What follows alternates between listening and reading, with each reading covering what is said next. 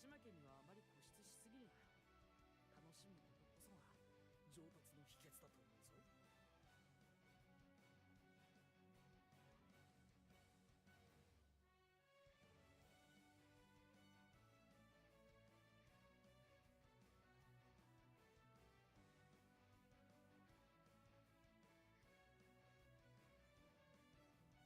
標的と相まみえたときはリプレイを保存しておくといい。見直すことで発見を得ることが多いからな。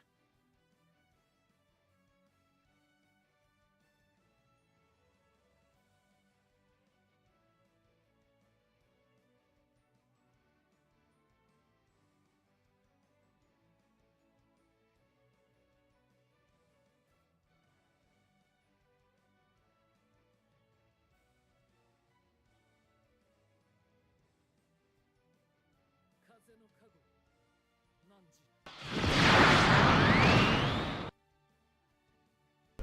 What's up, Shinku?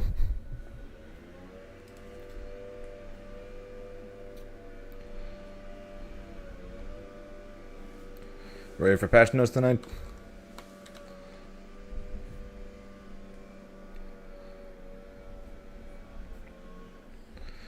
I don't know if I'm ready to see him. I'm nervous on what I'm going to see.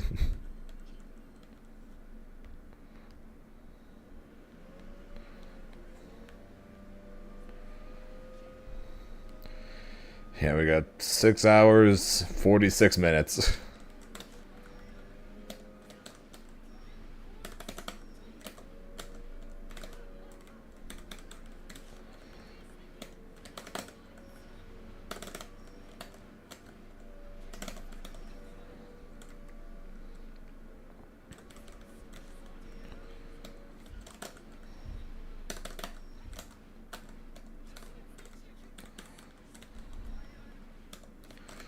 On the bright side, what'd you think of the Versusia developers match?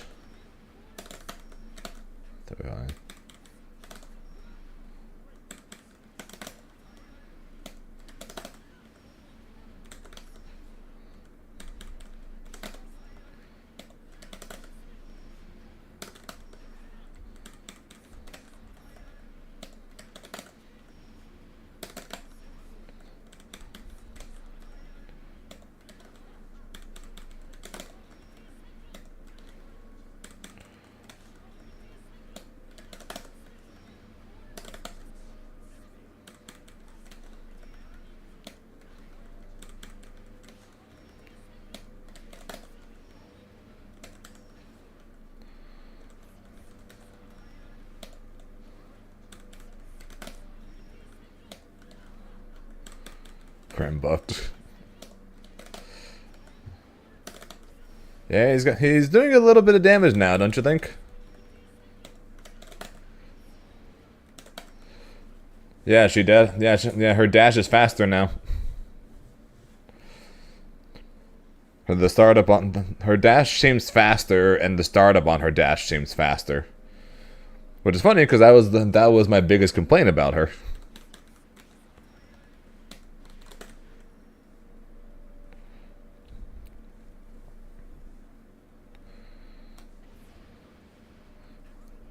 Yeah, and now you're able to link to you're able to do 2L 2L 5 LLL. And have it be a string. It's kind of crazy. And if the second 2L hit, you can confirm it into 5 LLL. It's kind of crazy. What's up, Alja?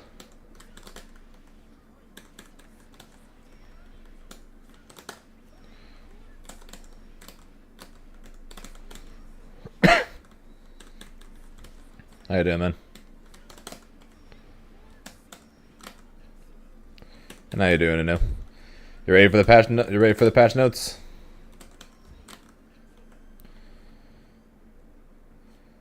Guess who's not getting buff leak on next official?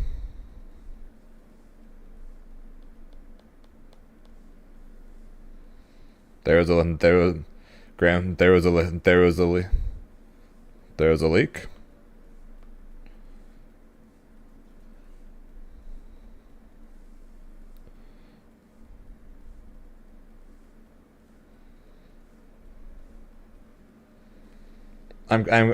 So there's a leak saying that Grimnir's not getting buffed. Is that what you're saying, or are you just saying the fact that he hasn't had a video shown on of him yet? Yeah, no, you may master it. You may master it, Ray. It's great.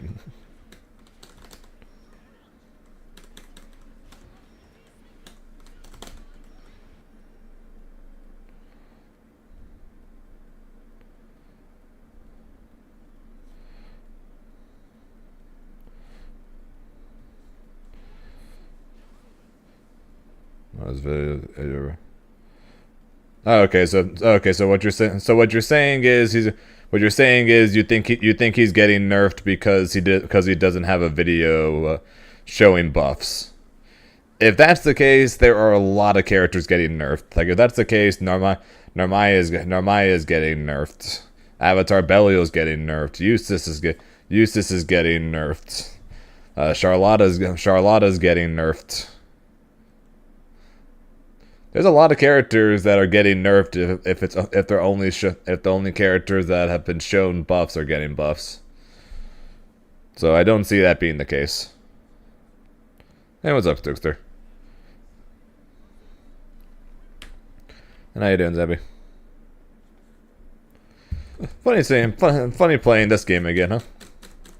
Been a bit since we streamed this game.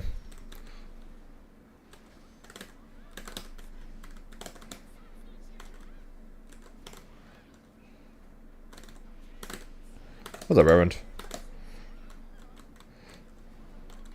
Oops.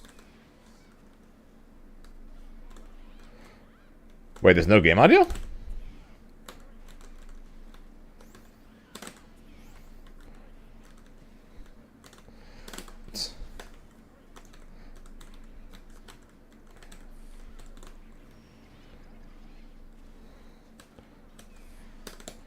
Super quiet. I wonder why it's super quiet. I didn't change the settings. Oh wait, 2SKO was blasting, so I lowered my settings and right.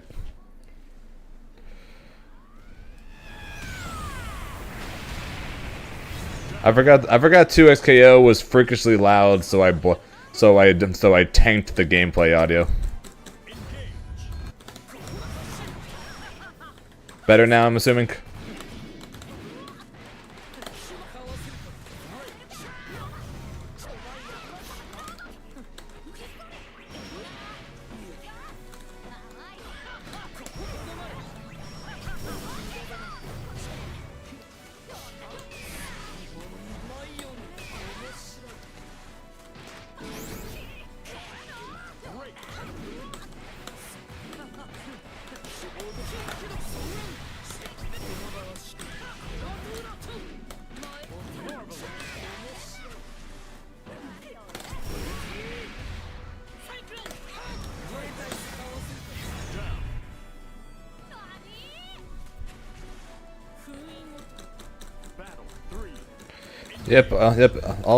All 14,000 and some odd gems of mine are all going away as the Grandmaster rank comes out.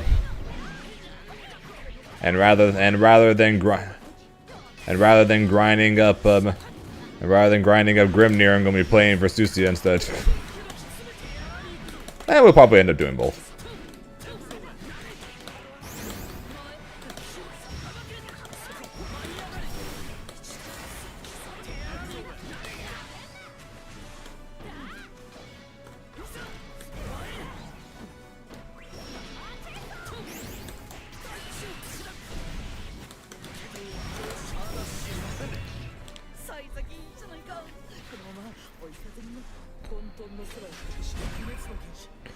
Anyway, is the game buffed or really a bit of a buff? Again, Bolja, if you're right, the main reason why I don't think that's the case is just because if your theory is correct, that would mean that Eustace is getting very little buffs, Avatar would be getting very little buffs, Fairy would be getting very little buffs, Matera's gonna be getting very little buffs.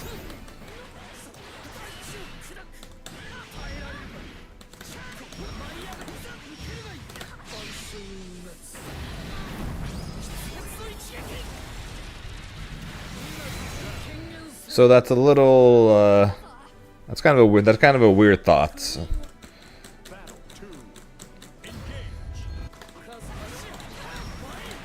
Same thing with Charlotta, Narmaya.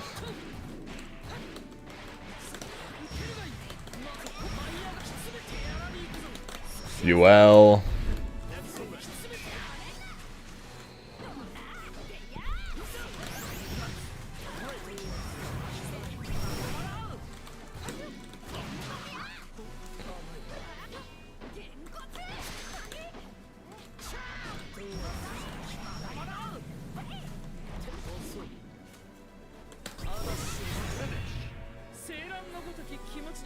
So that's why I'm not going to automatically assume if they haven't shown you the character yet, they're not getting buffed or they're not getting much help. That's going to be my assumption. At least otherwise, there are going to be a couple characters like in the case of Avatar, Eustace, UL, who can Fairy, Matera, who need the help. That would mean they're not getting any, which isn't ideal.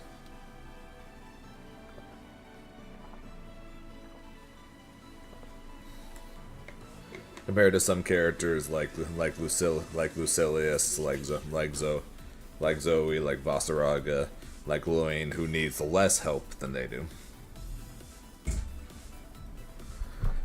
And yes, I knew everyone's going to be playing. Everyone's going to be in S+, and everyone's going to be playing Versusia. It's going to be freaking Beatrix all over again. Although the good news is, I think there's less chance. I think we're going to have at least less Versusias, or at least for less time than we did for Beatrix, where every single person was playing Beatrix. I think we'll at least have less compared to Beatrix, because it's kind of hard to have more.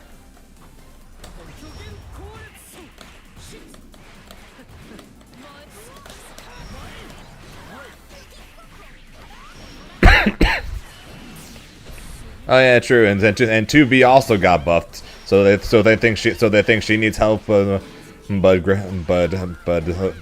Matera, Fairy, then they don't. How would that make sense? 2B's one of the strongest characters in the game still.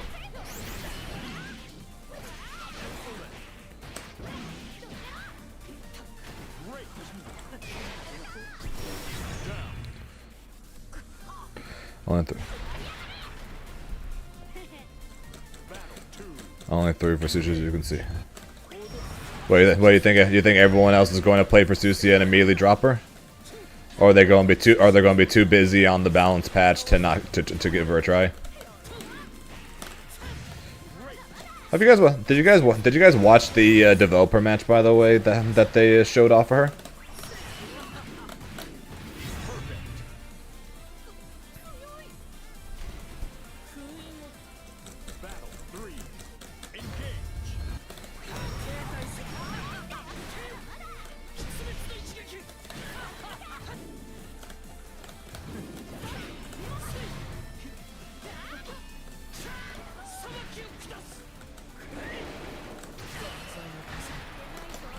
Nope. Guard cancel is still incredibly dumb. Bad, that one. Yeah, there's still one. I want one of two things buffed on Grimnir, if humanly possible. I either want Grimnir's dash to beat JL, or I need Grimnir to have better normals. I hope he gets one of those two freaking things, because Grimnir's dash losing to JL is still the most ridiculous thing in the world. How blue is your Grand Sir? Well, I am playing a character who is very blue. He's blue, he's a D, I'm a die. He's a D, I'm a die. He's a D, I'm a die. He is a Saiyan with a new blue power. Rude like his master, he's eating outside. He has a best friend, and he is so blue. You deserve nothing. You lose! Good day, sir!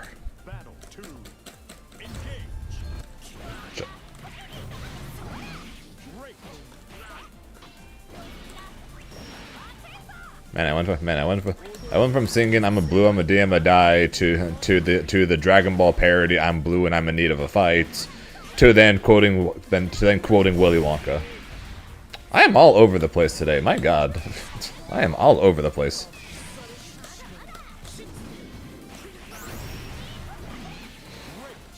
Oh, I know he is.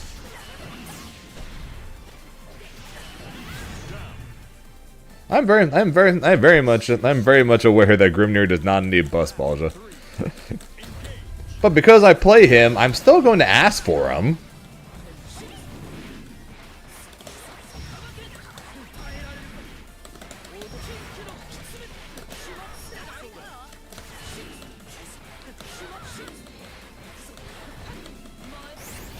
Which is ironic because there's a chance I'm going to drop him for Pursucia.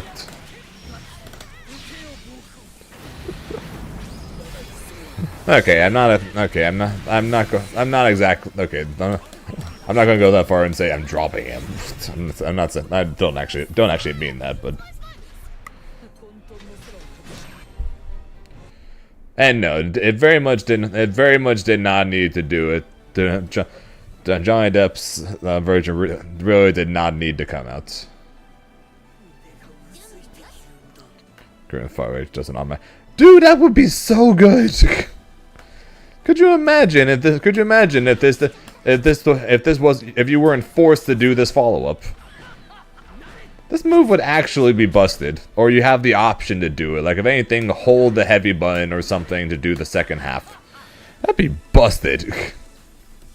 And he doesn't need that because his heavy's already strong enough as is. But that'd be busted if you could be like, oh yeah, I just want to press it once and only the first part comes out.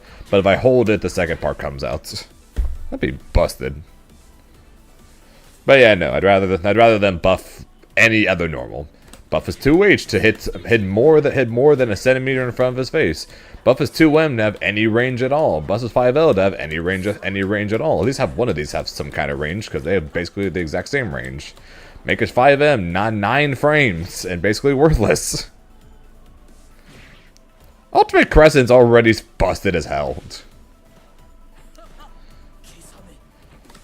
The last thing Narmaya needs is a buff to freaking Ultimate Crescent. No, nothing uses the lance except for his heavy buttons. Janemba's 2H reaches further than Grimnir's does. Also people are more often right above Janemba's head than people are in this game. Like, not very often people are literally above somebody's head like this, like they are in Dragon Ball.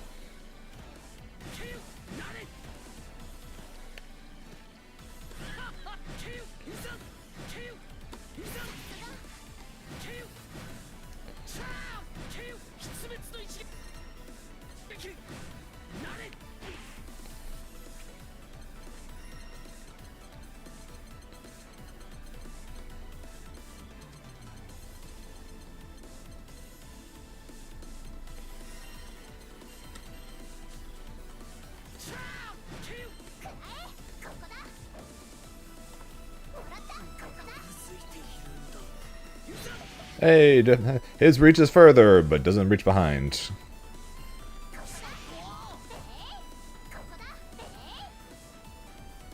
Not that I'm aware of. Oh, taunt, yeah. I don't even know how to taunt.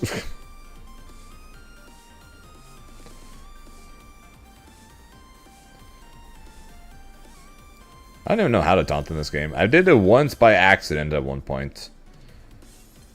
I don't know how to taunt.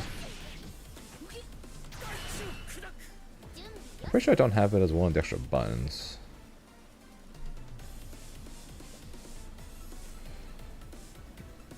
Down you.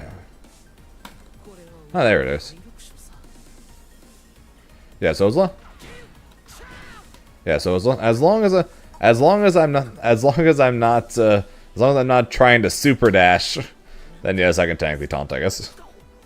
Man, Grimnir is shocked by what he's reading.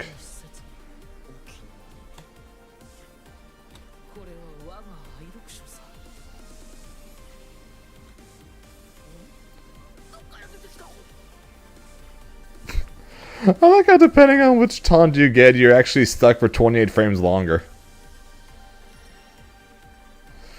If you get the one where he doesn't freak out, it's 231 frames. If you get the one where he does freak out, it's 259 frames. That's actually kind of funny. Should we throw it a disappointed? Hey, at least for Susie it looks cool.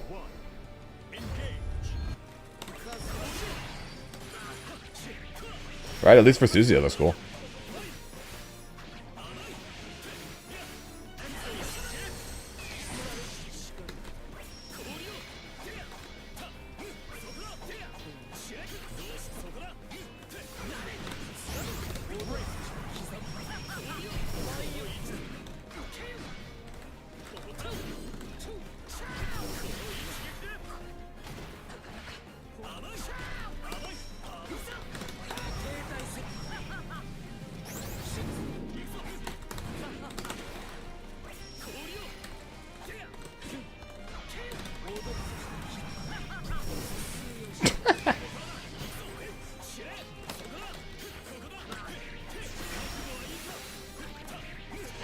Ah, you went for the research.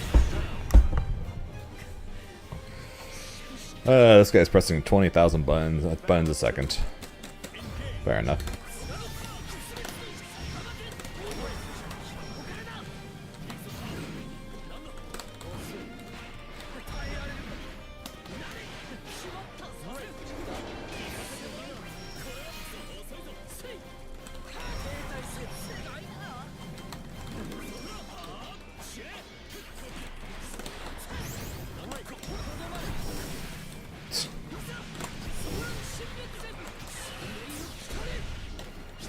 Well, his attack doesn't have invul.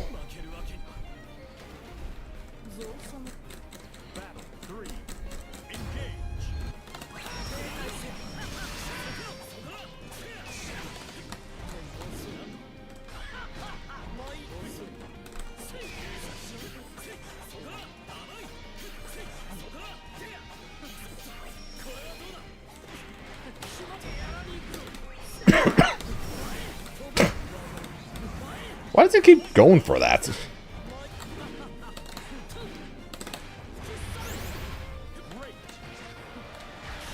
Call you a CX player tomorrow? Why tomorrow?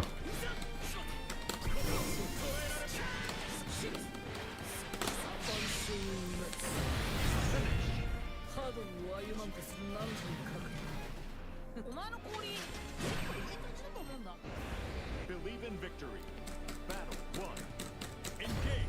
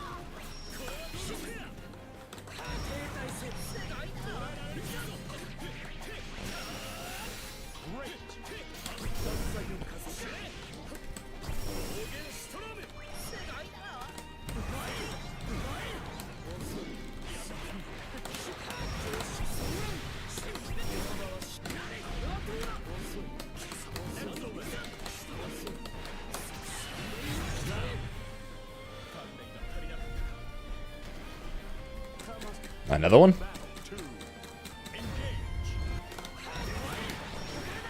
I didn't know he made another one.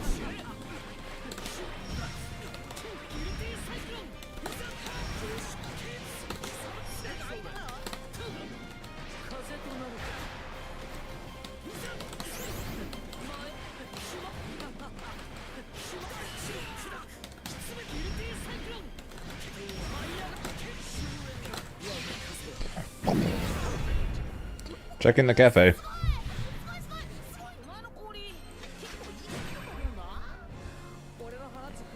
Never mind. Killed message me. I don't message me on Discord.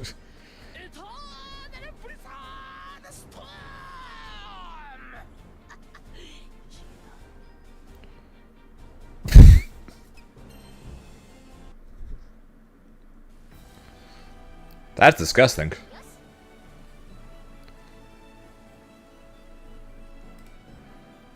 That's vile.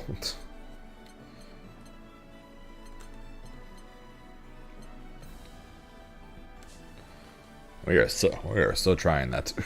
We are so trying that right now.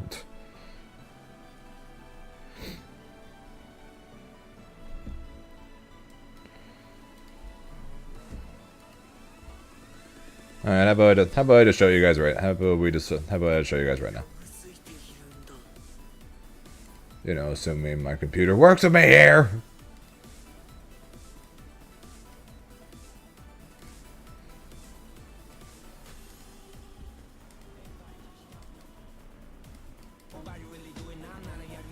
Not sure what's up with the music, but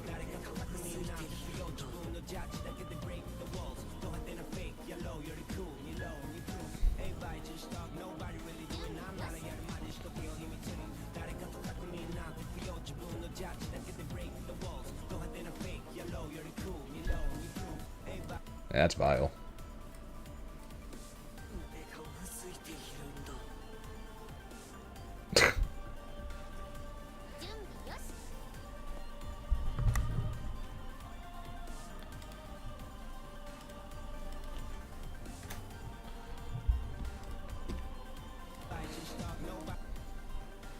Shoot this character's knees. Well, if you listen to Necotech, though, that's what they're hoping for. So it's dash up or back. They put the shit in slow motion just to be able to see what direction he freaking dashed in. 214L. Up back.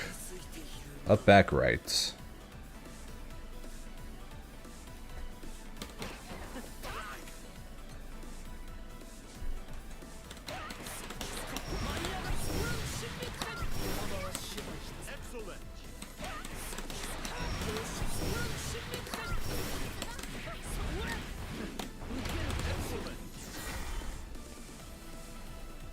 Oh, this is out the game in 3 days. I'd be surprised if Grimnir's fuzzy is removed. If Grimnir's fuzzy is removed, Grimnir is so screwed.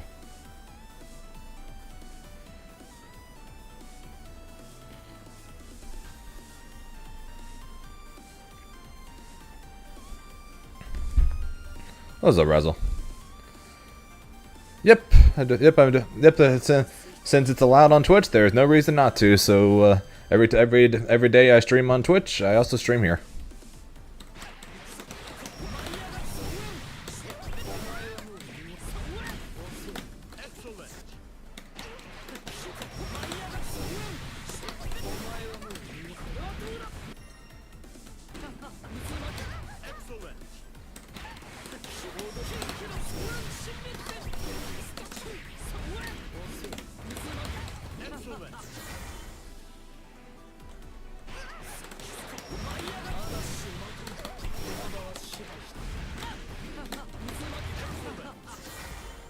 How's it canceling out of it so quick?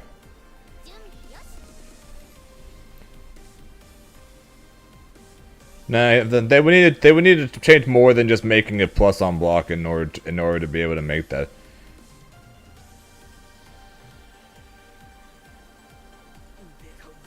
In order to make up for the fact that he loses fuzzy.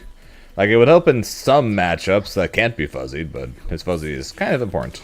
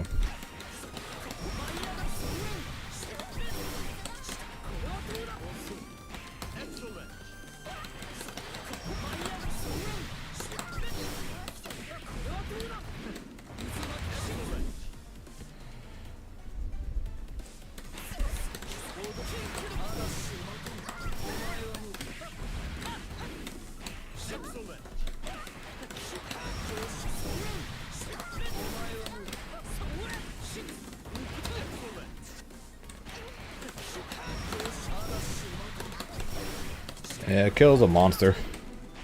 Kills a monster and I have no idea where the heck it comes up with this shit.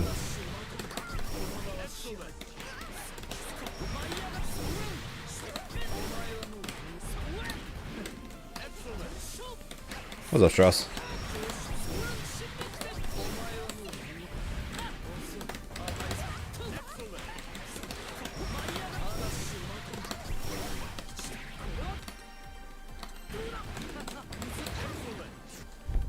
And Razzle is it's definitely nastier than I'm making it look right now.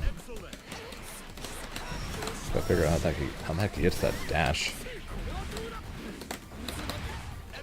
Man's hit it once.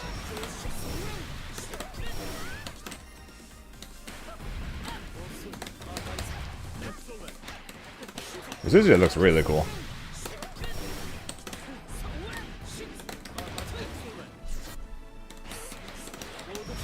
Katara, you're a weirdo.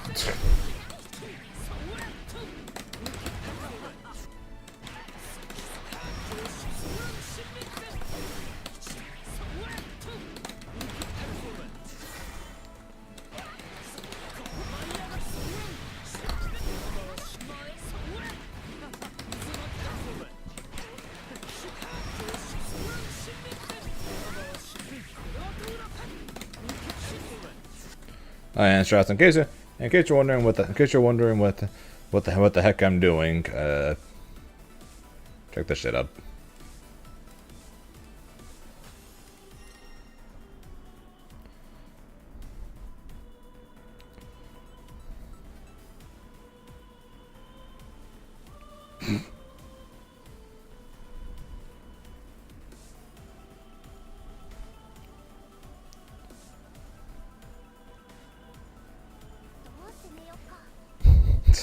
What's up, Blood Rap?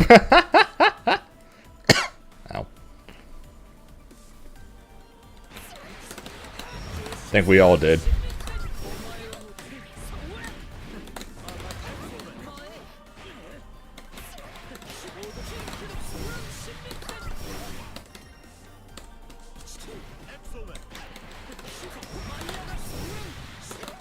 I'll never understand how Kill comes up with this shit.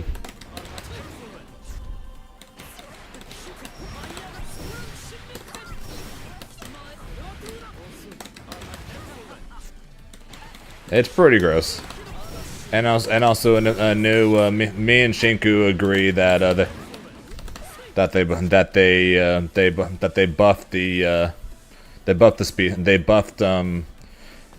buffed her dash since Evo, or at least in that dev team trailer or match, whatever, it looked like she gets into her run faster than she did at Evo.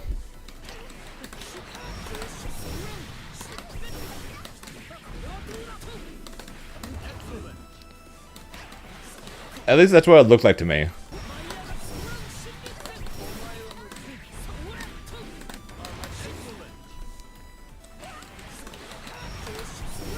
This should do, Strauss. Don't scare him.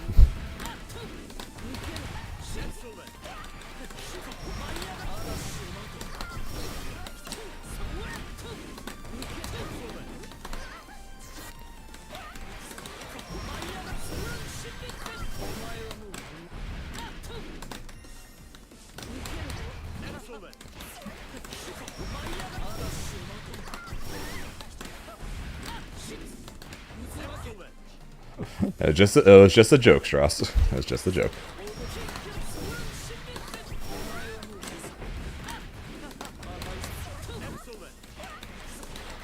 Yeah, it seems like she runs faster, and her startup is faster than when I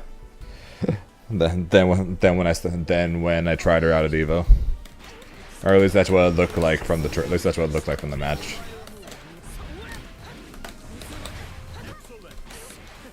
I know, Charles. I'm just messing with you, man.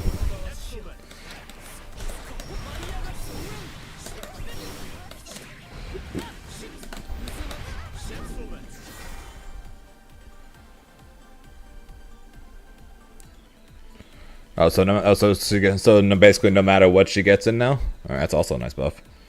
Because if anything of what the trailer, what the match showed us, she needs it. Nah, you're good, Strauss. Sorry you didn't sleep well, man.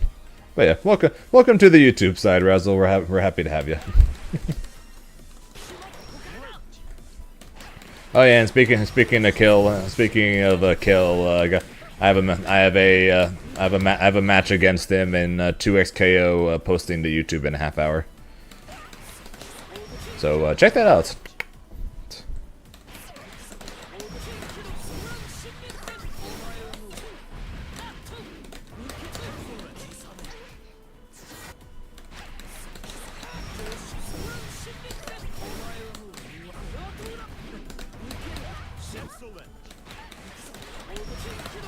The bar under Gran is new.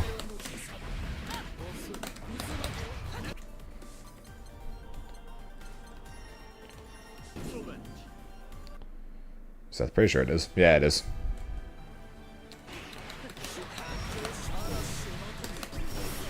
A way of knowing what level you're at.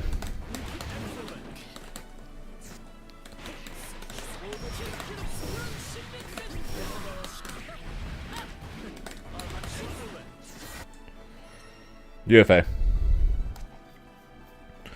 But yeah, so Shinku, so what do you think? So the changes so far are her 5U gives the buff a little sooner. Her startup on her dash is a little faster, and she moves a little quicker. So is that what what you think for that's what you think for her? Because I think her dash startup seems to be quicker.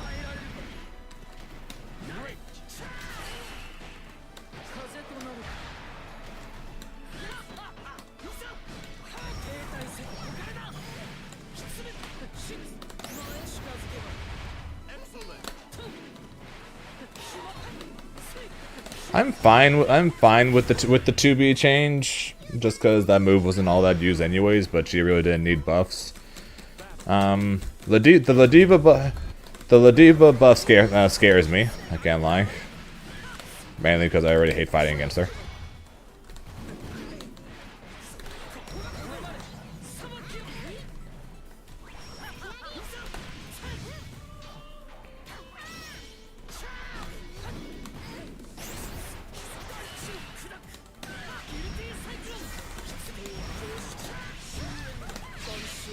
The Loin buff is funny. It works. That's kind of funny. Yes, I'm going to have little under a month to grind Granblue to figure out what I'm going to do. Yes, they buffed her. She can now cancel. She can now cancel into grab out of her roll.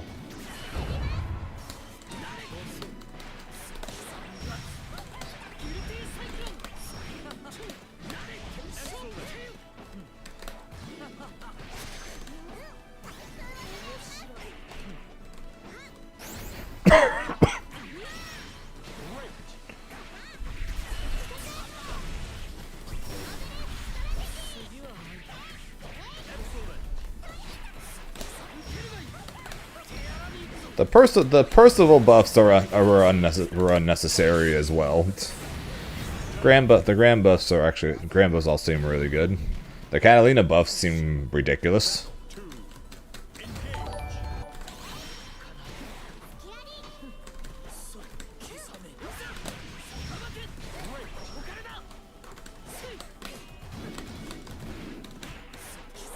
That looked weird.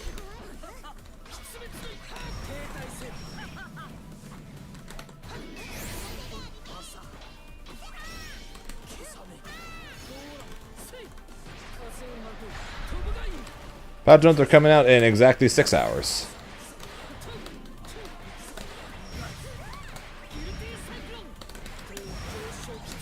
None have been shown at this point. Gonzlang, this will follow as well, appreciated. What were the cat buffs? So Catalina can now get full combos off of her counter. Probably. I mean, it sounds like you might be waking up to them there, 10 Gonzling. You might be waking up to them rather than seeing it live. But yeah, Catalina can now combo off of her counter. And I'll pull that up too.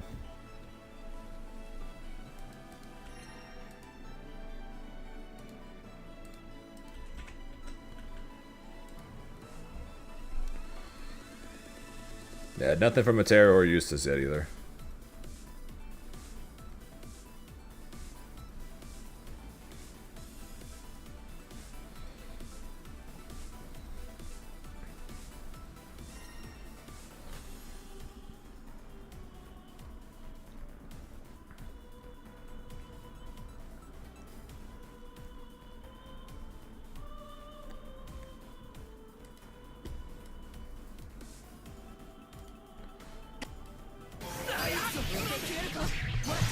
Great.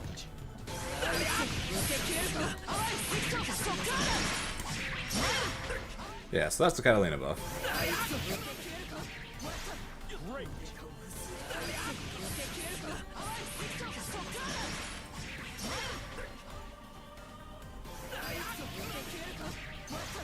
Great.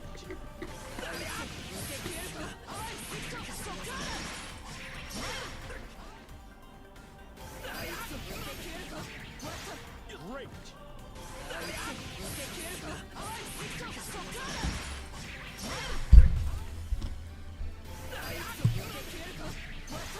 Great.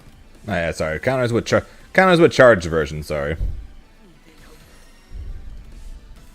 Well, actually, no. So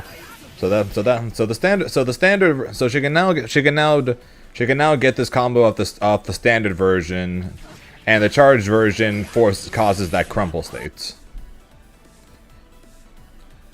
So where before mid screen she couldn't dash forward enough to be able to confirm that without the charge version. Now with the charge version you get a full crumple state into a full combo. That's what the changes are for her. And no, I have not seen nor read the patch notes at this point because they don't release for 6 more hours. Those are only things that have been posted on Twitter. I don't know everything that's on there at that point. I unfortunately am stuck in the dark, much like you guys are.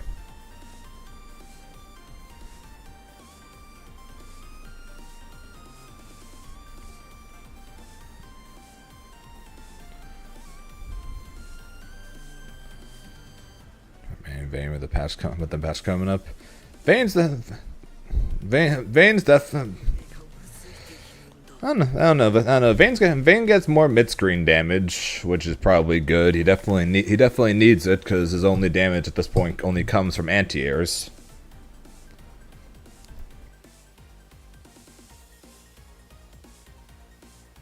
But I don't know. Vayne definitely needs something besides that, but we'll see, I guess.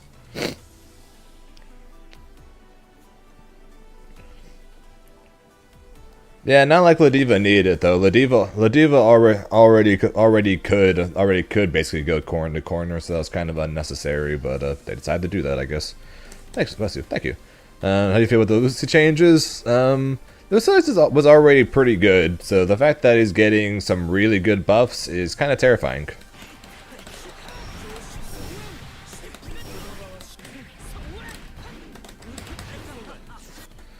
Yeah, Vayne's game plan, I don't know. The extra mid-screen damage is great, but it doesn't really fix his core issue. So I don't think. So Vayne definitely is going to need more than just that on these patch notes. But we'll see what happens in 6 hours. And yes, I am going to be streaming all the way up until the patch notes, with a break somewhere in the middle for food.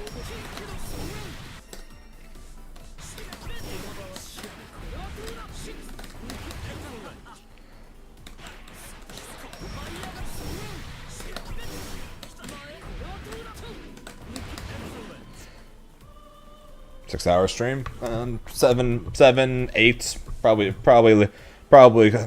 closer to 8. So probably closer to 8 today.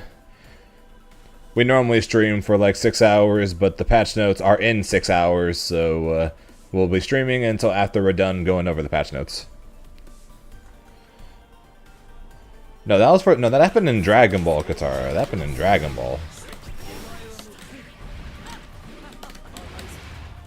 Who thought this was okay?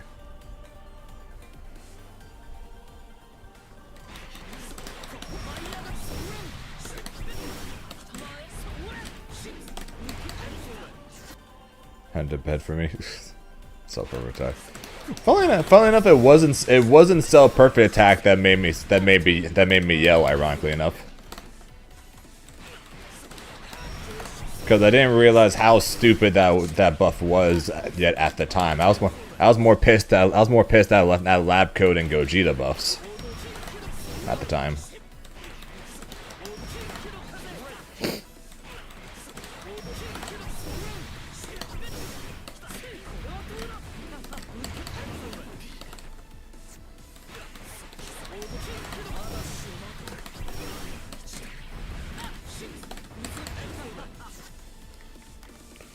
Command dash is intangible until the last 4 frames. K2M is +2, +3 max resistance. +2, 1 for you. It has an active hitbox frame while on the teleport, being in your face, so it can't be jab checked, and slightly increased range on 5L for both stances.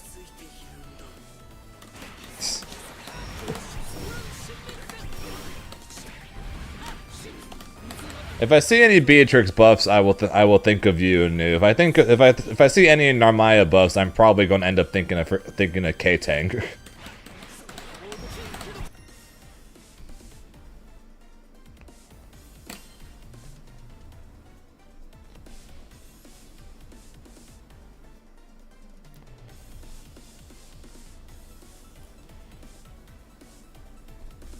I fought K-Tank more.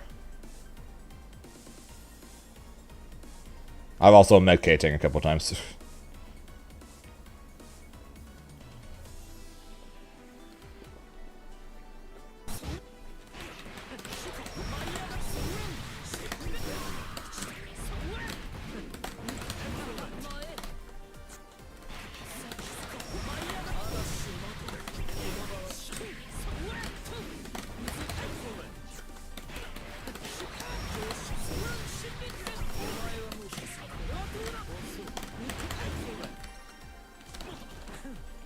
Any change you hope Grimnir gets? I hope that there are a couple. He doesn't need all these things, because he'd be kind of broken if he got all these things. But I'm hoping for one of a couple things. One, buff to his normals, because a lot of his normals that are not far H sucks. I want his dash to beat JL, because the fact that this move loses the JL is absolutely ridiculous. Since most characters can just do this, and Grimnir literally can't dash. And his 2H sucks, so they can't exactly run up 2H people. And his DP costs bars, so you can't just run up do that. Or I hope his dash ends up becoming plus on block to give people more of a reason to be afraid to not let him do that, rather than just hold the block button and wait for him to give them a turn, or to give them their turn. So I hope at least one of those things happens.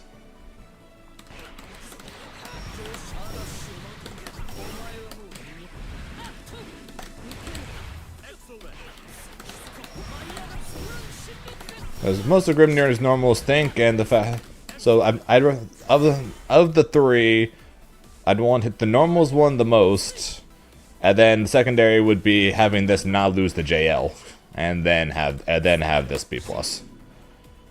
In that order of importance, because his normals think, so I'd want those, and then follow up. I don't like the fact that every time I set up seals, people just start doing this. And then I just have to just deal with it.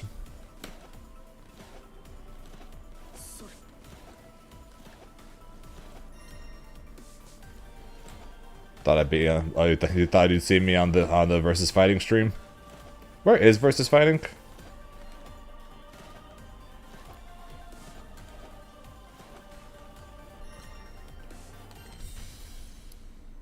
Here begins Fate's episode. Charlotte versus Grimnir.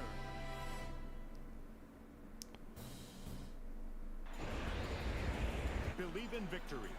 Battle 1. England? There.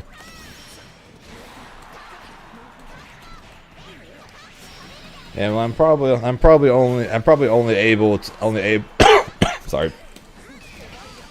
I'm probably only able to travel outside the country once.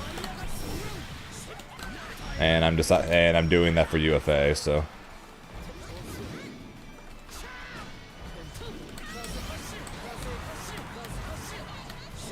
and I'm technically not sponsored right now.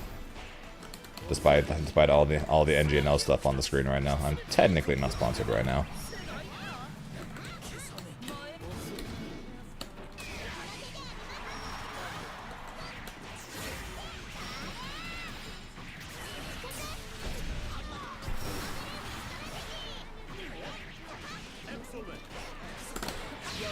So the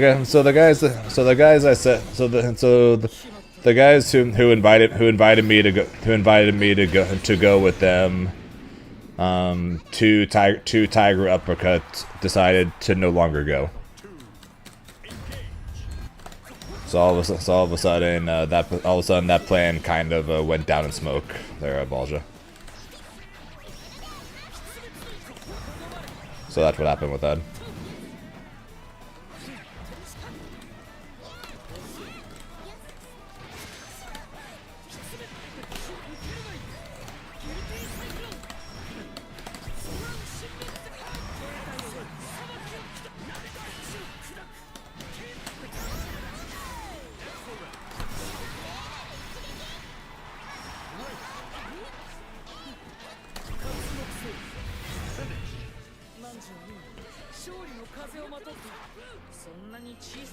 We're in the it's currently in the middle of that right now, Strauss. That's why I haven't taken everything down yet at this point. We're still in the middle of the renegotiation part. Basically, if I resign, I will make sure you guys are informed and know that, and you guys will know if I decided not to.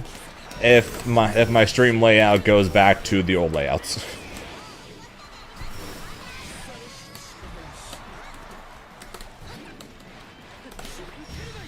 That'll basically be your sign. Oh, Zane didn't resign.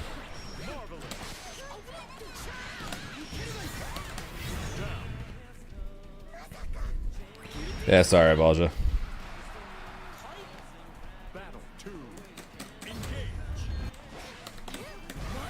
Yeah, no, England, not Alabama.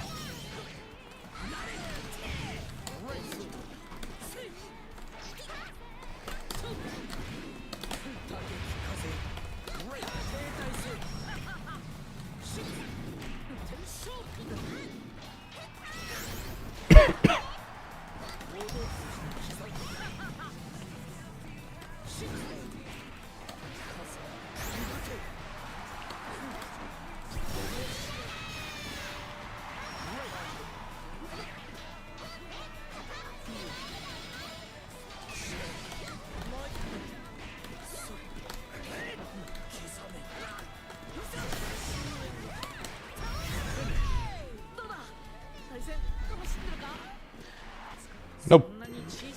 Took a little bit to get started, and I'd be lying if I said that's not a decent bit my fault right now. That's still going on.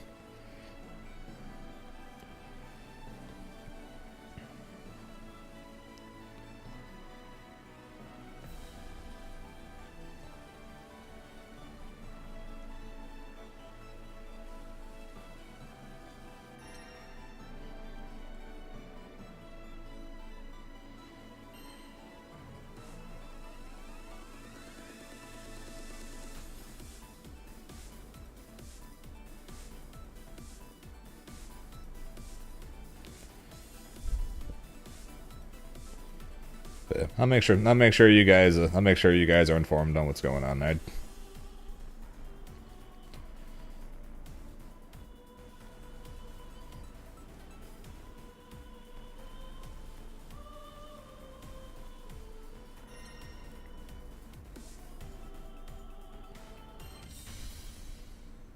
Here begins Fate's episode. UL versus Grimner. Kinda. Believe in victory. Battle 1. Engage.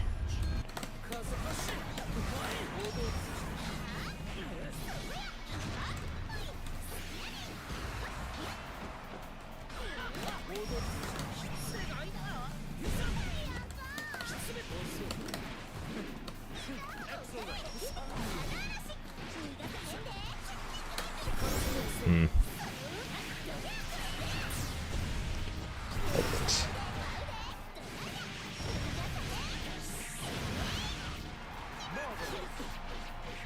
Great.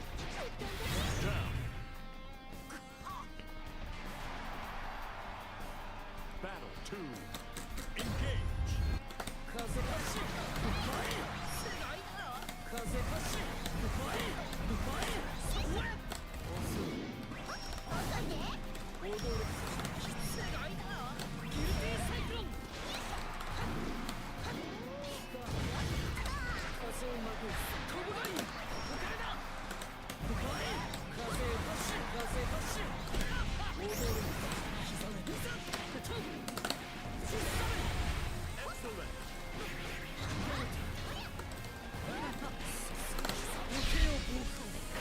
Prepare for the absolute worst. That's the spirit.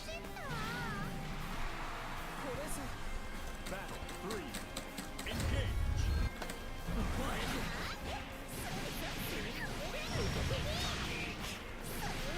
Engage. You see some people manage to do it. You see Lupro do pretty well with her. You see Gucci Blunt Wrap do pretty well with her.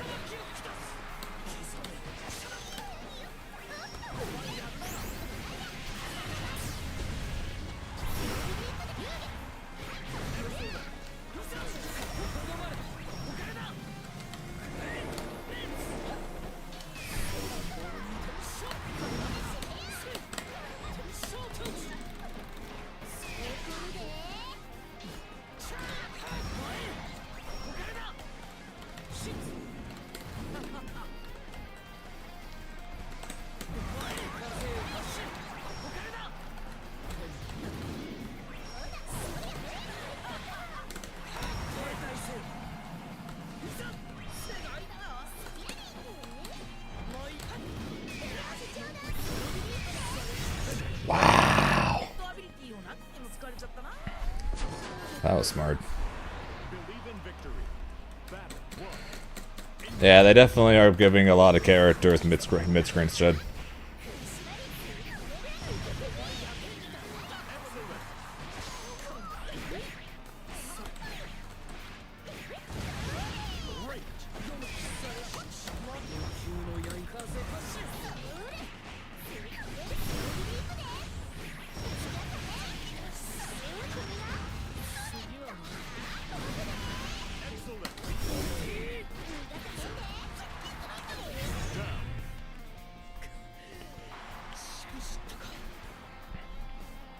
Well, that's every game to be fair, Kula, but there are definitely characters though where basically low tier and high tier basically just straight up means how hard you want to have to work in order to win. That's kind of just the fundamental definition practically of high tier and low tier.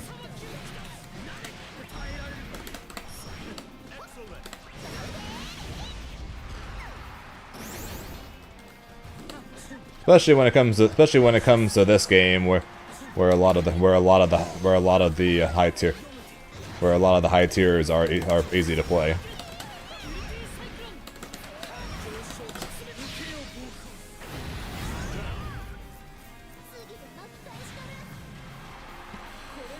It's a decently balanced. It's definitely a decently balanced game, much more so than like Dragon Ball, for instance.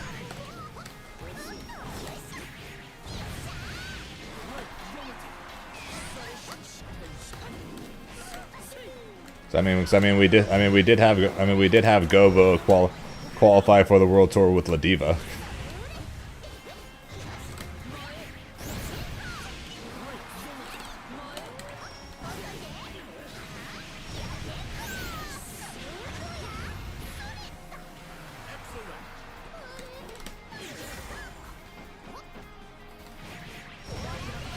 Hey, don't give me my guard cancel, I guess.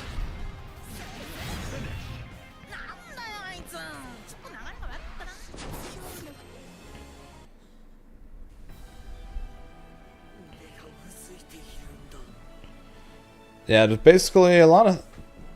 As the skill level of players have gone up pretty much, It's basically gone from low tier characters just straight up cannot win to how hard do you want to work in order to be able to win.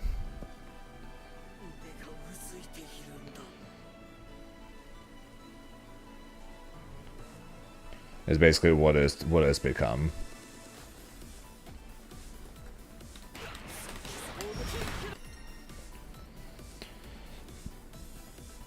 That's generally what most games low tiers now consist of.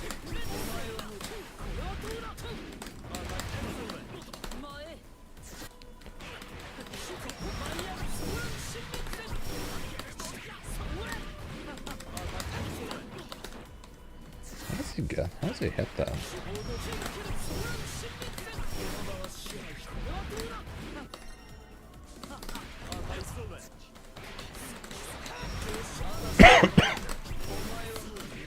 Sorry for my coughing, by the way.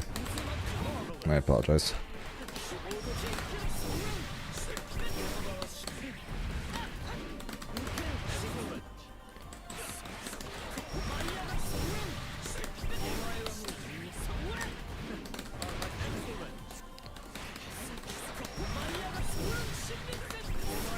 Exactly. Most of those things don't. Most of things like that don't really exist anymore.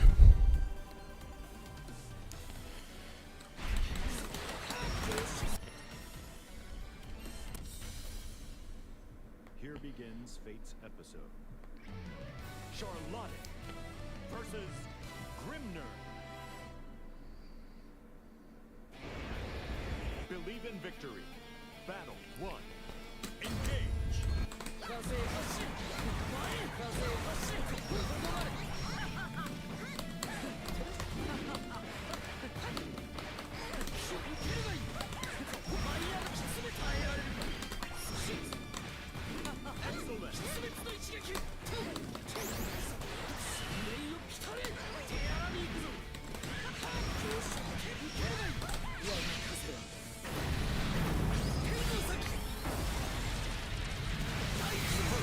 Yeah, we'll see what ends up happening with the patch, and we'll see what ends up happening with Versusia. Because of what I've seen so far, it looks like I'm really gonna like her. But we'll see when I actually get a chance to try her. How I feel about the diamond reset? I'm fine with it. It sucks losing kind of out of nowhere losing all the diamonds we spend all the time getting, but I got no problem with the idea of season resets though.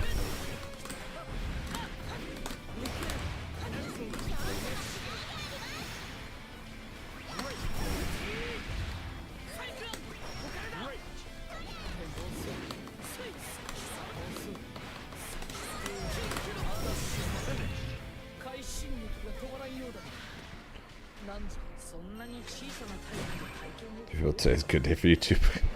What's up, Shaw? Yeah, the YouTube is growing. Keep it up, boys. We're only about 80 subs away from 1,000.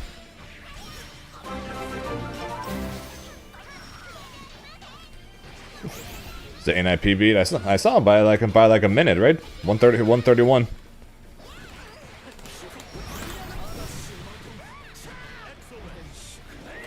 Sorry, I haven't really had a chance. Haven't had a chance to message you or anything there for it.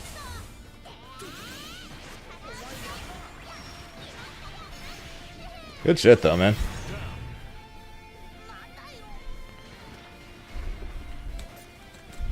Wait, they are? Where'd they say that, DRB? Because if we get an MR system on top of it, that'd be awesome. Because we can all say what we want about Street Fighter, right? Because some people love it, some people hate it. You could say what we want about it, but I think Street Fighter straight up has the greatest rank system ever put in a fighting game.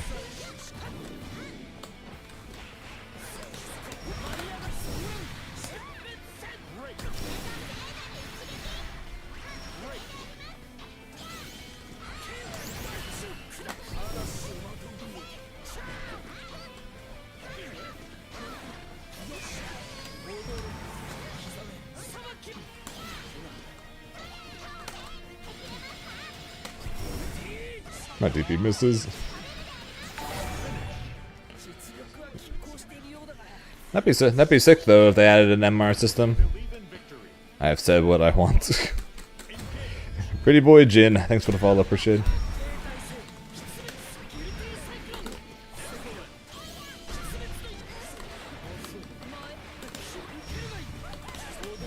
Alright, Street Fighter did it best. Let's go with that. Alright, well, I'll just say Street Fighter did it best. How's that? Rather than specifically Street Fighter 6. I think the MR system is great. Battle 2. Like I said, it kind of sucks that we're losing our diamonds. But now that we know, it's a full season reset and is going to be continuing to happen. We at least know about it now, so we won't. I think there will be less annoyance next time, rather than now where it's kind of just happening out of the blue.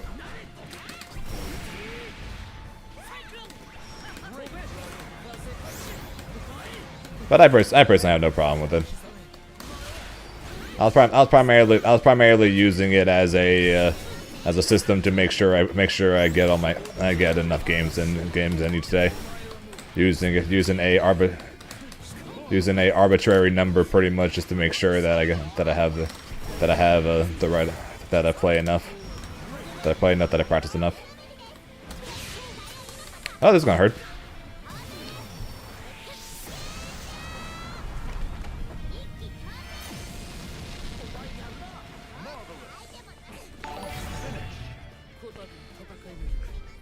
Omniboo, thanks for the follow as well, appreciate it. こんなに小さく They said that on the post about Grandmaster. Oh, did they now? Just got people in 40 seconds. Hey, you got it, Colonel. I mean, you PB'd by like 2 minutes over the last week, so you got this. Let me reread the Granblue thing real fast. About Grands.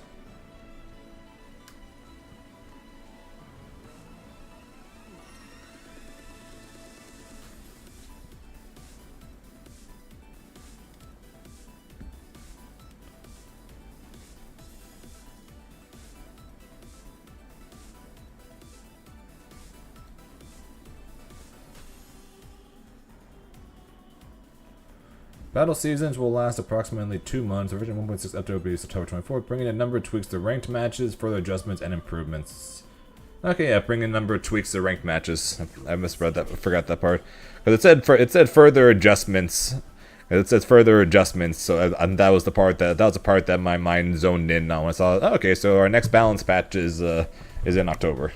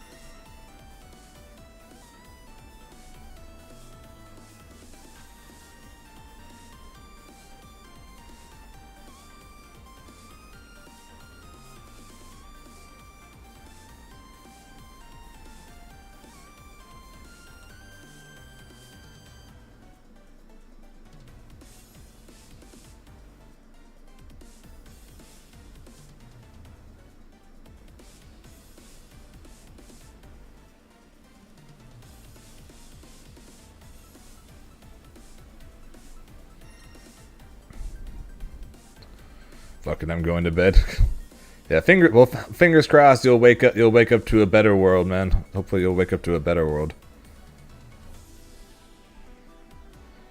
And maybe, and Kula, maybe you'll get past the S++ world after the balance patch. Who knows?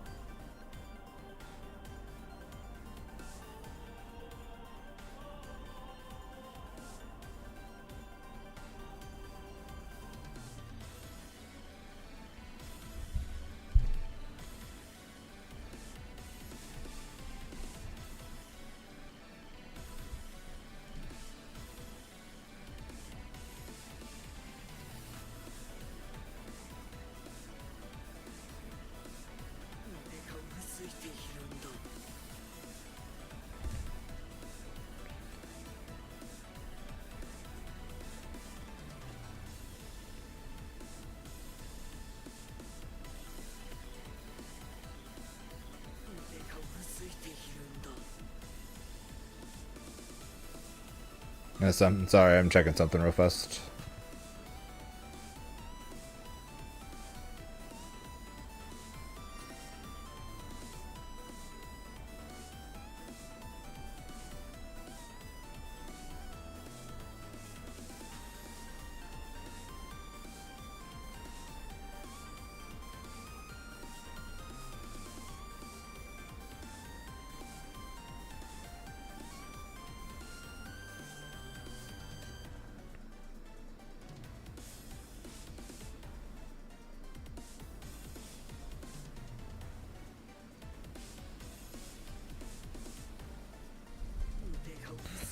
No, patch notes drop in 5 hours and 30 minutes.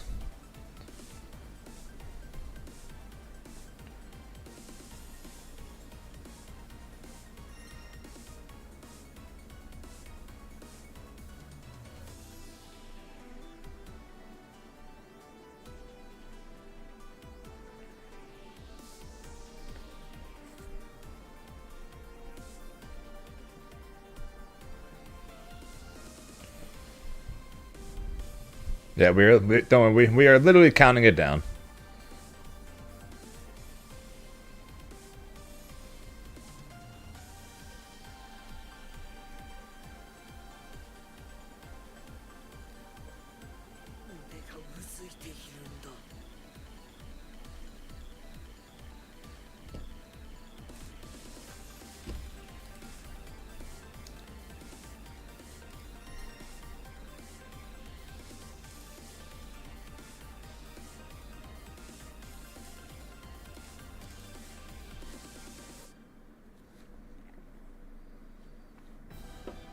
There we go. Sorry.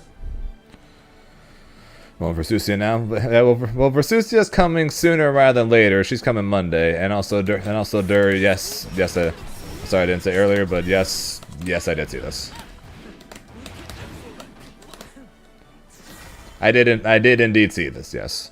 Although how exactly he gets the dash afterwards yet, I am still working on it.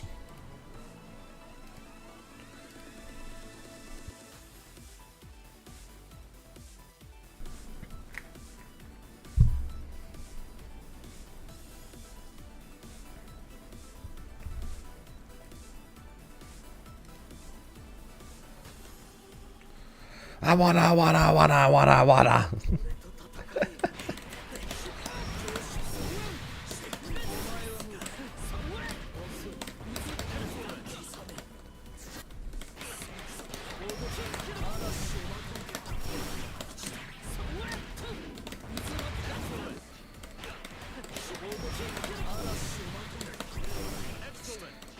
Yeah, well, it is the last few days up to XKO, so everyone's getting in whatever games they can.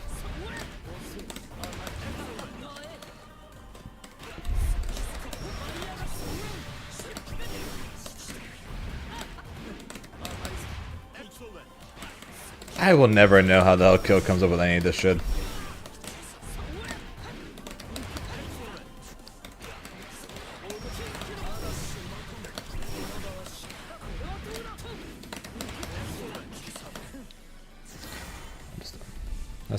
I just don't know how the hell Kill gets to that seal.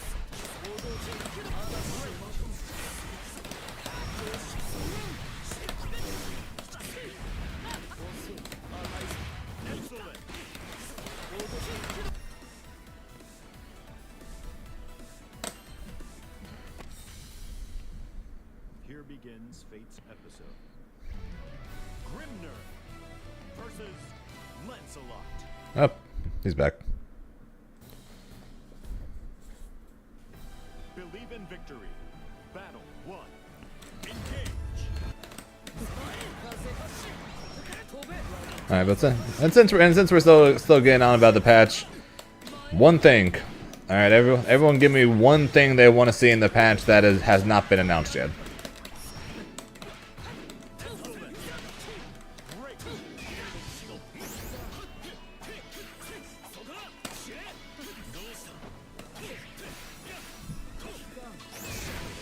Well, we know Brave counter nerfs aren't happening, so I guess one thing that's still possible.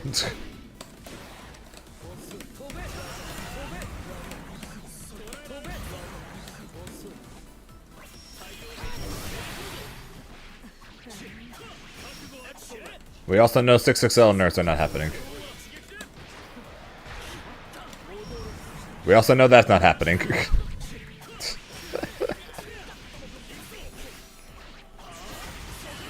Let me up!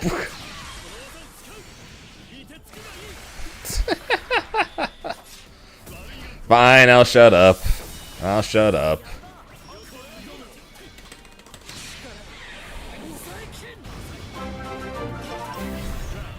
Yo, Recundus with the 6 months and the Prime. Recundus, we here at ZNFTC know you have many options of where to spend your Prime sub, and thank you for choosing us.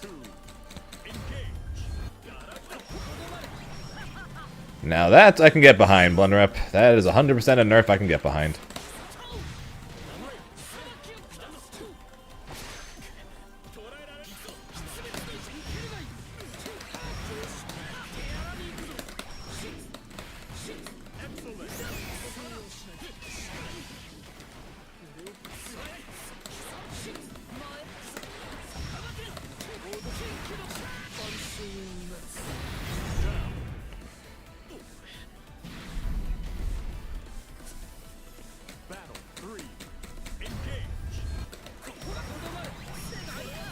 So based on a leak, we know her damage is getting nerfed. Based on a leak, we know her damage is getting nerfed, but if they also make it where she get where you lose stack every time death gets hit, that'd be awesome.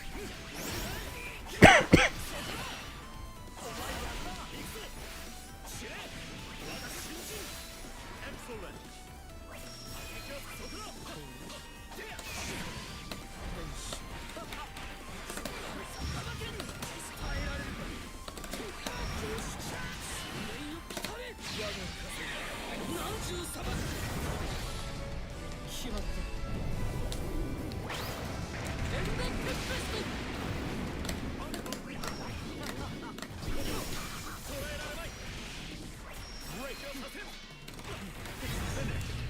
And I'm guessing that the nerf that's weakening her damage is also going to weaken her chip damage, but I don't know for sure. Oh my god. This is atrocious.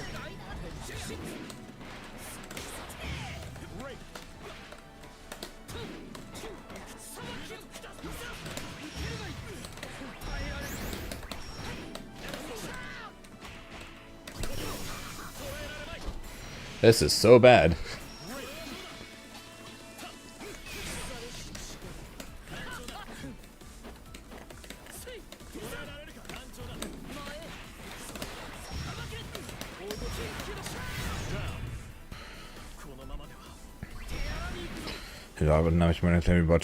And that'd be a strange change.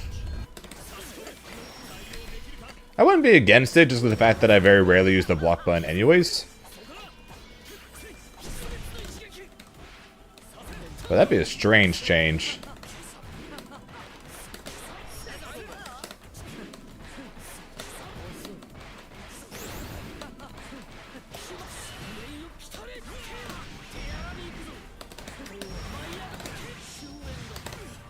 Oh my god. This dude is so laggy.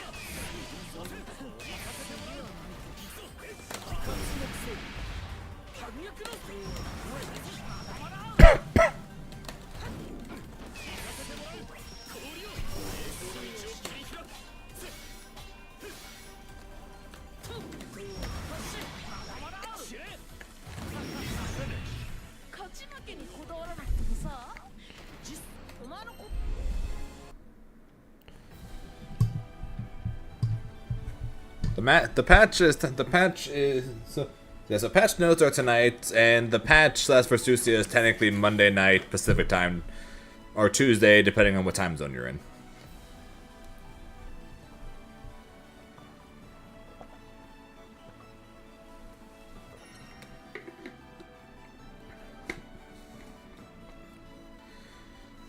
Yeah, I got you, Razzle. I play Grimnir.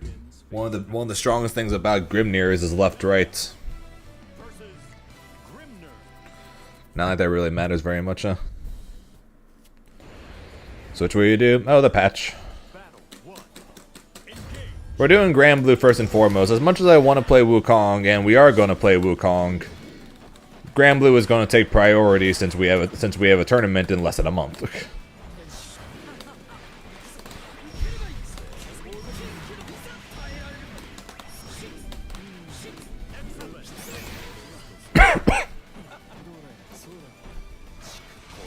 Yeah, well, you're not flying to France for a tournament there, Kill.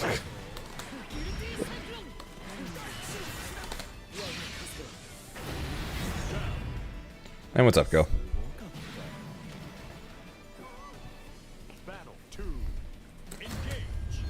We'll see what they do for Abel in the balance patch before we start talking about if I'm gonna play him again or more again.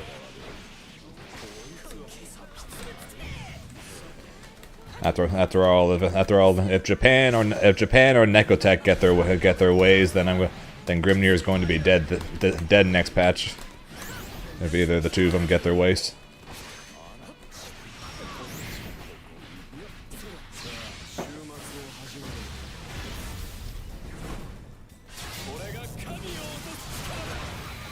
Oh, this is Elsa? I don't know. I fought Elsa yesterday? Hey, this is Elsa?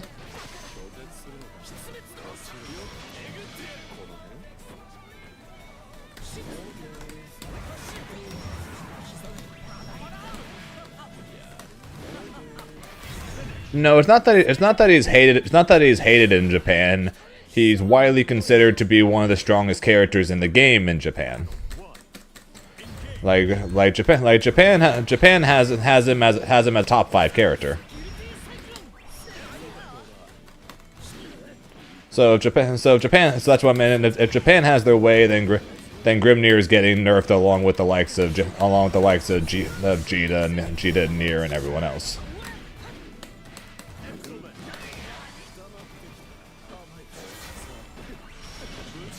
I don't have an option against that. I'm looking forward to playing Verzusi and having an option against that. You know, having a DP that reaches or normal that reaches.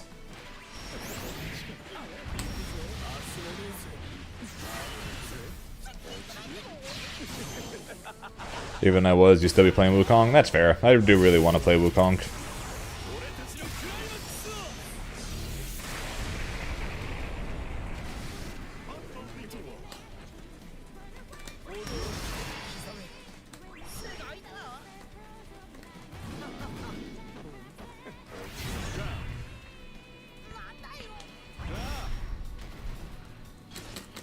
Battle 2. Engage.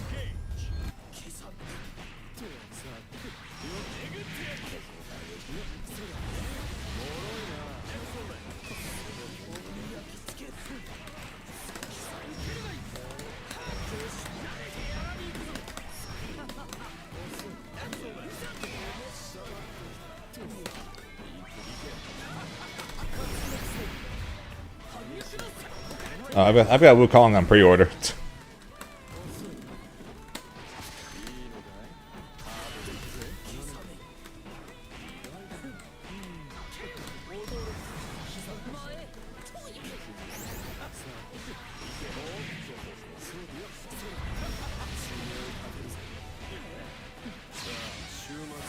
If anything for Wukong, we'll be doing the same thing that we did with Elden Ring. We're just gonna be doing some long streams. And we're just gonna be doing some long streams where we play a whole bunch of Granblue, and then at night we play Wukong. Believe in victory. Battle 1. Engage.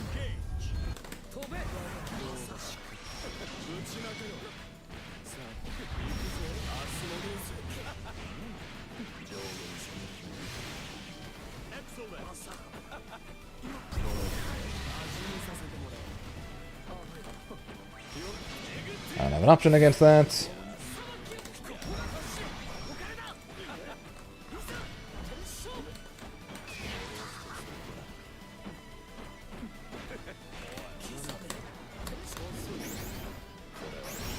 I don't have an option against that.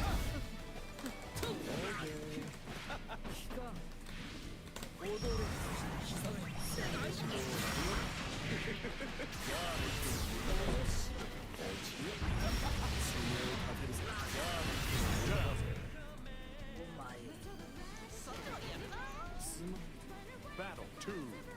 Engage.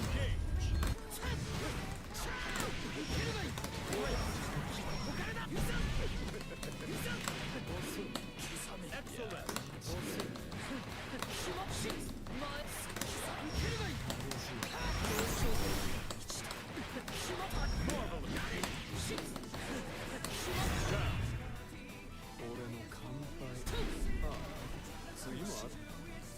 Yeah, that's fair. I'll be honest, I don't know. Actually, I haven't looked up like any of the reviews for it or anything, so I actually don't know what people think of it.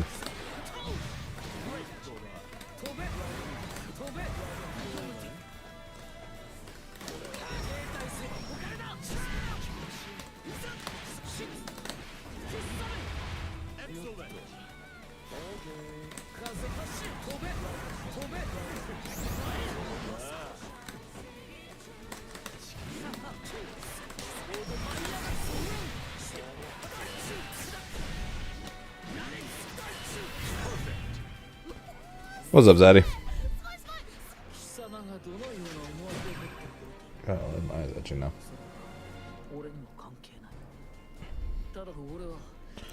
Who wants the shows? What's the shows? Well, that explain. Well, they do have. Well, they want the Shotos to be top tier. That's not named Jita because they have Jita as top 1 in the game.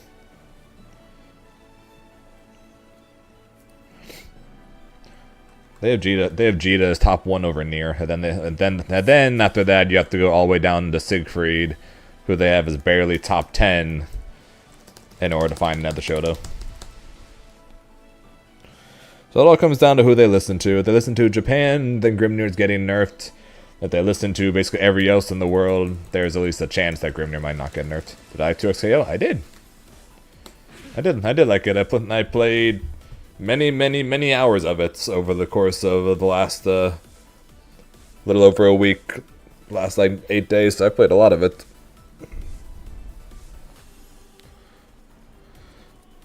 Yeah, well, we also haven't seen the Granblue account post any Matera buffs, fairy buffs, Avatar Belial buffs, UL buffs, etc. So I'd be shocked if they're like, yep, any character that hasn't been shown off yet, they're all nerfed.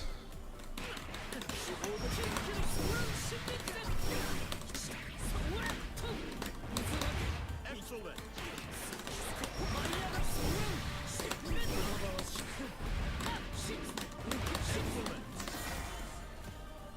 Hey, kill a question. How the heck do you hit the seal?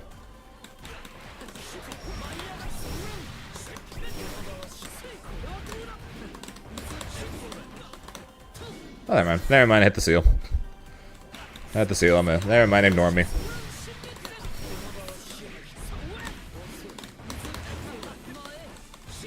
Ignore me. I hit. I kid you not, Kill. As soon as I asked you that, those were literally the first times I hit the seal. I missed the seal every time before those times. But then I hit it twice. Fun fact, I suck.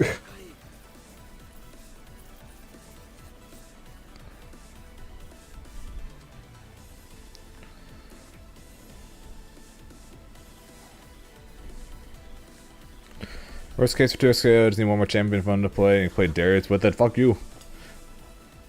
There's one time the alpha was just like Darius. Fuck you.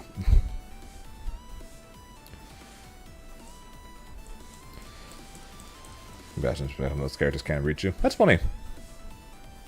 That is very funny, actually. Am I going to invest in 2XKO? Yeah.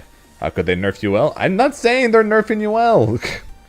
I think they should buff you well. I was just saying those names to prove my point. That's not like if they haven't said a character yet they're getting nerfed, because otherwise it'd be weird. But yes, I'm going to be spending pretty much all my time on 2XKO when the game comes out. That's basically going to be the game that's probably going to end up being my main when it does come out. But at this point, I have Granblue stuff to worry about. So I'm pretty much just I'm probably, for the most part, I'm probably done with 2XKO for this alpha test at least, and then I'll go crazy for it again when the next beta happens, hopefully with more characters. Here begins Fate's episode. Grimnir. So I have Granblue tournaments. I gotta worry. Holy shit, it's Sin. I got Granblue tournaments I gotta worry about for right now. And then I'll freak out over at 2XKO again in the next beta. Believe in victory. Battle 1. I don't hate you. I just hate Darius. What's the difference?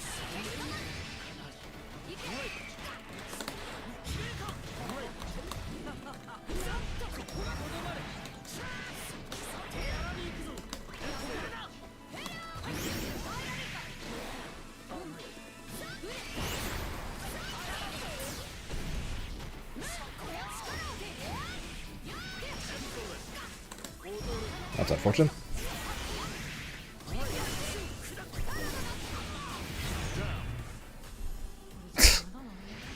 That's fair, Rama.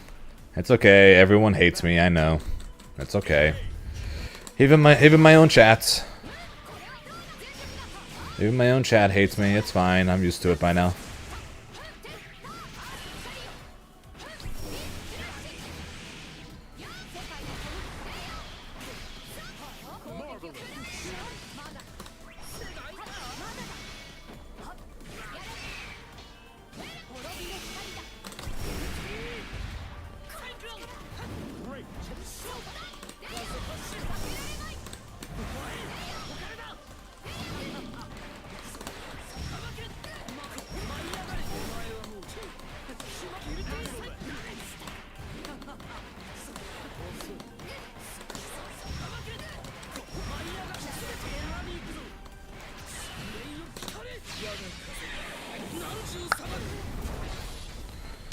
Well, you ain't calling me a truther.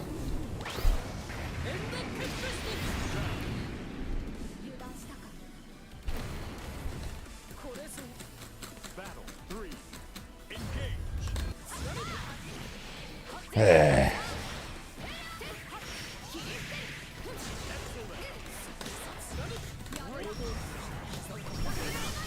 That reached?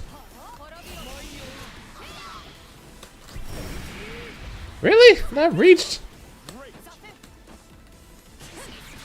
I messed up.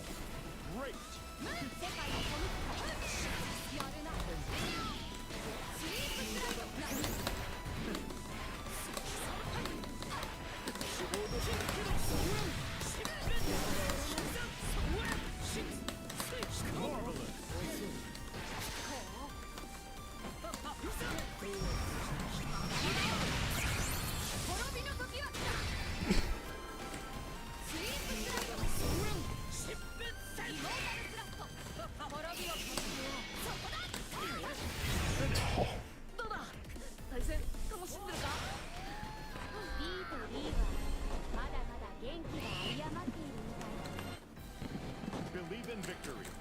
Battle 1. Yeah, I think I'll get some worms.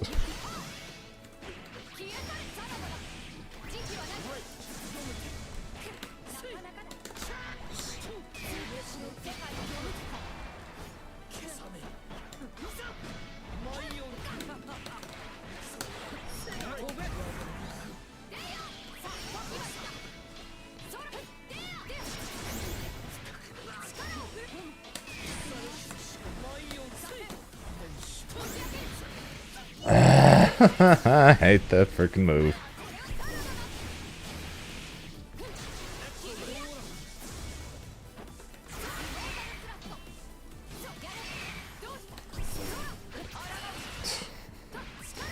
My 2-1 for you just lost to 6XL. Rip me. Battle 2. Engage.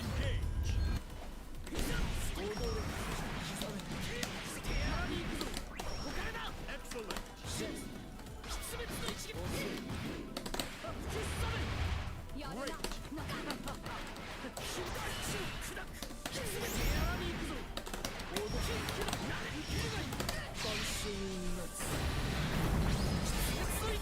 When I was a kid.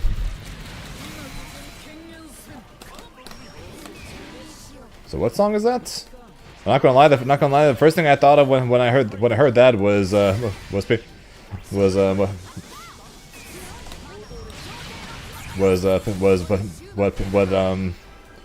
victims of Persona were not Persona. Perona said whenever they get hit by her ghost powers. Also grunge. Echo Ari.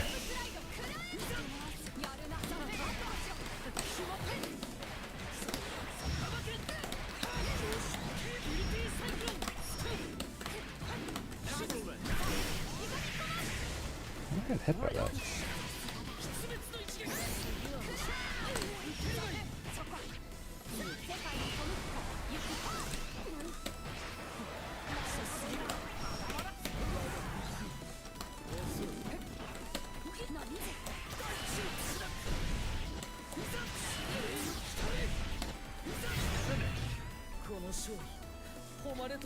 Yeah, Perona was from probably like 14 years ago, 15 years ago at this point in the manga. She was from a long time ago, or she got first introduced a long time ago, I should say.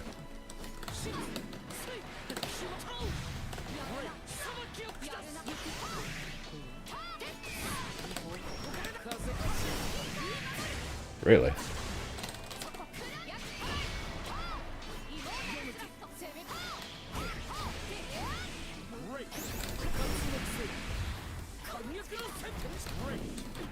That's a buff. That's a buff they're going to give Grimnir. They're going to make it where Grimnir can do its flip midair. God, that would be broken.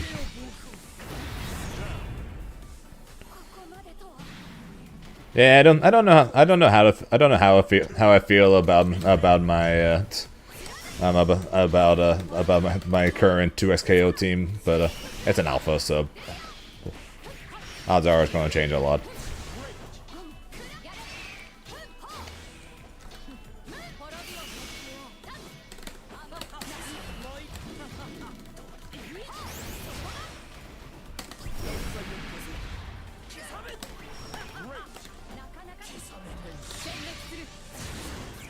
Sweet Jesus.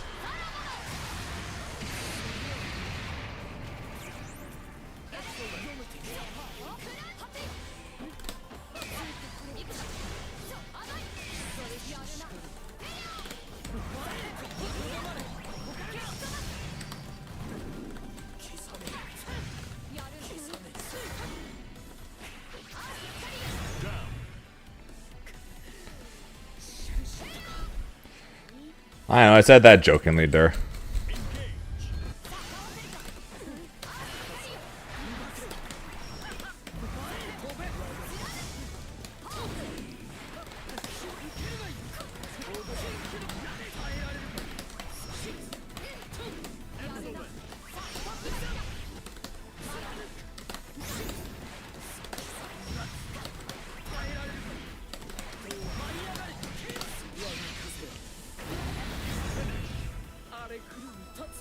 Yeah, I haven't heard that one. I definitely haven't heard that one referenced.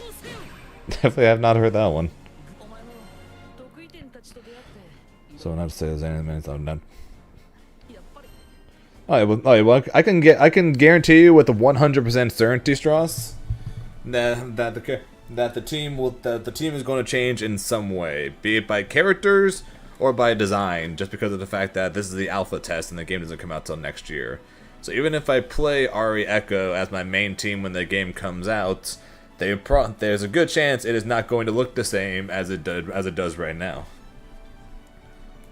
And then, like I said, there's like 8 characters, 10 more characters to be announced, so odds are that'll be different too. So we'll see. But we definitely we got time to think / worry about what the heck I'm going to do team-wise for 2XKO. That's why I'm more worried about Granblue and why we're doing Granblue right now, because that's a lot sooner than 2XKO is, unfortunately.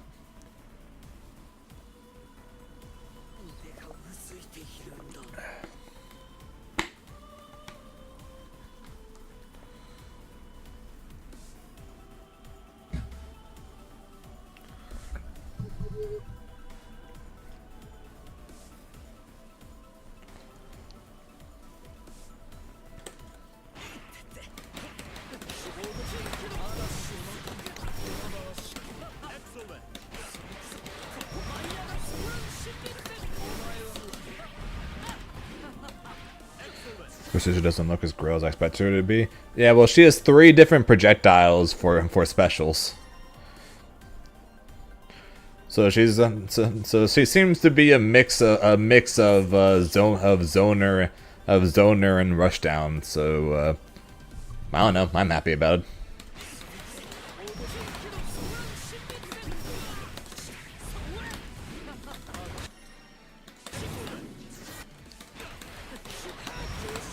I don't know if everyone else is happy about it, but I'm happy about it.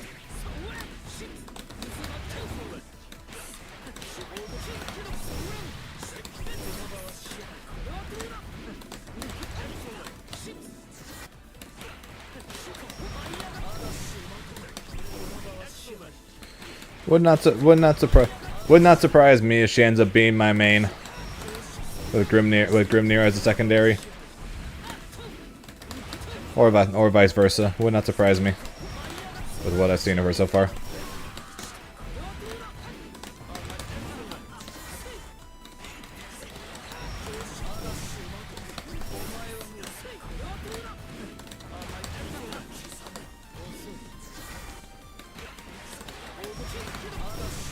Yeah, her lariat is basically instantaneous.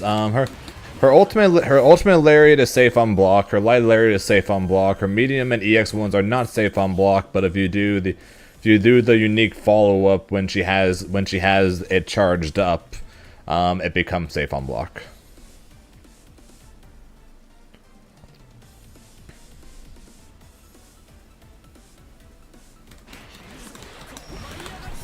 To be fair, Yosinara, I don't think anybody on this planet thought that she'd be a zoner character. Well, quote-unquote zoner character, since she moves really quick and has long-range normal, so that part doesn't seem like a zoner. But she's got 3 different projectiles, which makes me think she's a zoner. So I don't know. I think she's got a little bit of everything to her, which I'm a big fan of.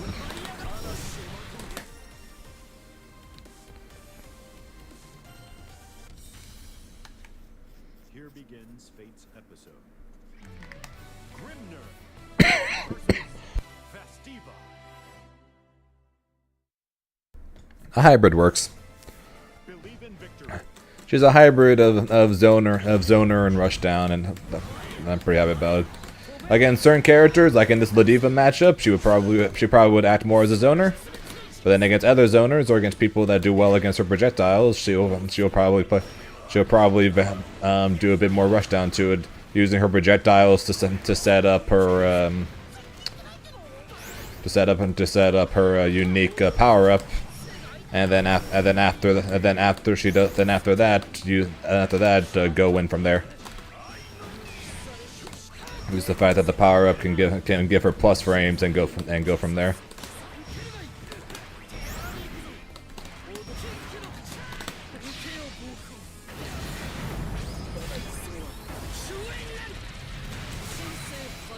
Oh, my favorite boss in Elden Ring, at least for the base game, because I'm torn between him and the DLC boss.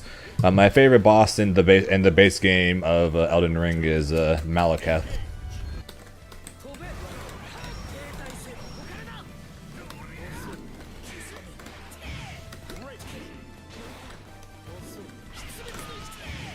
So her 6XL is good, but remember her dash requires a startup.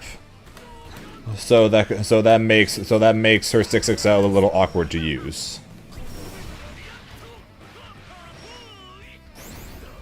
But her 6XL has good range to it, though.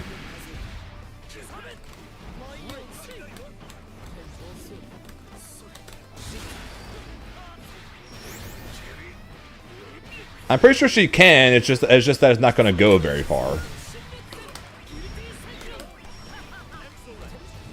Because like the startup of the dash is still a dash, so she can do insta 6XLs.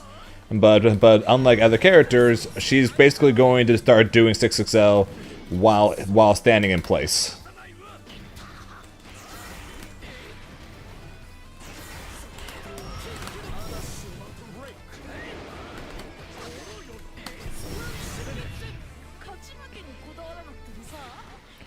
Yeah, you're getting close. Yeah, you're getting close to it. You're basically one area away from it. Thoughts on the DLC character? Oh, you mean Persucia? I like her. She looks really cool, and she looks like a hybrid between a zoner character and a rushdown character. And she's got long normals. And she's got corner to corner combos. So yeah, big fan of how she looks right now, and I think there's a decent chance that she might be a character I play.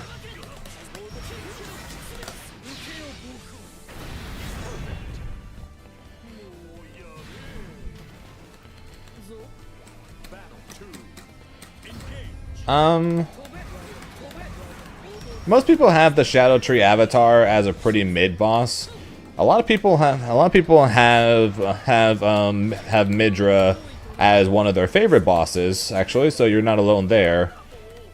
However, I am not one of them.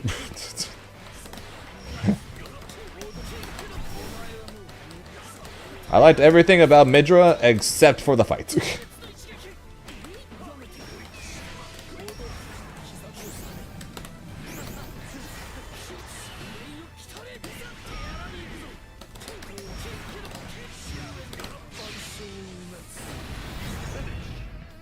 Was all quick.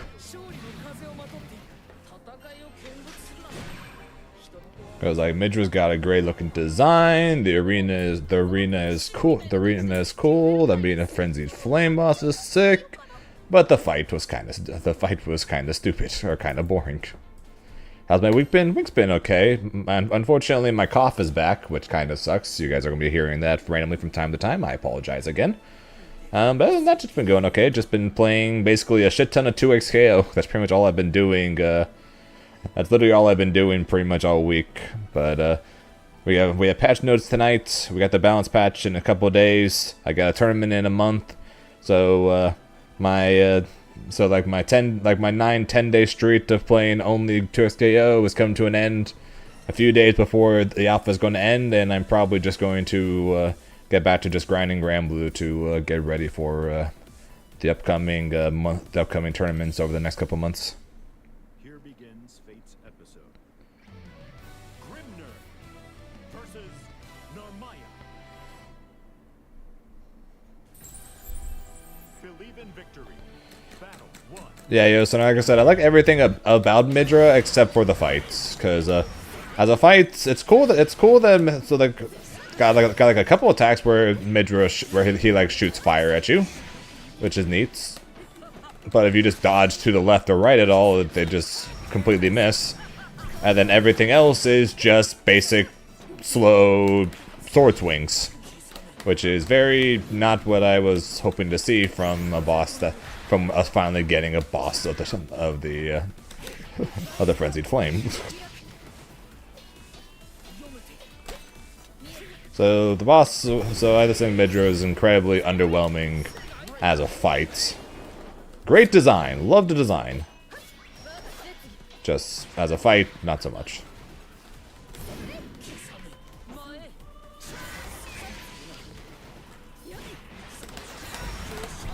Yep, was having fun with the alpha. Yep, having fun with the alpha test. I did. Unlike my fellow fighting game players, I wasn't diving neck deep into every little block string, the most optimal combos, the most this, that, or whatever. I kind of was just playing the game as much as humanly possible. Because I know that even if the game stayed exactly the same between now and the next beta test, I will probably have forgotten every single combo and setup that I did during this beta test or this alpha test.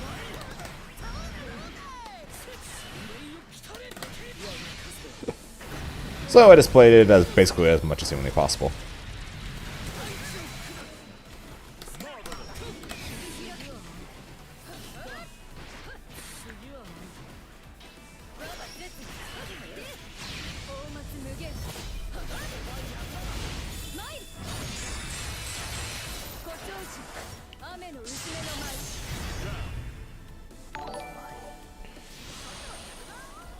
Koopa, thanks for the follow, appreciate it.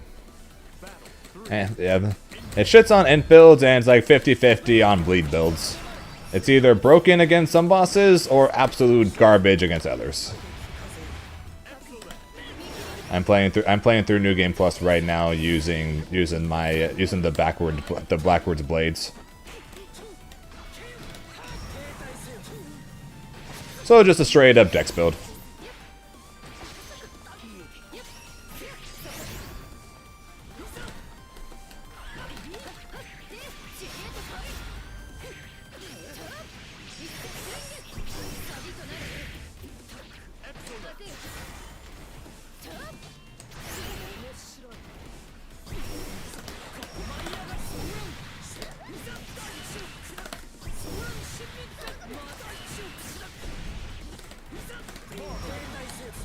I messed up.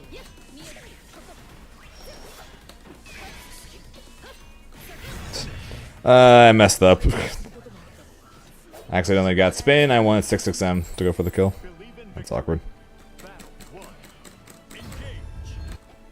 I'm a liar. Fuck this matchup.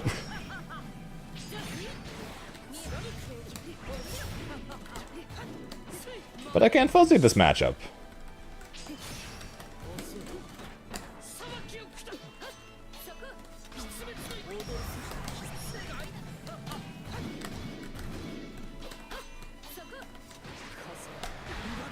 Flip to the Grimnir matchup chart? What do you mean? Grimnir's matchup chart already sucks.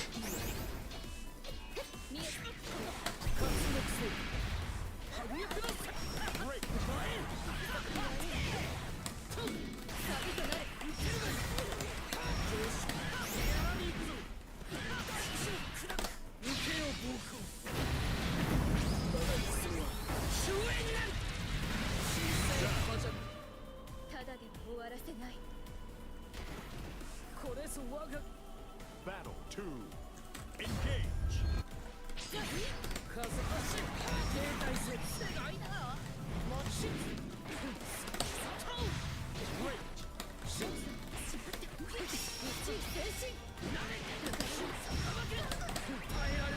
Oh, that. So supposedly me and Killer are supposed to make one today.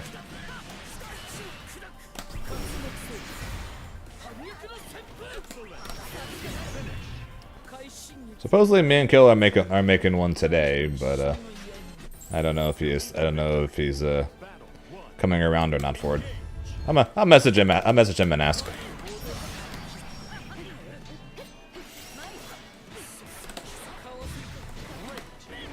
Because he was here earlier, but I did forget to ask. Because we talked about it yesterday, and I asked if he wanted to do it today, and he said sure.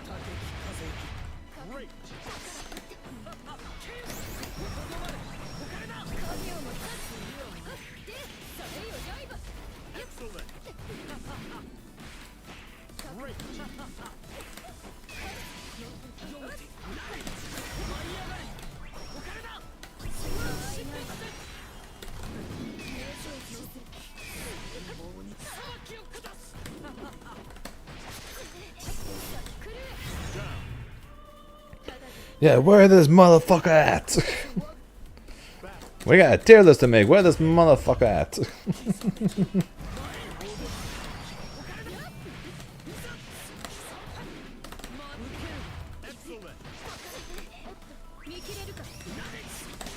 Too early.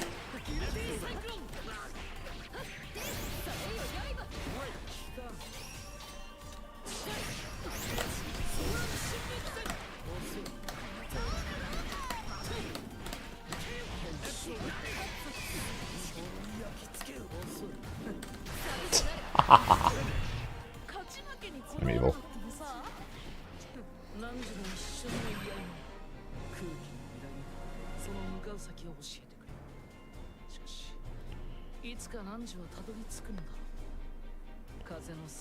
Rude. Sorry! Not really. Not sorry at all. Sucker.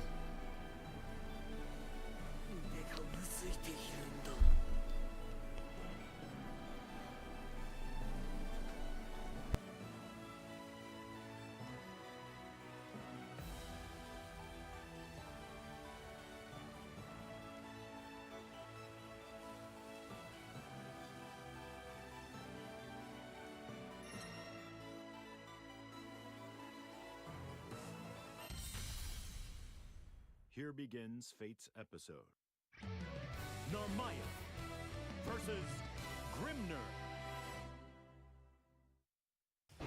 Believe in victory. Battle 1. Engage.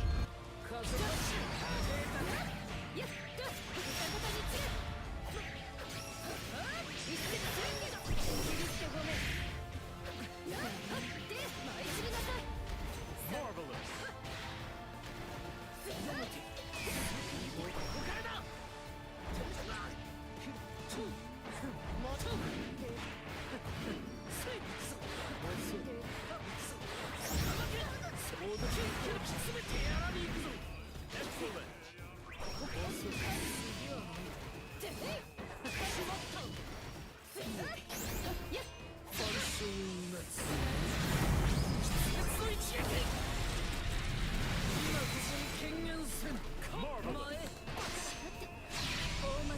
I jumped, pushing that far away.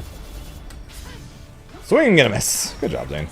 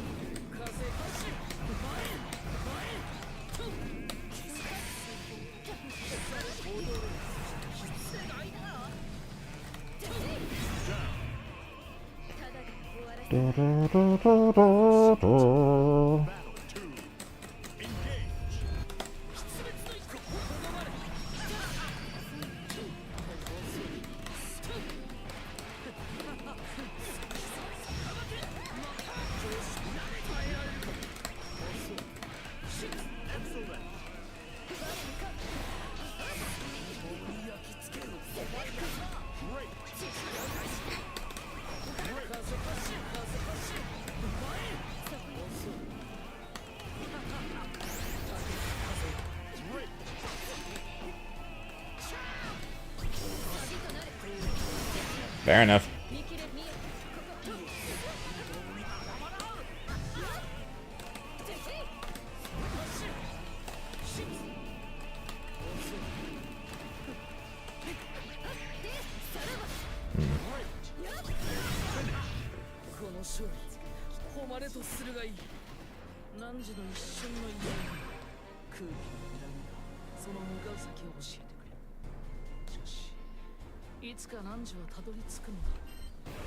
Believe in victory.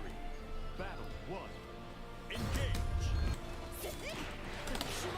I was asking if I want to do it after TNS, and I said so after the patch notes. Then I'm pretty sure TNS is going to go up through the patch notes.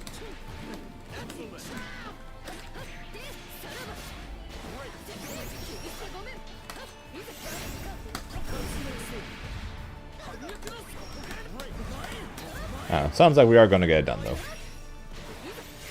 Yep. Nope. We are going to be streaming all the way till the patch notes. Although I am going to vanish for a short time to go get food though.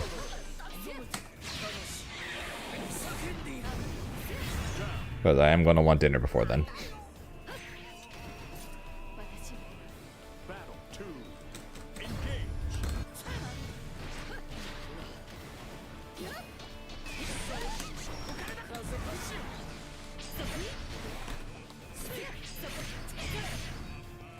Will you stop that?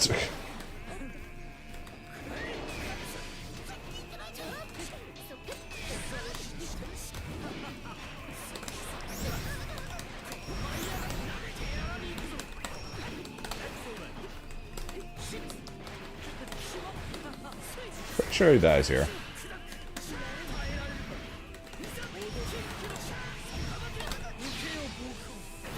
Yeah. No, the patch notes drop at 10 p.m. EST, 7 p.m. Pacific time. So in 4 hours and 40 minutes. That is when the patch notes will drop. 4 hours and 40 minutes.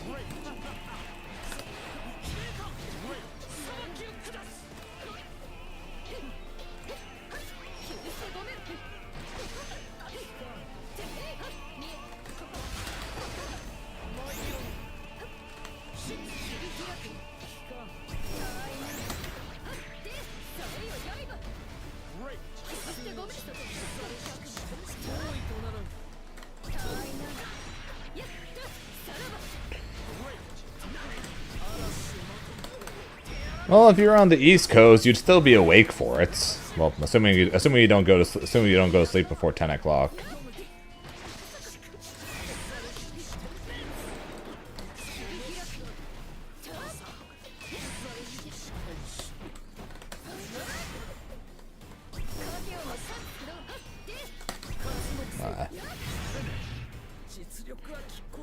I mean, you could be like Gonslang, who has the patch notes coming out at 5 a.m. his time.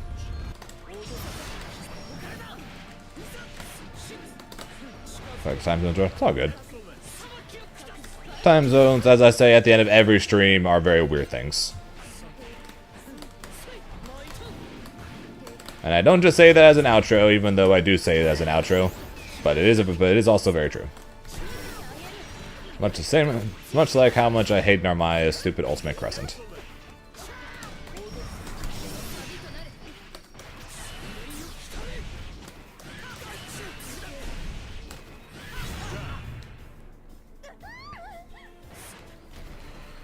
The patch isn't coming out today. You'll be happy because you get practice time and play time on Monday nights. But today is just discussion time. Discussion of what the heck is happening. What is happening? What does it mean?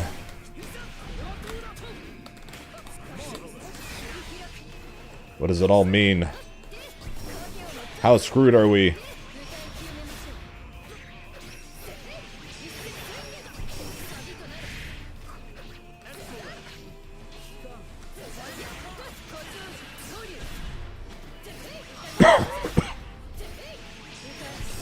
unfortunately means you guys have to listen to me randomly cough from time to time for longer. Again, my apologies.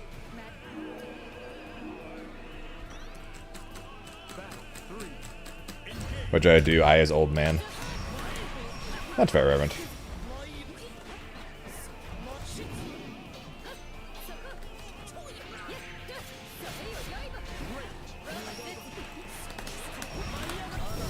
Patch notes are available in 4 hours and 38 minutes.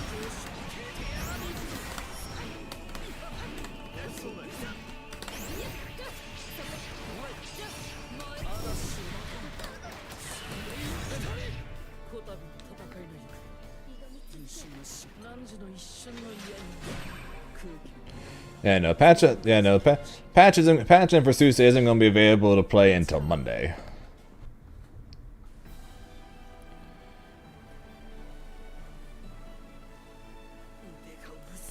Hopefully Sieg dies. Can only hope.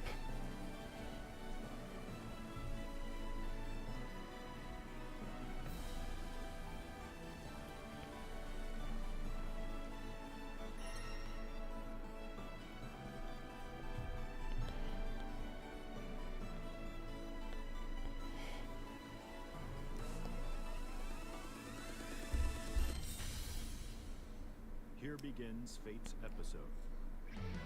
2B versus Grimner. Hey, look, it's totally not tenured. Tenured realizing, oh, 2B's getting buffed. Maybe I should play. Maybe I can main her after all. Believe in victory. Battle 1. First we find Sin earlier, and now tenured.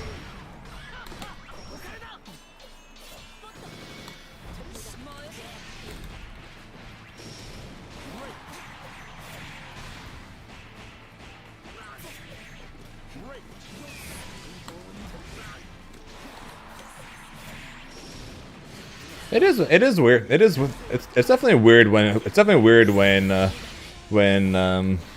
games are like, oh yeah, here's the balance patch. We'll give you the notes of what actually happened tomorrow. It's so weird.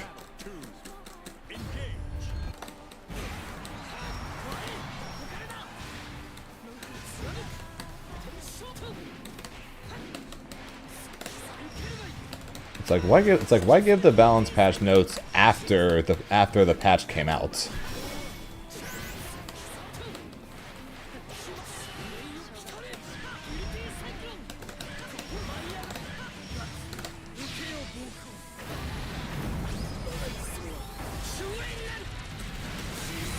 Sayak's ain't getting nerfed. Why do you think Sayak's not getting nerfed? Battle 3. Engage.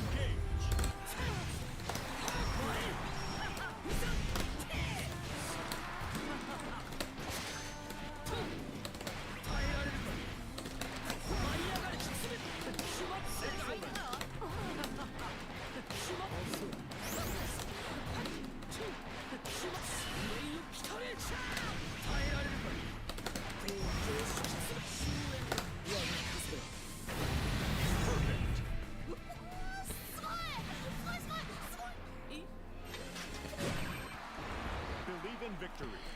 Battle 1. What the reign of nearest Siegfried and Sayox? I don't know.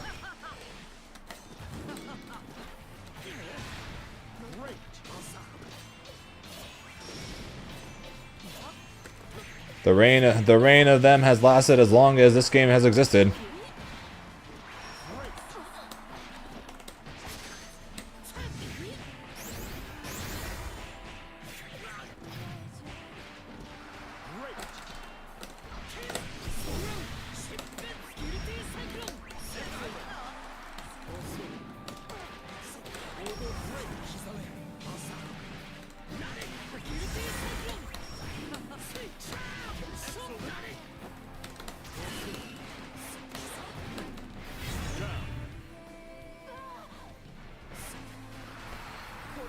Yeah, I swear, despite the other changes going on right now with if Sayox, Nier, and Siegfried are still the top characters, I'm gonna lose it.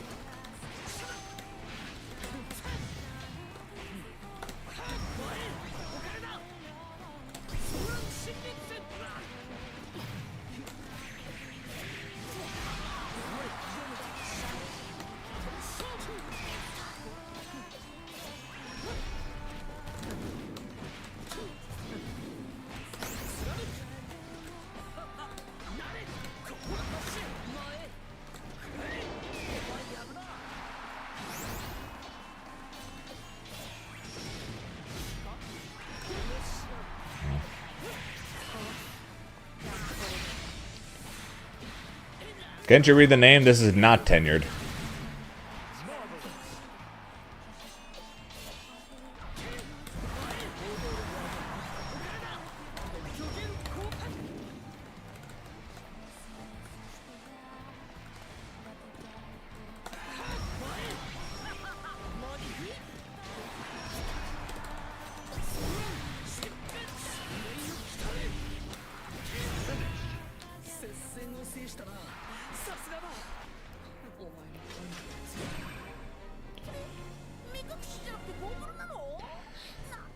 Hey, Valley was around there. The past knows remember back when it's my cough juice got the dead like a half hour. I was feeling patterns with iron catching the indicator in the events through. That's a purple. Does slash to render anything that would be cool to some kind of transparency that's coming. So, not really. So the way Riot has always done patch notes is it's basically in a similar way of what probably what's going to end up happening with Granblue later. And that's just going to be a list of changes. So in the case for League of Legends, it was like Oriana. It was like for the most recent patch, it's like Oriana plus 5 armor, plus 10 HP, plus 10 on Q at all ratios or at all levels. Then they move on to the next character.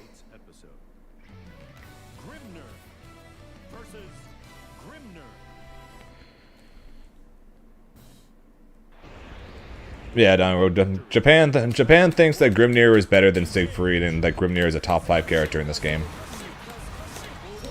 Grimnir is a top 5 character, and Siegfried is like barely a top 10 character, if anything.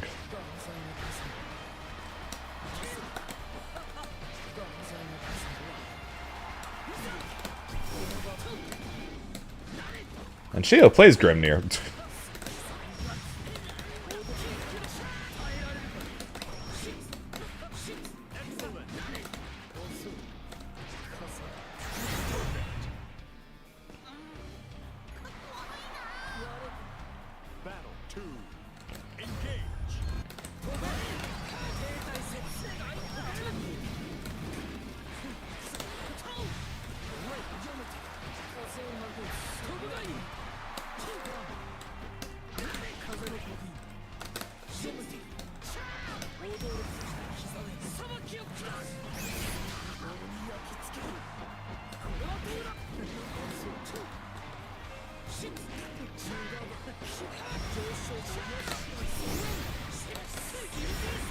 Yeah, the Dragon Ball show was awesome.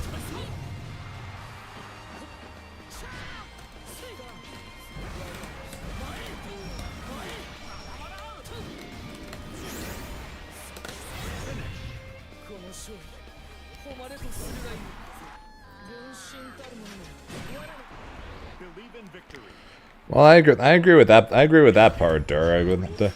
Grimnir was definitely a character that needed time to be discovered, because Grimnir is technically weaker now than he was when he came out.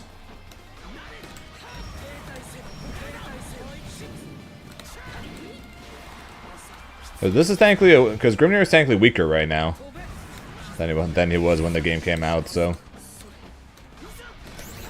he definitely just needed time, but still, top 2.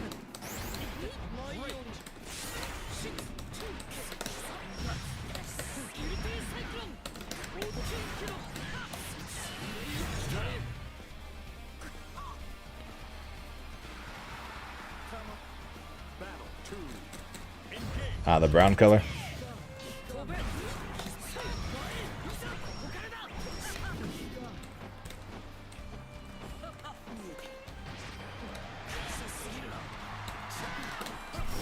He's still going.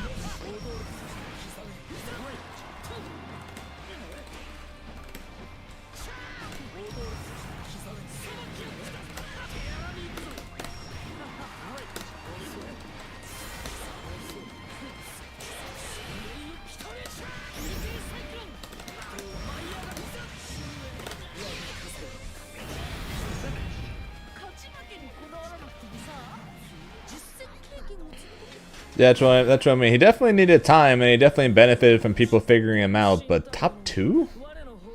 He's better. He's better than he's better than Jita. Better than Sig. Better than.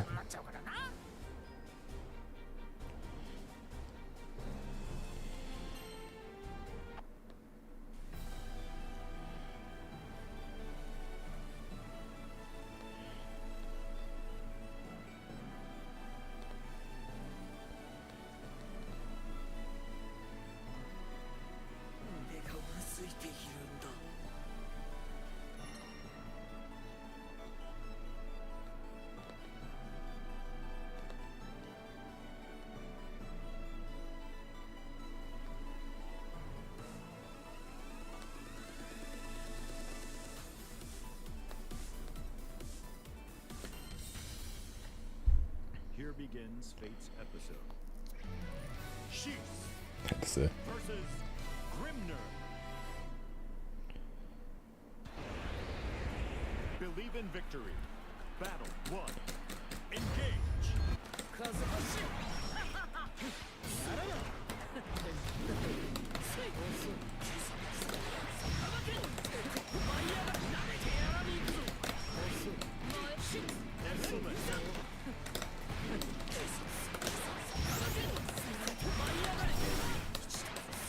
耐えられるかしら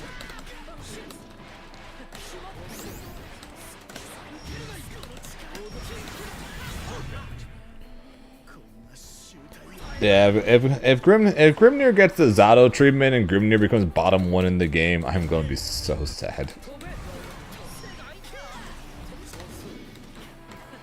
But then I'm going to be like, so who am I going to play now?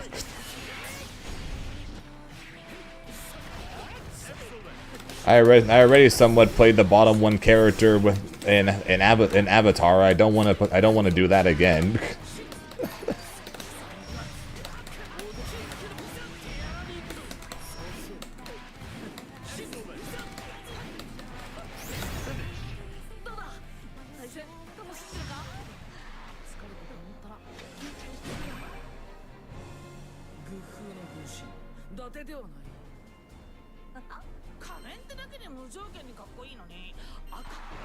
Believe in victory. Battle 1. Engage.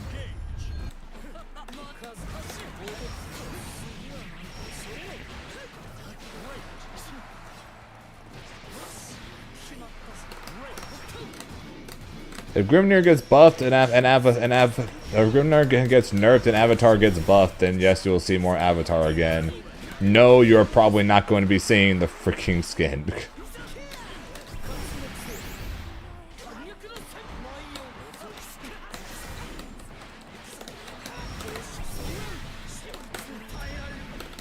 Current plan is to play Versusia, even if I keep playing Grimnir as if not a new main, a possible secondary for a secondary for bad matchups.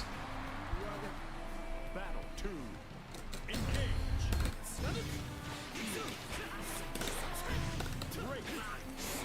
Yeah, Revan. All you have to do is go bug Evo champion Aaron DeMac and tell him to play it.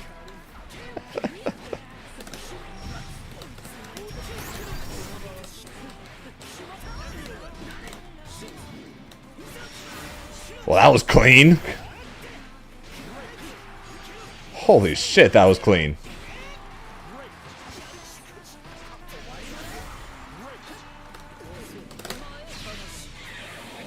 Too bad you're dead, but holy shit, that was clean. I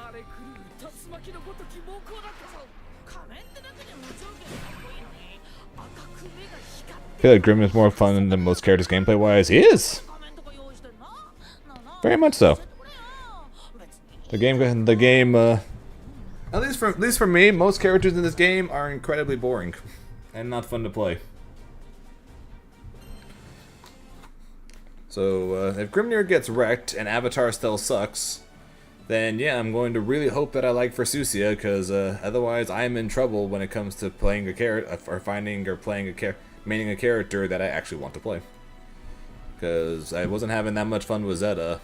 And if Grimnir sucks and Avatar, if Grimnir gets nerfed to a point where he's Zato and Avatar still sucks because he's Avatar, then yeah, time to pray that Versucia ends up being good.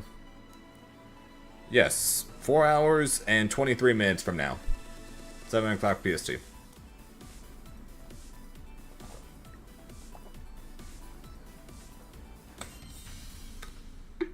Here begins Fate's episode. Festiva versus Grimner.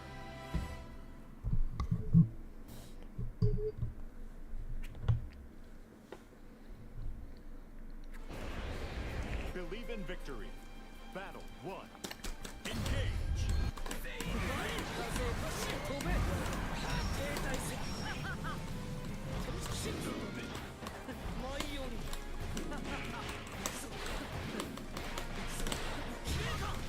Giggity.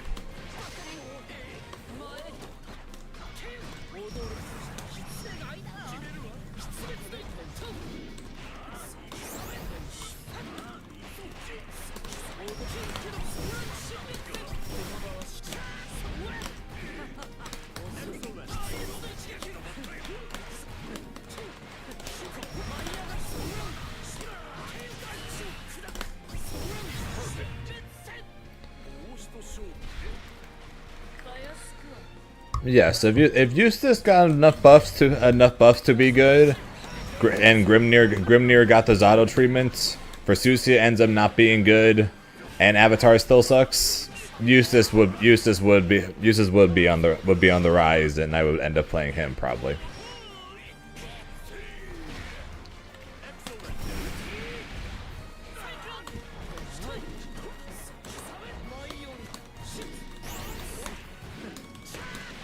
Basically, here's the situation. I would most want Grimnir to be good,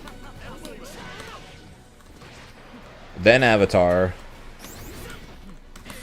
and then Eustace. I can't say about Versucia yet because I have not tried her.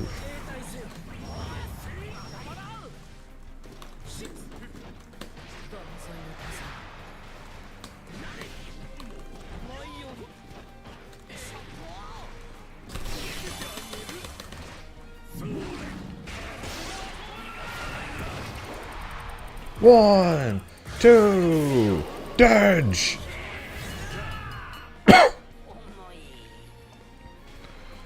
Yeah, basically the 3 characters that I've tried where I'm like, this character's pretty cool, and it's actually somewhat fun to play. Have been Grimnir, Avatar, and Eustace.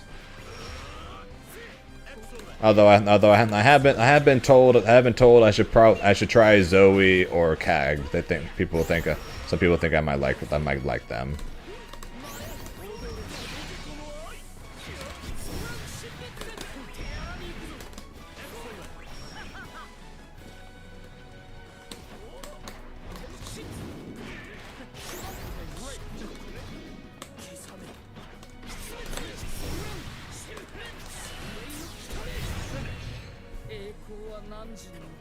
So at this point, we'll see.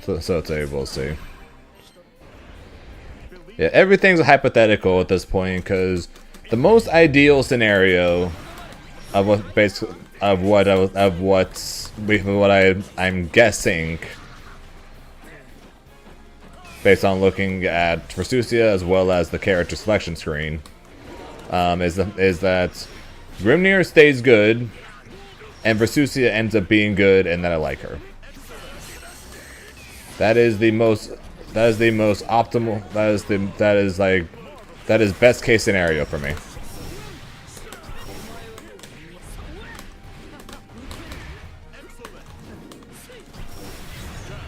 That is best case scenario. Because I can pretty much cover every matchup in the game basically between the two of them. And after seeing the official gameplay, I would definitely end up playing Versucia into regular Belial, because her normals will be able to keep up with his.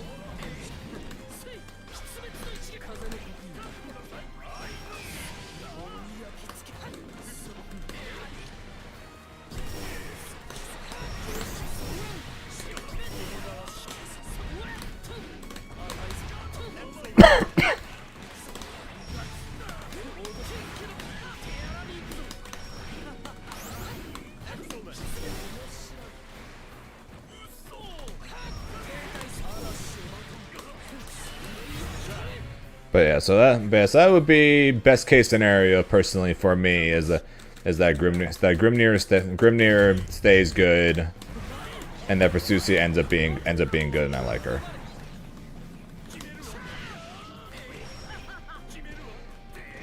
Yeah, but I'm technically waiting for Vicola as well, just because most people, or the people that actually know who the hell Vicola is, also says, yeah, you're probably gonna like her.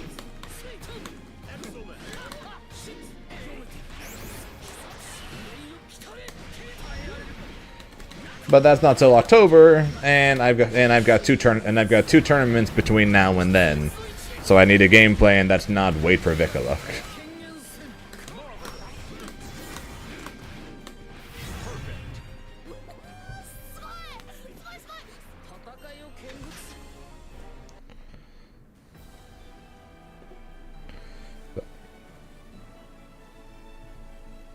That's fair, Grinch.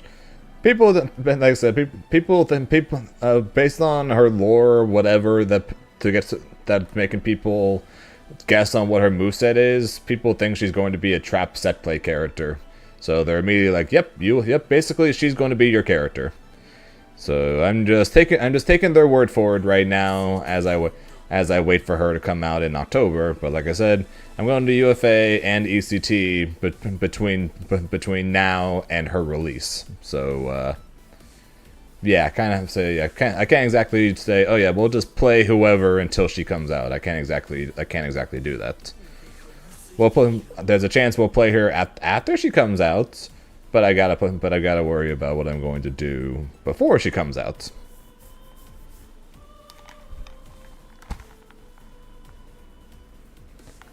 Yeah, a lot of times developers take the Japanese players' words as law, so there's a decent chance Grimnir's getting nerfed. Here begins Fate's episode. Grimnir versus 2B.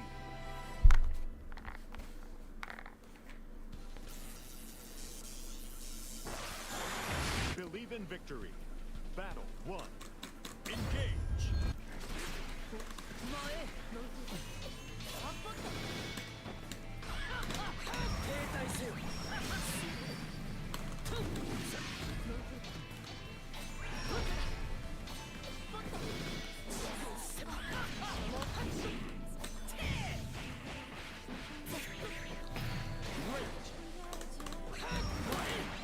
Looking forward to having Persucia for this matchup.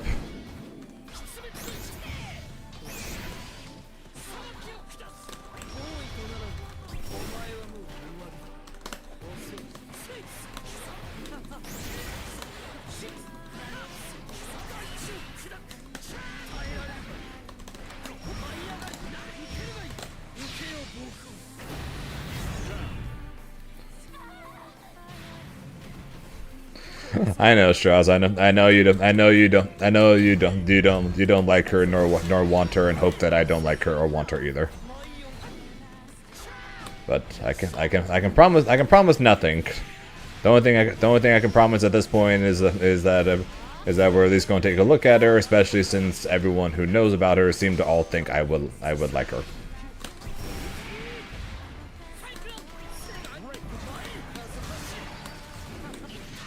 How the hell did I miss her?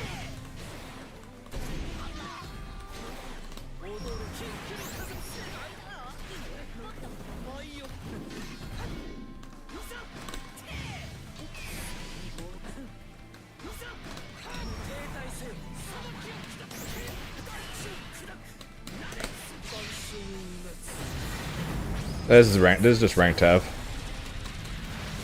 Even though all my precious diamonds are going to be gone by next week.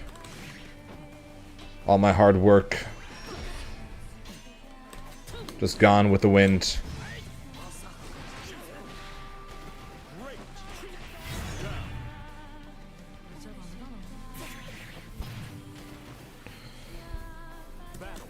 Yeah, Pixel. Then basically, when people tell me I'm going to like her, everyone kind of skips the lolly part. Everyone kind of sticks with the whole trap set play thing.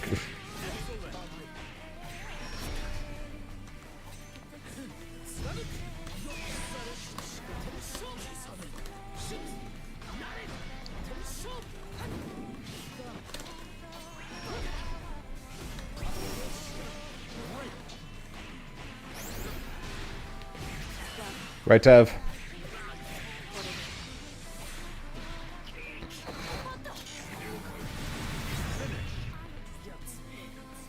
味の真似をしてくるじゃん。 I'm gonna be a Vicola main in the future. Battle 1. Engage.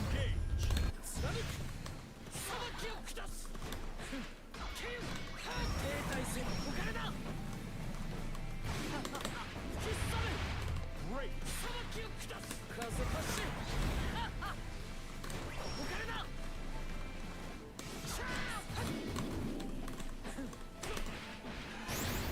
Great. Well, you seem to like the changes, so. Great. Great. 勝負停滞せよ無駄だな。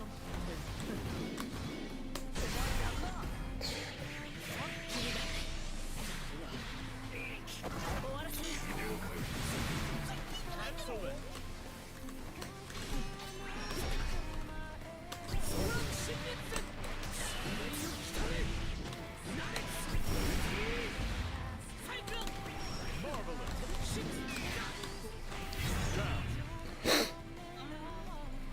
As far as we could tell, guard cancel is the same. Battle 2. Engage.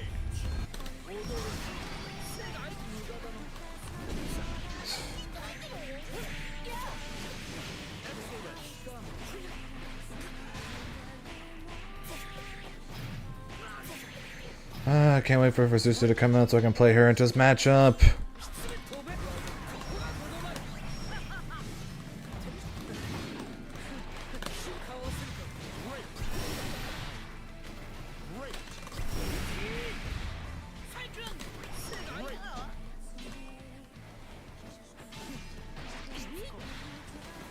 Great. Great. ガードがうまくいかないときは一旦反撃を考えず。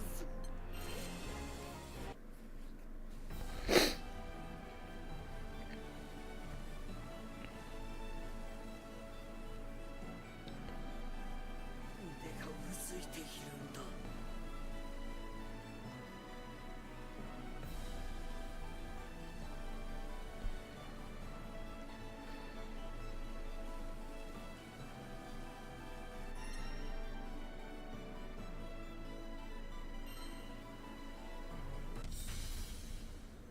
Here begins Fate's episode. Lucifer versus Grimner. Speaking of the sillies. Believe in victory. Battle 1. Engage. 弱い。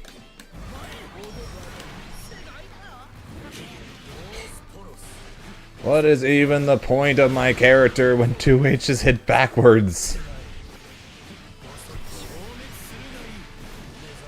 Bazillion's just 2H set straight up. Why does it hit backwards too? Excellent.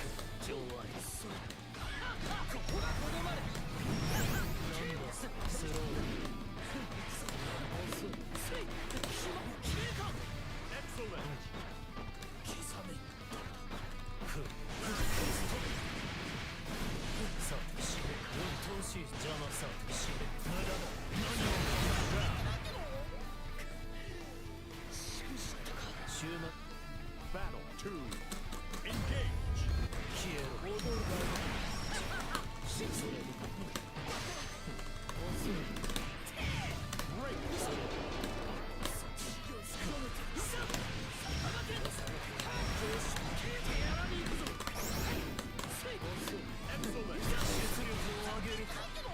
Great.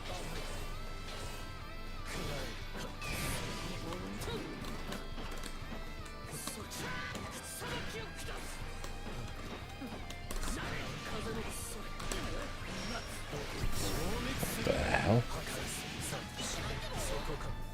Excellent. Same here, Panos. Same here.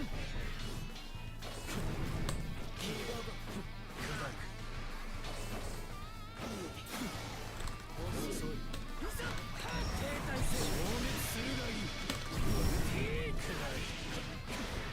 That sucks.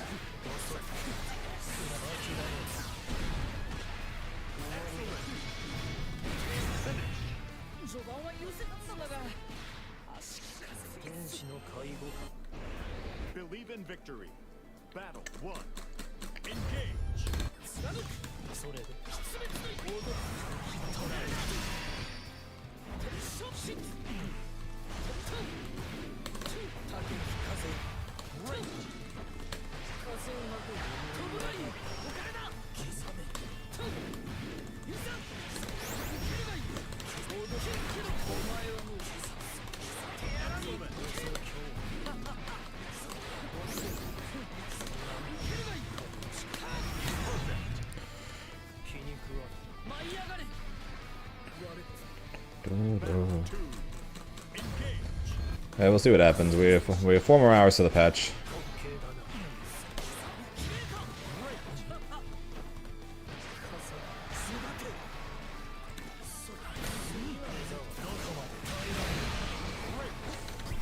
な We just got beat by whatever the heck that button that was.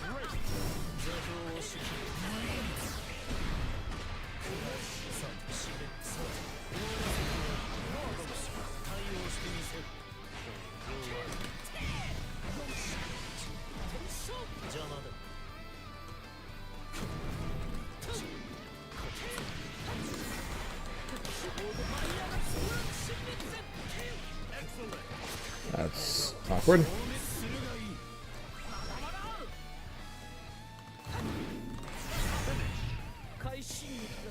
So he was dead, but I dropped it. Believe in victory. Battle 1. Engage.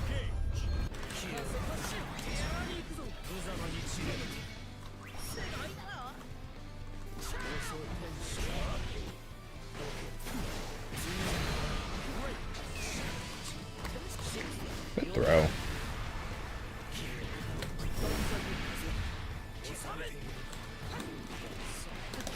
And it's nice that Grimnir's main dash mechanic can be jabbed out of, thrown out of.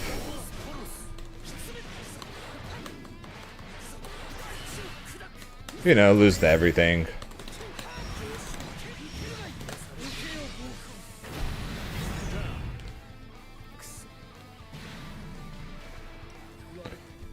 I hope that if they're not nerfing guard cancel being plus on block, and they at least make it not be a hard knockdown on block.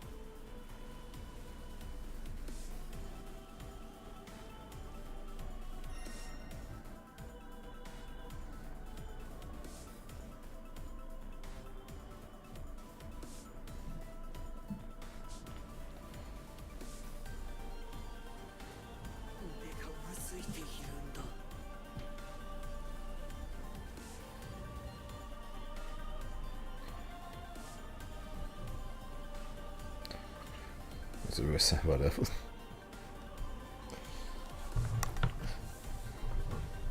Oh, yeah, what's worse, being able to being able to spark DP or being able to are constantly having super into Roman cancels for Guilty Gear. Am I doing TNS today? Probably not. Probably not. Just because if I end up doing well in TNS, then TNS will last till after the balance patch, and I want to read the balance patch as soon as it comes out.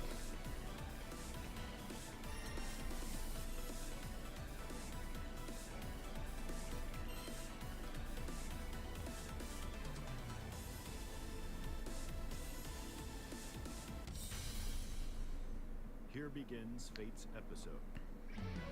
Grimner versus Sheath. Hey, look, it's totally not tenured. Totally not playing Seox again.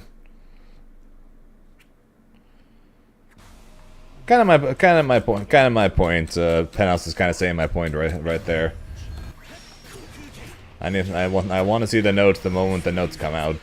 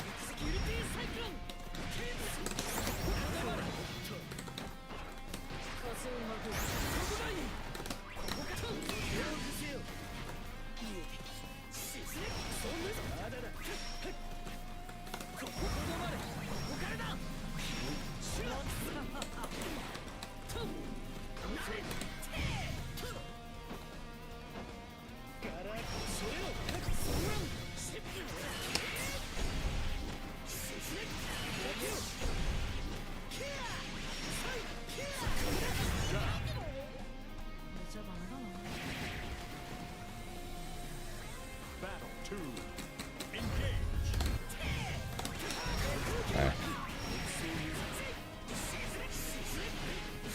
Excellent.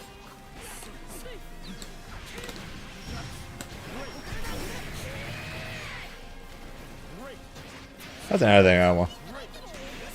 That's another thing I want. Freaking 228 to have less recovery.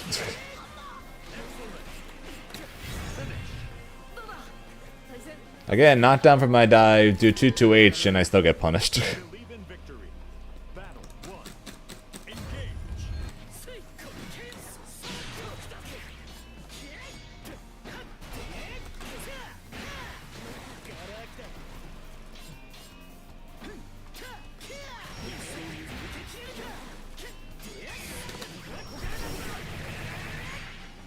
My guard cancel away, still get punished.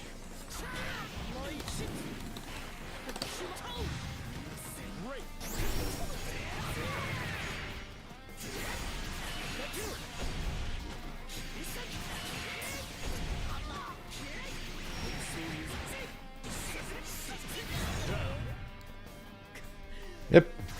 Exactly like that, yeah. Battle 2. Engage. Excellent.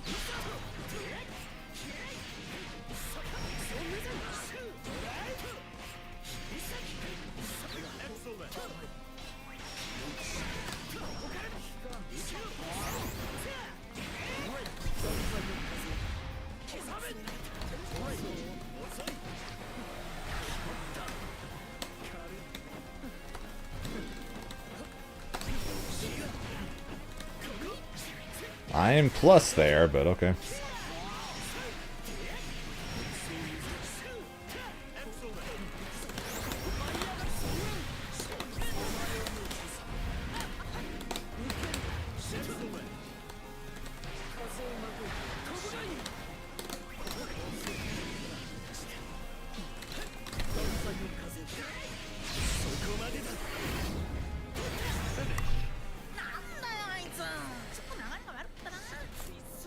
Whatever you say, Master Uguay.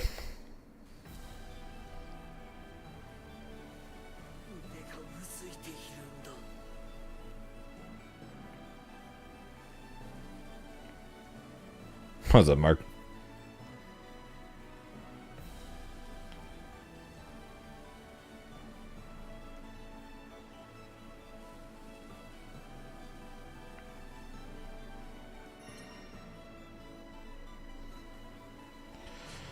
Go, don't go, noodles, don't noodles.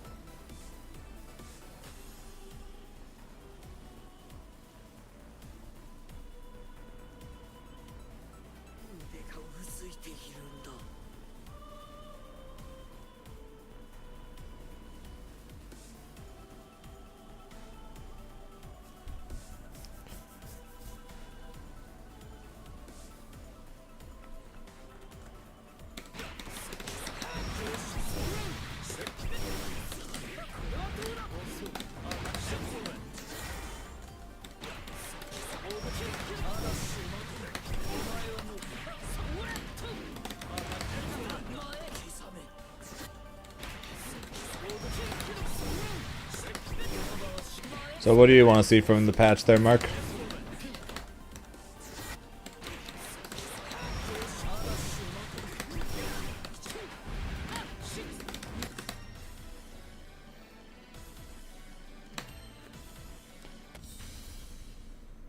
Here begins Fate's episode. Grimner versus Vera.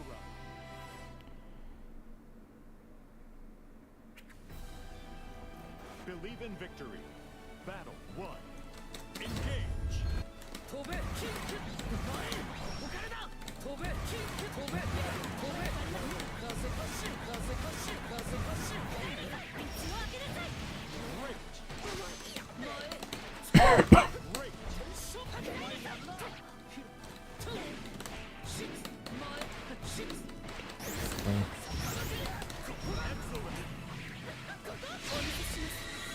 Shit. Thought I had a tornado there, but apparently I didn't, so when I went for it, it gave me heavy instead. Well, sucks beat me.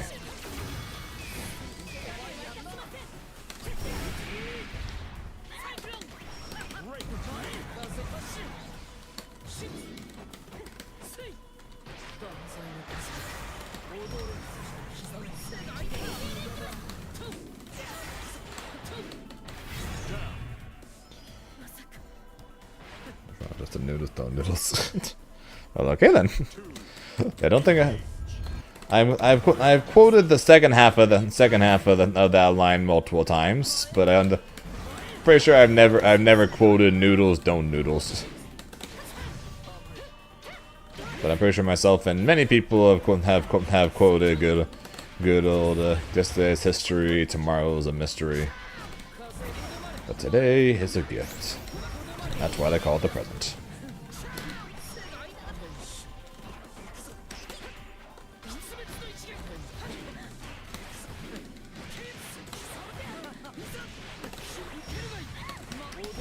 Also, Strauss, it'll never get old how excited you are every time someone joins you on YouTube.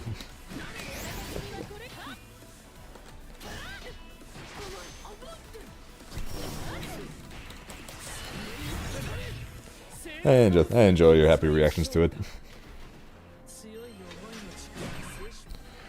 Granted, I'm pretty happy too whenever I see that. Means the YouTube is growing, which is one of the ultimate goals right now. Grow the Twitch, grow the YouTube.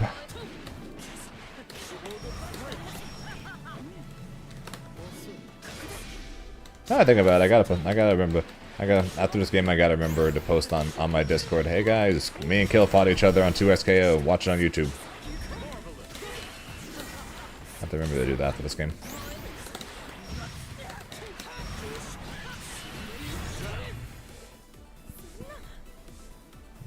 Tacos, Chinese, noodles, don't noodles. The cookies are on the shelf. Monkey hid them there.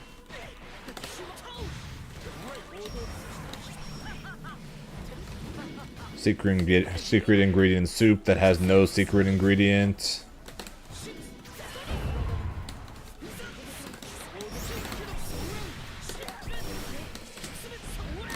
I don't know, Reverend. I don't know if I can hide. I don't know if I can hide that from Monkey. I mean, he is Jackie Chan after all. Hiding the truth from Jackie Chan is a bad idea if bad idea for your health.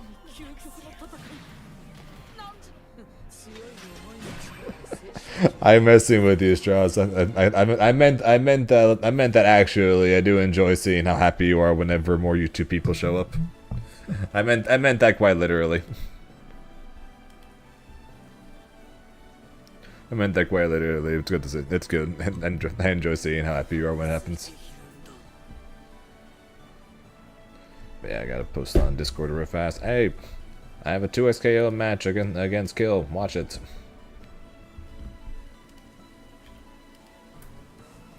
And then while you're watching it, come to Twitch or stay on the YouTube and click on the stream and watch it there.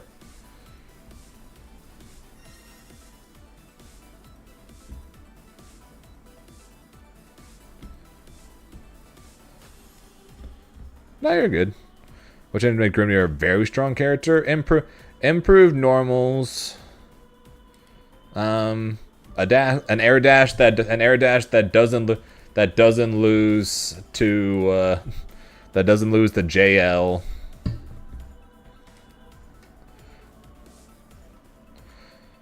A plus on block dash. Doesn't do a couple things. On things that would make him even better. Even though he is already strong.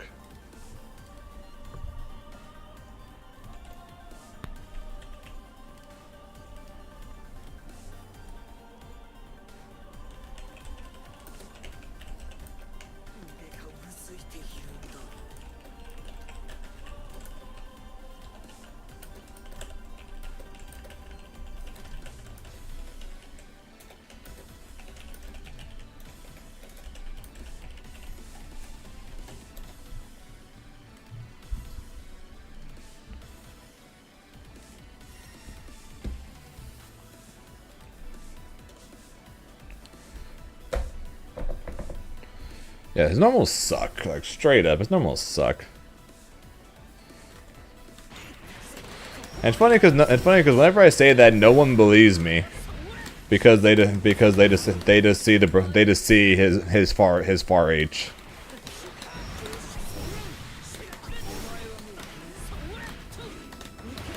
They just see his far H and automatically assume his normals are broken.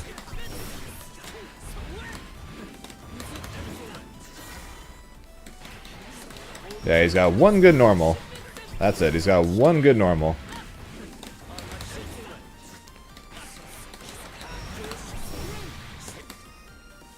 But that's all he needs to make everyone think his normals are amazing.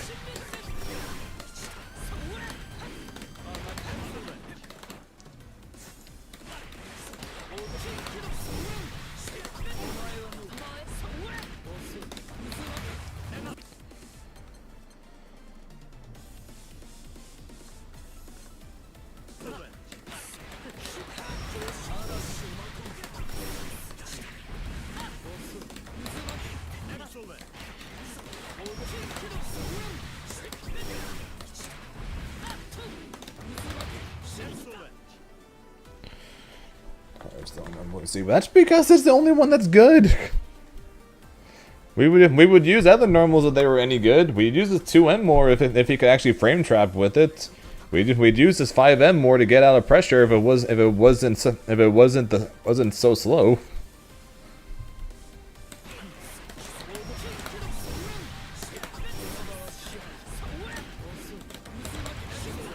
Like, his best normal outside of his far H is, I guess, his far 5L, and the only reason that is because it's a low. Not like it has good range or anything, it's just that it's a low.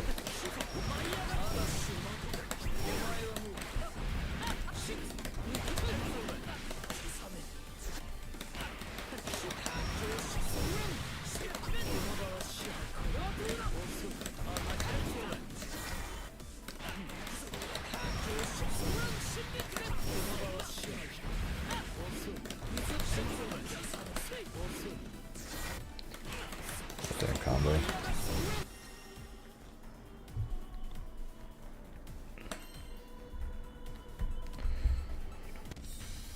Grimner versus Lucifer.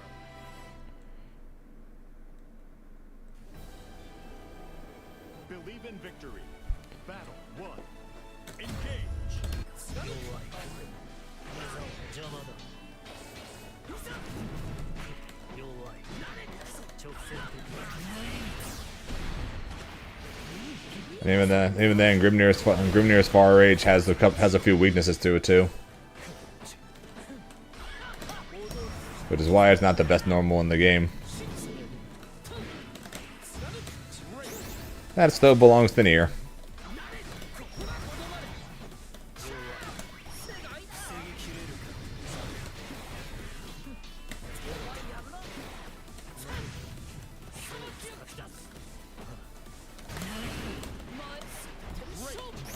How? You know, it didn't matter.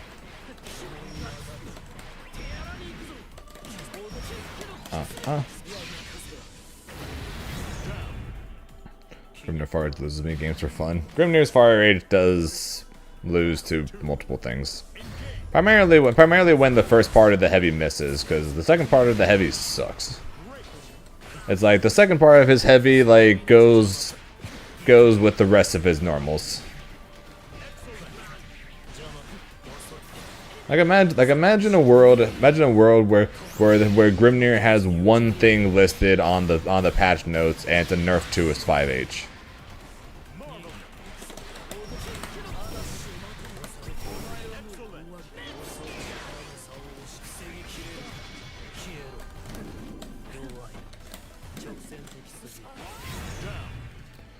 That would be rough.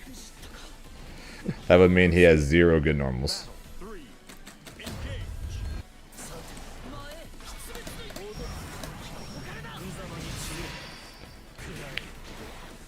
Hey, at least if it happens, I know to just blame Japan.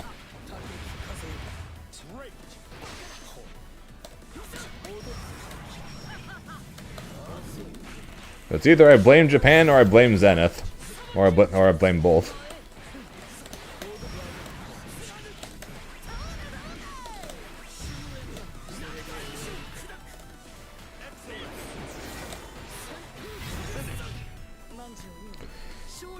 I thought of playing the solos. I've considered the idea, and I'm somewhat considering the idea again with the buffs he's getting next patch.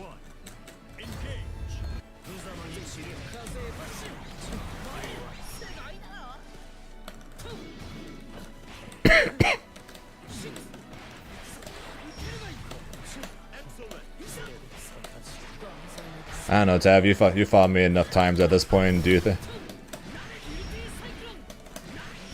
you think I will like him?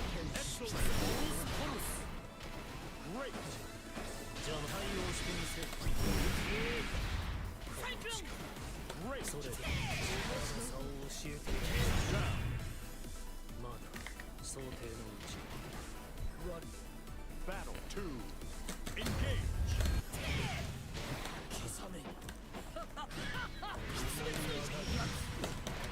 Great.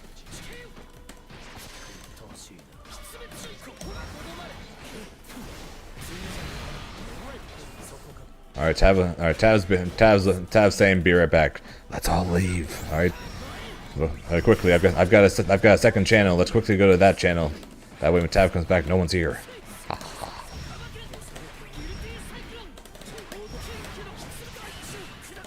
Pure evil. Enough for labor. Sounds good. Have a good day at work there, Zambi. I'll have my fingers crossed for you that your day at work is good. You have your fingers crossed for me that the patch is kind. That the patch is kind. Alright.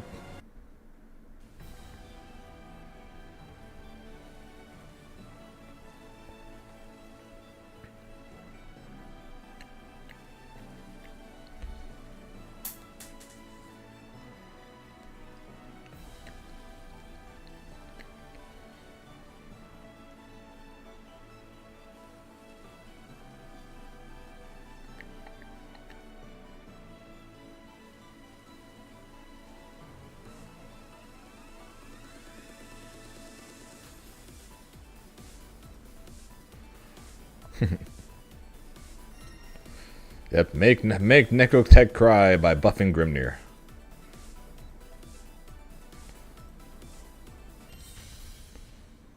Here begins Fate's episode. Grimner versus Nier. Also murder this bitch. Like that too. Also murder this bitch. Battle 1. Engage.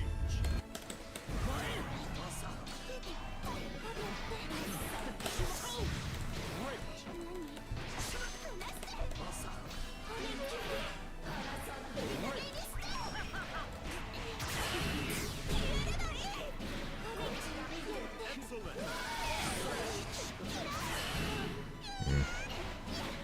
Excellent.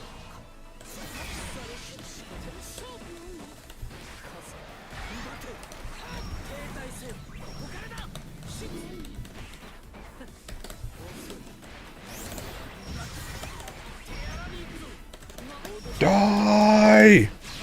Falcon! Punch!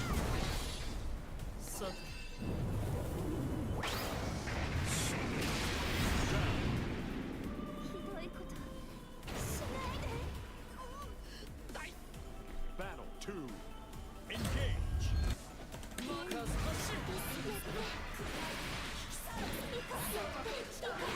Excellent. Freedom! She's trying to take away my freedom.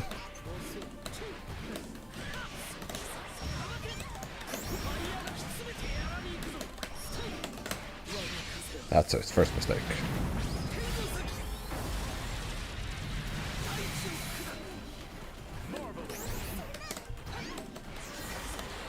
And the hits. Didn't believe in the hits. But we kill anyway, so it's fine.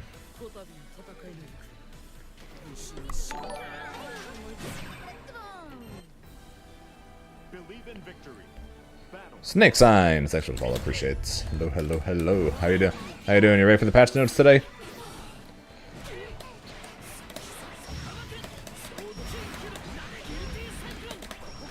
Excellent.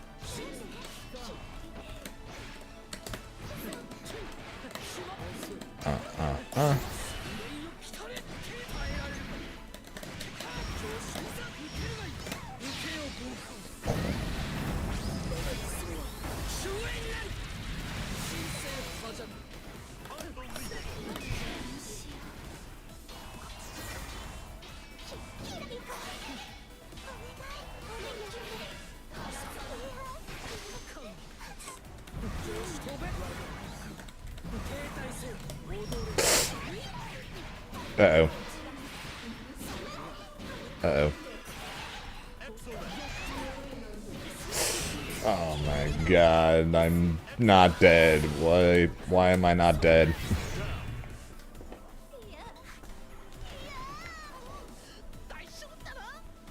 Battle 2. Engage. How am I not dead? Strauss will be right back. Alright, Strauss is also gone, guys. Let's go to my third channel, so Tav and Strauss will both be gone.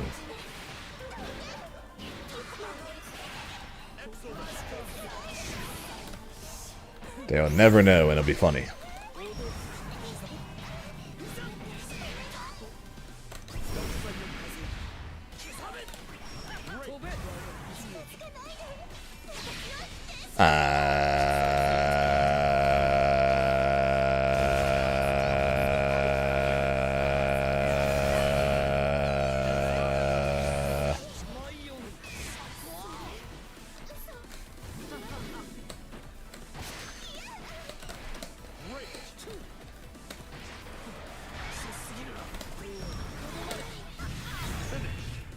That was a choice. You heard nothing. You heard nothing. 死の獣と寄り添う少女よ。汝の願いと思いはしかと受け取ったぞ。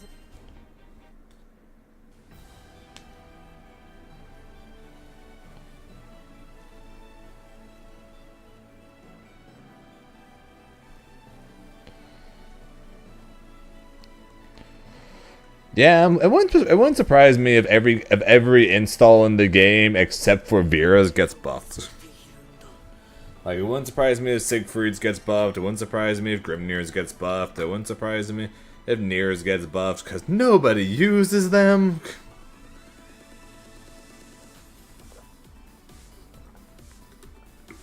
Vera is legitimately the only install character in the entire game who actually uses their freaking install at all regular basis.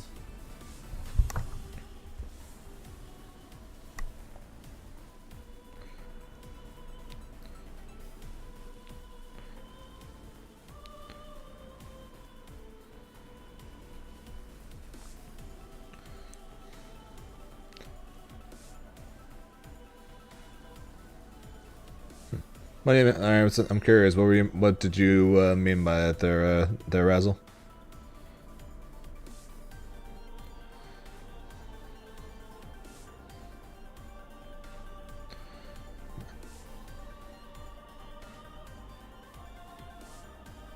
Oh, you want them? Oh, you want them to nerf Nir's stock count in order to force her to use a super more. Well, that'd be one way to do it. The main way I've been hearing people say to do it has been every time you hit death, she loses a stock. Death both recovers slower and she loses a stock.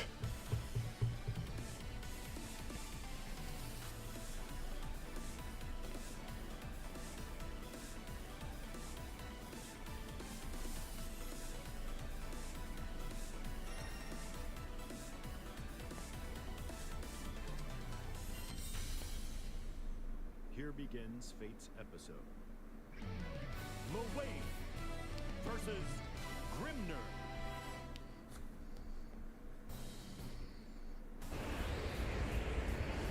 Do you guys think I should? Do you guys think I should have Twitch.tv and my name?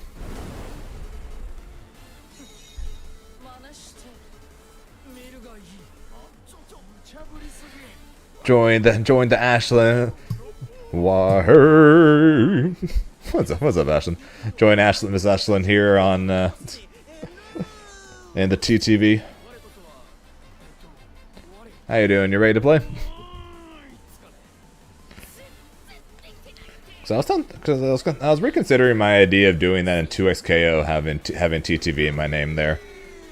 Try to get people to come say hi during the 2XKO days.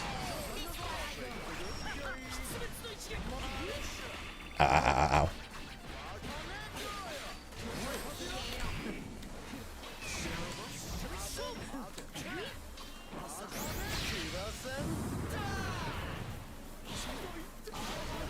Yeah, I use.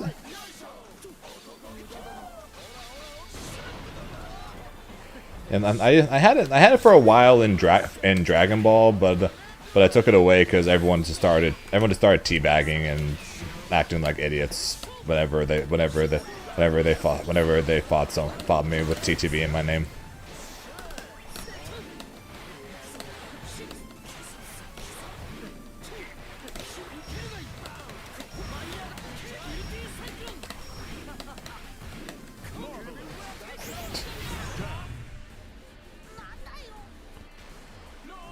True. Lade does have TTV in their name.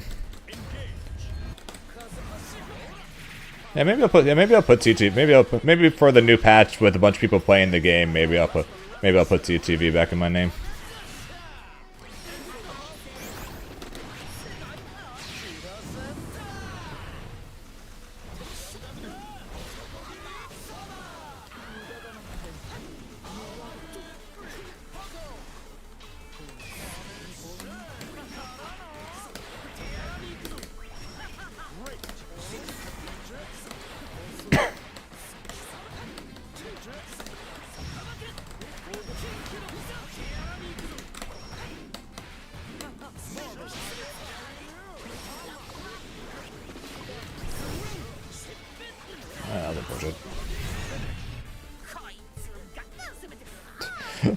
It's cheating. I should use that power. I don't know. I don't know. But yeah, I probably should. It just feels kind of weird doing it, but I should. I mean, if I am streaming, I might as well, right? Try to get people to come in. Tell me I'm the greatest player they've ever seen in their entire lives. How they wish they could be me. Joking, obviously.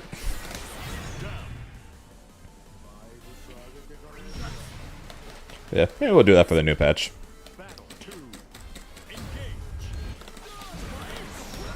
I forgot that laid way back does that. He's a much bigger streamer than I am. Maybe he knows something I don't. But, well, to be fair, he probably knows a bunch of things I don't.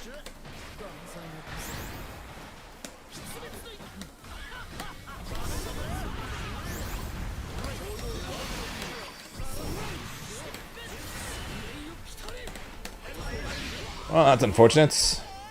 Because he was probably dead.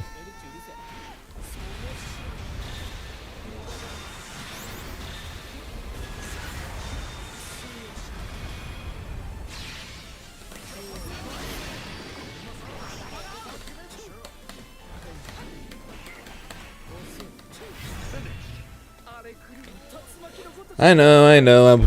Kill said we'll do the Beerus matchup chart before or after TNS today, or possibly during TNS, depending on if he actually enters it or not. So it'll be up to him on whether or not he wants to do it, or when he wants to do it. But the plan is to do it before the patch.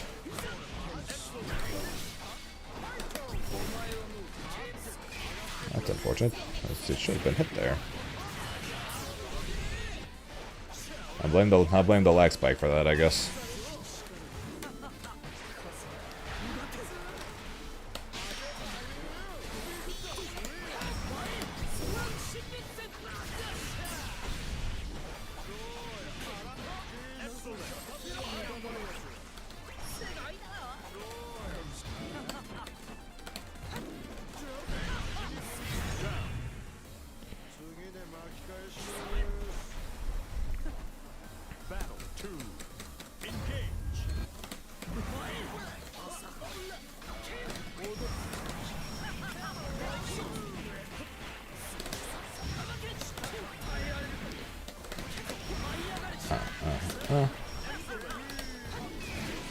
Fair enough.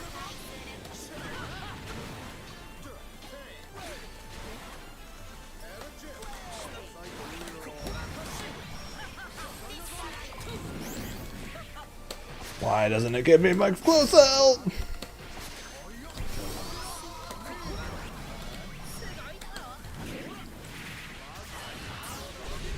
It's fine. Meter gone, brave counter gone.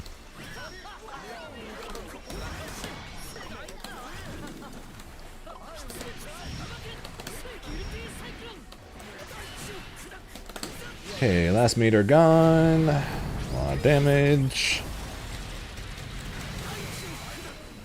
Enough to seal, so I can do that. I wasn't expecting that. Wasn't expecting that.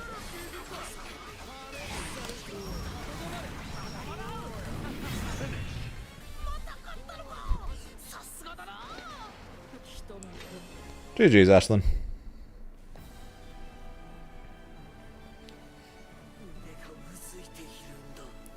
But yeah. If anything, we'll throw in an FGC and a TTV in my name for the for next patch. Try to get more people in. I should have done that for 2xKO.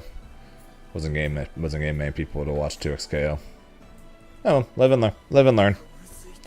Hanging on the edge of tomorrow.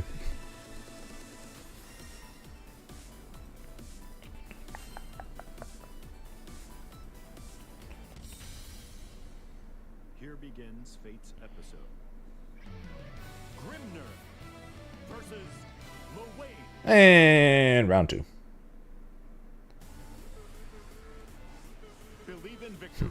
Well, well, well. Look what we have here.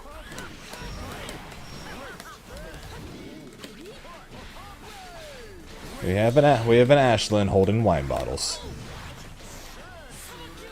At least I think those are wine bottles.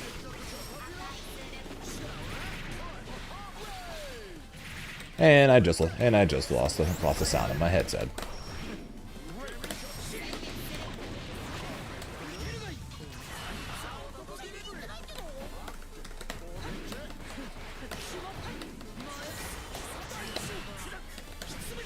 Very awkward playing this without sound. Also, where the heck did my 214 go? Because she was so dead.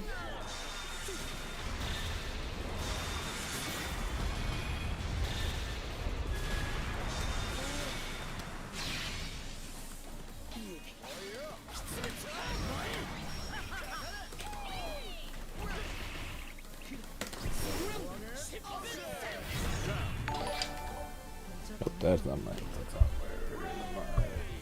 There's the wire for my headset.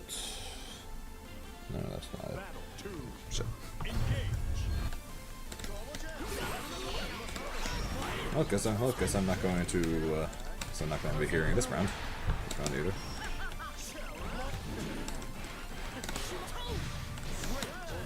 That was her. I look so silly.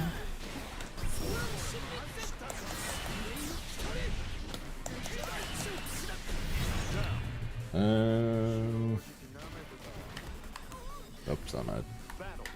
I have too many wires on my desk.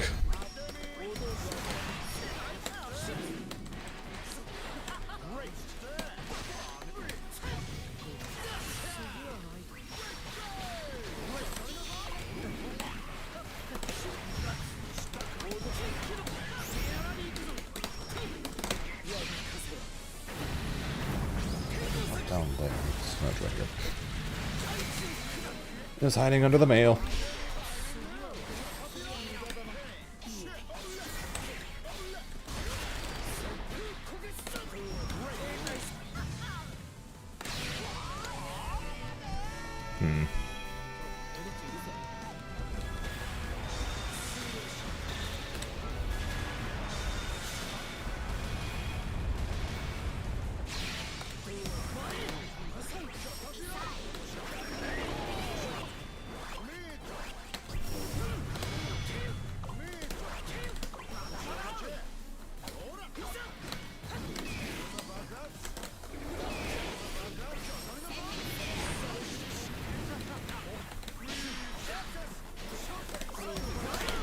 Ah.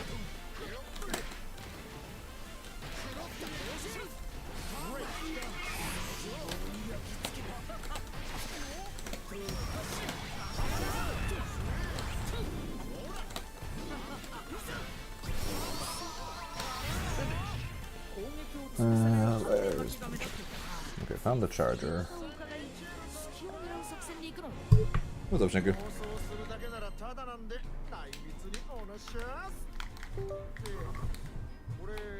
Okay, now I should be... Okay, now I can hear again. Also, the accent star. Thanks for the follow, appreciate it. I saw something pop up, but I didn't get a chance to see it, and I couldn't hear it, so...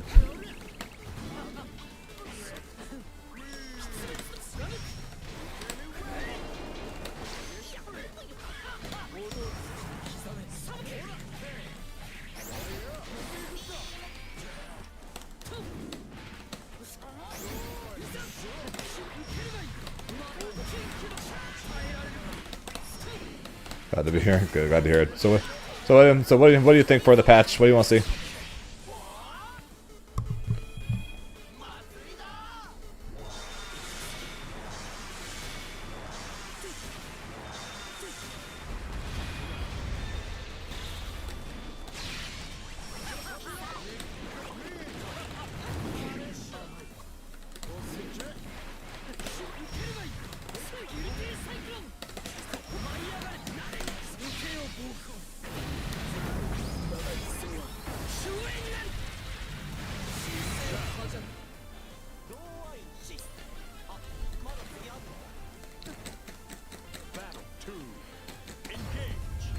new? Also, you're up around.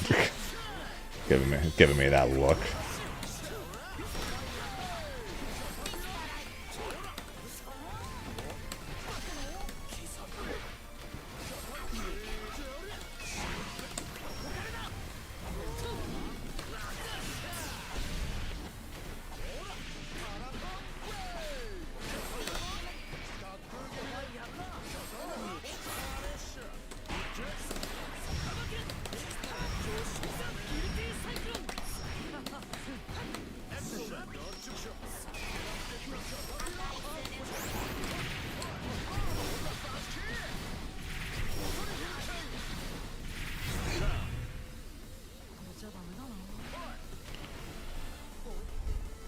So insane strong skills to do.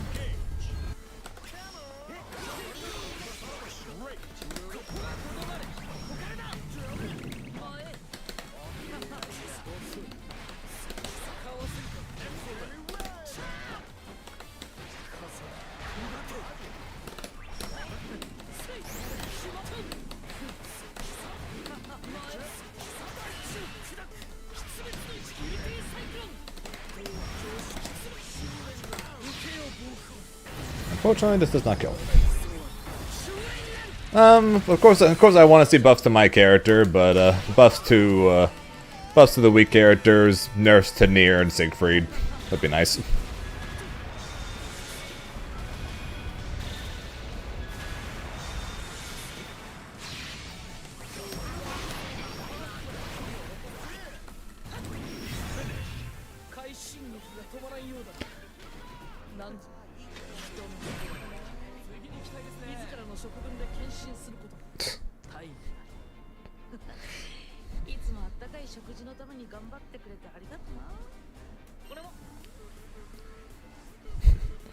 Ashland pain.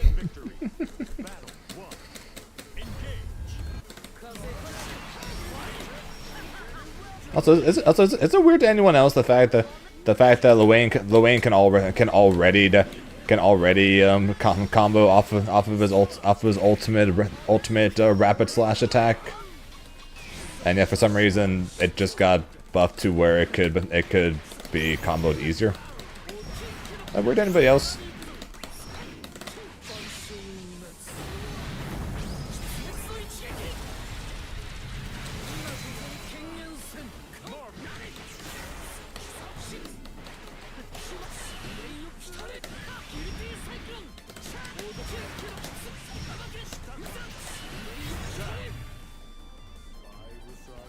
Anyone that does plays Lane?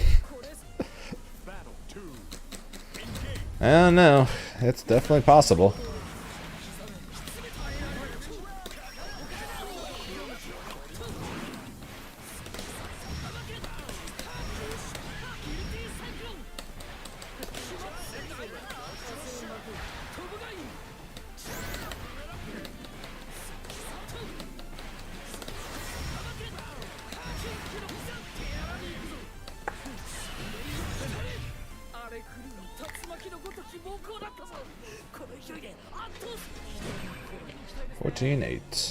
You guys think we can hit? You guys think we can hit 15 before the patch or before the patch notes?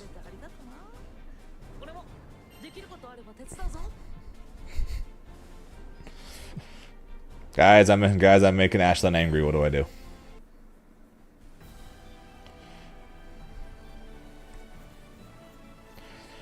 That's basically the land symbol existent like that since they're put in, so doubling down is kind of their thing. Touche. Also, Ashland, what do you want to see in the balance patch? We already know you're getting at least some Luane buffs. So what else would you want? Appreciate the follow though, Ashland. Get into the time machine and nerfing you. Oh. But if you go back in a time machine and nerfed me, that means I would never have gotten into fighting games, and I wouldn't have been able to win any tournaments. If I didn't win any tournaments, then I probably would have stopped streaming. Or if I went even further than back, I probably would have never started streaming. And if you went even further than back, I probably would never even started playing fighting games.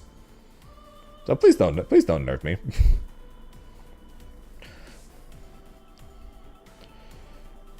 Yes, but you can. Yes, but you can cancel it though. I can't. I would much rather have you. I would much rather have your range, but be allowed to cancel.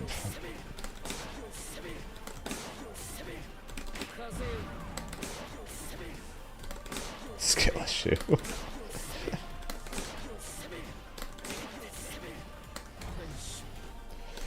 So basically you want the range of my character's sweep, but without the downside of not being able to cancel, and odds are you'll get, and basically guaranteed you get punished for it.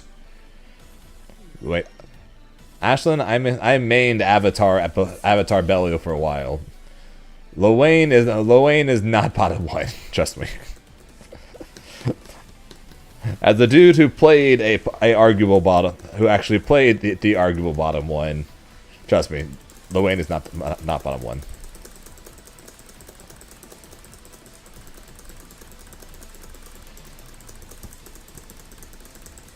Let there be ads.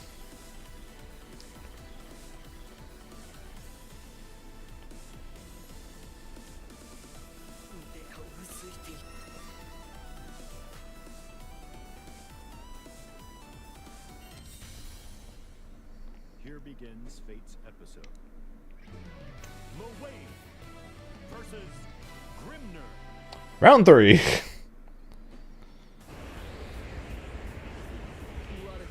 That's a big reason why you. That is true. That is true for the. That was actually perfect timing there, Nightbot.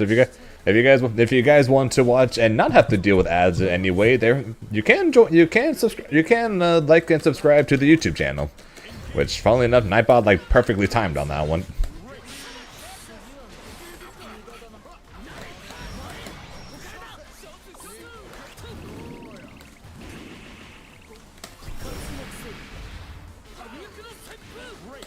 It's like you would think I planned that with how good that timing was.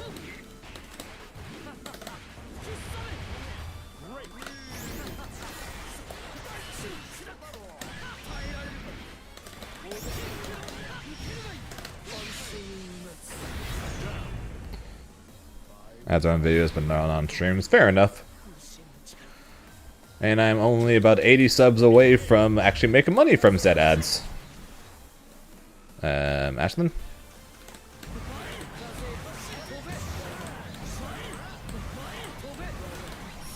Ashlyn, you good? Good. Just making sure. Yeah, I'm only 80 more subs on YouTube away from getting money from said ads that you guys watch on YouTube. So like and subscribe. Like and subscribe and help me get to 1,000 subs.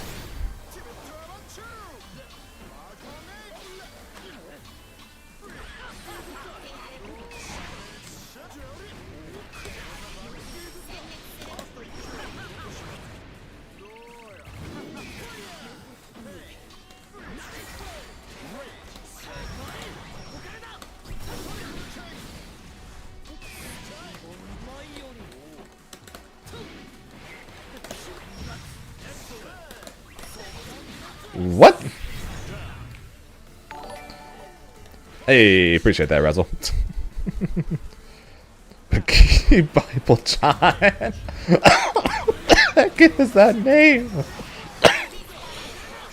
Oh, you're killing me with that name, but thank you for the follow. Appreciate it.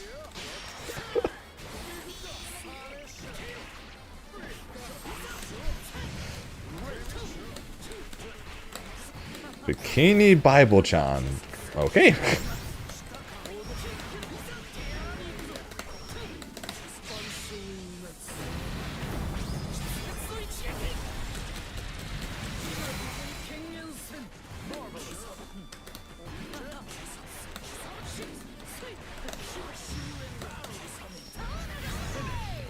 Oh, that's you, Razzle? Bikini... Why? What is that name?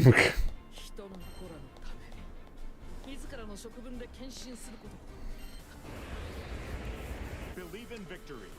Battle 1. Engage.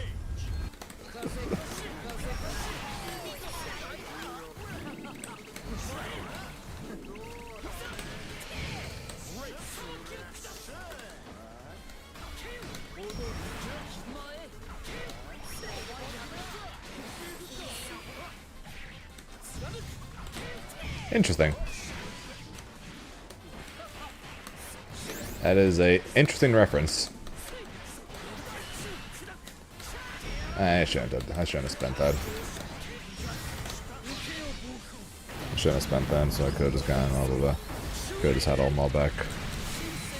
And Freaky, I guess you don't. I guess you don't have ads.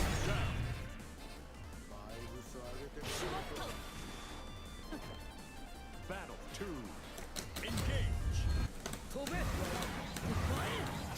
Oh.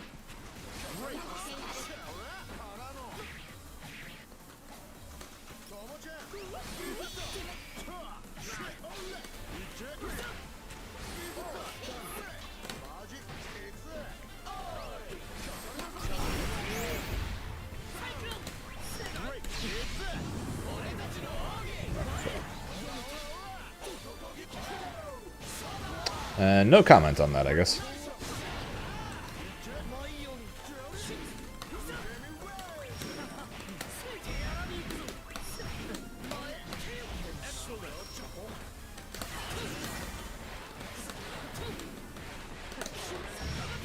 Some people have some interesting nicknames, I guess. Falcon Punch.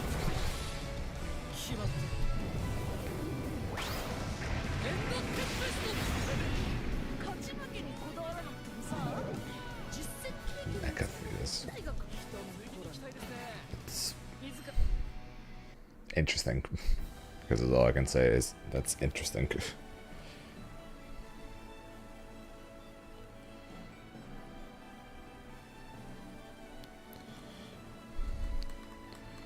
La la la la la la la la.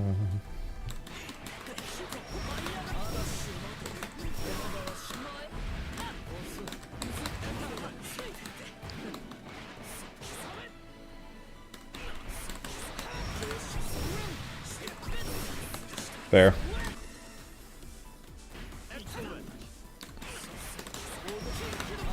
You never read that.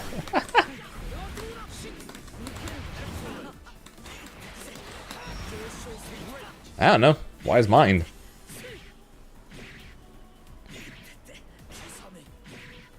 And my close medium is 7 frames.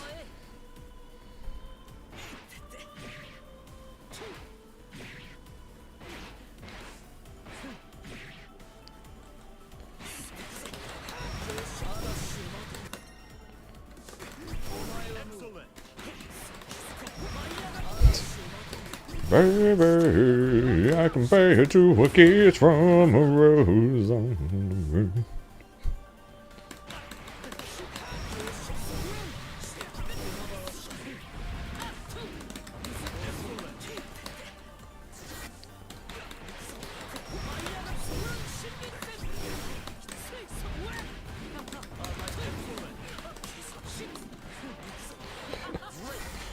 Sorry, Ashton, but every complaint more than likely you'll have when it comes to your character's normals or something, odds are I'll have the exact same complaint for Grimnir. Grimnir is good in many ways, but his normals are not it.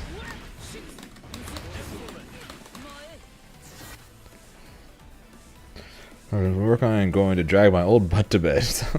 Have a great time, Zone. Enjoy patch notes. Will do. Will do. Have a good night there, Reverend.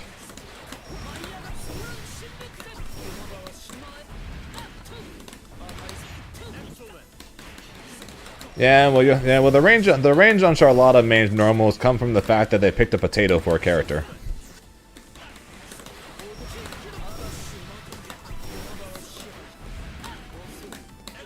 We all have about as much chance of hitting her as she does of hitting us.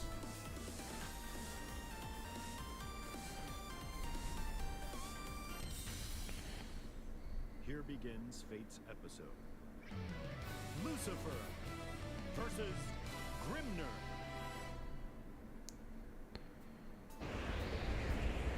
believe in The slow as Grimnir's. battle 1. Engage.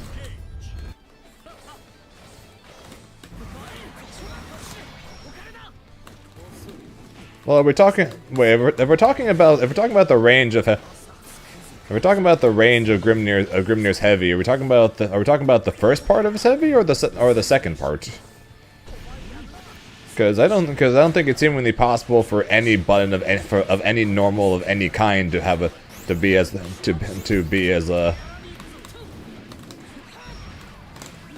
damn it, to be 4 times as slow as Grimnir's heavy, since Grimnir's heavy is 22 frames after all.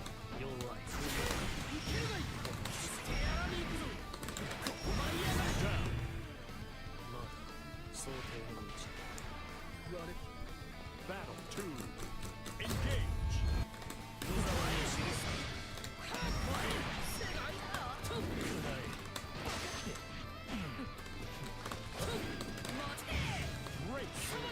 Valsaraga heavy. Yeah, Valsaraga heavy. Now causes crumble and gives him more damage and more combos. Yay!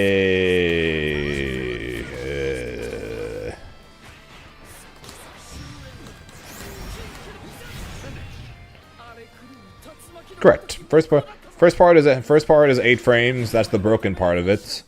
And then the second part is 22 frames, and that's the garbage part of it. Basically, all of Grimnir's normals are terrible, except for half of one.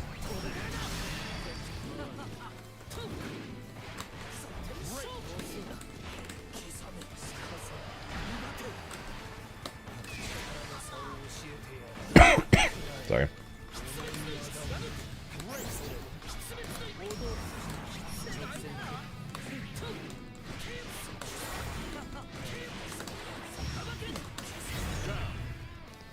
Can I have that half? Depends. Can I have actual good normals besides that half?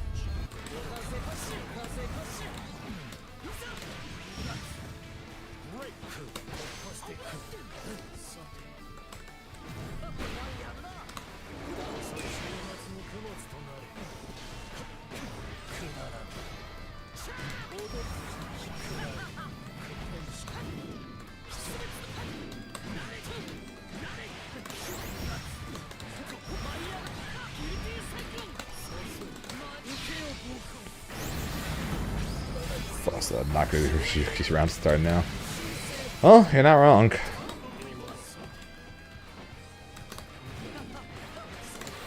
It is very Nago.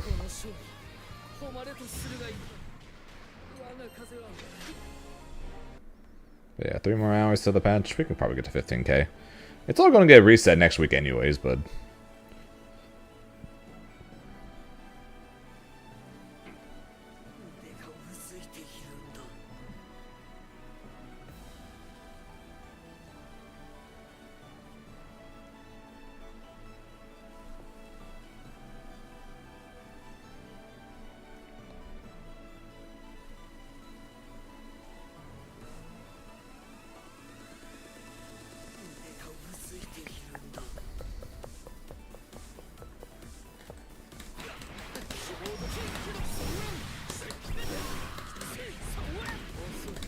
I don't know, actually. The thing just says the diamonds reset at the end of each season. So I'm assuming that means that that's going to just send Master back down to Master 0 diamonds, but I can't say for sure. So the notes come out at 7 o'clock Pacific time or 10 o'clock Eastern time. So we have about 3 more hours.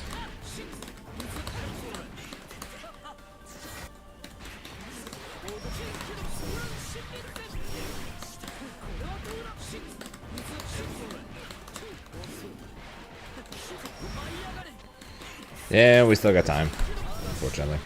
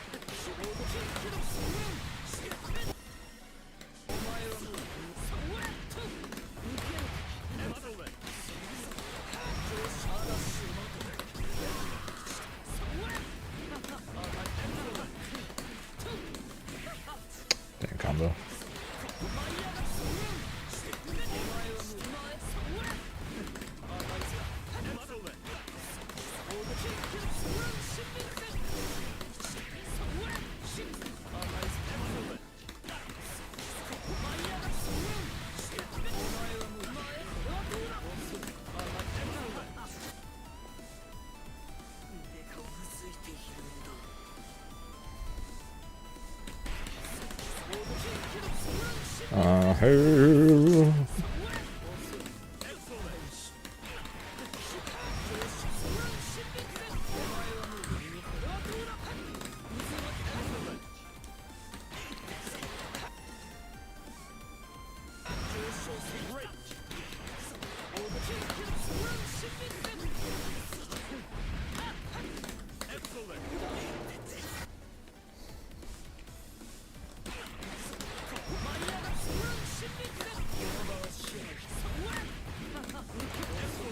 Having Grimnir combos hurts more than playing the game.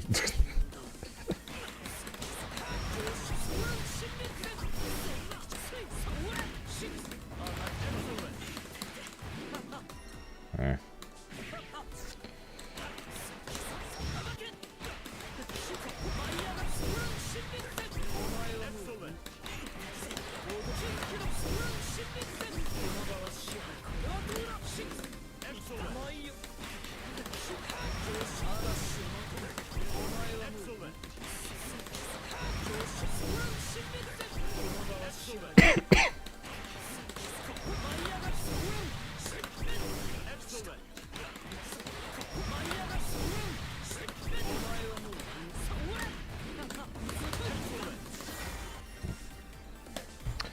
Okay, guess while I wait to find someone, I am going to go refill my water bottles. So I shall be right back.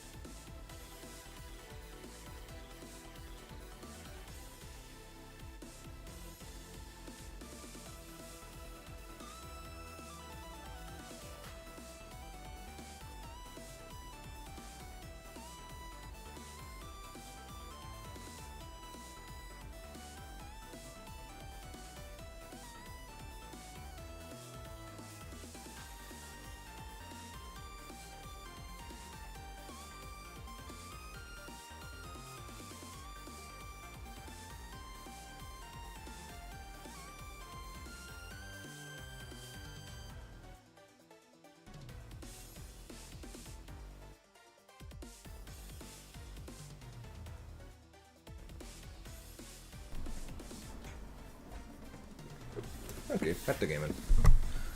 Less than 3 hours to go. Less than 3 hours to go.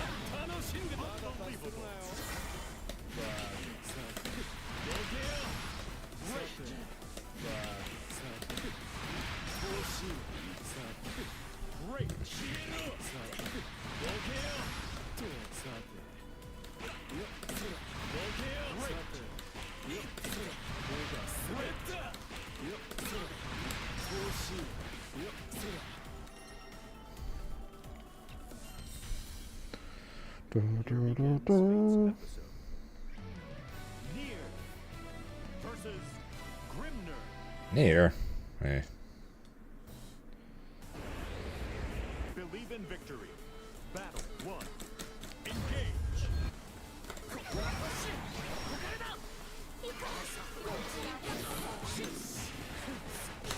Soon, Near. Soon you'll be gone. And then we'll all be free of your reign of terror.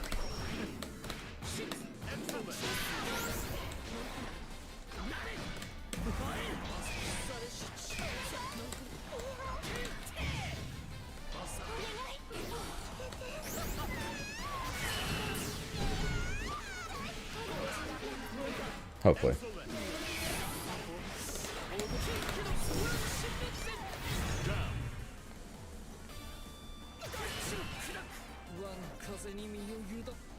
Battle 2. Engage.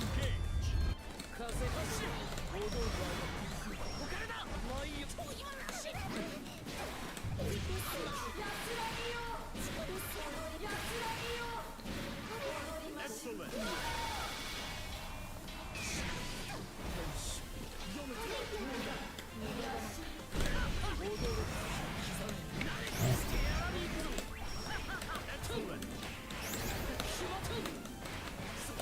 Heck, Elphus. I don't guess I'm a lot of health, but I don't think. Yeah, nah.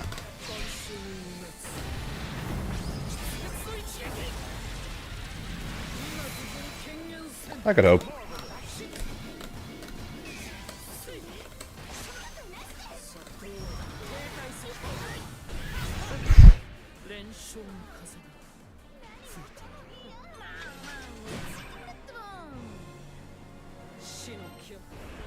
Believe in victory.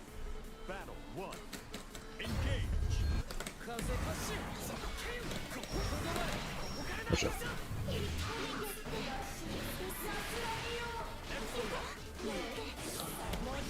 Freedom! Great.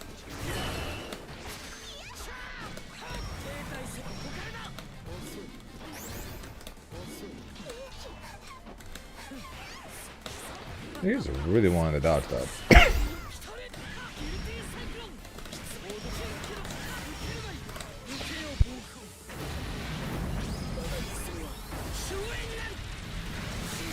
know what's up with people when it comes to dodges. Like, if it works one time, but then some people just become obsessed with it. Like, must dodge everything. They successfully dodge the guard cancel a single time, now they must dodge every time. That was a good dodge, though. But I'm not sure if that was a prediction or a reaction. I'm guessing it was a reaction, so... Also, this is going to hurt a lot.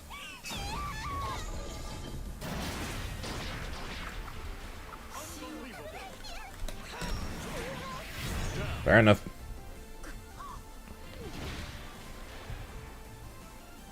Battle 2. Engage.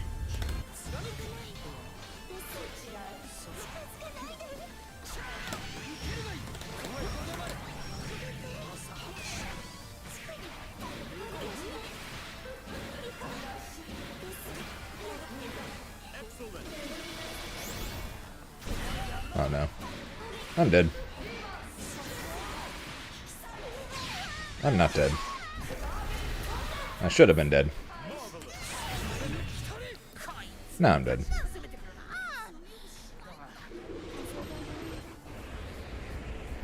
Believe in victory. Battle 1. Engage.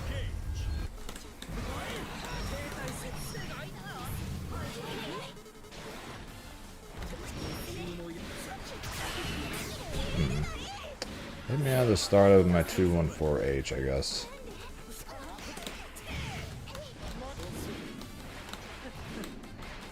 I'm not close enough, right? Oh no, I'm close enough. I'm done. Oh shit, I dropped it. Now I'm done. Now I'm done for a different reason. Well, good though. She died this time.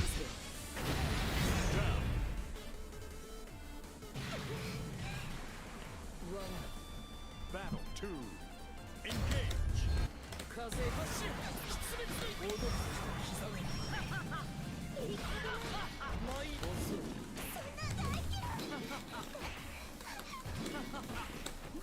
Fuck. Great.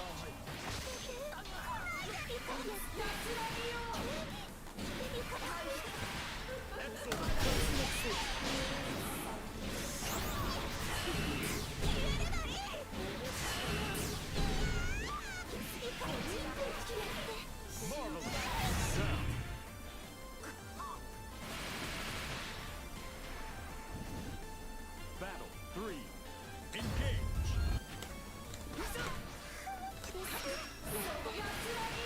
Excuse me.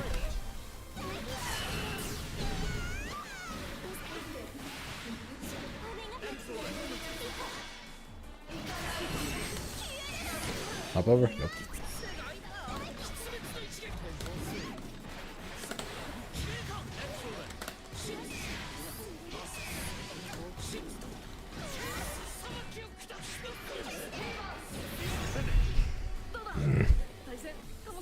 Shit.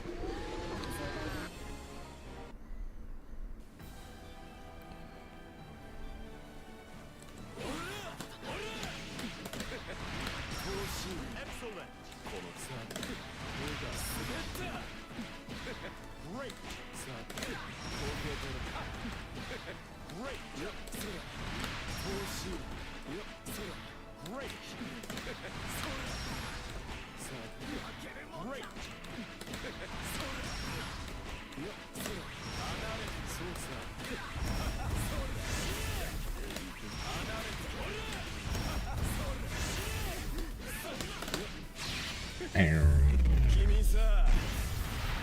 Excellent.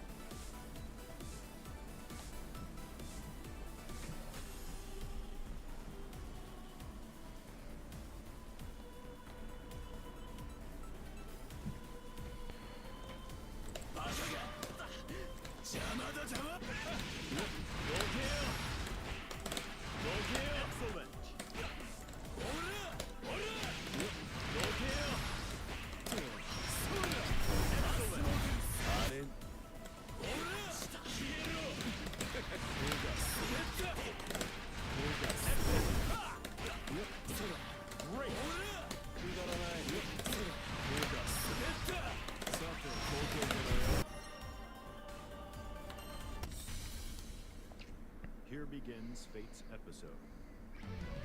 Near More near. Believe in victory. Battle 1.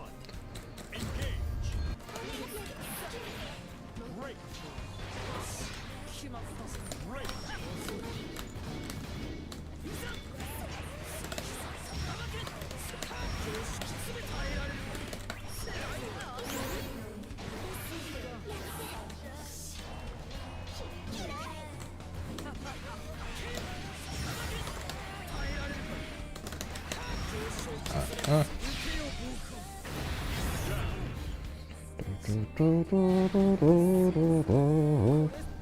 Battle 2. Engage.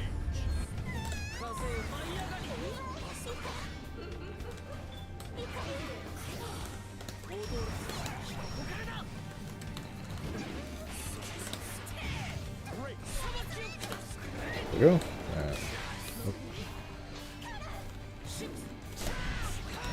And with no wish guard cancel was getting nerfed. Definitely one of the much needed nerfs for this game, to say the least.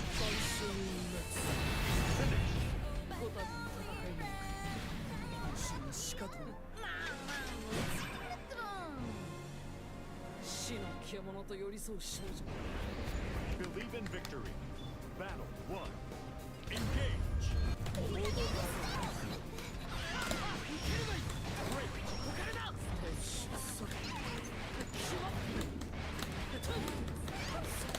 That wasn't a red tag. Okay. Excellent. Alright.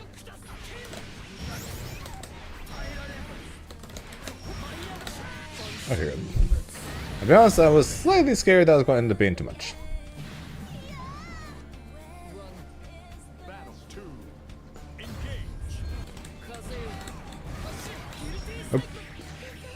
No one saw that. Right? No one saw a thing. Shit. Unfortunately, I think we all saw that.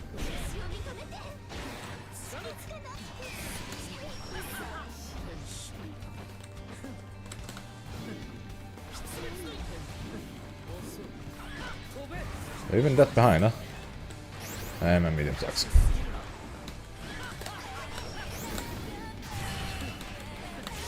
Bye, Nier. Do me a favor and go to hell.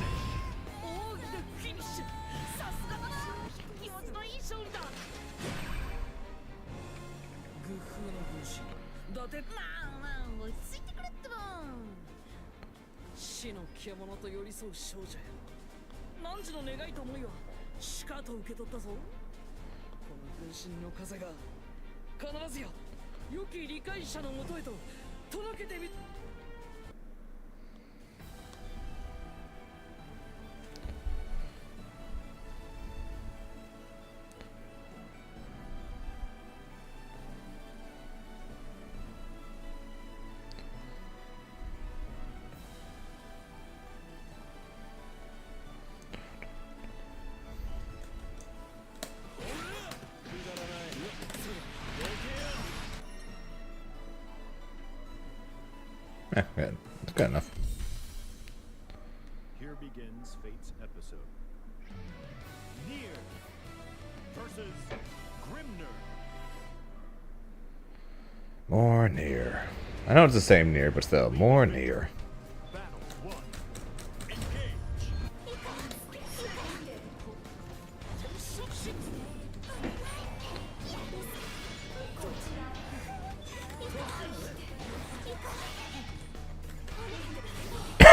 Sorry.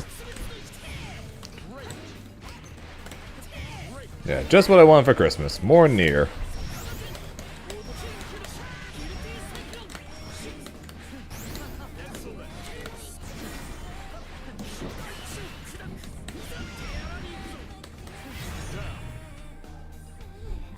I think my dogs are home, because there's a lot of rumbling going upstairs. Glad I went and got my water when I did, I guess.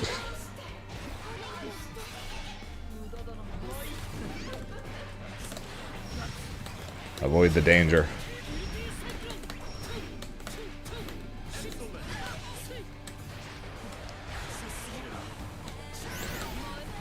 Upstairs is a dangerous place when the dogs get home.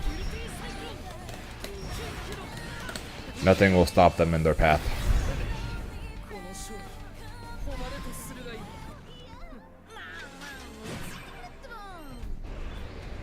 Believe in victory. Battle 1. Engage. 刻め風発進風発進停滞せ前振り切れない耐えられるかロードチェンキの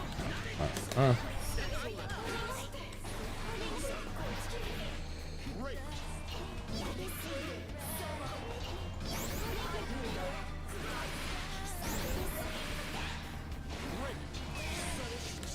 Let me out!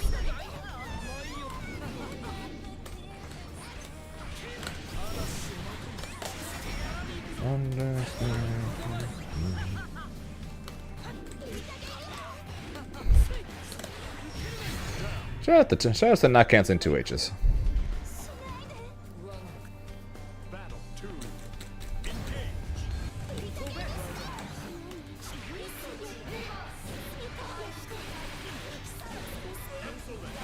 Why did I jump?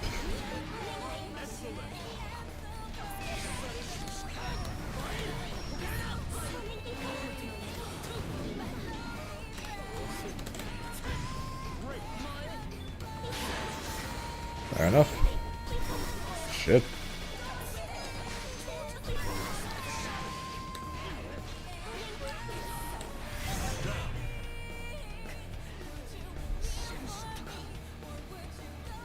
Battle 3.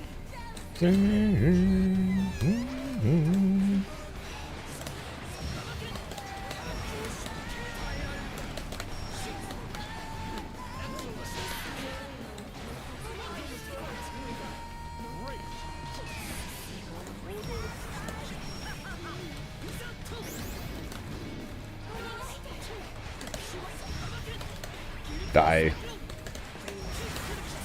Die, die, die, die, die. It's not the same stream. 何時も軍神を名乗るにある戦績を上げているな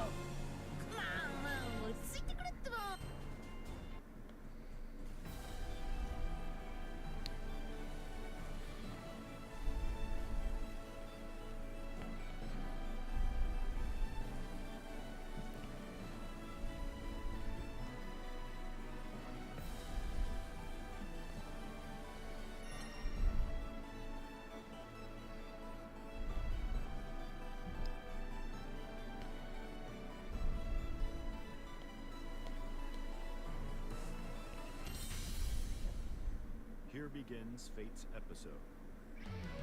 Grimner versus Nier. Again.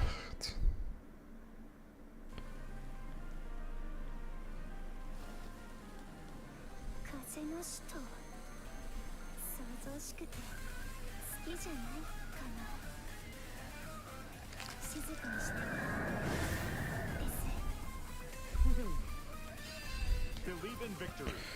Battle 1. Yeah, literally counting it down.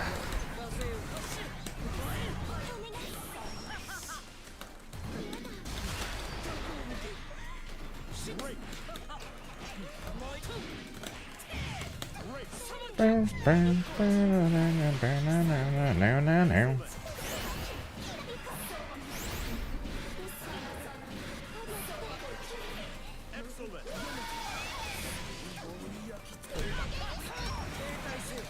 Ah.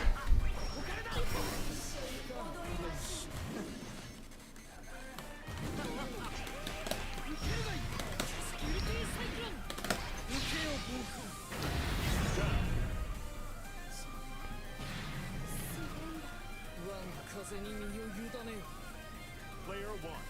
Win. Battle 2. Engage. 飛べ風発進行動世界だ遅い遅すぎるな刻め舞い上がった手荒に行く遅い遅い Excellent.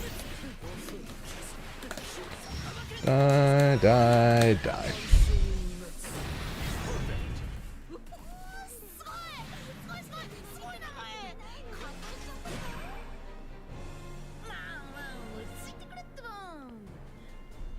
死の獣と寄り添う少女よ。汝の願いと思いは。 Believe in victory. Battle 1. Engage. Ugh. Great.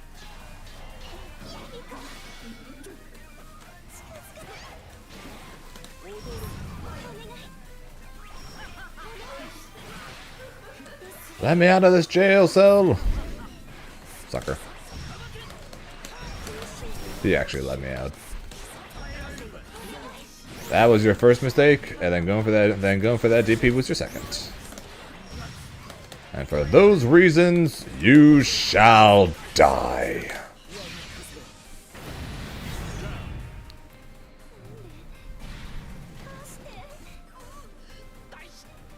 Battle 2.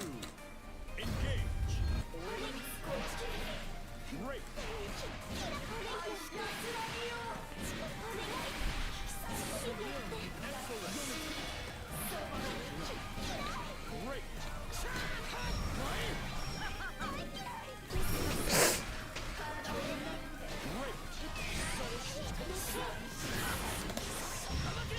Okay.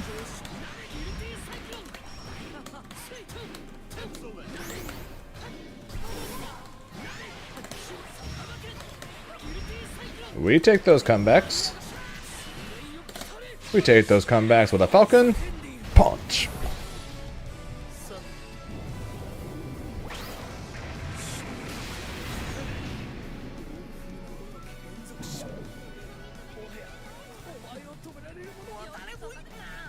That was flipping awesome. 死の獣と寄り添う少女よ。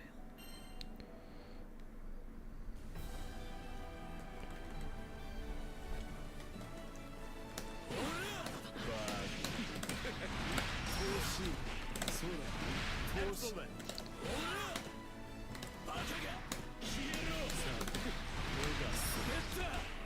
Excellent.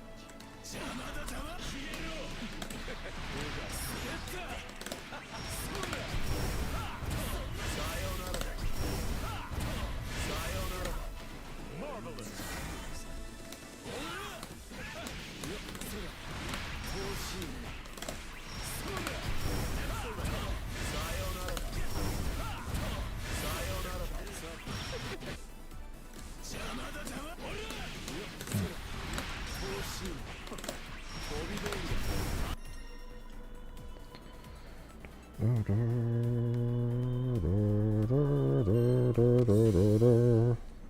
Here begins Fate's episode.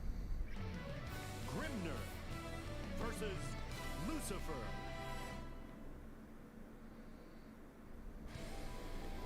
Believe in victory. Battle 1. Basilius. I can't even see the name. Zerp.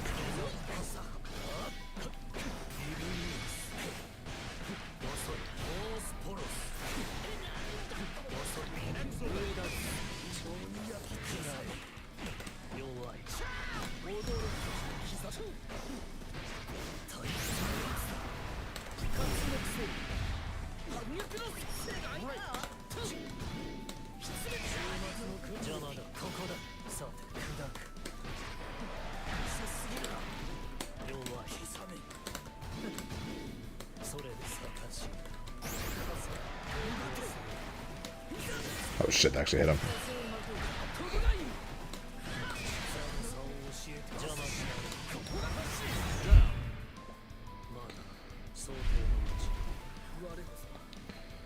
Battle 2. Engage.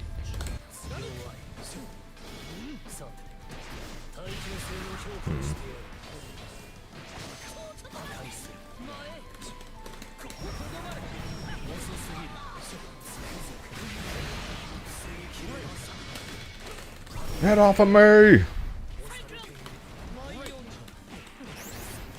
Surprised that hit. But we take him.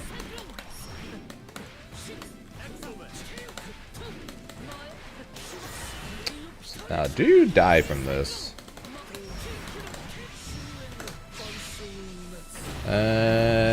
Maybe? Yeah.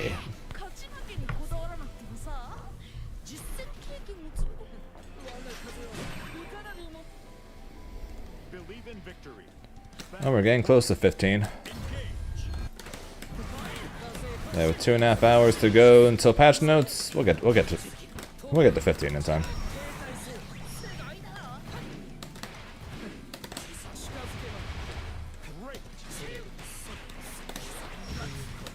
No idea why he got hit there.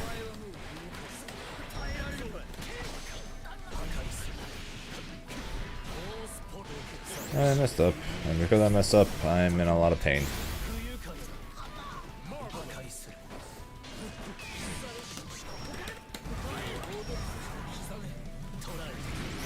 I dashed into that.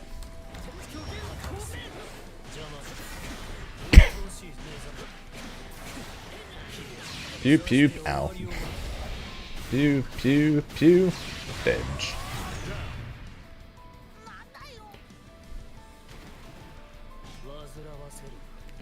Battle 2. Engage.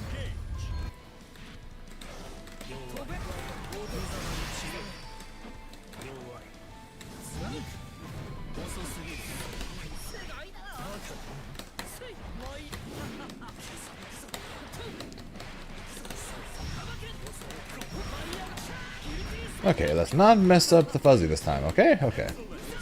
Thank you.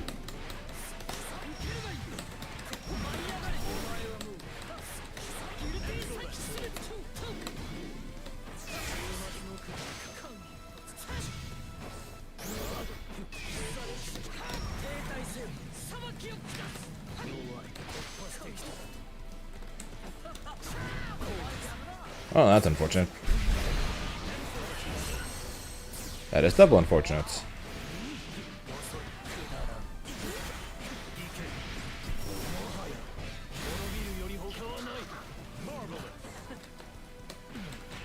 That's fine.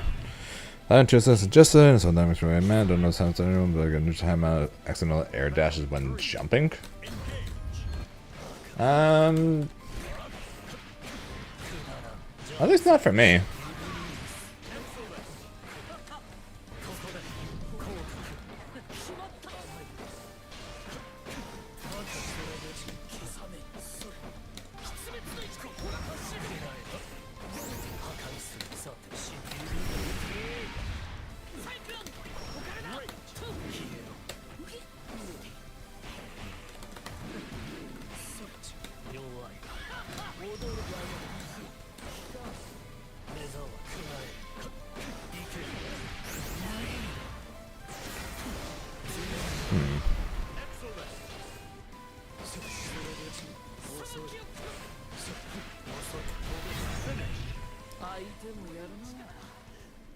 Interesting. Yeah, not that I had noticed from when I was playing, at least.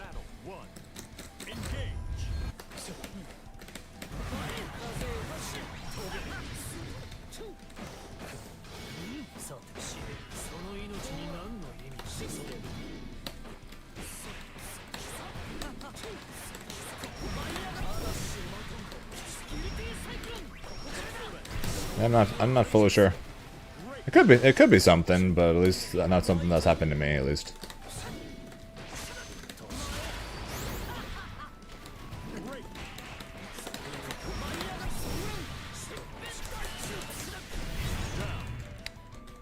I do. Also, if you look at the Beerus and the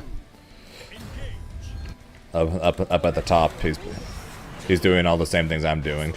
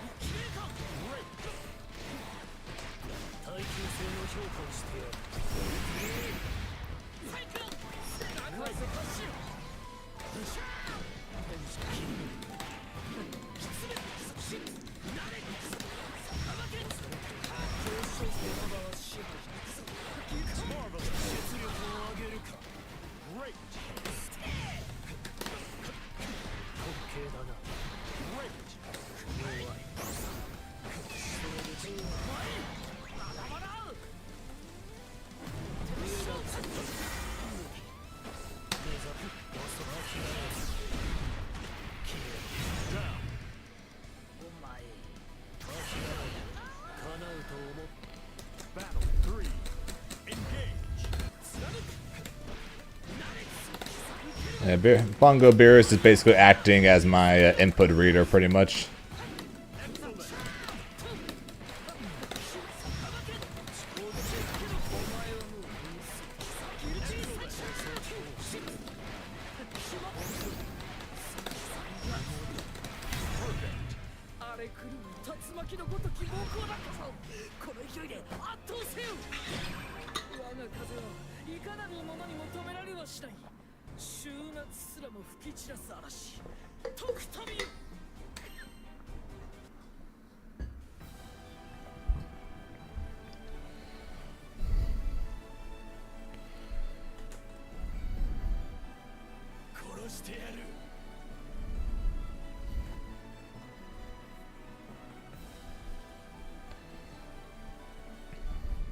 What, the Bongo Beerus? Oh, it's not a GIF. It's not a GIF. It's not a recording or anything. It literally does the exact same thing I'm doing.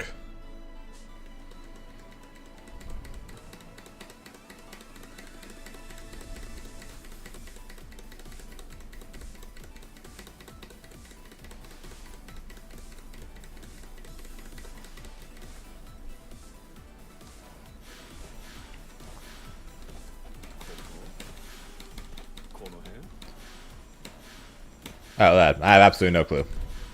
I'm not the one who made it, so I have absolutely no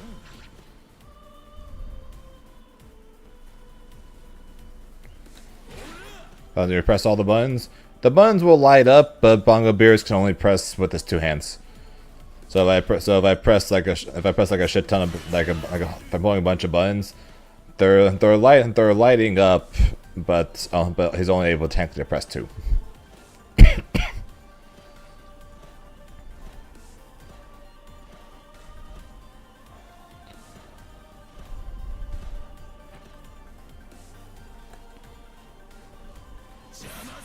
No.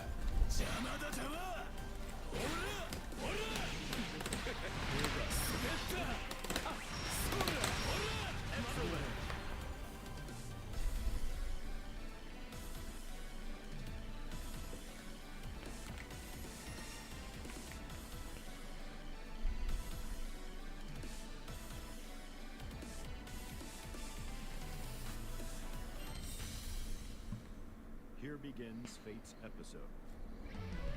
Nier versus Grimner. It's Beerus. Beerus doesn't have muscles.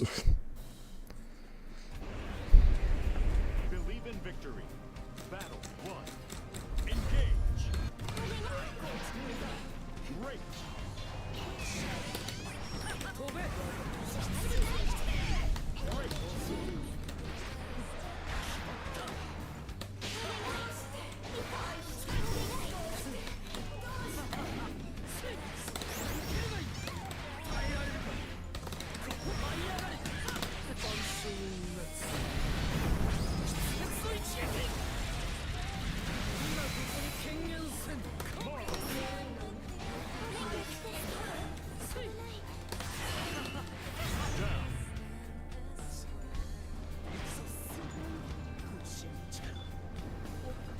Battle 2.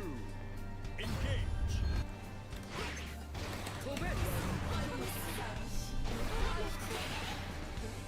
I'm gonna get to 15,000 with Grimnir, and then we'll play Avatar for the rest of the way until we get to the patch notes. How about that?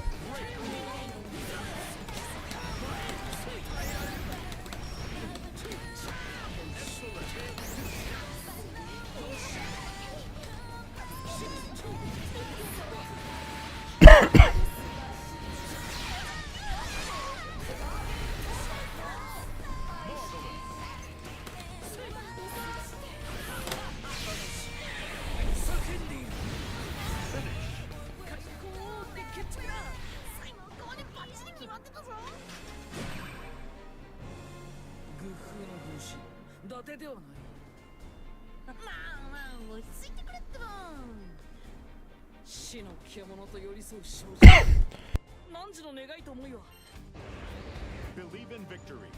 Battle 1. Engage. Yep, we're only 78 away.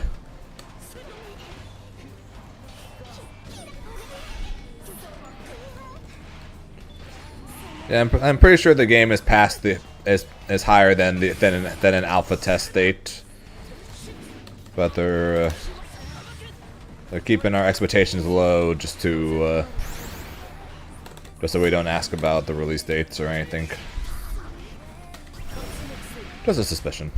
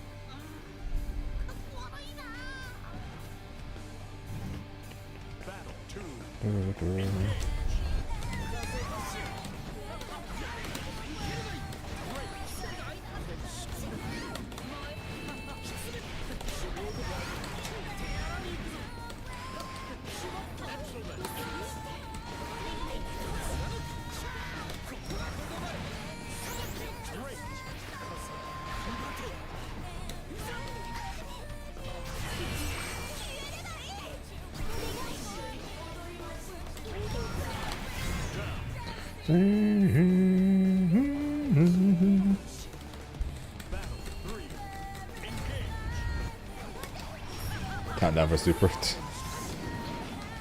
I'm surprised by how many people seem to hate the down supers.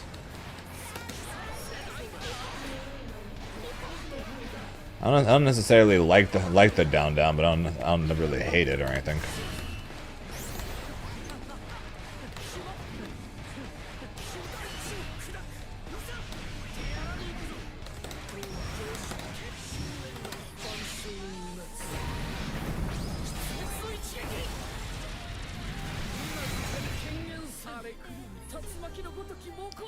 Yeah, isn't that really going to end up mattering, like if you're trying to do like a raw super or something?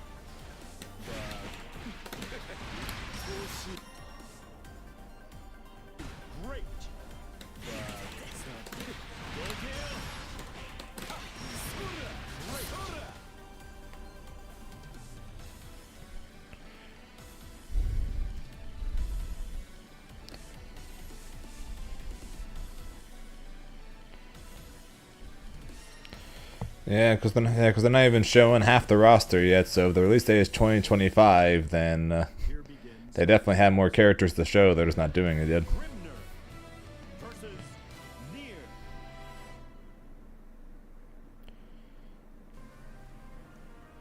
Believe in victory. Battle 1. Engage.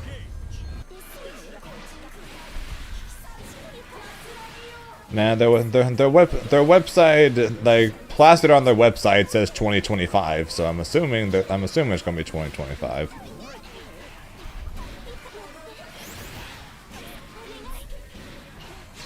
Like their entire website, like literally moving across their website, says coming 2025. Battle 2.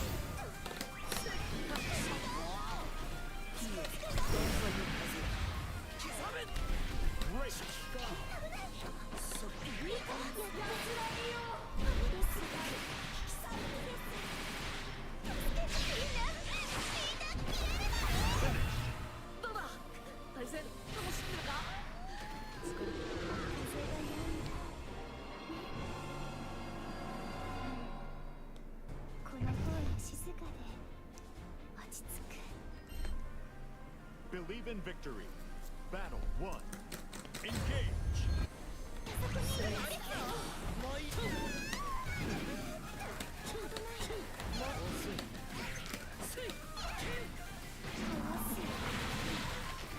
Great.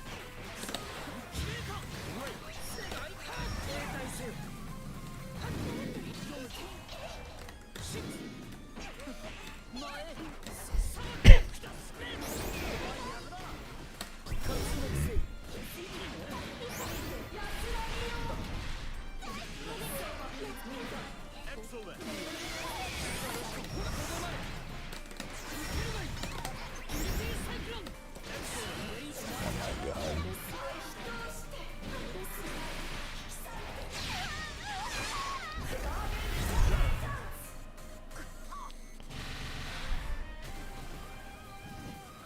Battle 2. Who knows? It could end up being December. So what technically mean they weren't lying. Would absolutely suck if that ended up being the case.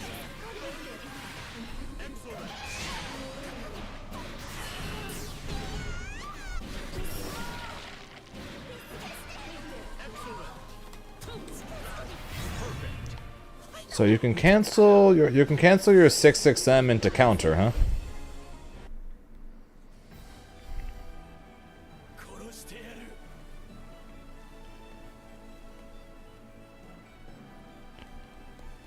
Yeah, that makes sense.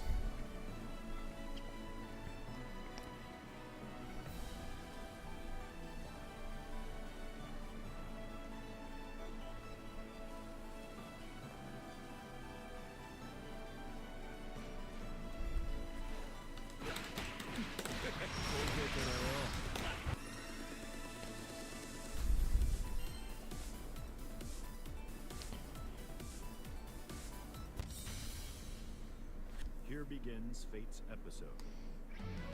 Grimner versus Nier.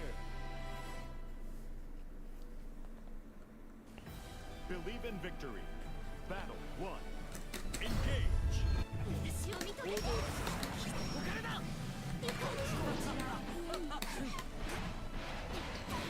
I hate my normals.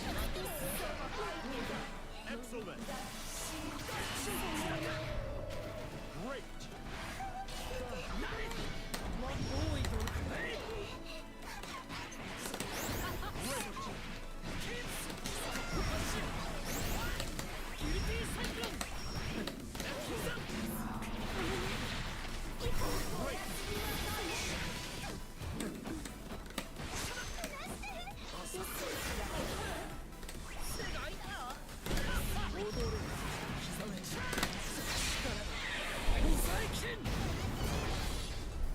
I doubt they're going to buff a bunch of his normals.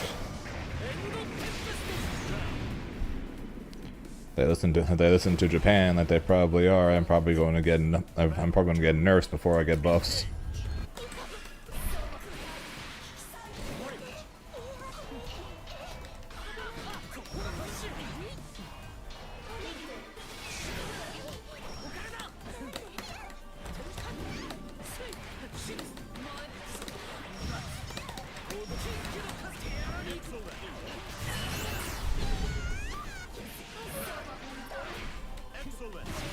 Yeah, it says the near player.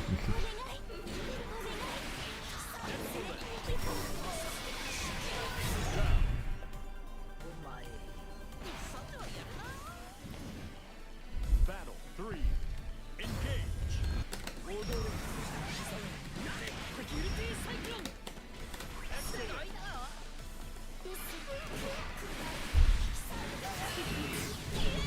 You're the one constantly screaming at me that she doesn't need nerfs.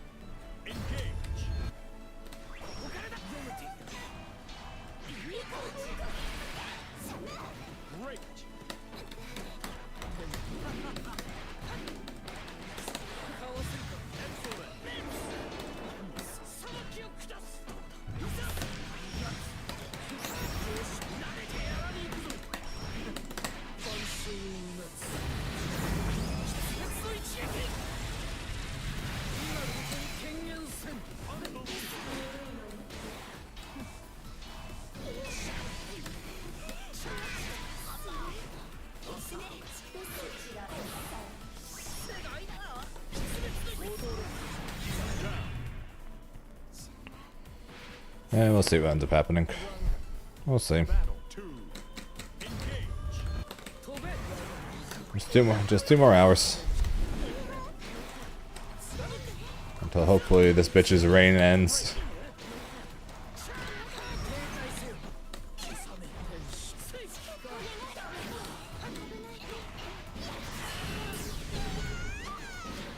Well, she got a pretty nice buff. She's getting a pretty nice buff in the patch. Being able to cancel into grabs from her rolls.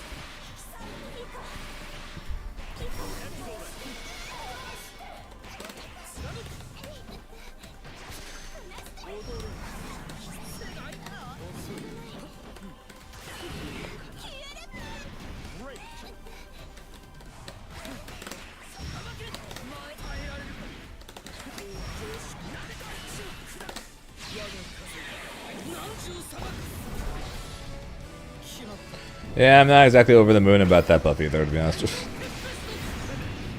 青蘭のごとき気持ちのいい勝利だ。千年語られる伝説の戦いとなったな。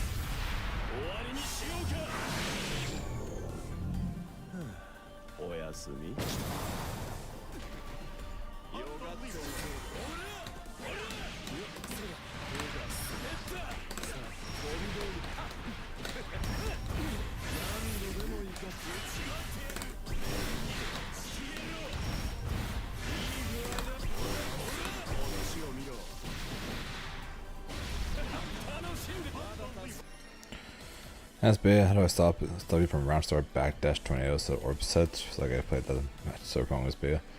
Yeah, so Beatrix has a weird Beatrix struggles a bit when it comes to stopping the setup.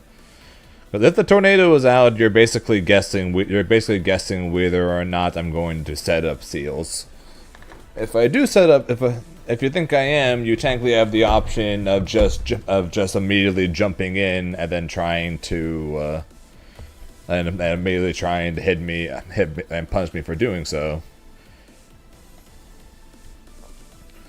Otherwise, same thing. If you think someone's going to do round start, you can do round start backdash. You can do round start 2-2M to try to catch the backdash. You can just sprint after them and then go 6-6L to punish them for doing backdash tornado. If they're going to do backdash tornado every time, and just do dash forward jump to then punish them for throwing a tornado. There are a couple options, but it does end up coming down to a read more so than a reaction.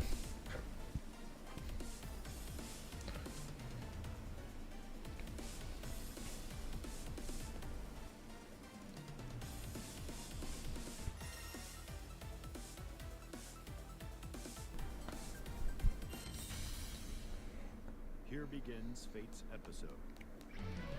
Lucifer versus Because Beatrix doesn't really have that many options once the tornado is set up. Believe in Victory. Battle 1. Engage. Because basically, unless you have 50%, which you're not going to have round start, you don't really as Beatrix, you don't exactly have an option to really beat the in place tornado.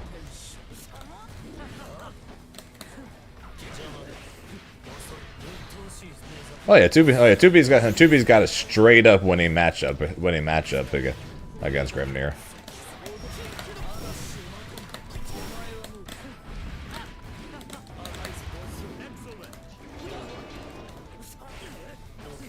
Because Grimnir just straight up cannot. Grimnir can just straight up not deal with her range.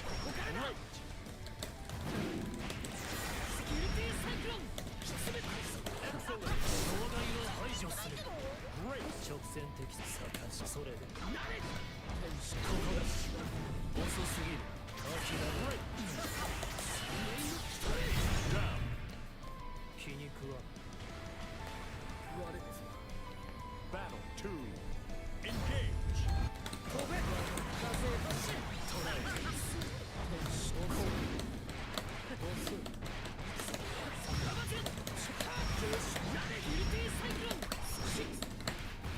Excellent.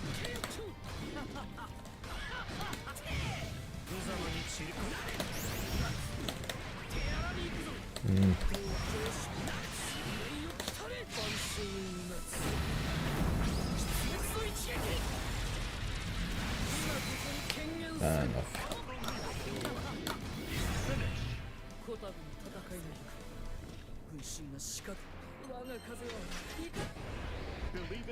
So what are you hoping to see on the bounce patch there, Shao?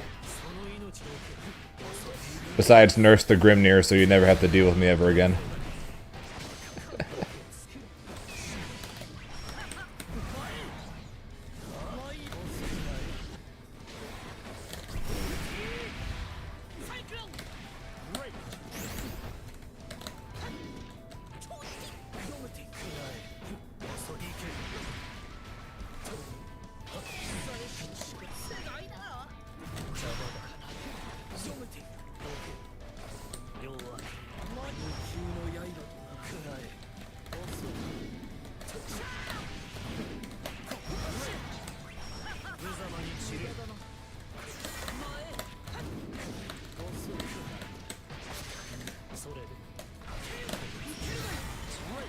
Really?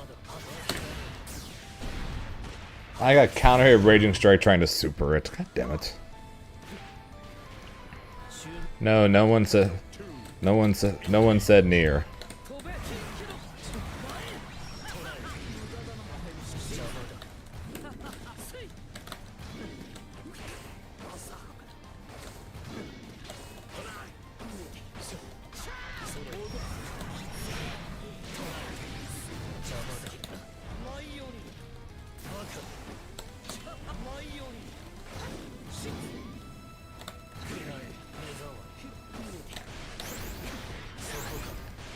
Yes, and I want her. Yes, and I want her dead.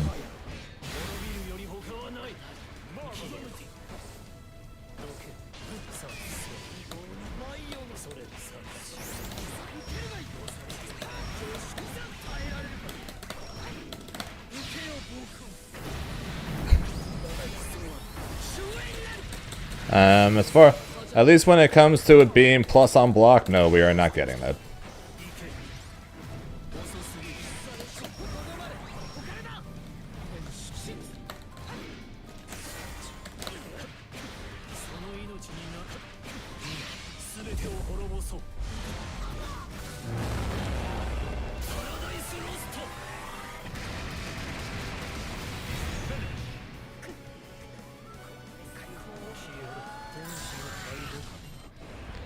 Believe in victory. Battle 1. Engage.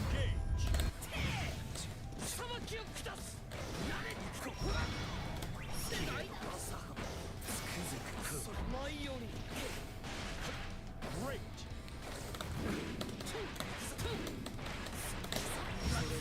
You're always plus on block.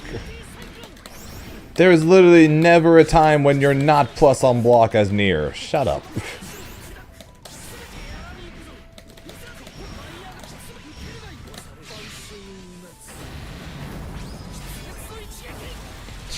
No, shut it. 権限戦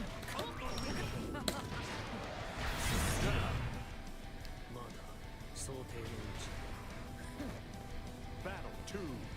Engage. 飛べ You like for far L into Rage Strike not to combo anymore, huh? That's interesting.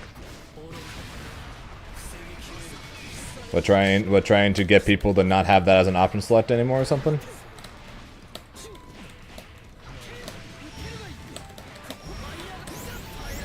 But yes, Rage Strike into Rage Strike into Rage Strike for combos is kind of dumb. I will definitely agree with that.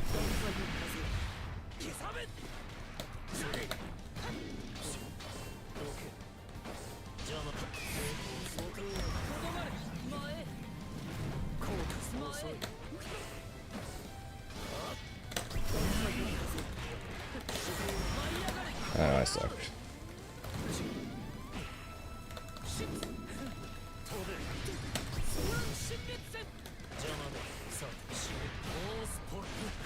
Oh, I am so bad at this game. I am dead twice there.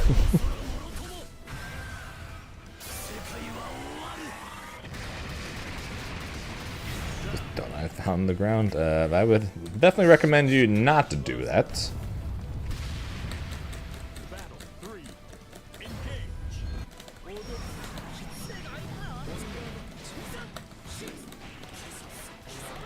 Great. 対応してみせる Then you got bigger problems than than near nerfs. Then that's for sure.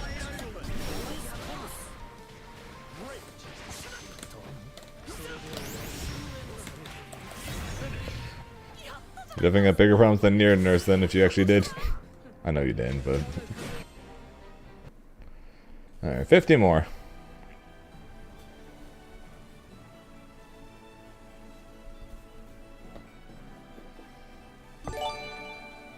Yo, Bosnian with the 5 gifted. Appreciate that, Bosnian. That's indirect nerf in the year. That's an indirect nerf to everyone!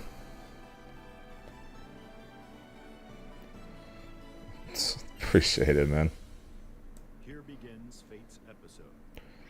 I bring myself down. Versus Lucifer.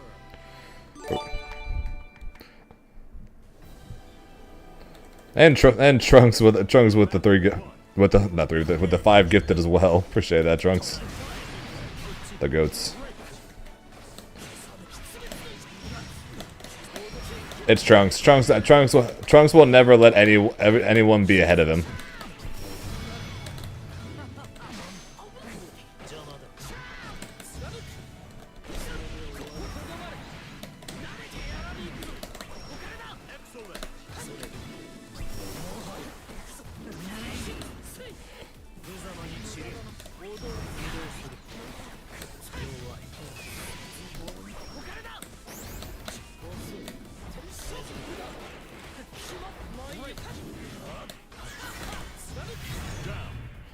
That's why I'm dead. Says a Sarva sub war. Battle 2.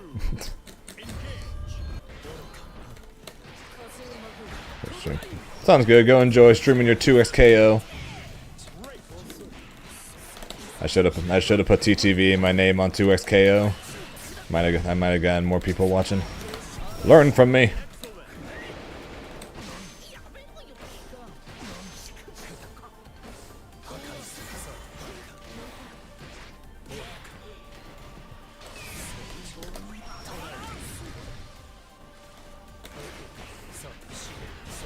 The TTV does work. Yeah, I said I would add TTV to my Granblue name with the balance patch, since I probably because Laid Way Back does it, and he gets a lot more people than me. So it's been a while, and I haven't had TTV in my name since the early days of Dragon Ball. Probably should have done it for 2x KO, but oh well. I shall add it for Granblue and for future 2x KO stuff. So I need to get more people to love me.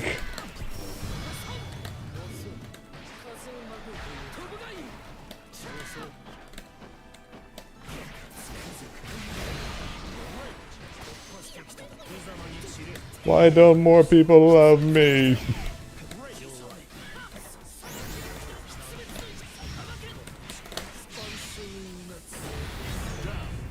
We love you. We love you, and I think you're mid. Touche. Battle 2. Engage.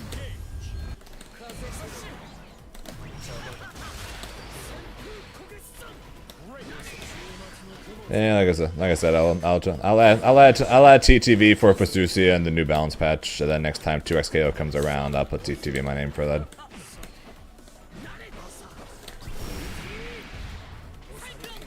Why indeed? I blame time zones. To be fair, Trunks, I blame time zones for many things. I blame time zones for the fact that we don't have the balance patch notes right now.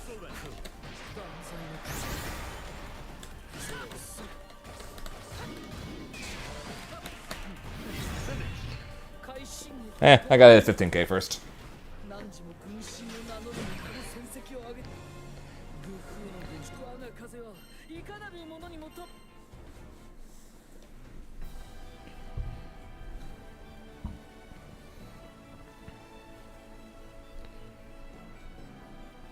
So are we just gonna blame time zones for everything?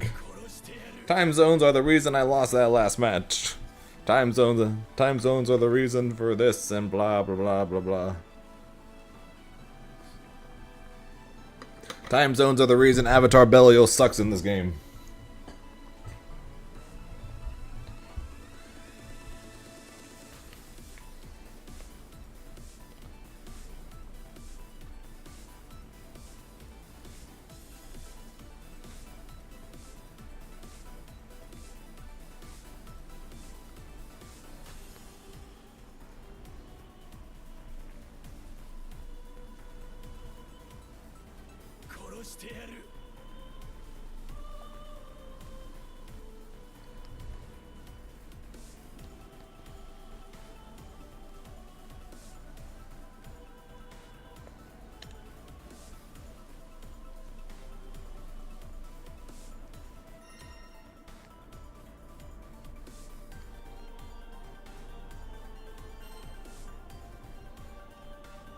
That's probably the decision.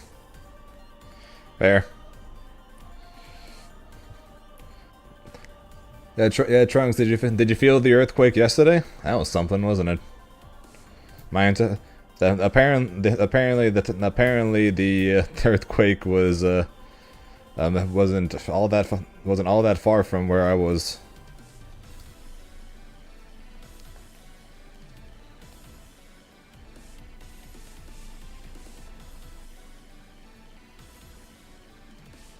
Surf went safe. At least the people in my house were. Yeah, the earthquake was 11 miles from my house.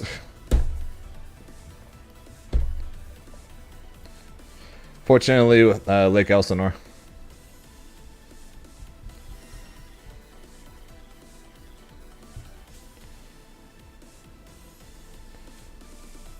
Yep, 4.0 earthquake.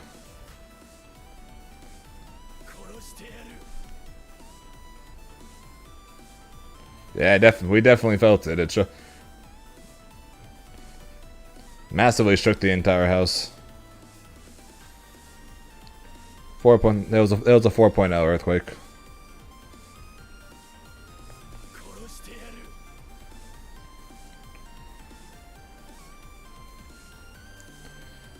Yep, nothing damaged or anything, but that was definitely a jolt, that's for sure.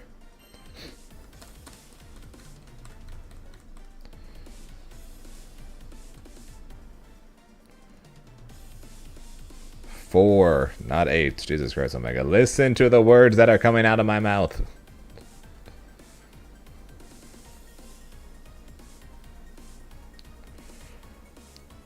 If it was, trust me, if it was an 8.0, that was 11 that was like 11 miles from my house. Oh dear God, there would probably be some damage going on. There probably would be at least some level of damage and a whole lot of shaking going on.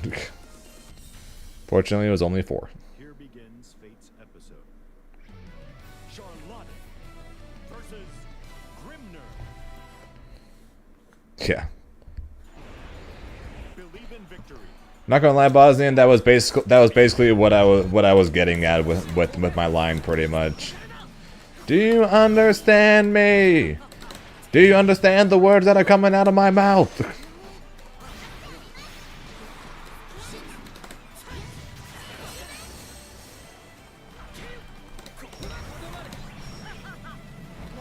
Yeah, I definitely would not be streaming today. Also, would not have streamed yesterday.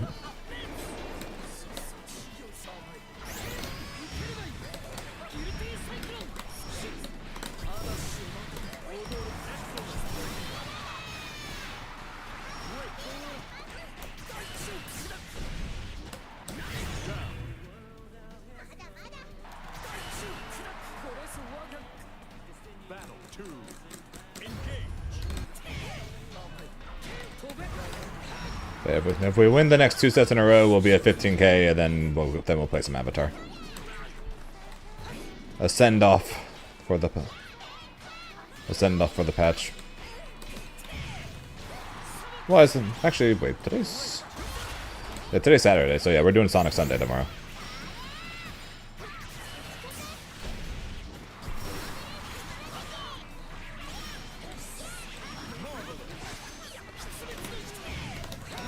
Nah, Mega. Speaking of the sun word pass, I do. So when I was at Worlds for Dragon Ball this last year, I was hanging out with some of the guys from the West Coast outside the tournament or past the tournament, and one guy basically just repeatedly and continuously kept trying to get me to say the N-word. And when I say repeatedly, I mean repeatedly. He kept trying to get me to say it. He's like afterwards when he was telling the story to people, he was like, "Oh yeah, I was giving Zane the N-word, but the N-word passed, but I was very proud of him. He kept refusing to say it, even though I kept trying to get him to do it." I'm like, "Yeah, thanks." We spent an entire night hanging out with him trying to get me canceled.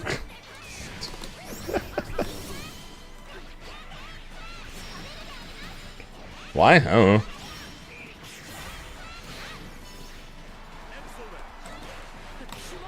Not sure if it's just humor or what it is, but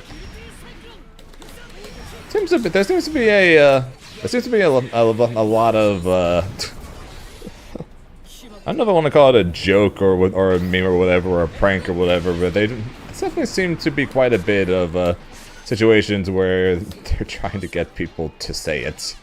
I don't know if it's just to prove that they can get people to say it or what the hell it is, but they definitely try to get people to say it.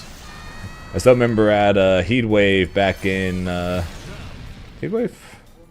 No, BBB last year.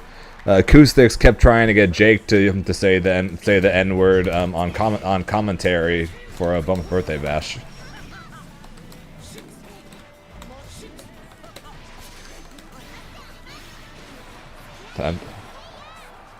And I'm just like, what? I'm just like, why did people do this? I know Acoustics is a troll. I'm not surprised that he did it. I just don't get why people do it. It's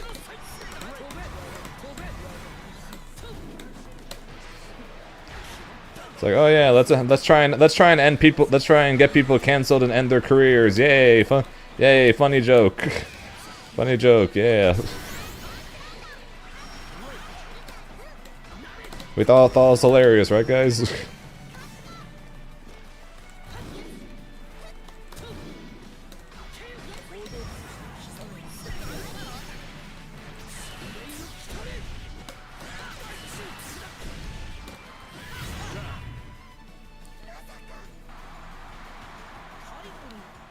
Battle 3. Engage.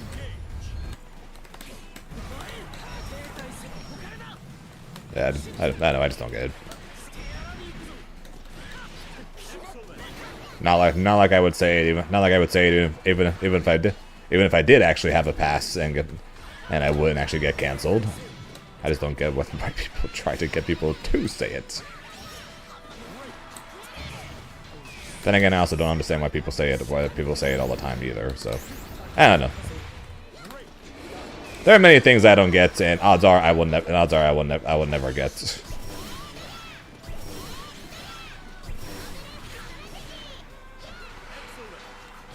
Probably best for me to just leave it at that, pretty much. I don't get it, and odds are I will never get it.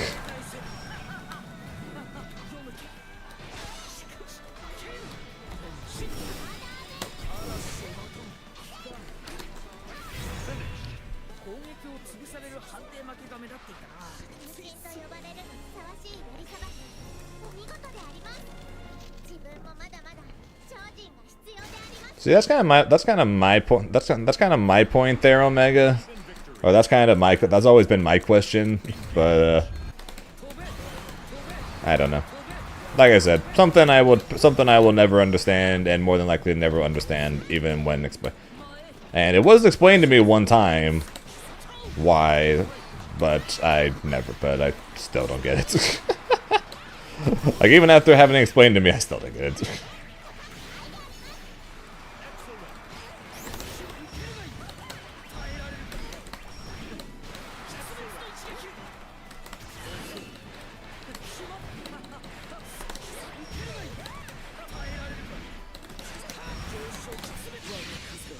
I was in Chris Carr the movie a long time ago.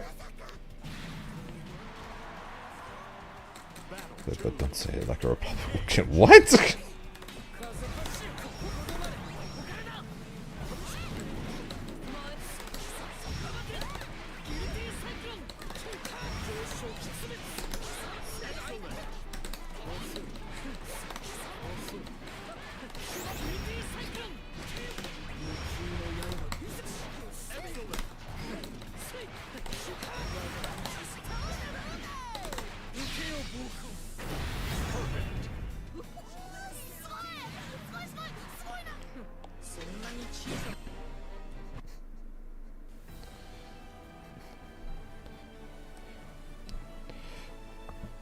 Yeah,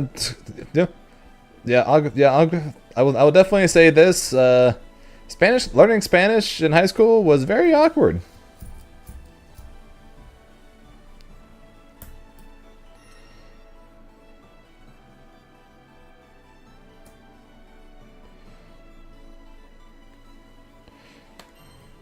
The Spanish word for black.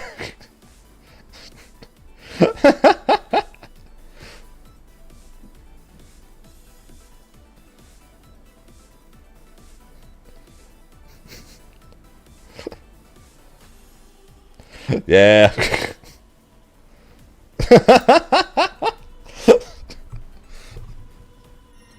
I know it's just the color, but still, as a white guy, it's still awkward.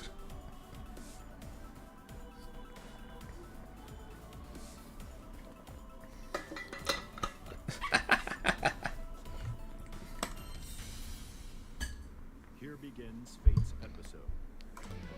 Charlotte versus Grimner.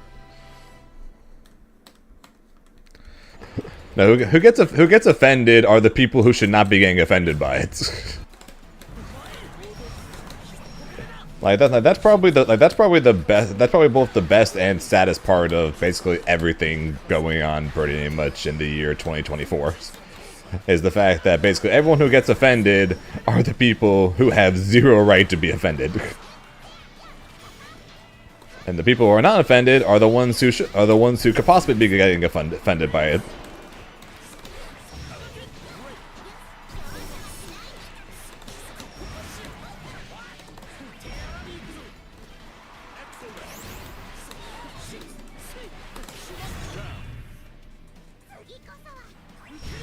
I don't tell me about it. I'm always getting offended.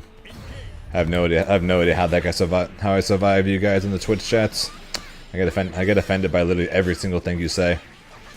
I mean, look how I react to Omega every time he even mentions the name Nier.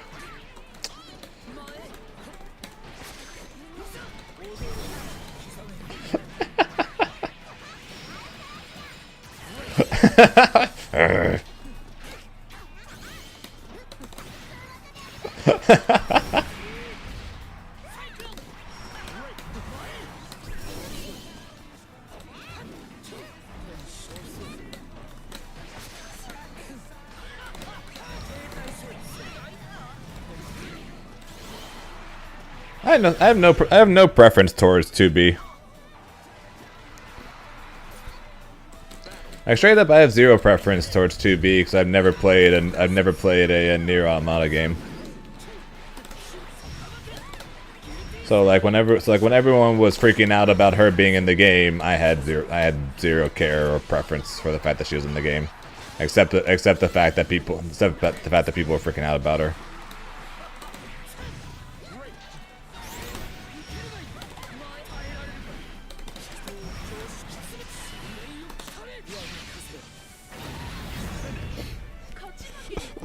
Granblue Nier, not 2B. Believe in victory. Battle 1. Engage. Now Susie can both say hi to people using both Espeon and the Beerus Bongo Cats.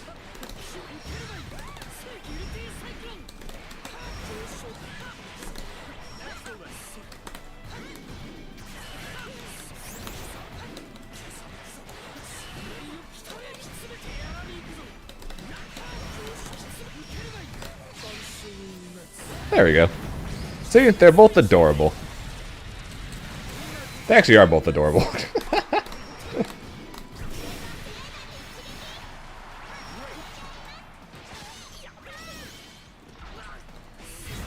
Jab.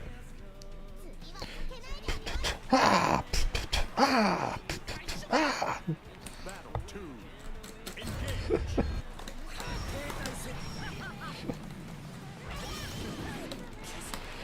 Sounds good. Go enjoy your 2x KO.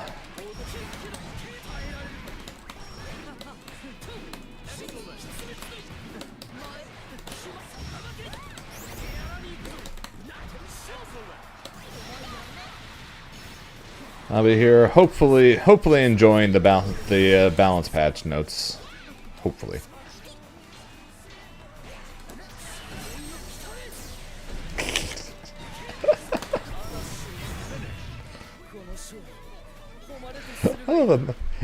I refuse to brave counter either like any of his last couple of Gargants. He's like I'm gonna do the same to him. Then I just killed him.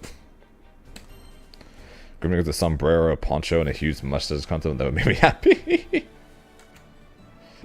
Viva la Grimnir.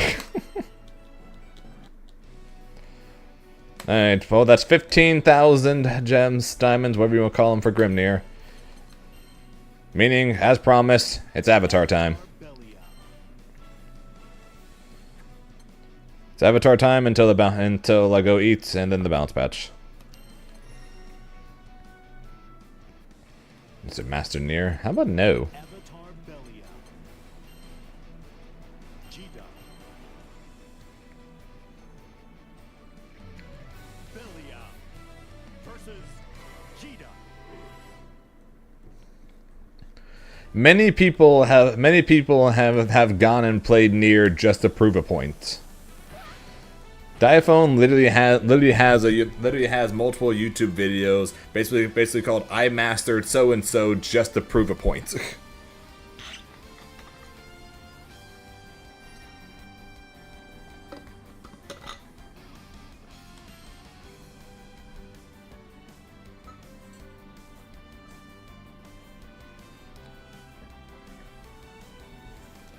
I think that's kind of the point.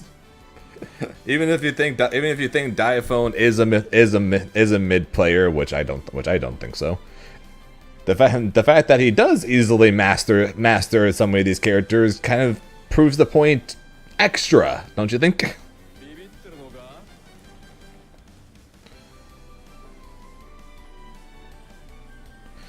February patch dropped and people were saying Nier was no longer OP and Sig was top 1.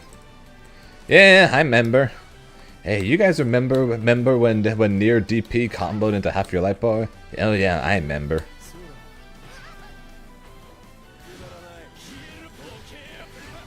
To be fair though, Musketeer, this patch is going to include way more changes than the last one, so we'll see what happens. And we'll actually include changes to Grimnir this time. Here begins Fate's episode. Vaseraga versus Belia. If Diaphone is mid saying I'm trash, is it insult to trash player?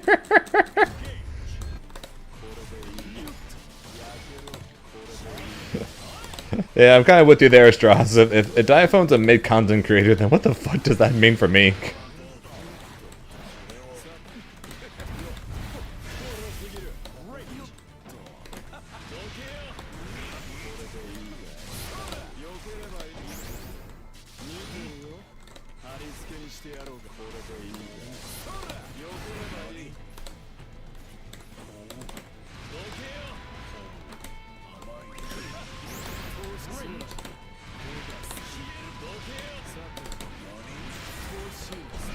I messed up.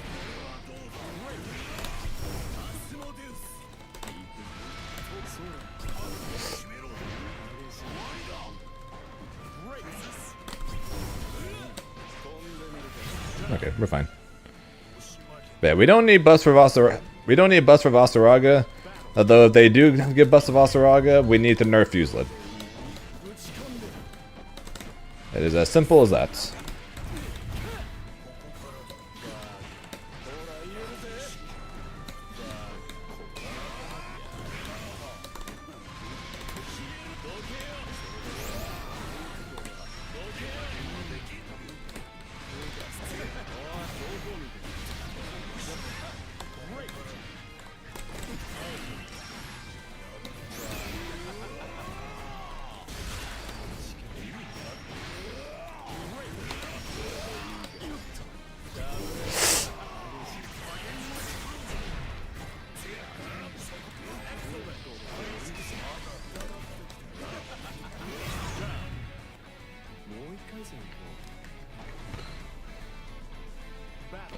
Cooking you in 2x. Just, in case you don't know, Strauss, if you're losing like if you're losing like 10 games in a row or whatever, you can leave the lobby and then join a different lobby, and you'll get put with people who are closer to your skill level, and then you can do that you can rinse and repeat that basically.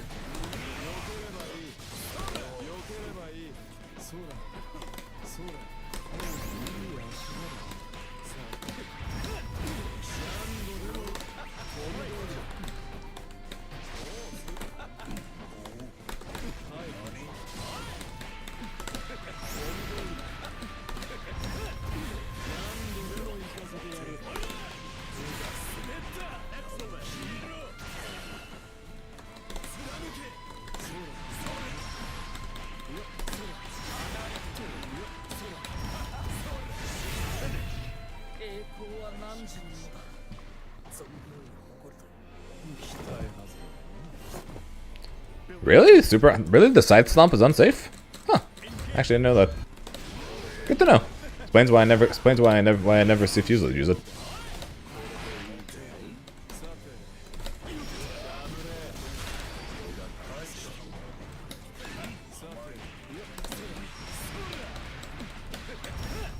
Neat. Good to know. Ah. On that safe jump, if you see blue flashing, you know it's the DP.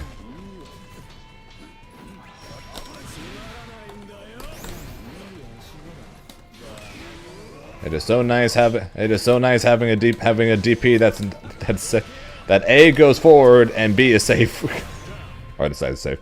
A that goes forward and B that costs nothing. Yeah, no, not a safe GP. Well, who do I think I am? What do you think I am, Darius?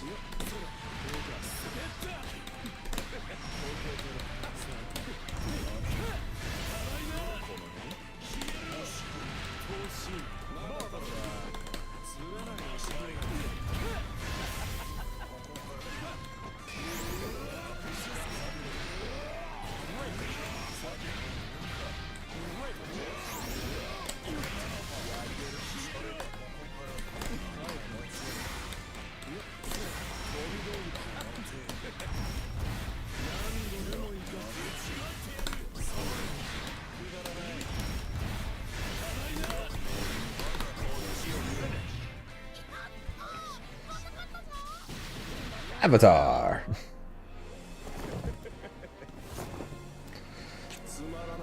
It's weird. Despite the fact that Grimnir is like the master speedster with the multiple dashes, Avatar feels so much faster.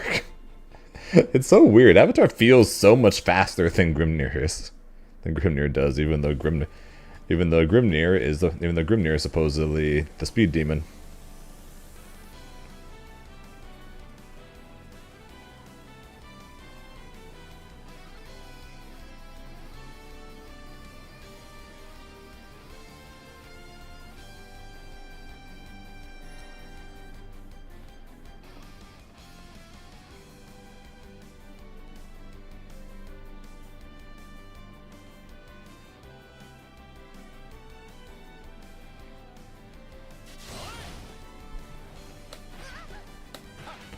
One hour and 24 minutes. Almost there, guys. Almost there. We've almost survived the day long enough to see it.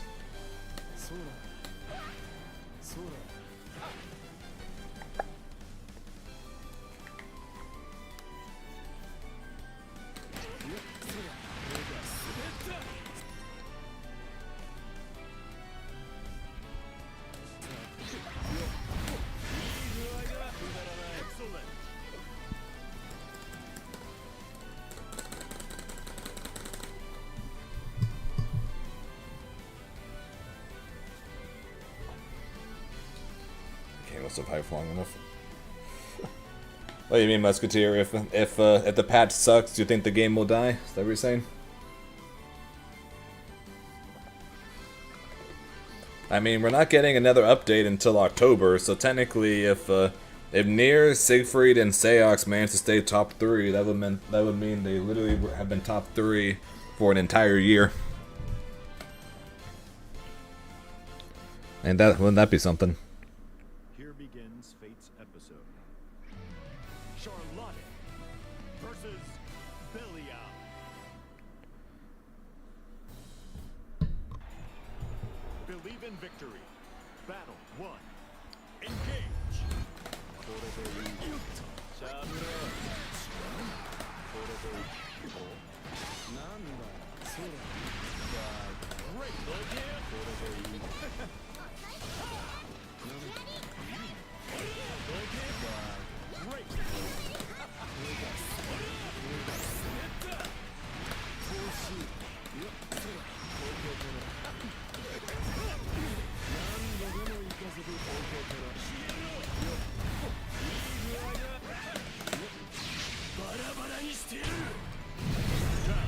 That's fair.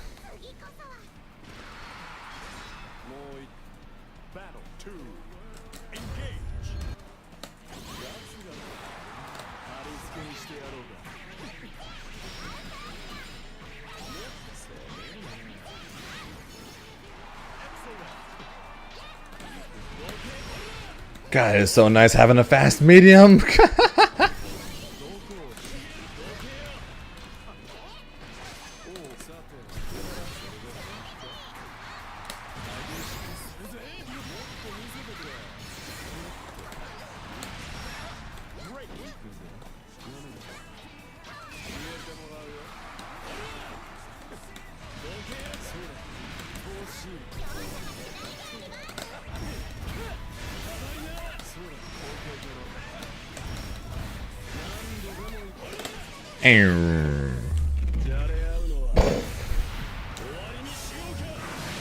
I did. And I have somewhat learned how to do it.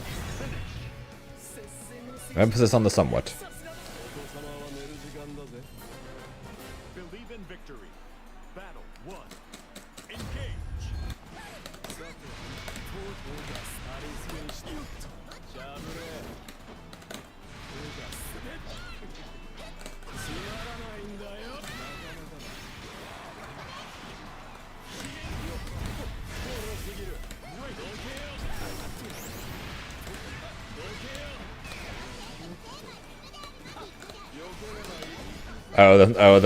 Whether or not it's going to survive, survive the patch, you mean?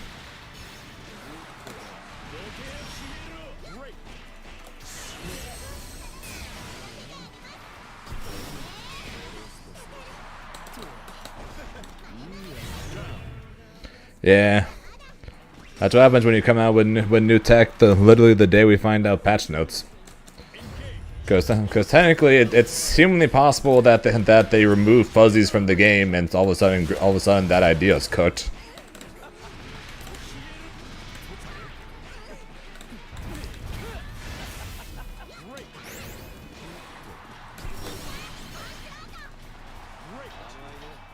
Not saying it's likely, but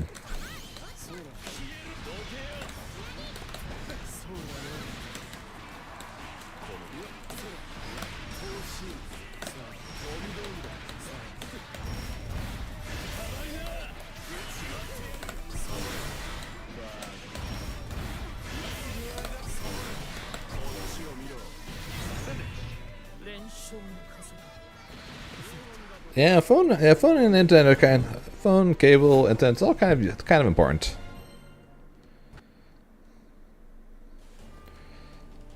Fair Koopa. At the same time, though, Grimnir probably would be so much worse without him.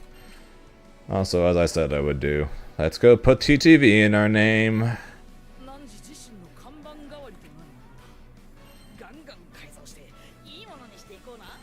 Let's go put TTV in our name to try to get people to watch me.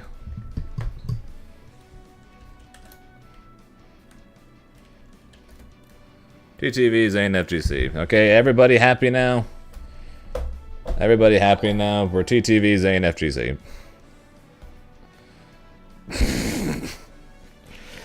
Booty Clap Hero 69. What a name. Thanks for the follow.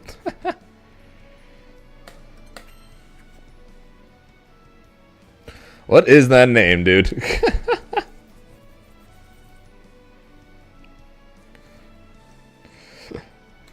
Yeah, Shinku, I got told by multiple people earlier that I should be having TTV in my name for like all the games I play, pretty much. Try to get more people to find me. So I said, fine, I'll go do that.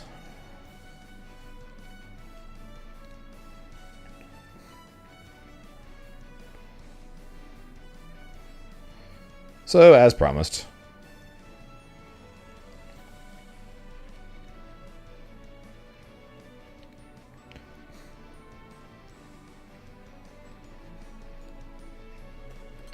And just like that, Shinku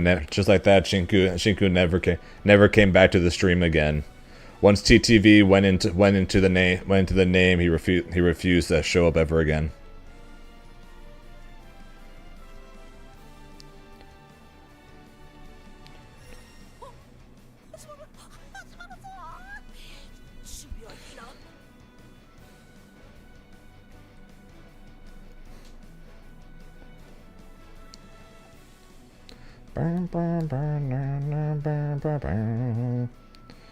I mean, we are going to get an influx of people pretty soon.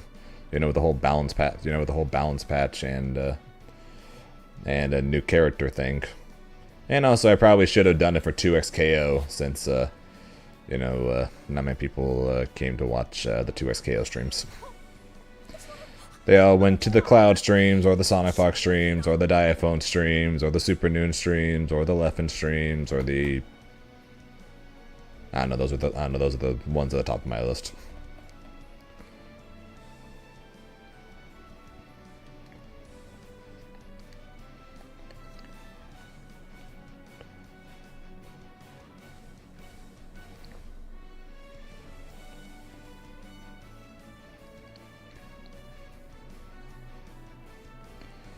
That is true, and I appreciate those who watch them, because the game is fun, and I did enjoy playing them.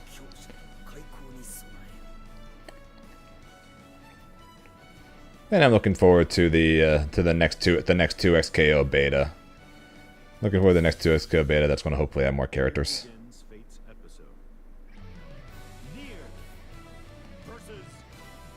Hey, it's Zippy. Great, I find Zippy playing Nier as while I'm playing Avatar. Oh no.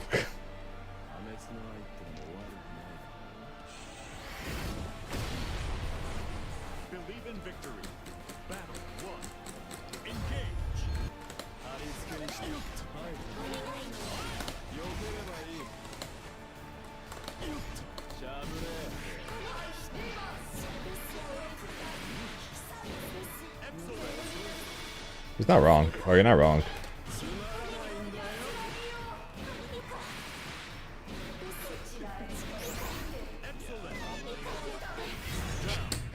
Literally none of that was guard cancelable. Like literally none of that was guard cancelable.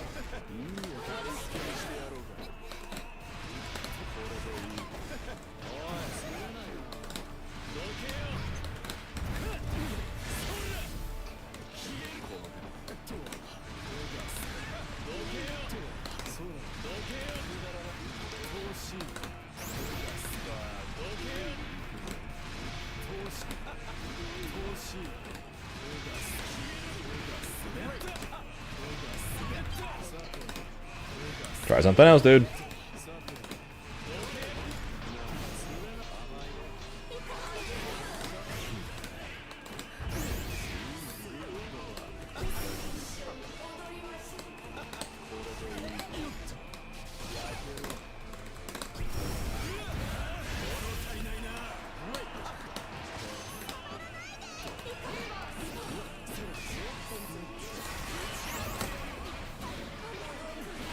See, am I dead?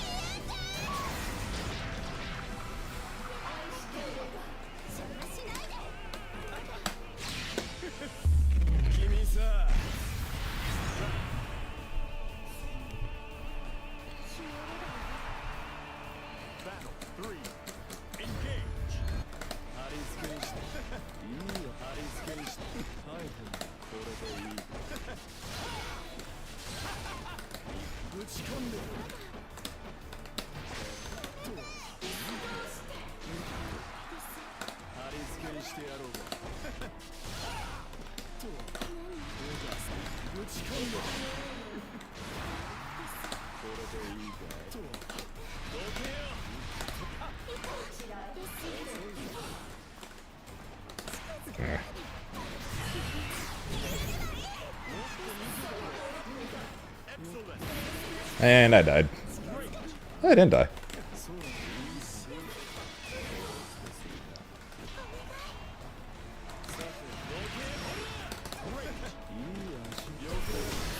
No, I died. If he didn't drop the combo, I literally got easy 2-touch without a super required there.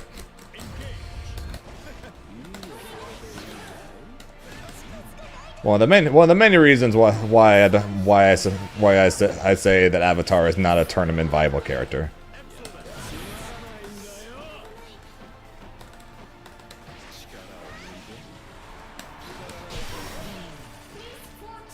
One of many reasons.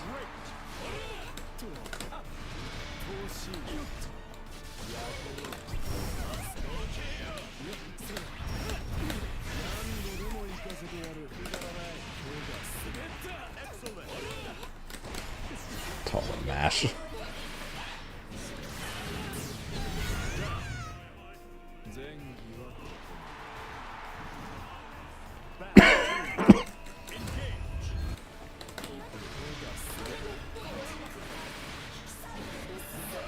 I'm fairly confident there are many players out there that are going to become very mid very quickly if Nier gets nerfed.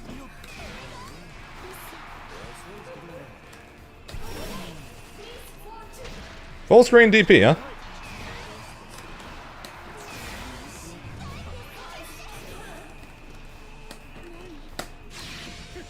What's up, August?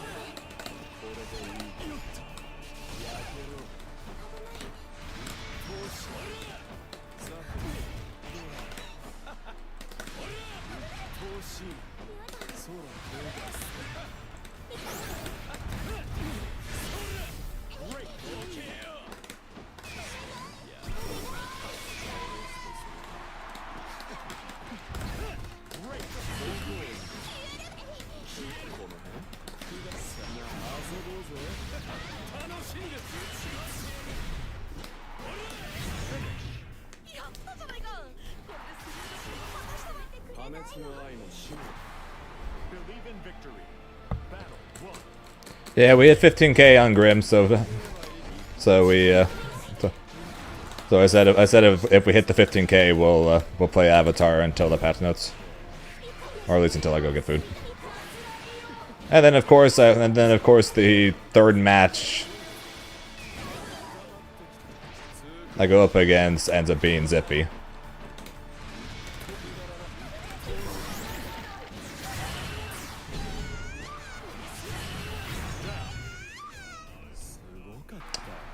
It comes down to how good he is, how good Grimnir is, who are the good characters, and do I like Versusia?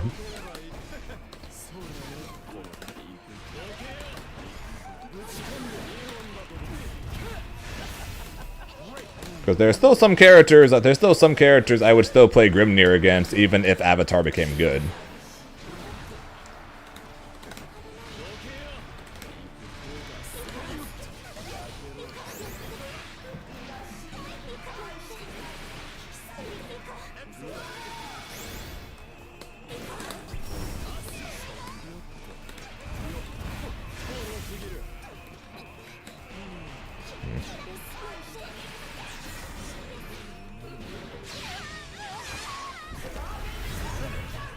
Grimnir versus Susia must be bottom tier, and then Avatar Belial must be at most like upper mid to high tier.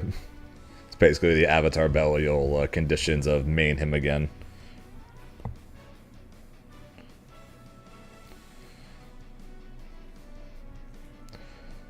Yeah, because you think about Musketeer, unless they give him a bunch more health, he's still going to really hate fighting against Percival.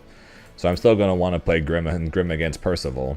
I still don't like fighting against Lil because of the fact that I have low health and he keeps healing himself. So I'd want to play Grimnir into that. Playing into Seox's Avatar is basically impossible.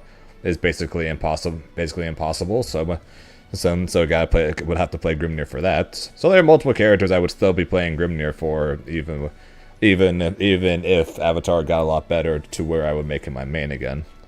Why Percival? So remember, Avatar has the lowest health in the game, and the ultimate flame carpet constantly drains HP. So playing as a character with no HP that also hurts himself against the character whose ultimate move that they spam constantly drains your health. Not a good combo. Not a good combo.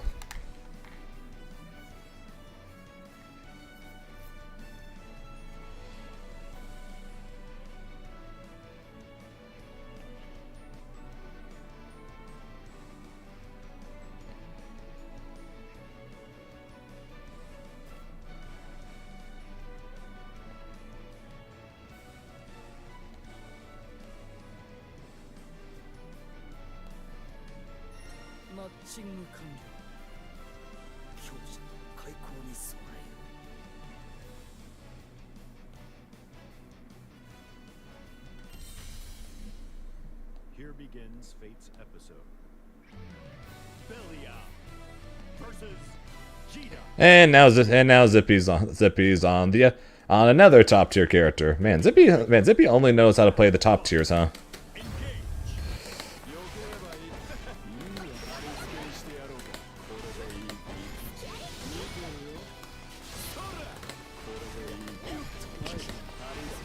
I'm messing with him, relax.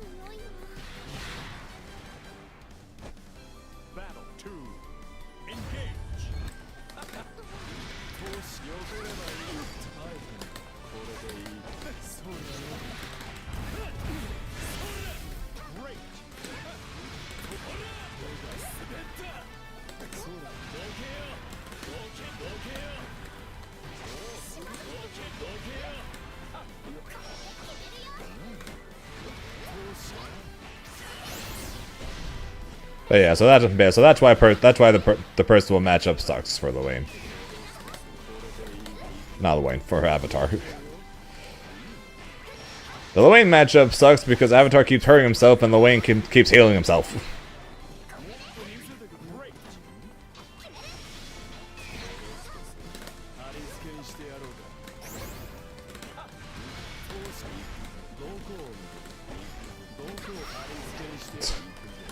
God, I keep getting so scared.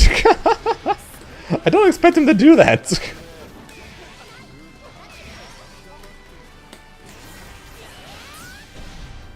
My medium missed. I don't expect him to just do just a random DP there. I expect him to react in some way.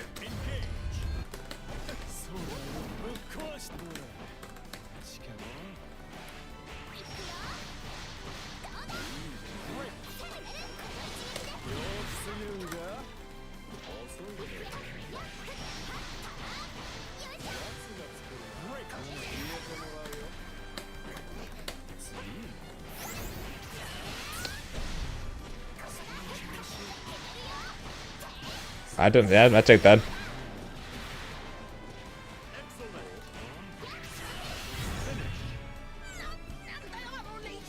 If he is low HP, hurts himself on EX moves, but heals on hits, that'd be great. That'd be really good. They would reward you for winning and punish you for losing. Makes him stronger. Makes him better as a all or nothing type character.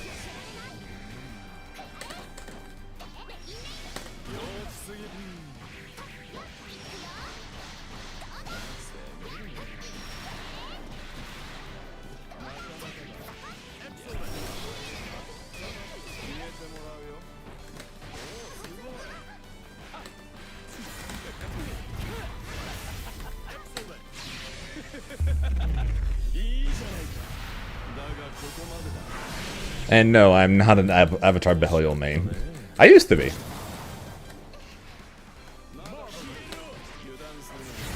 I was an Avatar Belial main before I was a Grimnir main.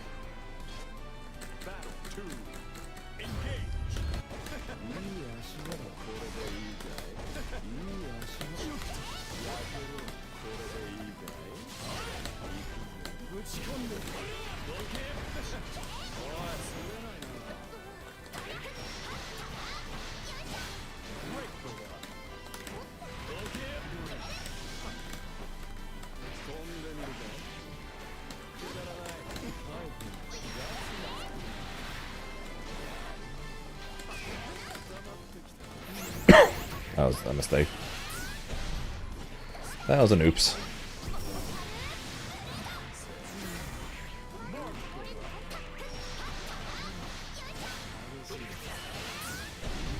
I mean, Jita does basically the same thing Avatar does, but she doesn't hurt herself.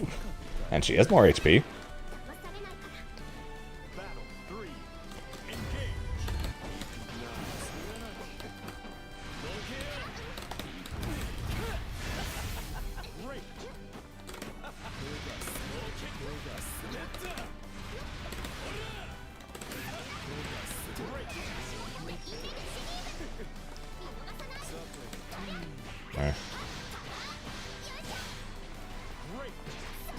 And she also has more corner carry.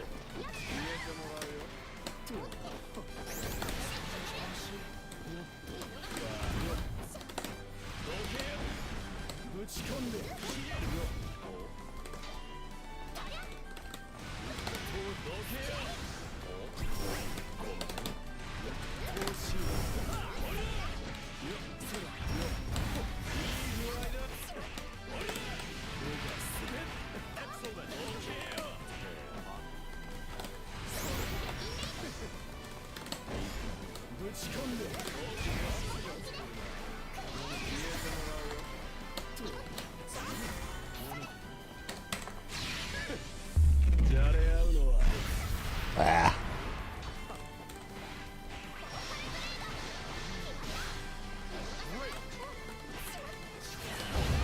Woo!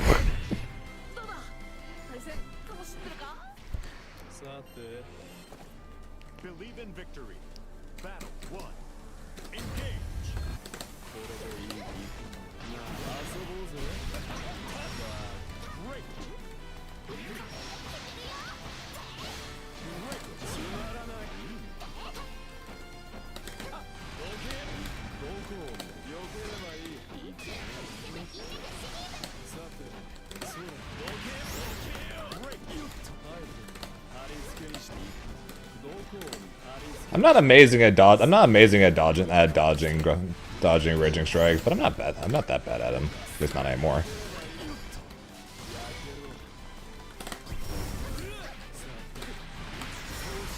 Great.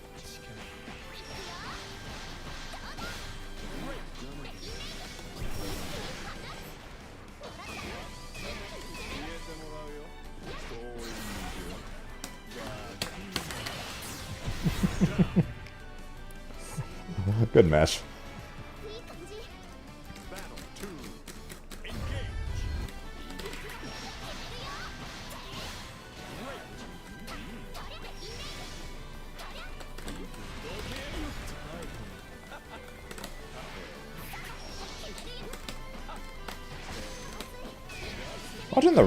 Watching the range on some of her normals makes me jealous as a Grenadier player. Ain't that sad.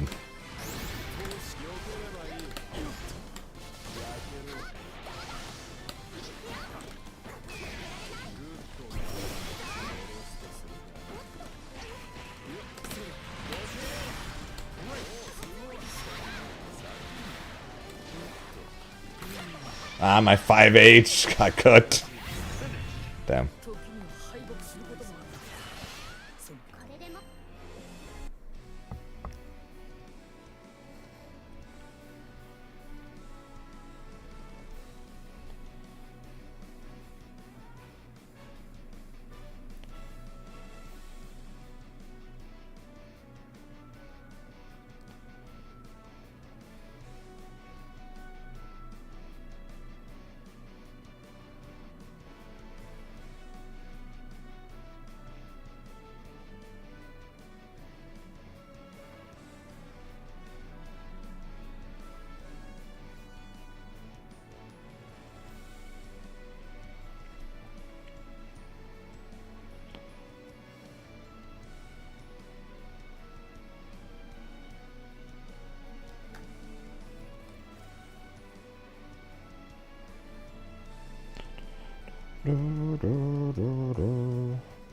So am I just gonna keep running into Zippy the entire time? Is that what's gonna happen?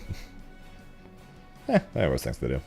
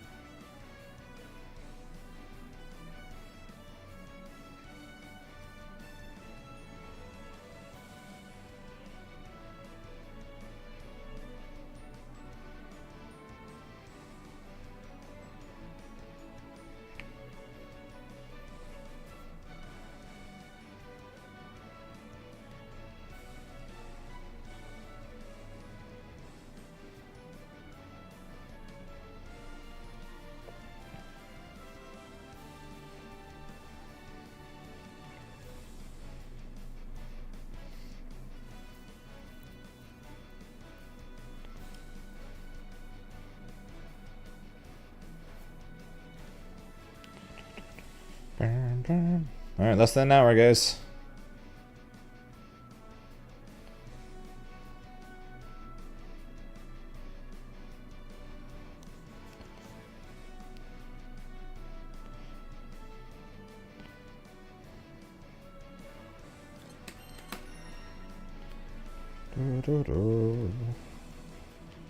Alright, let's go play. Alright, let's go play. Let's go be near players. Jita. Alright, let's go be near players. Near versus Jita.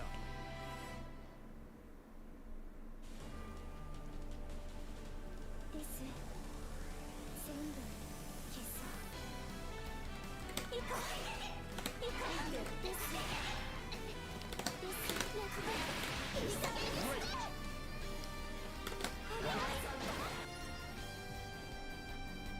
I don't know.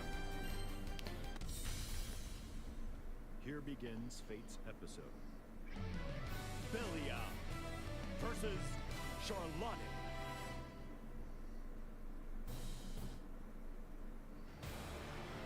Believe in victory. Battle 1. Engage.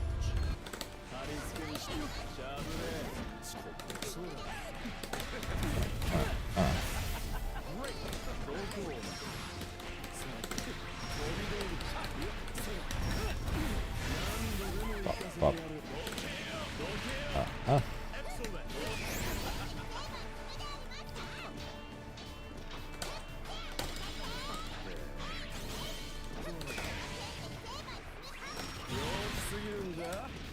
Freedom!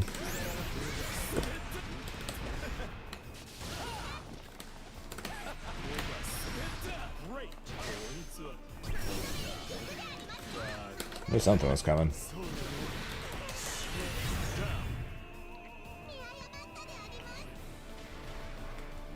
I'm hungry. Battle 2. Engage.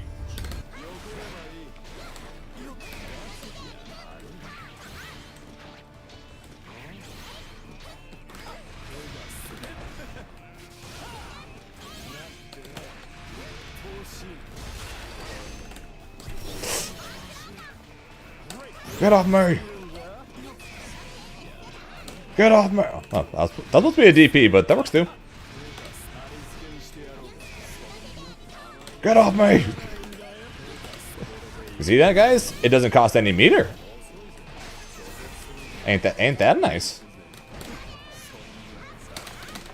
No, he jumped it! I got the counter hit heavy explosion went off at the exact same time as the super explosion. It's kinda cool.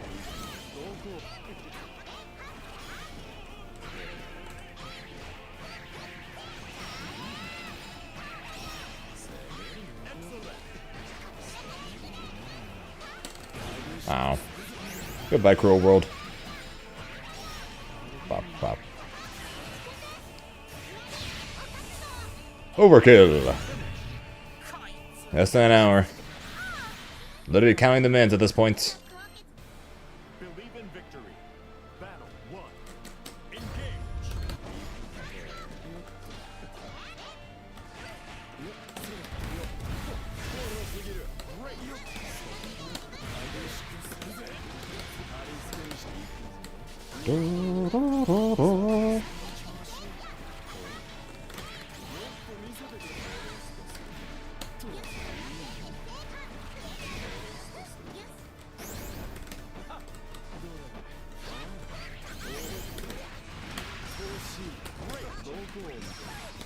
It goes into the corner.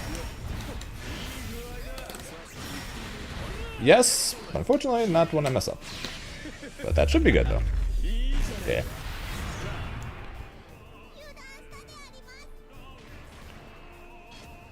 Battle 2. Engage.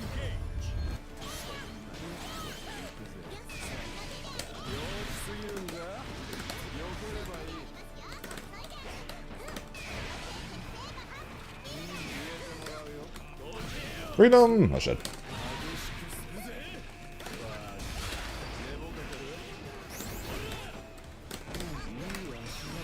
Now I'm not close to the corner.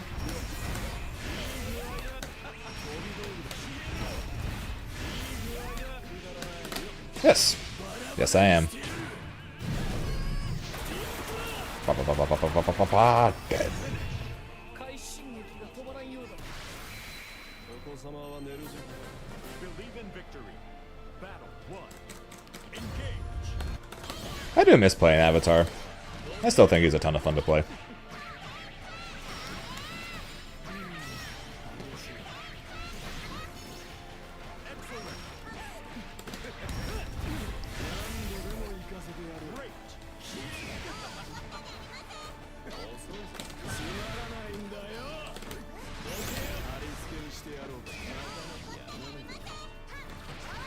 Fair enough.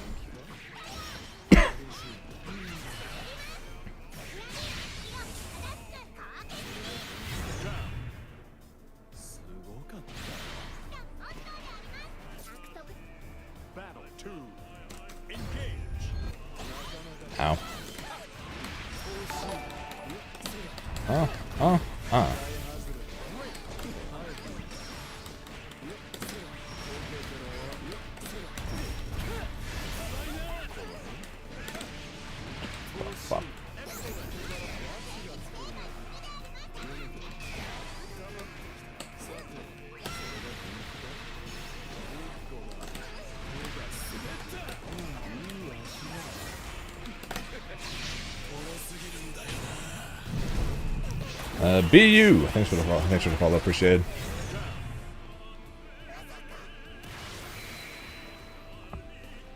Battle 3. Engage.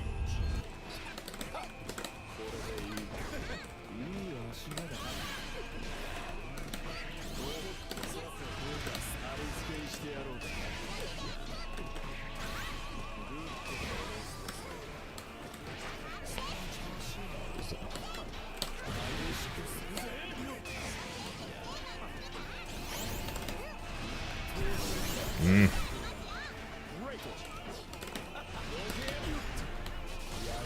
Yeah. Wondering how long. I was wondering how long it would take for him to start doing that. Apparently, till the last hit of the match.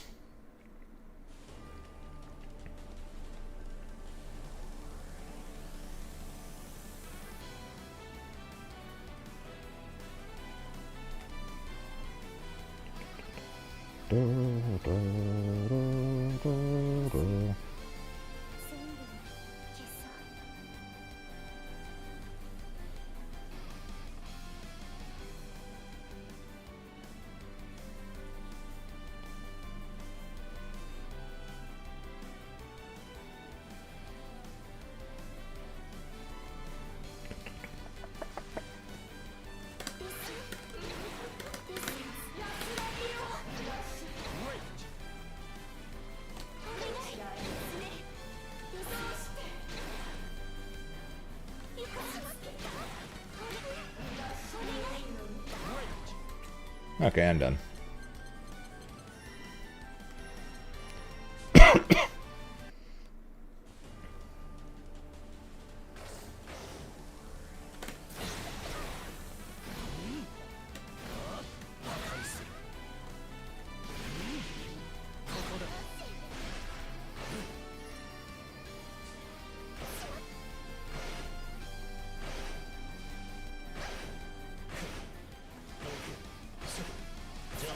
Imagine a 7-frame 5M or a 6-frame 5 or a 6-frame close M.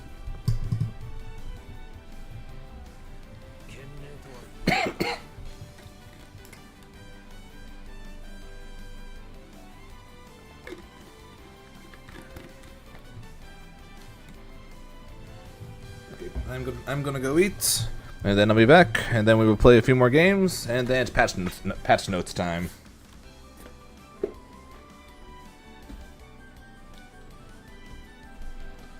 So I shall be alright. Let's go.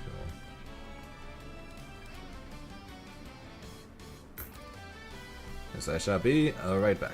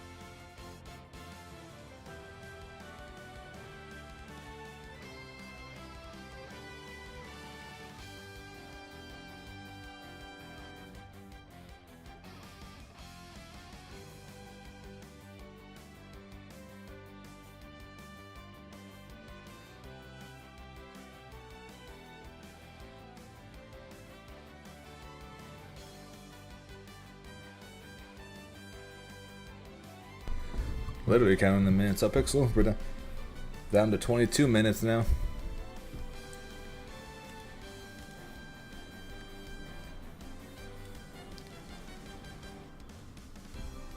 50 to 45. We started off at 6. We started off at almost 7. Now it's down to a mere 20.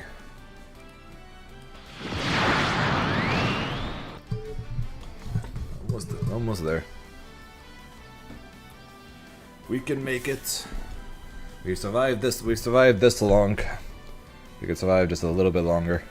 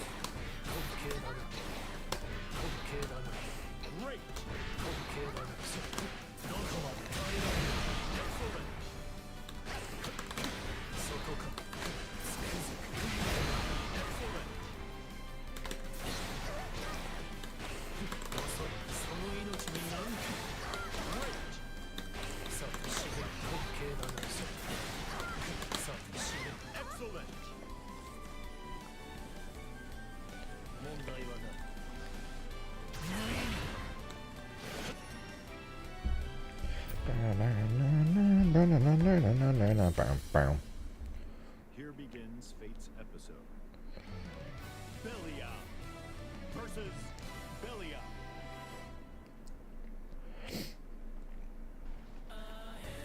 I heard. Battle 1. Engage.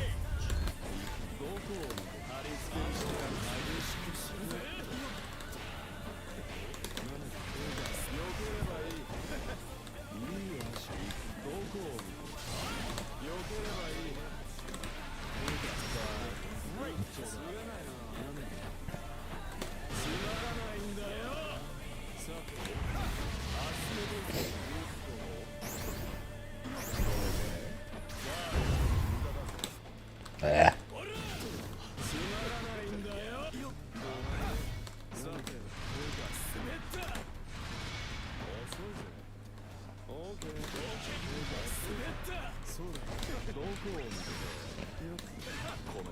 That's something I hope they change. On counter hit, Avatar should definitely put him in crouch, not randomly knock him up in the air.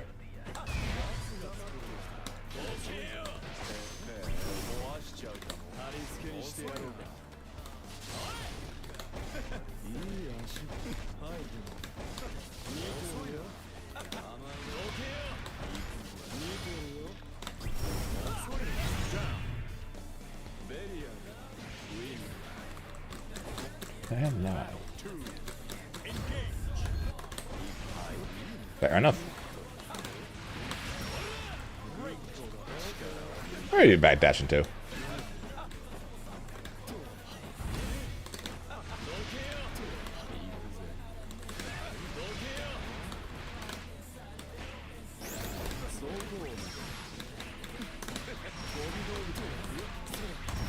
This should kill.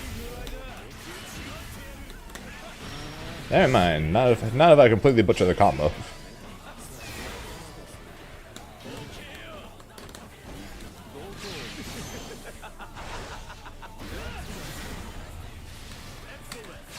Did he jump?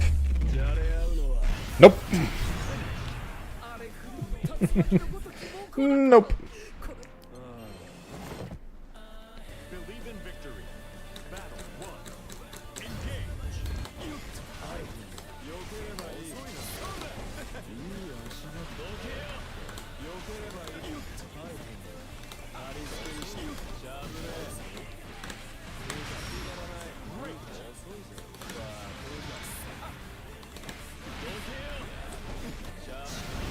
Ugh.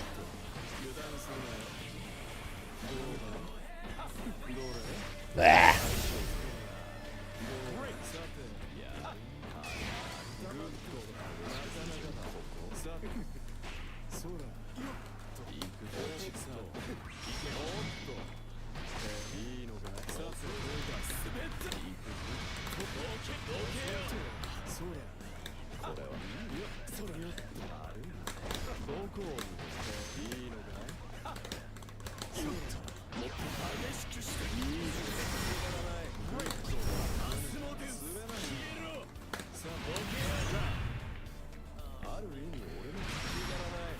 "15 minutes. Probably time for like one more. Probably have time for one more set after this one."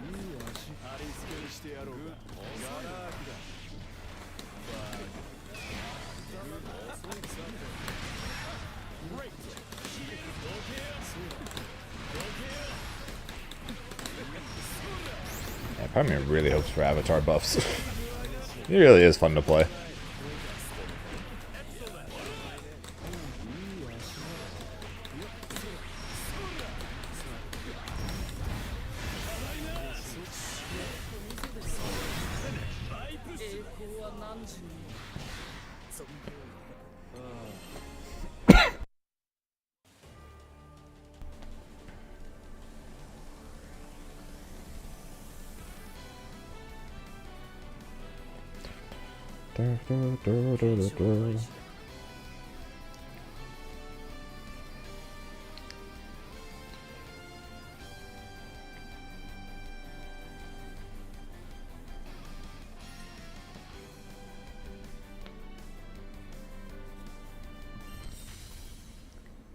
Here begins Fate's episode.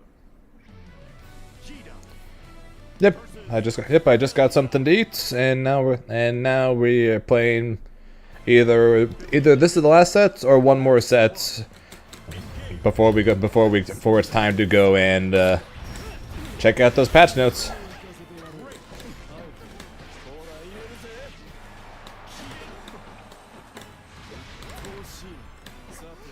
With that, no noodle.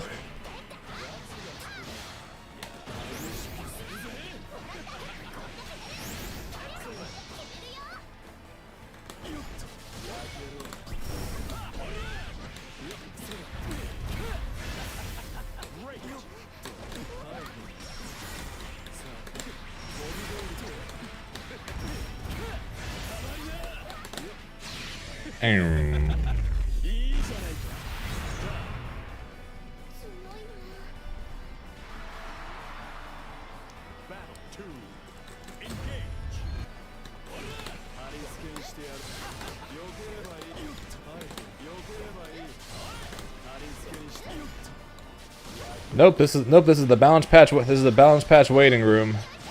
For literally 14 minutes from now, we're going to see the patch notes. How you doing, Ann? How you feeling after your great triumph? Congrats again, Ann.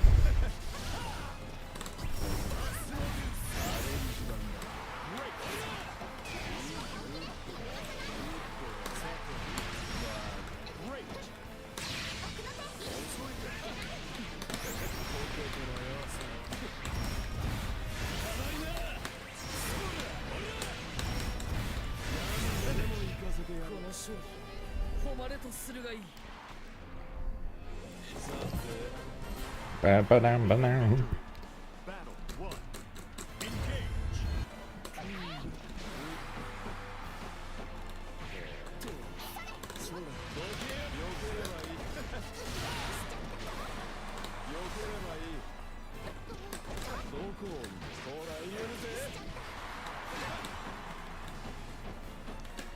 Well, you are the best. You are the best cosplayer I know. So.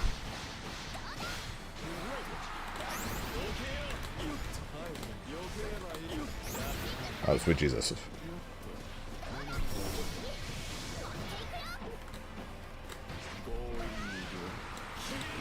Just on Crash Cygames server. Well, it's not It's not Cygames. Actually, yeah. Actually, yeah, it is. We need their website not to crash. Not to crash until we're on the page.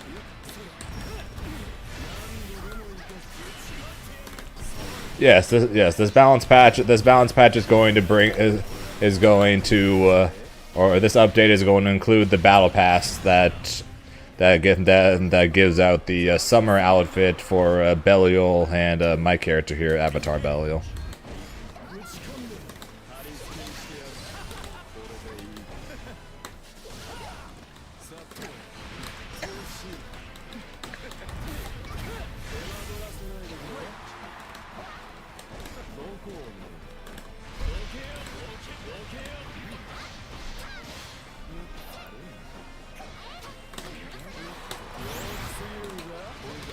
Well, I can't say for sure, but Avatar and normal Belial basically share everything.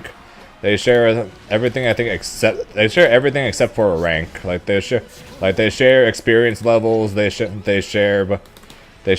costume. They share like outfits. They basically share everything. So I'm assuming that the skin would be for both of them, but I cannot say for sure.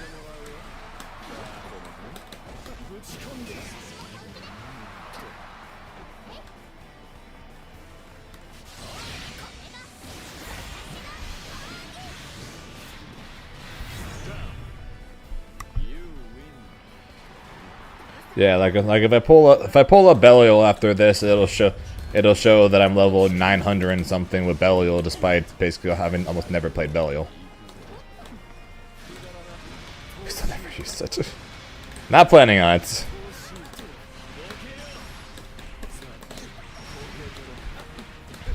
I can guarantee you that I am not planning on it.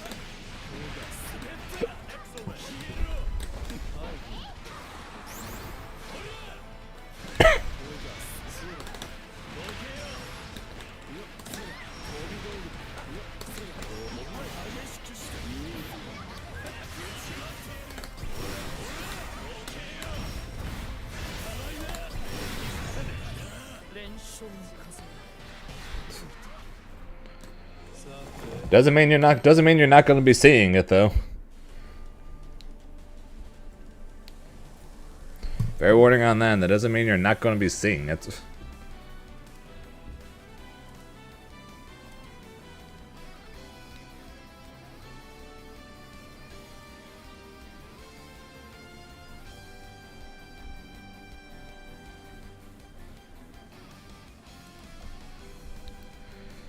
My point exactly, Razzle.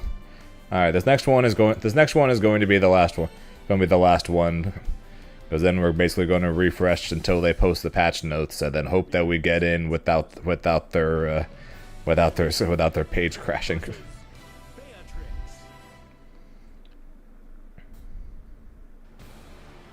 Believe in victory. Battle 1. Engage.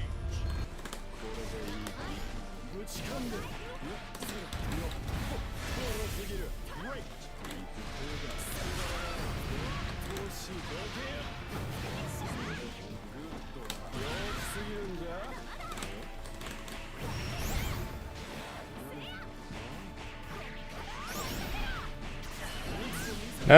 It would not surprise me if it did end up being in a lot of places.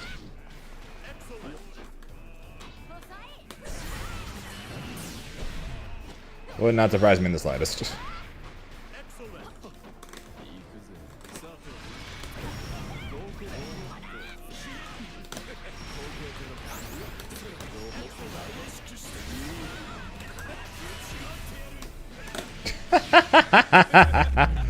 Robbery! The Grimnir pre-patch notes prayer session will take place immediately following this game as I try to load in the balance patch notes.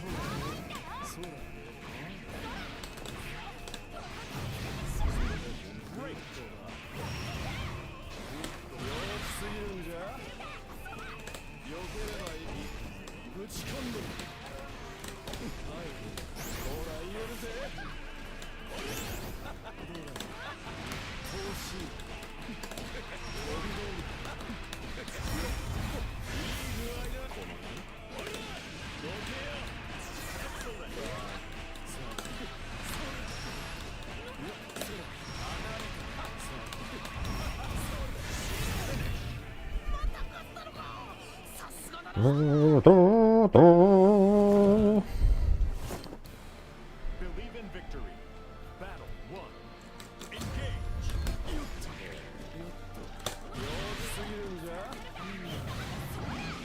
Great. Excellent.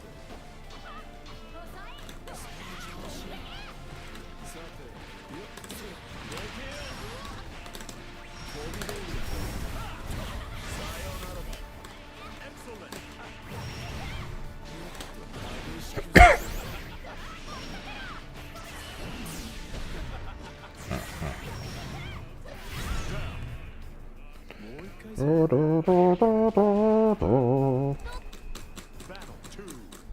Engage.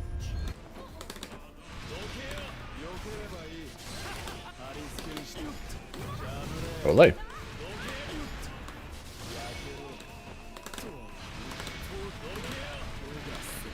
Slide past that!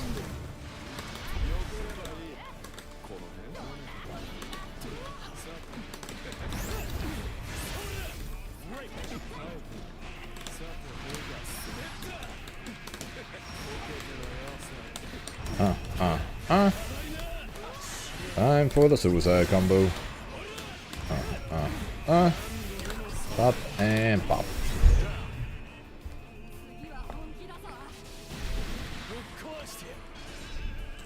Battle 3.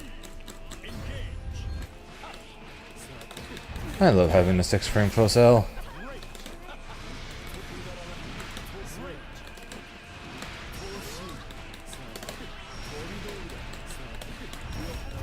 Been praying all the last 2 weeks.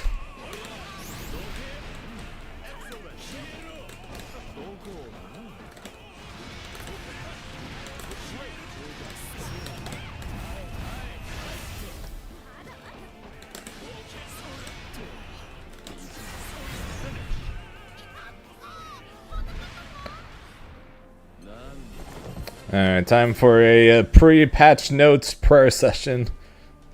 For the love of God, please don't kill my characters. Please don't kill my character, and please bring Avatar to life.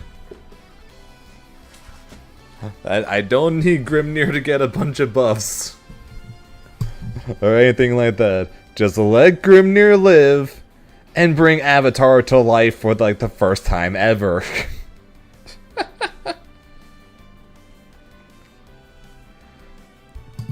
That is basically the hope and prayers, that Grimnir lives and Avatar comes to life. Oh shit, really? Okay, we're gonna go watch that. We're gonna go watch that right now.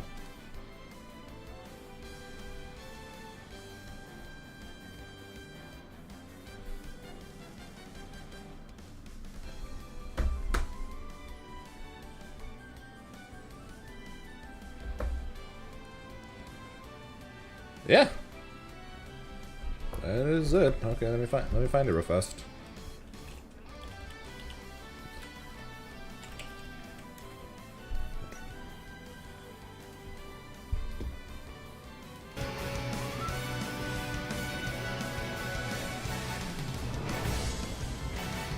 We are pretty much going to have to stop mid watch in order to go to the patch notes, so fair warning.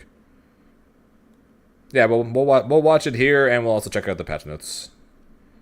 But we'll start with this.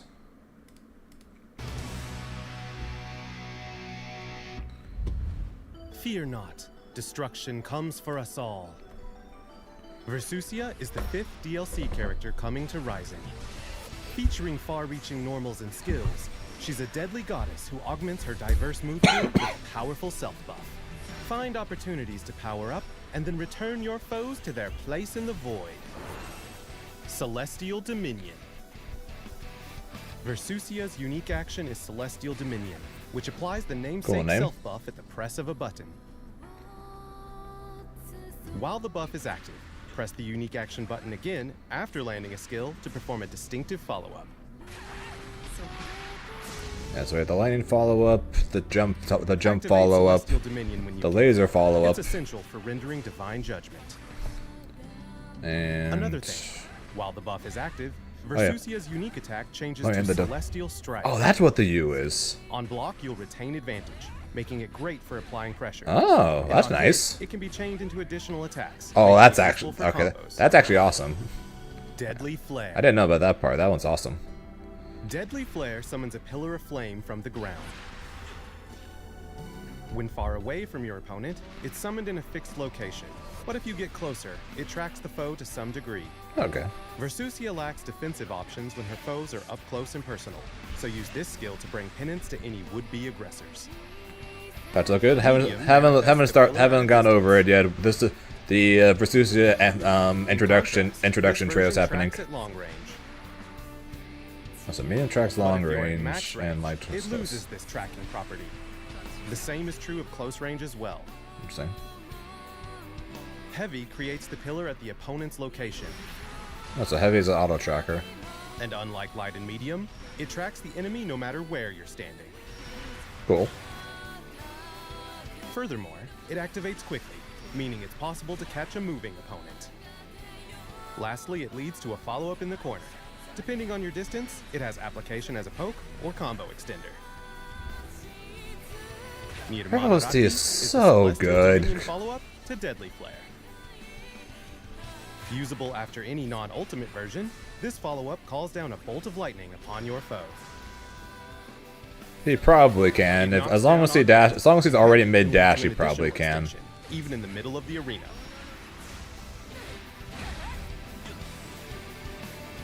Even if Deadly Flare gets blocked, you can use this follow-up to retain the advantage. Oh, so lightning makes her +2, huh? Cover yourself on block, or render more punishment on hit. Nirmanarati is a versatile piece of your arsenal. Hit. Nirmanarati is a versatile piece of your arsenal. Okay, the follow-up is immune to projectiles. Ultimate summons a massive twisting vortex. It comes out quickly and covers about half the screen, making it a Oh my great option for lord. stopping any potential disrespect. When connecting, the pillar will persist for a few moments longer, allowing for a conversion even at a distance, or on Jesus block, Christ. producing ample block stun. Nimbus. Nimbus fires a skybound blast of energy. Okay, well, we'll watch the rest of this. We'll watch the rest of this later. Patch notes are more important.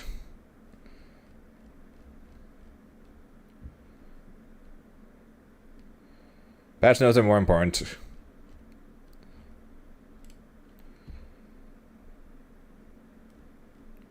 This is the Japanese version. Where's the English version?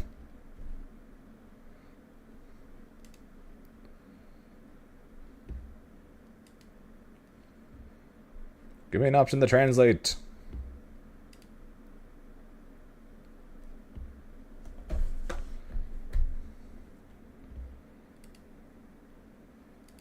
Curse you, Rising.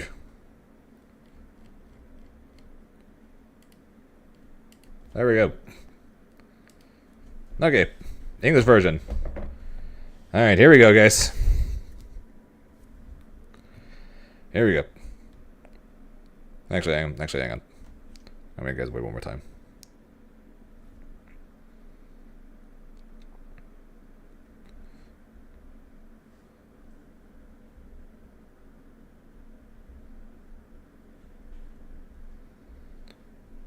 Okay, stream is up there. Okay, here we go. New playable character Versusia has been added. Added playable roster, premium avatar, music track, weapon skins, badges, tiles, card design, sticker, weapon, figure studio poses, expressions have been added. Add to Rupee Shop, the usual. Okay, fair enough. Battles and online matches. A new stage, 0.0 Twilight, has been added. Can be unlocked by finishing episode. Oh, come on! I have to actually play the story mode to unlock it. God damn it. Okay, fine. I guess I'll actually have to go play story mode. Grandmaster versus rank held by 10 players at the highest rank of each character. Master points are earned after reaching master rank. Master points will be reset at the addition of Grandmaster after this update. So yeah, bye bye diamonds. You have to read. Accurate. I'm reading because I'm reading to you guys. So we gotta read. So I gotta read and react so we can all do this together. And also so I can make content on YouTube, but we're gonna ignore that. Dummy World, do not say anything. Because we are going through this. Battle season system has been implemented. Battle seasons were reset periodically. Yep, we renewed that already. Indicator allowing players to see connection. Hey, let's go. Allowing players to see connection ping quality before matches has been added to online lobby. Okay, that's a nice change. I don't really use the online lobby, but that's still pretty cool. Players can now select jump to same location. That's also really cool. Again, I don't really use it, but that's really cool. Window a little? Yeah, sure. There we go. Yeah, that's a pretty useful. Again, I don't use online lobbies, but still, good change. Being able to jump to people, very good change. New game. Oh yeah, you want to test your reaction time? There you go. Anytime. Arcade mode. Versusi will appear as a boss character. Nice. I approve. Players can now continue after losing against Lucilius. Interesting. Episode 82 and comes out has been added. Pepper join your paddle. Granblue. I'll be honest, if you guys want to read Granblue, you can. I don't care. I don't care enough for... They're doing battle adjustments for Granblue? What the shit? Okay, you guys want to read these, you guys can read these. I don't care enough about Granblue. New weapon cutouts. Partner other and partner voice and animation timing adjusted. With such a new partner, voice that will now play when returning the main menu. Neat. Battle and character adjustments. Okay, let's do this. System-wide changes. Here's focus was put on making it harder to convert advancing attacks in mid-range combat, such as various ultimate skills and dash L into significant damage. Differences in each character's respective concepts and traits, such as hit and confirming and extending combos for ultimate skills, directly affected their rewards when landing one. On the other hand, all characters can now connect dash L into close standing 5. Hey, Grimnir buff, let's go! All characters can now connect dash L into close standing M. Scaling has been increased though, so dash L will now do less damage. That's going to change anything. Narrowing the gap of competition between characters. Additionally, ultimate skills have been made easier to punish by reducing the amount of pushback. Nice. More characters. He doesn't know. I will kill you guys I will kill any of you guys who spoil this for me. Because apparently it sounds like Grimnir is getting killed, but based on what Dummy World and Musketeer said already, I'm guessing Grimnir is dead to me after this. Shoot me.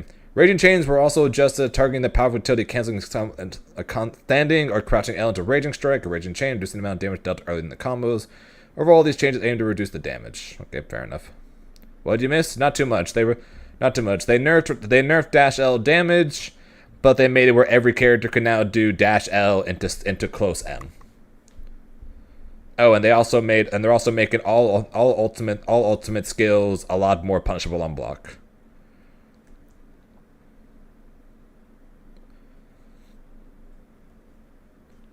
Okay, I stand corrected. Then maybe Musketeer knows then. But yeah, so that's basically what it is. Raging Strike will now do less damage. You can so basically you can't do L. So if you do L into Raging Strike, you will now do significantly less damage. Your damage is now 50% less. So that's cool. Ultimate. When used to start a combo, it now counts as a second hit, applying third hit. Alright, so ultimate skills when hit raw will do less damage, as well as are easier to punish. Supers are now scaled harsher, so raw supers do less damage. And you can but the block button on wake up, recovery, and mid-air recovery will again, while input attack will not press the attack without blocking. So the hold the block button OS now no longer works. I'm guessing so on hits, arousal 66L will now be +7, allowing for every character basically to now get a close M. Okay, time for the character specific stuff, and my God, look how small the scroll bar is. Okay, I hope you guys are ready for the long haul, which, to be fair, I'm kind of glad to see. Anyways, Gran was designed with an... Okay, we'll read this part because it actually affects what's going on. M Overdrive Surge has been reworked to increase use beyond simply as a follow-up from the L version. It deals more damage, sends foes flying further, allowing Gran to push foes into the corner more reliably, so more without relying on the H version. So more corner carry while having less recovery on his specials. Make sense? H version can now be used as a follow-up to L Overdrive Surge. He can now poke with his far-standing M, canceling into L Overdrive followed by the H version, increasing potential damage. So basically allowing him to hit confirm easier while getting him more corner carry. That's cool. And as we know already, that his 5U now charges faster and allows for mid-screen combos. So jumping U, start has been reduced by 2 frames. Its regular U recovery total animation reduced by 2 frames, so basically it's 2 frames instead of 4 frames. And now causes a wall bounce, again making its 5U more useful. Rising Sword vertical hitbox has been expanded upwards, so his medium DP now hits more up. Has been increased. Rising Sword blocks them. Not for the true blocks. Just like, oh, that's interesting. So you guys know. So basically, so in the case of Jita, for example, if you can get a counter hit heavy by swinging or by basically hitting with the heavy between the 2 hits of the DP. With Gran, the heavy version now is a true string, so you can no longer get the counter hit on the second one. You have to let the full thing rock. First swing is now unrecoverable, preventing punches in the case of a second swing whiffs. Second swing is still recoverable. Anything. Distance, follow attacks now come out faster. Newly added, you can go L into H for a wall bounce, more combos. Go to Grim. You know what? Screw it. Well, holy shit, this is even longer. Well, we'll fast forward to Grim because I know that's what everyone's waiting for, and then we'll go back. Fair enough. God, there's so many notes for everybody. Holy shit, Seox has a lot of notes. Everyone has so many notes. Oh my lord. Okay. Yeah, we're gonna be here forever before we get to Grimnir. Oh no. Far-standing H, this is a bad start. Far-standing H has been tweaked to balance other changes to his mid and long-range tools. While it may be harder for him to stuff an opponent's poke, it remains effective with proper spacing and timing. Great as 5H is nerfed. Travel speed and distance for Dash M and Dash H have been improved. God, I don't care. Making sure you land these attacks from mid-range. Those aren't useful. We've adjusted Dancing Storm's appearance to clarify when the projectile's trajectory can be altered. While the projectile's glowing pink, it can be changed once. No trajectory is still alterable just after the pink phase was changed and enhances the move's smoothness and satisfaction. We increase medium Dancing Storm's active frames for easier use. Similarly, Dancing Storm is less practical in the other skills, so we've reduced its startup and increased it. Okay, so Ultimate Tornado is better. Far H is worse, and Dash M and H, who the hell cares? To address the difficulty in determining whether all versions of Death to Right Tempest were landing or being blocked, we've adjusted all versions of the skill. Each version's disadvantage vary depending on whether its startup frames or active frames were blocked, so we stand as a disadvantage on blocked. Disadvantage on hit remains unchanged.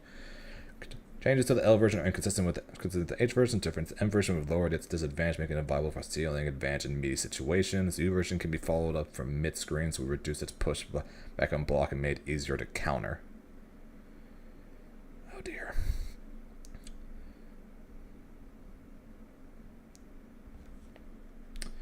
H Windcrest was too Oh, fuck. They're nerfing H Crest? Come on. H Windcrest too powerful, overshadowing the M version, so we've increased its cooldown time. Okay, you know what? That's fine. I thought they were going to give it more recovery. For the U version, we've increased its disadvantage on... Fuck. Come on. Use your opponents to counter after blocking this attack. The U version wasn't good. The mid-air version has also been given this disadvantage. Oh my god, why? But with increased knockback to maintain... Knockback?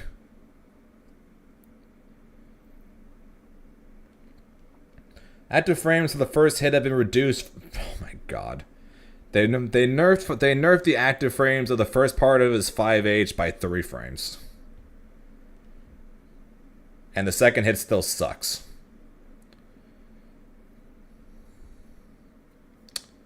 Great.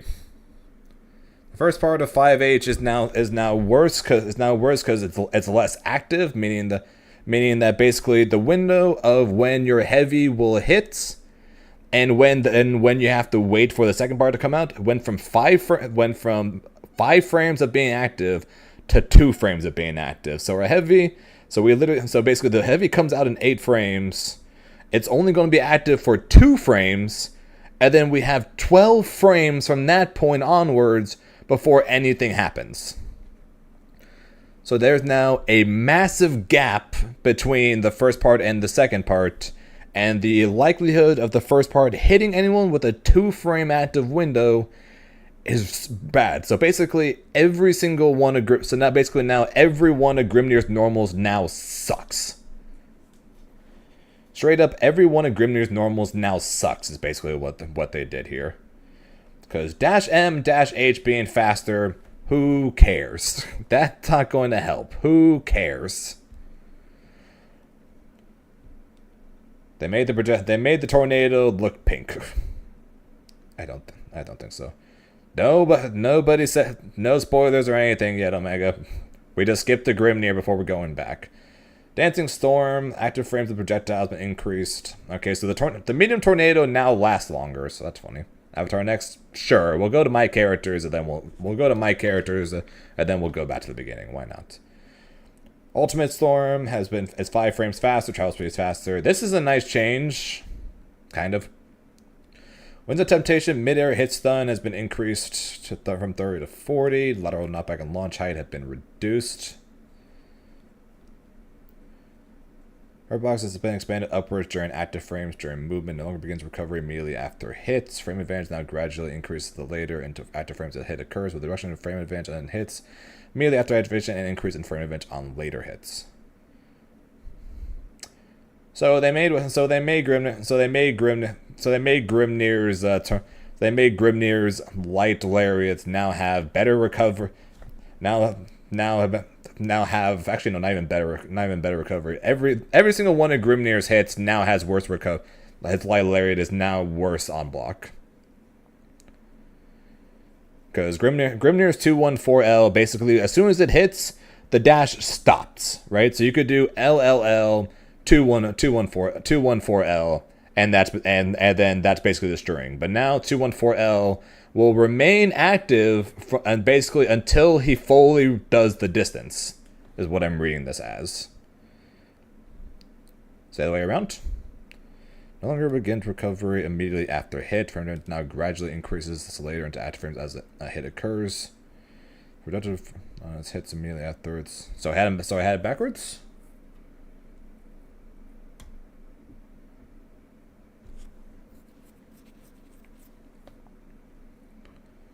Because the way I'm reading this, it seems to say that it's going to be active longer.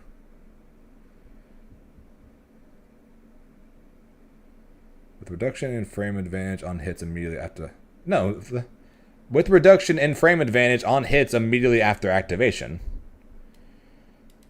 So there's a chance that there's a chance, depending on how much negative, 214L might be punishable on block if done right in front of somebody.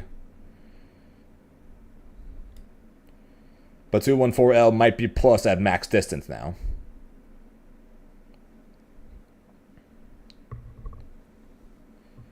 Or at least that's how I'm reading it. With a reduction in frame advantage on hits immediately after activation, basically meaning again the move will basically last the entire time. You won't start recovery as soon as you hit them.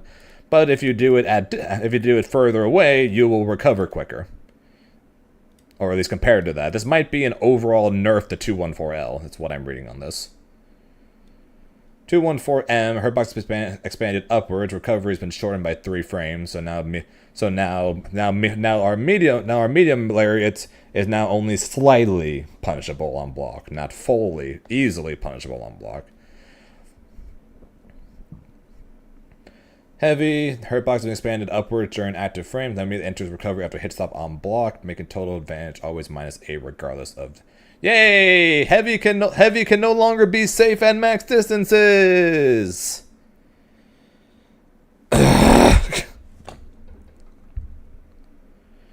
Our heavy version will now never be safe no matter the distance you activate it from.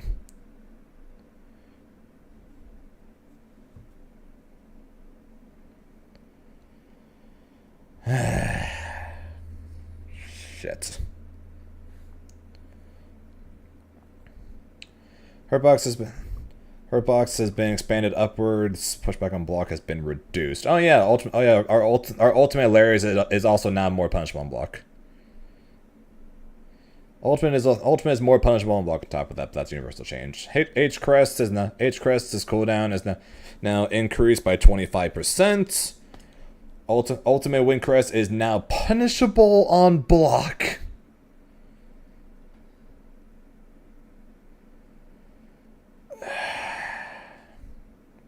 Great.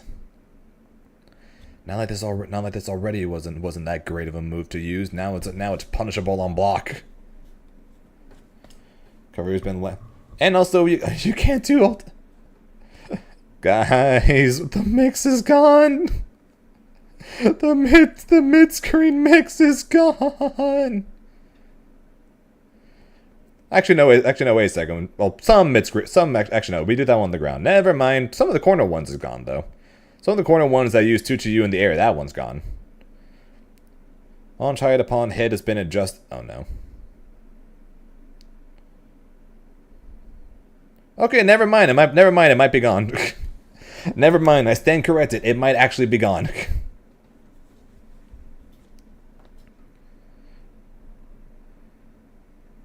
Yeah, hit stop has been increased by 2 frames. So we now actually no, that's mid-air again. That's mid-air again. Never mind, this is all mid-air.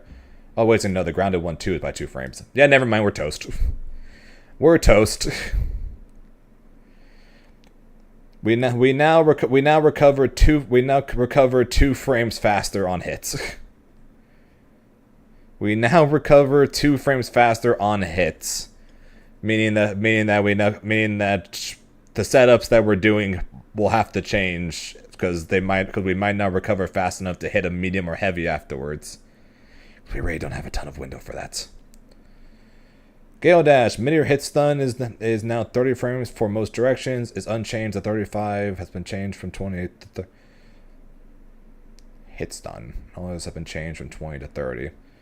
Add input buffering when used aerially, such as grounded, so that jumping attacks and aerial skills can be used immediately afterwards. Hey, our dashes got buffed on hits.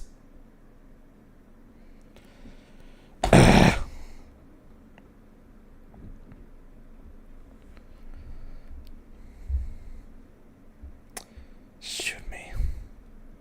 Okay, we got nerfs all around.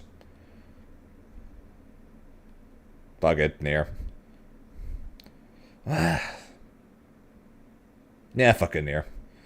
After considering her strengths, we decided that simply reducing her offensive capabilities or making her lose Love's Redemption more easily would significantly increase her difficulty of use and diminish her strengths. Yeah, we'll do Nier next, then we'll do Avatar, and then we'll go back to the top. Alright, we'll do Nier, and then Avatar, then we'll back to the top, and that's it. No more stops in the middle, because I do want to read from the beginning, okay? Okay. While keeping our ability to maintain a strong offense using Love's Redemption, we've made it so there's a clearer distinction for when the foe can take their turn back. When Nier takes damage while Death is summoned, or when Death returns to her card with a standing U, for example, a gauge will be displayed in place of her Love's Redemption stock. This gauge will gradually fill, preventing Nier from performing any actions involving Death until fully replenished. She's got longer cooldowns when Death gets hits, or when she brings Death back. Wait.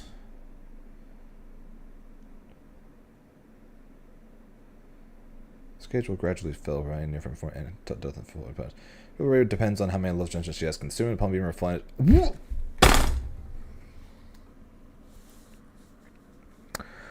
What the fuck? What?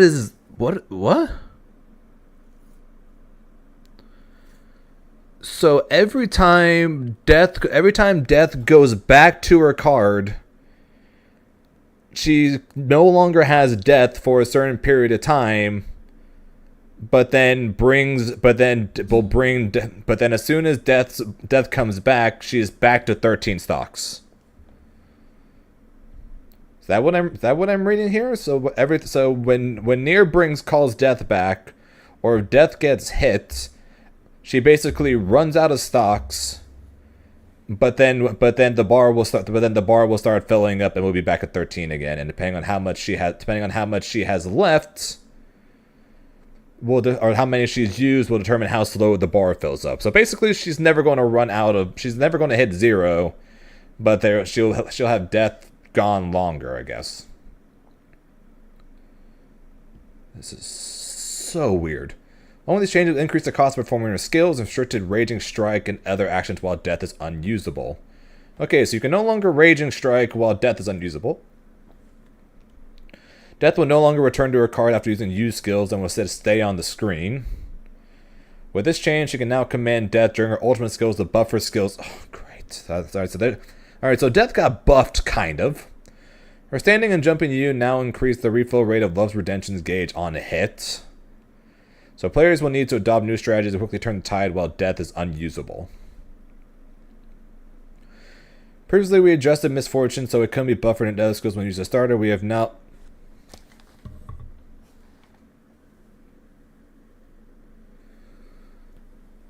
Okay, well, at least it doesn't have armor.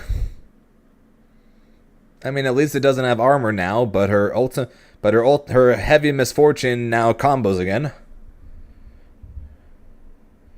So I'm okay with this because it doesn't have armor release. So basically, her armor DP is no longer armored. It's no longer a DP. She now only has an ultimate DP. That is basically what they're saying here. She no longer has a meterless DP. Okay, fair enough. That is basically what they're saying. She no longer has a meterless DP. Road of Death and Love now has a permanent effect. Upon activation, Love's Redemption stock will be replenished at the cost of her health. This makes it a strong choice for ongoing. Okay, so now her super no longer gives you infinite death. It straight up gives you death back at the cost of health.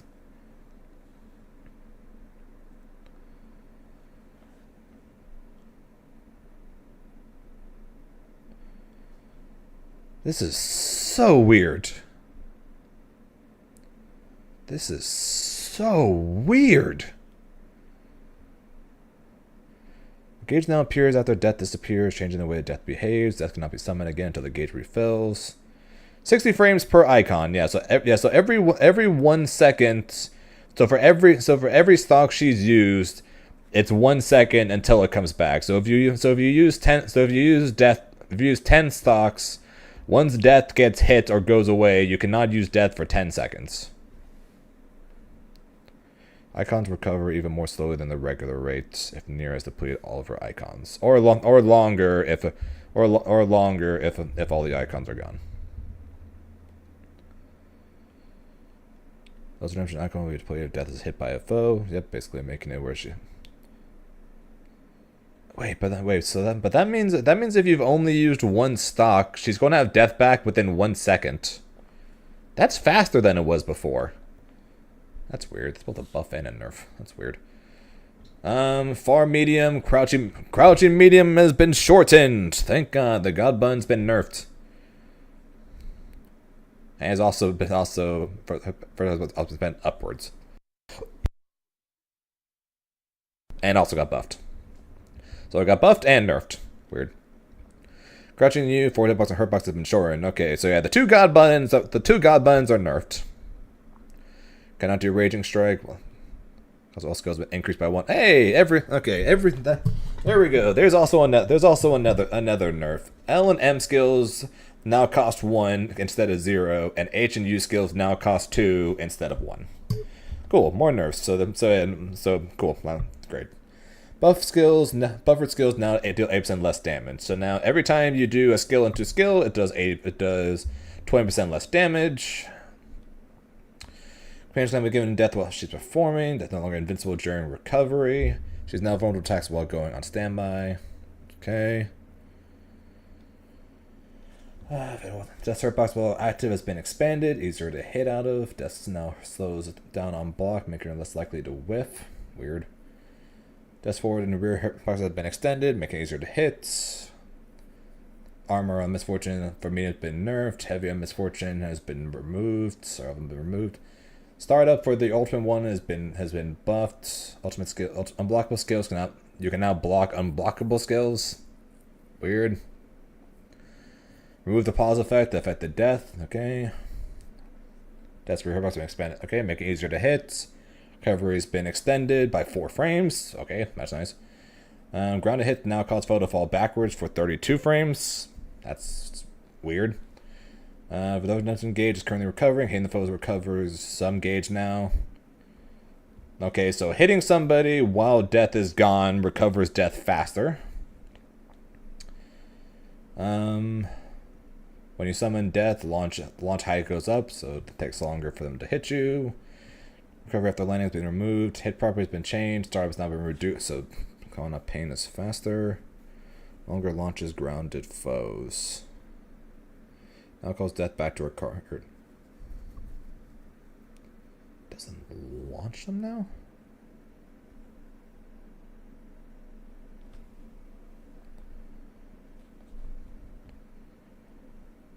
So our 5U is now faster? Hit property. Yes! Yes! There it is, guys. JU is no longer an overhead.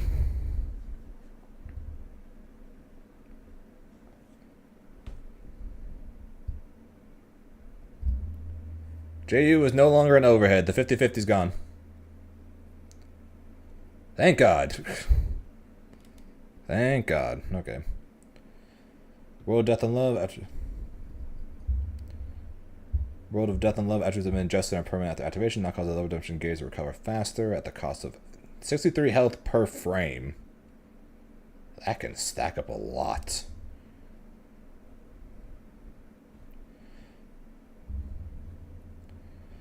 Drowning squares and fix an issue when canceling multiple times before active frames. Would cause the cancel version to activate. Weird. She is a entirely different character now. Her 50-50 is gone. Her recovery on frames is gone. Her damage is lower. The cost of her specials are worse. Her god buttons are all worse. Cool. That is a lot of nerfs to Nier, and I am all for it. That's a lot of nerfs to Nier, and I am all for it. Okay, where's Avatar? Where's Avatar? Then we're going back to the start. Wait. Why is Avatar's list the shortest? Why does Avatar's list seem like to be the shortest? I don't like that.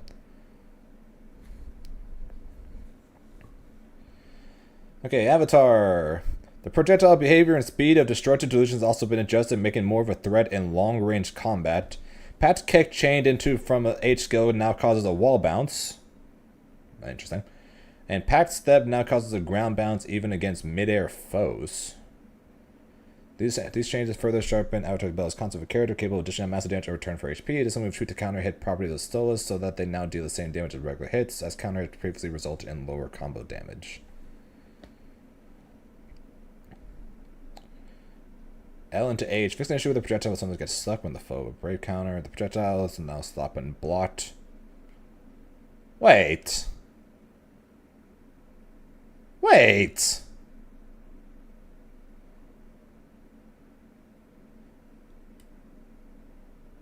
Why? My pressure is gone. That's a nerf. Why?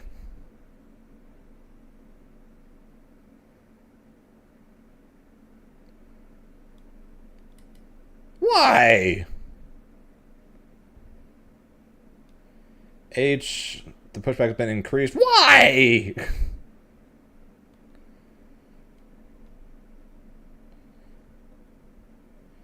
First projectile star has been decreased. Okay, the arrows were already so good. Why are they buffing that? Recovery's been reduced by 1 frame. Total damage has been reduced. Okay, they made his trial star's been reduced by 4 frames. Projectile speed has been increased. They made his already good arrows better, and they nerfed the rocks. If the rocks on the light version and the heavy version stop on block, then all of a sudden his crazy like plus frame setups I do won't work anymore, depending on the distance. Okay, let's see what else we got. Ultimate version. Again, the arrows were already good. Now causes crouch to stay on grounded counter hit. Thank you, God. I don't understand why it's happened in the first place. The stomp on counter hit. Now it causes crouch stay, not knock in the air. Sweet. Cards have been reduced from twice the strength to 12. Ground hit stun has been increased. 18. Okay. They buff the. Okay, that doesn't really do much. Okay. I mean, it makes the Oki off of it better, I guess. Ground charge has been reduced by 9. Active rates increased. Recovery has been reduced. Okay. Pact invincibility now wears off on block. This is to fix an issue where Avatar Bear cannot be punished on block after following up a skill with Pact. Let's fix an issue that caused him not to be punished, not to get punished on things. The kicked follow-up now shares the same effects as H skill as it follows up. Mid-air hit stun has been increased. Now causes wall bounce. No longer causes wall bounce on counter and instead launches foes vertically. Okay, so Avatar's combo potential on his follow-ups are better. Mid-air hit stun increased. Auto knockbacks reduced. Now causes ground bounce. Okay, so basically Avatar can now get mid-screen combos. Basically, he can now, if you do an EX move into a follow-up, either the teleport kick will knock him up into the air, or the dive will bounce him on the ground, basically allowing him to do more combos. So they made his rocks worse, the arrows better, and then they gave him better mid-screen combos. And that is all they're giving Avatar. Really. That is all they're giving Avatar. Really. I know everyone's freaking getting more mid-screen shit, but you're doing that. But you're giving that to Avatar, and that's the only change he's getting. The arrows were already good. The rocks were good, but you nerfed the rocks and you made the arrows better. You gave him mid-screen combos that he already didn't need. Okay, Avatar still sucks. Grimnir is now so much worse, and Avatar still sucks. Fuck. Sorry. All right, back to the beginning. We can go back to the beginning now. Let's go check out Jita. Let's go check out this top 3 or 4 character and see what they did to her. See if they nerfed her more than they nerfed Grimnir, at least.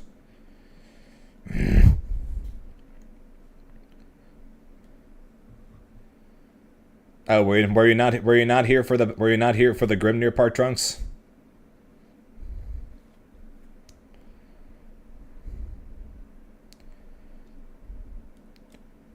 No, all right. The TLDR,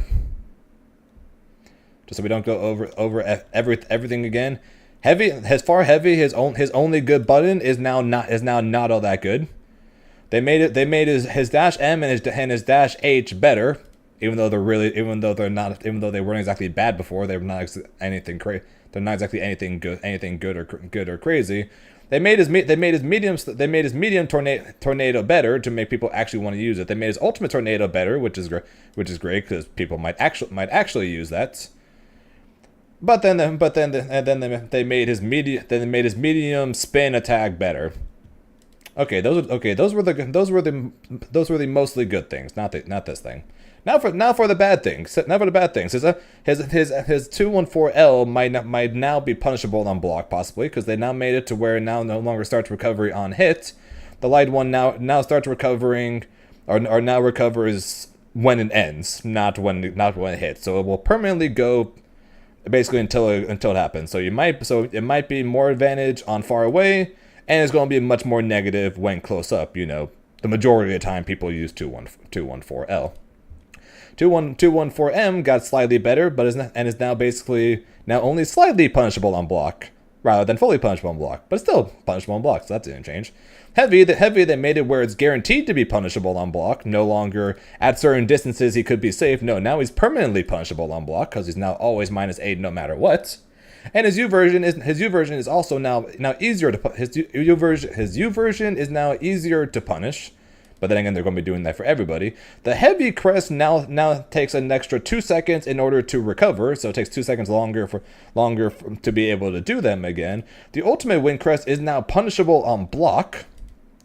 The hit stop of it, basically meaning our mid-screen fuzzy setups might no longer work because we now recover 2 frames slower, meaning that the close heavy or the far heavy that we do off of the 2-2U might no longer work. We'll have to test that when that comes out. So our mid-screen fuzzy might not work anymore. And then the mid-screen 2-2U now had in the air now, or not mid-screen, the air one now has 6 frames more recovery. The amount of block stun is now reduced, and the amount of hit stun is awesome. The amount of hit, but the hit stun is at least better. So yeah, actually no, that's in the air, so that part's not going to matter. Oh yeah, and then they buffed the dash. They buffed the dash to make it where they buffed the dash to make it where it now has higher hit stun. Yay. They made the air dash have higher hit stun. Not higher block stun, but higher hit stun. So the block stun hasn't changed. The fact that his dash loses to a bunch of things hasn't changed. Yeah, he's overall just a lot of nerfs. Just straight up a lot of nerfs. So yeah, that was not the TLDR. I ended up ranting about a second time. I apologize. Anyways, Cheetah. Vorpal Blade was easy to chain into various normal attacks. No shit. Making it one of the most effective skills in the game was corner carry. No shit. We adjusted it to no longer cause a wall bounce on the final hit. Yay! Follows the boo. It's difficult to find opportunities to use the M version due to the risk of being dodged. We've increased the reward from landing a counter hit to allow follow-ups even. So the heavy version no longer wall bounces. Okay, can live with that. Ultimate Vorpal Blade, we've kept its powerful follow potential at the corner, but reduced its pushback on block to balance risk reward from remains.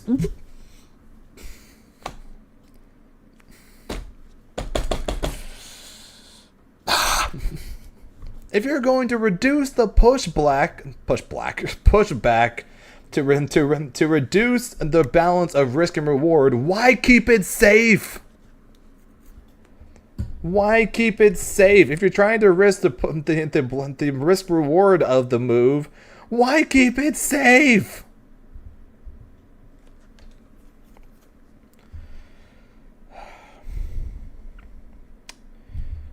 Charge levels. They made her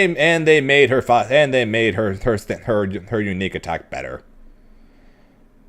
Cheetah will remain firm advantage on hit. Follow-ups can be possible, making it powerful true using mid-range combat. Yay! They made her 5U better. They made her jumping U better. Recovery and toy mission have been reduced by 3 frames, changing the frame advantage from my God. Now launches grounded foes on hit. Now causes wall bounce on. They made her projectile freaking wall bounce on counter hits. Her light and medium version. They made every projectile freaking wall bounce on counter hit now.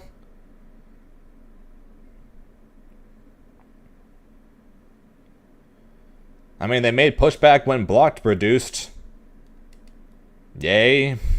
They can have that. They can have that to go along with the fact that they're now only -1 rather than -4.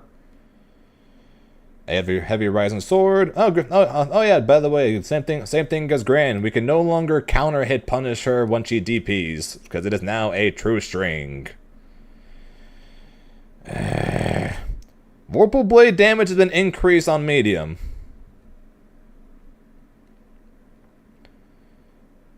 Heavy Vorpal Blade damage has been increased. Well, at least they're no longer wall balances, but why? Block near the corner no longer causes pushback on Jita's side. Yippee, because she's still safe. Cap's been reduced from 4 to 3.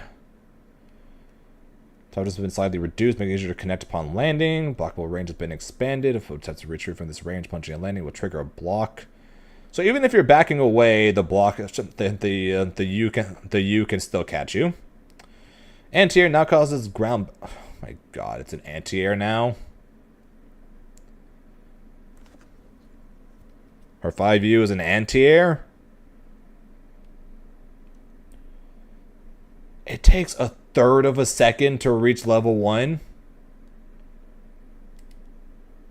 It takes a third of a second to get her something that makes her plus on block and gives you full combo on hits. A third of a second to give her a plus on block move that's full combo on hits. I might have to switch to Jita. Seriously, I might have to freaking switch to Jita after this. She's getting buffed. Jita's stronger now. Is Jita going to be the best character in the game after this?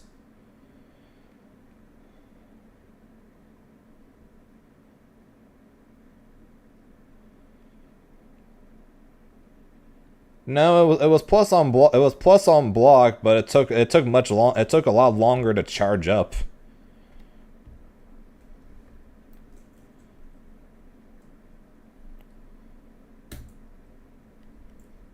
Also, I don't think it was plus on block, and I don't think it was plus on block until level 2. That was just level 1. Granted vulnerability. Level 3 is a DP.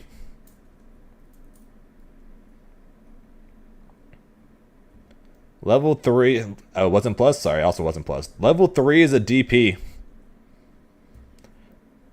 That's plus on block, plus 11 on hit, and causes a crouch state. Oh my fucking god.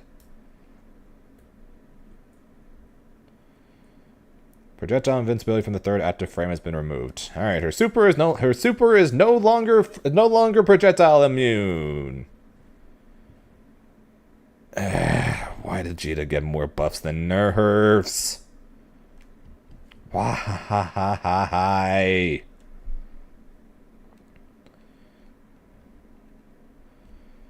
First speed of medium frozen blade has been increased, and we're going to more effectively apply pressure in connection with the L version. We've also increased the duration of armored frames for U enchanted lands, making it easier to deal with incoming projectiles and other zoning tools.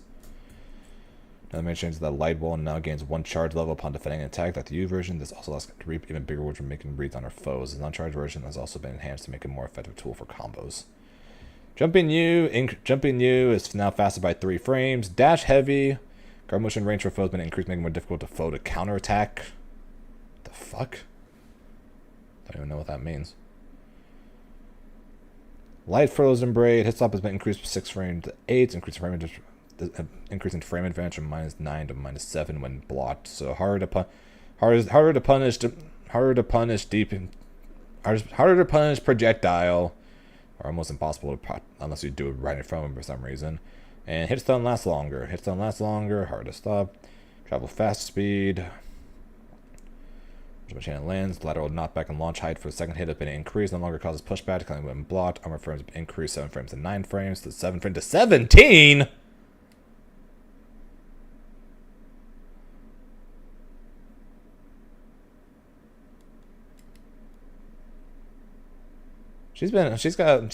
Okay, apparently she now has armored frames going or she's got 5 times the amount of armored frames.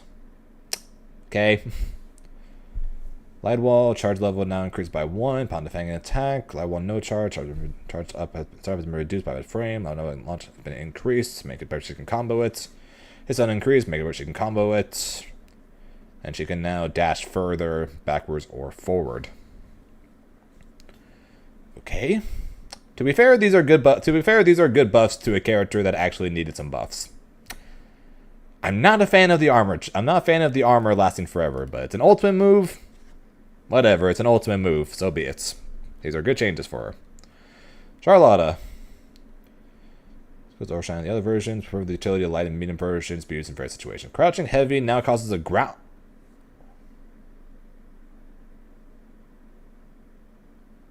Huh? Down heavy now causes a ground bounce when used as an anti-air. The cat really need buffs? No, she was pretty good already, but at least compared to a lot of other characters, she, I guess, needed some. Her crouching heavy now ground bounces. Not possible, or H noble strategy into sure strike on counter hit. So she now has really good and easy anti-air combos that doesn't even need a counter hit. Yeah, she no longer needs the counter hit in order to get combos off her down heavy. Okay, that's random as hell. Ultimate Shining Onslaught could previously only be followed up when used in the corner, so there was a risk of performing it just out of range of the follow-up. It's not back to being reduced, can show a lot close. Okay. Her down heavy was always ground bound before?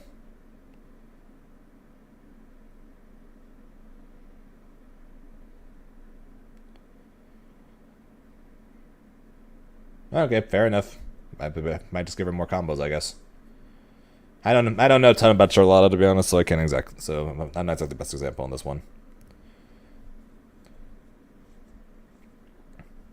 Oh, it didn't ground bounce. Okay, I was about to say I don't remember her ground bouncing on down heavy.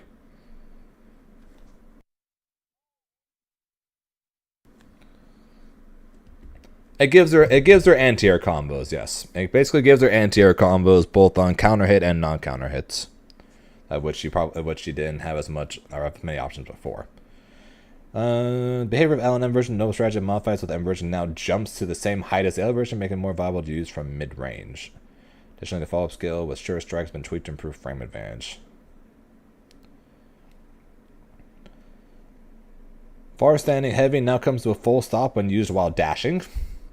Random. Crouching heavy anti-air not back adjusted now causes ground bounds. Now causes ground bounds on counter hits. Okay. Jumping U, unrecoverable duration of the second hit has been increased. Lateral knockback on the first and second has been increased while launch height has been reduced. That's weird. Holy Ladder. Descend now causes knockback on ground hit, giving Charlotta a larger advantage. Isn't Holy Ladder her DP?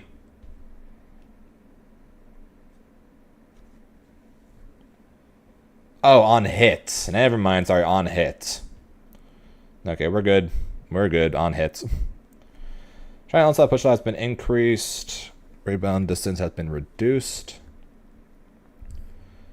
Acceleration and deceleration have both been increased, making it easier to chain into far normal attacks. So the travel distance remains nearly the same. Start close range has been reduced. Pushback has been increased. Rebound distance has been reduced. Propose one hit. Yeah, so exactly. That's why I said on hits. So I was like, okay, we're fine then. As long as it's not like she's getting a ton of frame advantage on block or things like that, where I'm just like, wait, they're making it where her DP isn't a DP? But now we're fine. Ultimate onslaught pushback for the second hit has been increased. Rebound distance has been reduced, with even further reduction near the corner. Basically making it where she can get people to the corner and keep them in the corner better. Travel speed and distance have been increased for Sword of Lumiel. Pushback has been reduced for all hits except for the final one.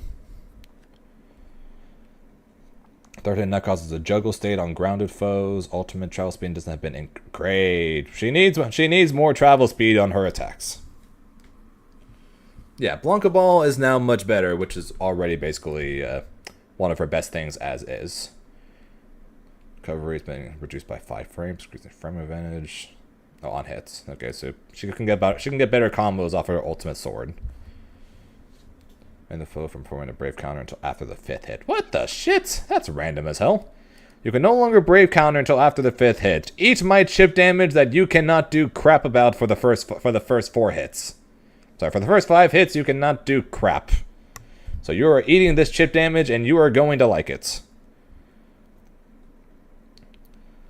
No strategy. Starving active frames has been reduced, causing with sure strike to activate sooner.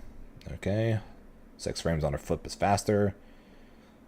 Increased to farther with the L version, causing acceleration and sure strike to come earlier. Again, making it faster. Yeah, Grim is nerfed a ton, and Abel still sucks. I know she needed these things. I'm just reading. That's reading a lot of things. Don't take me saying these things as me hating this for the Charlotta changes, because she definitely needed the buffs or anything. That I'm just basically just thinking about what the heck this all means.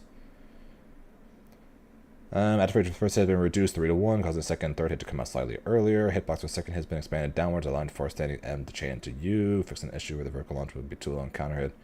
Okay, making the U version Zerum is eating really good right now. After has been reduced 13 to 10, recovery has been reduced by 2. Combined with the both change, frame advantage now changed from -4 to +1. Great. Okay, so the Sure Strike went from negative to plus. Fun. More things to make her plus. Third range against foes and hit stun has been expanded, making sure chain mid-air. Okay. Counterattack range against strikes has been increased. Total frames when blocking projectiles has been reduced by 8 frames. Same as when whiffed. This adjustment gives full advantage up to the third frame, projectile advantage from the 24th frame. Okay. So they made her counter better. And she can now do better Oki outfits. So yeah, good things. A lot of good things for Charlotta, and I mean a lot of good things for Charlotta. Zerum and Lucario are probably both very happy right now. Lancelot's. Focus on reducing the power of some of his moves and lowering his 8. They're lowering it. They're lowering Lancelot's HP. What the shit? That's random. Delta Leap has power application both defensively and offensively. Yeah, we are gonna be here forever. We're going to be here literally forever. Lancelot got cooked. Well, I'm about to find out. Blade Impulse is frame advantage, even when blocked, allowing Lancelot to continue a follow-up, which led to imbalance in risk and reward, as such as not buying frame advantage when blocked has been adjusted. Yeah, a lot of characters, including Grimnir, are pretty much getting this change. Standing L and near standing H along Southern Cross should be incorporated multiple times within his combos, allow him to continue to deal significant damage. It's also sets the advantage to his favor, just as the recovery of his standing L has been slightly increased to reduce the length of some of his combos. Okay, so his overall his ultimate dash is now easier to punish. His combos now do less damage. That's because I've been adjusted for improved utility, enhances offensive options in neutral. Travel speed and distance have been increased for M Southern Cross. That's probably not going to do very much. Making it easier to chain into from H and maintain advantage of close range. Increasing his options for close range pressure. Yeah, I don't think that's going to change all that much. And he's now a 4-star in terms of ease of use. HP has been reduced. Went from 16 to 15, so he's now below average. Standing L recovery has been increased by 2 frames, changing the frame advantage from +4 to +2. Apex was made forward, can now be chained into 2 crouching light attacks. That's random as hell. SBA gauge gain has been reduced from close H. Pushback has been reduced for the first hit, increased for second hit. Second hit has been expanded forward. Dash H, travel speed and distance have been increased. Curve has been reduced by 5 frames, changing frame reduction from +4 to +9, reducing the overall duration from 50 to 40 frames. Okay, making that a lot more plus. Not sure I like that. Recovery has been increased by 2 frames. Pushback of the fall has been adjusted to be closer upon landing. So yeah, a lot easier to punish. People aren't just going to throw that out now. Travel speed and distance has been increased. SBA gauge gain has been reduced. Okay, so now, yeah, he's building less meter and doing less damage now. So yeah, he's probably very happy right now. Follow attacks no longer come out while holding up. Follow attacks can now be input buffered. Startup has been reduced 13 frames. Ground bounce height has been increased, making it easier to combo. Frame advantage has been reduced from 45 frames to 31 frames. This non-hit has been reduced. Frame advantage for the far version has been reduced for better consistently. Recover upon landing when blocked has been increased by 7 frames. Change advantage from -18 to -25. So his Oki on ultimate DP is now no longer there. He can no longer. So basically, he can no longer do ultimate DP, hit you, and then do EX projectile into full Oki. Sucker. Recover upon landing. It's now easier to punish his DP, so now you don't have to worry about dodging for optimal punish. You can just block it. Recovery upon landing has been increased. Also easier to just punish on whiff. Wall clean time has been increased. So now if you do wall cling, it takes longer, and you will be counter hit if you try to do anything. So Lancelot can now be counter hit off of his wall clings. Travel speed and distance have been increased. Travel speed has been adjusted to after cross up, not cross up foes in the corner. So his dash is now faster, and is now faster, goes further, and also can now steal the corner. So his mix-up game is better. So if you weren't using the block button before and you're just relying on your reflexes, I would recommend using the block button now. Percy, I really hope you don't get many buffs. The startup of M has been reduced to distinguish from L, increasing its utility. They're just trying to make the M buttons useful. The M buttons literally are never useful, like almost for anybody. It's really weird. So they're trying to make all of the M buttons more useful, which, I mean, good on them for at least trying to do that, because everyone always either used the light or heavy version. No one really ever used the medium versions for almost anything, except for maybe combos. Increasing utility from distance, making a chain buff the triple attack. The varying hit stun of the U previously made it plus advantage on close range. The chains hit twice consistent and stronger set play potential. That was seldom used due to its slow startup, so its initiative properties have been refined to enhance utility. It's now can be changed additional attacks upon landing on hit. In return, the guard crush has been removed from its U version. The U version has also been adjusted and can be followed up with attacks when 5 or more orbs are stacked. Follow window can now increase when more orbs stacked. Okay, so the U dash slash is no longer causes guard crush. That's random. Far standing heavy now shrinks faster, making it more difficult to punish. Great. Not like we were punishing that button anyways. Dash H, travel speed and distance has been increased. M startup has been reduced by 4 frames. Projectile now hits twice, modifying damage precision changing the frame advantage to be consistently +9. The first hit is blocked regardless of distance. Yay! They're making you stuck in the carpet for longer.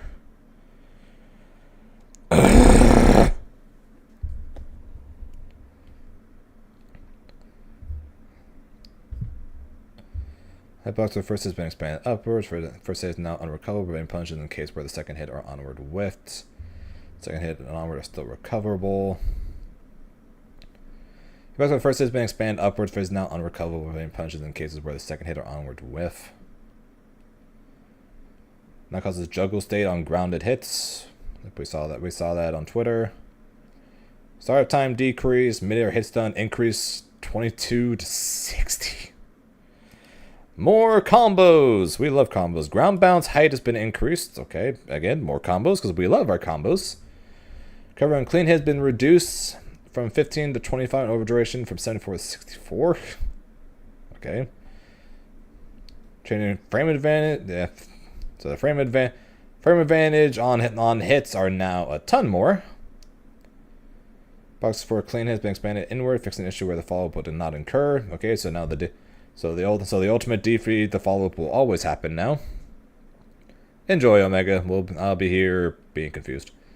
Launch height has been reduced, can now be followed up with attacks if 5 more orbs are stocked. Yeah, we saw that trailer on Twitter already. La Diva. First foremost, we made landing, Jewel Resort, Screwdriver, the focus. Oh, great. Damage advantage upon landing and movement have all been just in our favor, addition to dealing significant damage. Now carries foes further. Oh, dear. For strike attacks have also been adjusted. Setups to start and recovery for both L and M versions of elegant lariats have been reduced. H headbutt of Love's behavior has also been simplified to cause ground bounce. Changed considerably. This adjustment is aimed to make literary character focus on landing command throws rather than extended combos. Her Skybend are now deals an additional 10% damage when performing a 720 on top of standard technical inputs. Logo designed with the skill button in mind, the high difficulty performance of 720 is deserving of a buff. That's funny. Crossover can now be cancelled into all of her throws. Dash heavy, pushback has been increased, arrow number has been increased, some of it has been added for counter hits, now causes wall bounce, even when used mid-screen. Oh great. Oh great. We're giving La Diva's dash heavy the Anila treatment. Oh dear. I don't want her buffed. She needs it, but I don't want her buffed. For throw, essentially referring to after throws and foes with consistent. The light damage from the throws increased by 400. Frame advantage increased. Grab range has been slightly reduced. Interesting. Whiff recovery has been increased. So basically they're making the throws higher risk, high reward. It appears.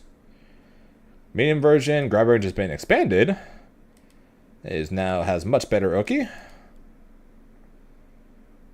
Increase frame advantage.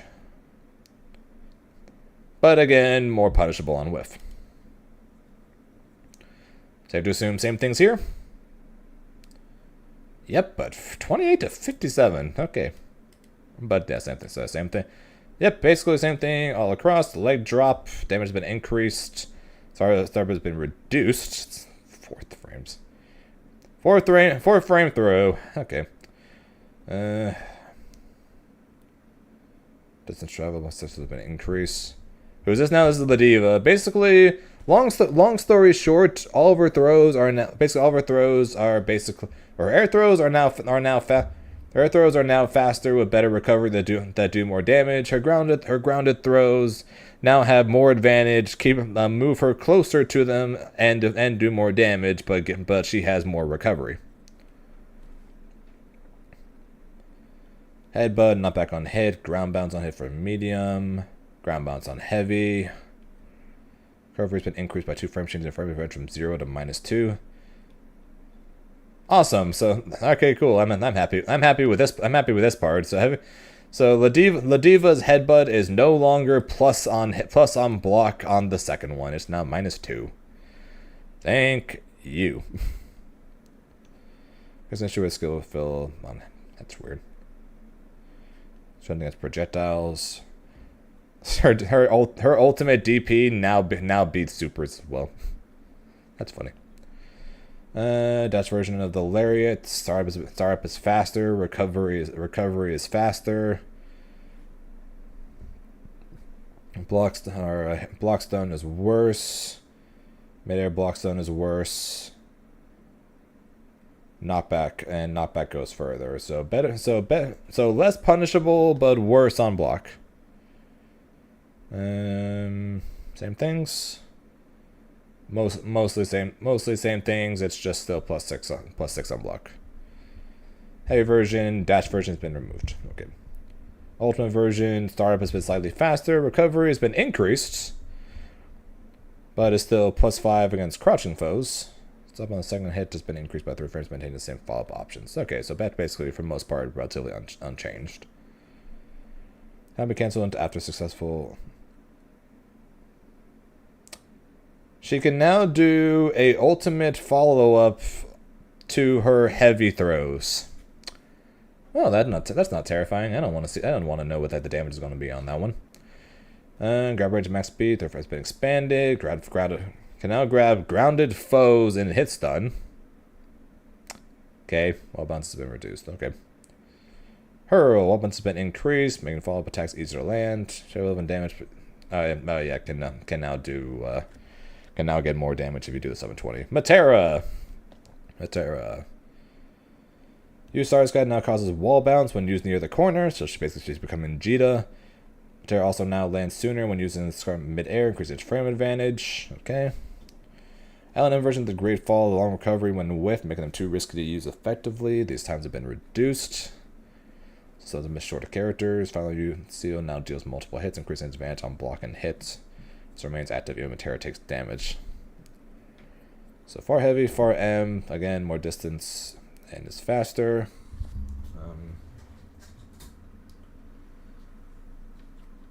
The projectiles are has been accelerated. So she falls faster from her air projectiles, and they also come out faster. All right, that's good. That's a cool change. Makes her air projectiles better.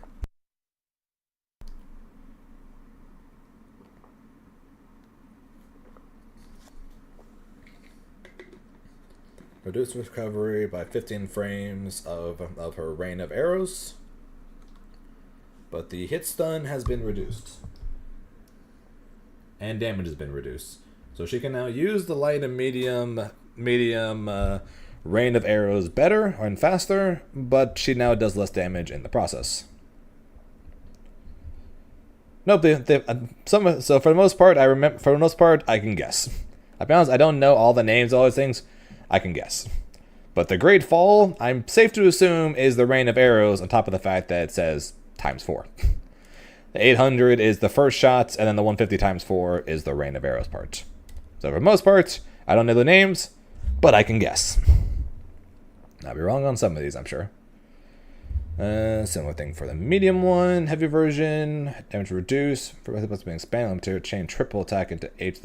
Okay, so it does less damage, but she can now combo into it. That's cool. Ethereal Seal, meteor hit stun has been increased. That's a lot. 22 to 60. Actually, well, so it's now really good as an anti-air.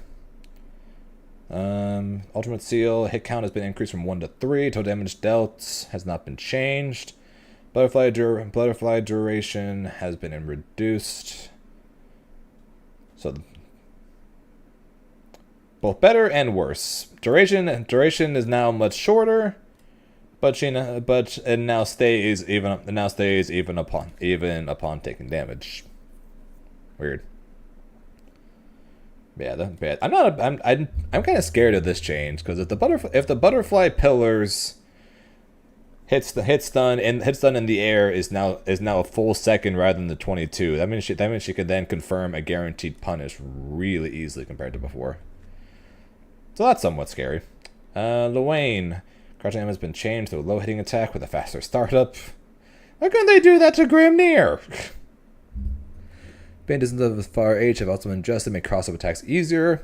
Like he needed help with that. Performing the L&M versions of Sammy and Tommy, even one that's still on screen, the other strength level can be performed to call on the other one. Wait, you can... Oh, no. Sorry for Magnificent Tool of Destruction has also been reduced. Grand Martini's used it in battle. Backstep duration has been adjusted to align with other characters, so his backdash is now better. Crouching M is now a 7-frame low. Okay. Dash A, travel speed is faster. Sammy Tommy. Can we use I'm still okay, so the light and medium calls, you can now call the other almost immediately upon calling the previous one, rather than having to wait for them to leave the screen. You can now call them while the other one is still on screen.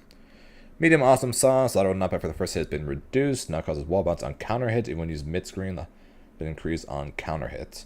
So basically now the Medium Awesome Sauce is now just a better tool to use, just in general, because you can possibly get even mid-screen combos from it.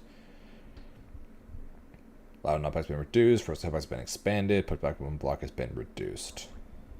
Interesting. Yeah, the ultimate one we saw in the thing on Twitter bounces them a mile into the air. So easy combos, easy combos from that sense. Magnificent Tool of Destruction. So I was been reduced. Oh, why? The tools were really good. The tools did not need buffs. The tools did not need buffs. They were already good. Human Pyramid. Time counter now stops while active with low wins. HP is higher than the foes.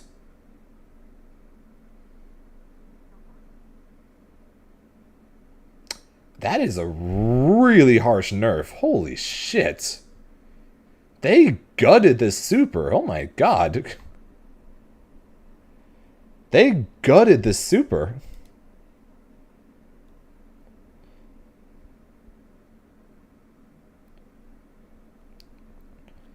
Time counter now stops while active if Lowain's HP is higher than the foes.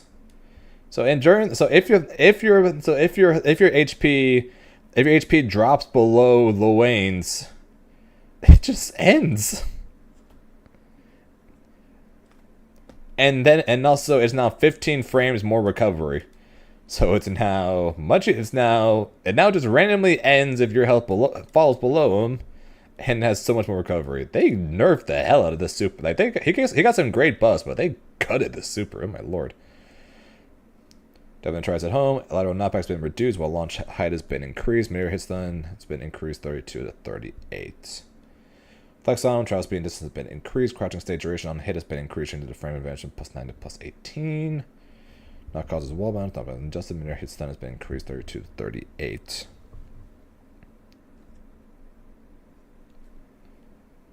Time counter now stops. Oh. Never mind, I stand corrected. My bad. Ignore me. I misread this. They just made it where you can't timer scam it. Never mind, ignore me. Ignore me, I have no idea what I'm talking about. And slip in travel speed has been increased. Auto frame's been increased 5 to 11. Recovery's been reduced 21 to 15. Launch has been increased. Frame advantage on hit has been increased. Time until the screen freeze has been increased by 2 frames. Change to overduration 31-33. No longer invincible before the screen freeze. Okay. Fairy. So you think Fairy like Avatar is still bad, huh? This band is real though. I like it. Fair enough. Guess bands, although its range has been slightly reduced, now swaps Fairy's position with a foe upon a successful grab and followed by heal. This change allows her to turn the tables by swapping places. For expense has been reduced, cannot be charged. This adjustment makes it possible to change it from attacks like crouching heavy, or for landing at H and again trying to make the medium version useful pretty much rather than being forced to do the EX version, I guess. Have been improved on hit and block respectively. Fairy's dash H has been enhanced with increased ground bounce on hit, allowing for follow-ups. Okay, so her dash H now actually allows for full combos, it looks like. Now dismounts hits, aim and block. Fairy can use a block stun to land over attack with her jumping L. Reward from this combo has been reduced. Far standing M can now be blocked. Why?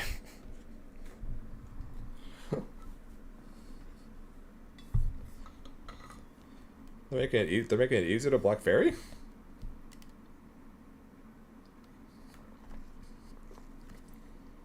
They also made dash H punchable on block.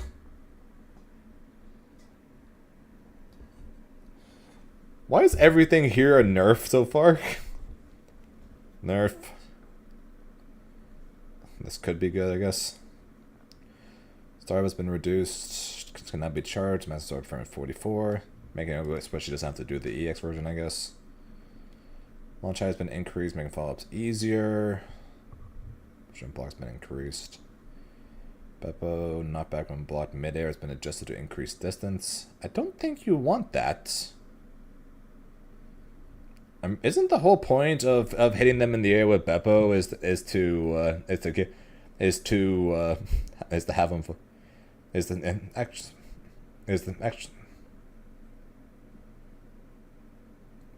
them actually having them farther away in that sense is fine.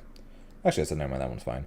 Start with just put 24-21. Port range has been expanded. Makes sense. GG. Travel arc has been expanded against range. Okay, that's going to be odd. Launch height has been increased and knockback has been reduced, making follow-ups easier. So you can now easier to combo on GG. His style has been increased by 5 frames when blocking the final hits. So you're now plus on block on the orb. Hit count has been increased from 5 to 8. So damage 20 has not been changed. So that's roughly the same. No longer reduces damage, but from normal with those rage strikes, rage strengths, and brave counters. Why does it feel like Fairy got more nerfs than buffs? Why does it feel like Fairy's more nerfed than buffed? It's so weird. Is that alright, this ought to be good. The reach for jumping heavy was expanded. Moving the risk and reward of the U version. Sounds like they're gonna make the U version punishable. Overall damage of the U version was reduced. And it's easier to punish on block. Take that, Zeta players.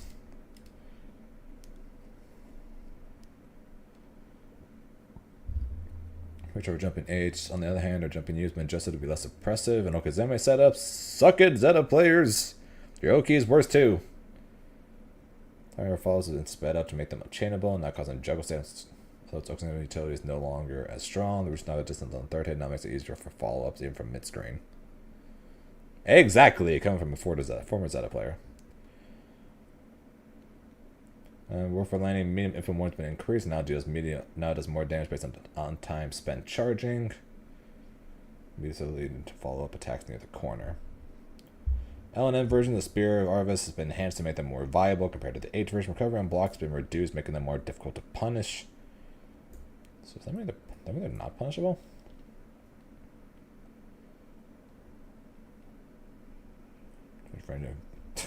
Alright, so she can now Oki better off throws. The wonder is not because of the juggle state on ground hits, not because of wall bounce. They're trying to make her DP better? Or a medium one better? The one that blocks lows? Weird. Form when used near the wall has been removed, make it easier for follow-ups. Active frame has been reduced 7 to 6. Pushback and blocks been increased. Now decelerates when blocked. So yeah, harder to. I'm curious what the. Okay, so I'm curious what the frame rate is going to be on this light one. Travel distance, pushback and blocks been increased, and whether or not be punishable based on the push block distance. That would be a nice buff to her technically by making her light version and her medium version, apparently and her heavy version now push back further. Because depending on how far back it pushes them, it could technically be safe and just be a way in, I guess. Ultimate damage being reduced by 500. Very nice. Pushback on blocks been increased. Deceleration on blocks been reduced. Okay, so everyone else is getting getting ultimate moves that are easier to punish on block, except for Zeta's, who's harder to punish on block. At least in the case of Spear of Arvos.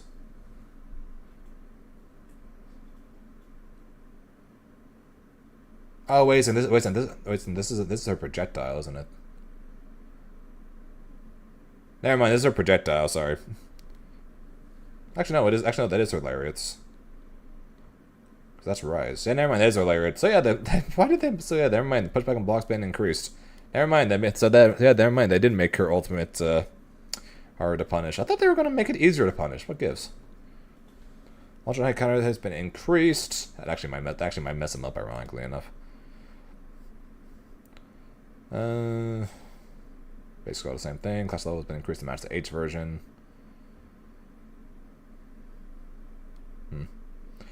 Damage been reduced by 500. Pushback on block has been reduced. Wait. They made the... Nobody do... Oh, wait a second. Pushback on block... Okay, we're good. We're good. We're good. Spear of Arves, fall, pushback on block reduced. We're good. They didn't make it easier to punish. We're good. Alright, all good now. Yep, we're good. We're good. Says it right here. Fall. Pushback on blocks been reduced. They didn't make it easier to punish. We're good. Knee assault. Lateral knockback has been reduced. Lateral knockback. So it's now easier to combo off of? Great. Now since foes flying on hit, advancing speed has been adjusted. Pushback is now increased. Can now hit continuously by holding the U button. Okay, you no longer have to mash it, you can just hold it. Yeah, she can still combo from parry, and it's actually easier to do so now. Vasaraga! I'm scared. Yeah, you can now charge his heavy attack. Addition deal more damage. Main version of Tides of Fear now travels faster and further.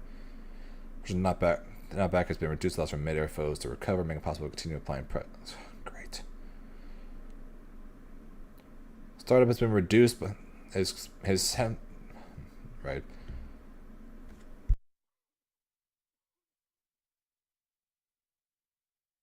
Ow. I mean, whoa. That got me a little dizzy there.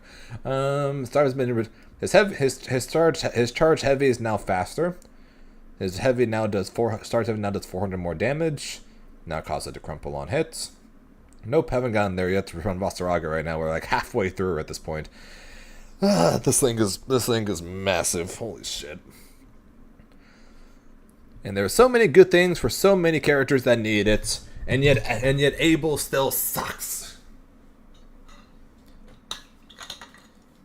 I'm mad.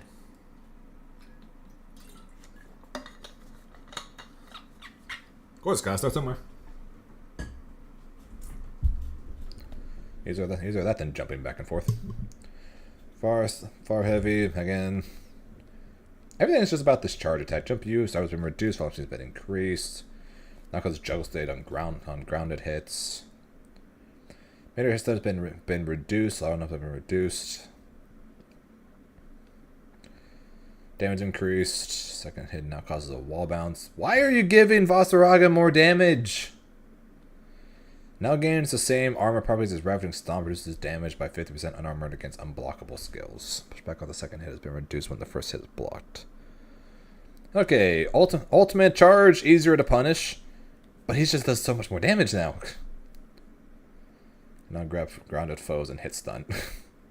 And he can technically and he can finish combos or OTG with the throw. Shit.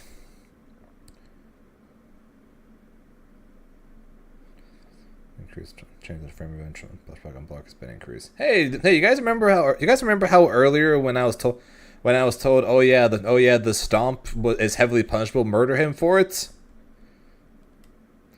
Apparently, I was just predicting the future. Apparently, I was just predicting the future about not punishing shits. Yay.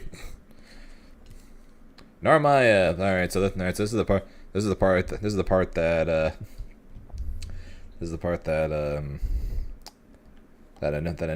news been waiting for. Narmaya's adjustments are primarily focused on improving the versatility and pressure of her Setsuna and Crescent Moon skills. Her Crescent Moon skills are already ridiculously good. They probably will with miss on that Musketeer. It already doesn't have any range now. There's more pushback. Setsuna now has the same properties and effectiveness at any range. This makes her foes advance much more difficult. The skills have been made mid-air blockable. So Setsuna now causes more block stun. Pushback on block to help keep your foe at bay. M now causes to fall backwards on hits and crumples on counter hits. Okay. H now causes wall bounce in the corner, even when hit from afar.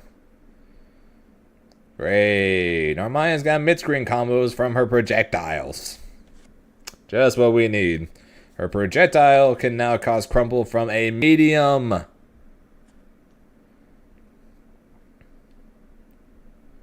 However, recovery on block has been hit. So if you get in on her when she's doing it, you have a higher chance of punishing her. Change to make it usable as an advancing attack compared to other characters. The is very difficult and technical to use and find the skill part in improving her ease of use. To improve versatility of Crescent Moon, different properties have been given the L, M, and H version. Mid-air Crescent Moon on block now leaves you open to getting punished, but has combo potential on hits. Okay.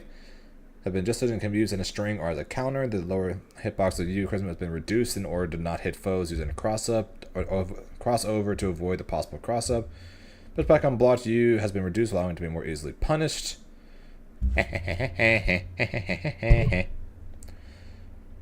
Butterfly effect can now be activated during H counters, hits, and brave counters. Startup was faster. Startup was faster. No longer has a different attributes depending on range. That does not launch foes from any range. Any range causes the crumble on counter hits. That's been adjusted. Maybe all things we just read pretty much. Attributes been adjusted, now attacks automatically after moving. Input to fall skills have been increased. Putback buff for third and fourth has been reduced. Crescent Moon is now grounded one is now faster. Fall has been increased, reducing time until landing. Covering when landing has been reduced by a frame. Medium Crescent Moon no longer causes ground bounce. Anti-air now causes ground bounce on counter hit. Covering one landing has been reduced by a frame. H1 no longer causes ground bounce. Now anti-air now causes ground bounce. So the heavy version no longer causes the ground bounce. Okay, interesting. And lower hitbox has been shortened to prevent hitting crossovers. So basically, you're not landing cross-ups. You're not landing cross-up Crescent Moons anymore, I guess. Sweet. Mid-air Crescent Moon, mid-air hit stun has been increased. Butterfly now is able to stand during the animation of counter hits. Now able to stand during brave counter. Narmaya didn't really. I don't know. I mean, she's slightly better, but she didn't really get that much. At least it doesn't sound like she did to me. Her projectiles are both better. Her projectiles both better and worse. Her crescent attacks are both better and worse. I don't know. It seems like just a bunch of buffs and nerfs at the same time for her. Sora's. Next year, a few more detailed adjustments. LH will come out quicker.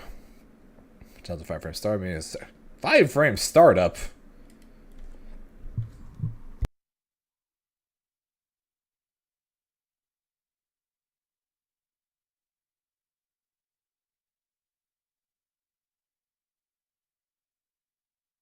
Yeah, there's a good chance. There's a chance I might be trying to be a Versusia main after this with the way freaking Grimnir and Avatar are. Dash M now faster. Dash A's armor now activates starting from frame 9 instead of frame 16. Yay! Distance and travel distance has been increased. So dash heavy is now going to be better. It's going to be freaking like Zoe's. Or somehow it's closer to Zoe's. Round's Fang start was reduced by 6 frames. So the punch is faster, punch is faster, punch is faster. Okay, everything about the punches are faster, okay? Rock Smash active frames on third pillar have been reduced by 3, changing total active frames while third pillars by 3, with recovery increased by 5. So on whiff, easier to punish. On hits, or on block, actually no, just straight up, it's just much weaker. It's overall just weaker. Weaker on whiff, and its active frames is also worse. Okay. Muscle Fury defense bonus from badges have been increased. Red to Muscle's activation window has been made earlier by 2 frames. Great. I already have an annoying time dealing with the stupid muscles. 4 plus throw. Number provides a badge on landing the attack regardless if the badge was gained from Muscle's Fury. Now depletes 2 badge points at close range during Macho Ultimatum. Frames after the blackout have been reduced by 5, lowering overall duration from 25 frames to 20 frames. Okay, I think I missed what the heck this whole badge point thing is going to do. Defense bonus from badges have been increased. I don't know. Zoe. That's a lot of words. Increasing dash both M spinning slash and aerial spinning slash, and following for H with main slash. Not every hit shall land. Okay, just making her more consistent. Increasing her far H just as a poke. Means that's when not trailers then through the screen. Her aerial medium slash is now full screen. Great. Lightning portion of heavy thunder now causes a grump. Okay. Hey guys, remember how in the last game she had combo potential from her lightning Oki? I think that might be back now. Because she can probably do 6M into lightning into combo. She might be able to do throw into lightning into combo.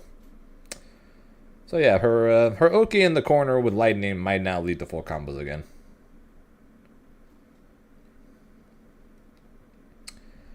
Fantastic. You'd have to use the EX version, granted, but still.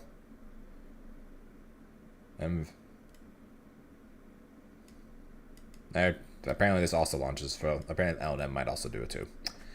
I don't know. Either way, sounds like she's got more combos. Follow lightning is practically unblockable. If the initial hit landed, it had a few practical applications. This bounce update was just to fire off 5 lightning strikes on hit to send the foe reeling backwards, allowing for a follow with the M aerial spinning slash, what may start possible, make it possible to chain near H with U Thunder.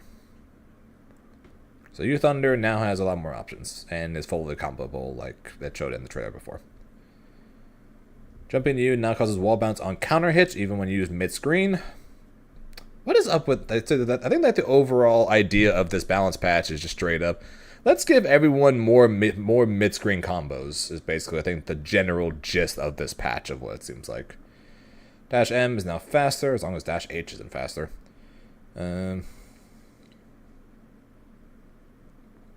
Okay, well Grimnir didn't get it. Grimnir didn't get any improved mid-screen combos. He pretty much didn't get any improved anythings. They gave Avatar freaking more mid-screen combos. Yay. Fairy. Because they've just nerfed Fairy for some reason. Spinning Slash now goes full screen for some reason. No longer pushes Zoe back when blocked in the corner. That's weird.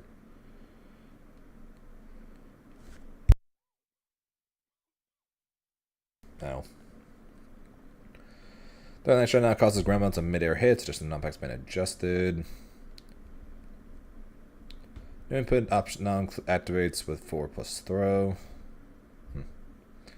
So thunder and spinning slash. Lots of changes. Gag. Please tell me she got nerfed. Reducing the charging time of your unique action. Collapse to better reflect the speed of the game. Also increase Cagliostro's fall speed after she cancels a mid-air collapse, meaning she'll be less exposed as she makes a landing. They're buffing Cag. We've increased the launch height and mid-stair of L. Oh my god, they're buffing Cag? Possible to. This means it's possible to loop it now. Also made an adjustment. I have not gone into Lucilius yet, guys. Please quit talking about Lucilius. We are getting there.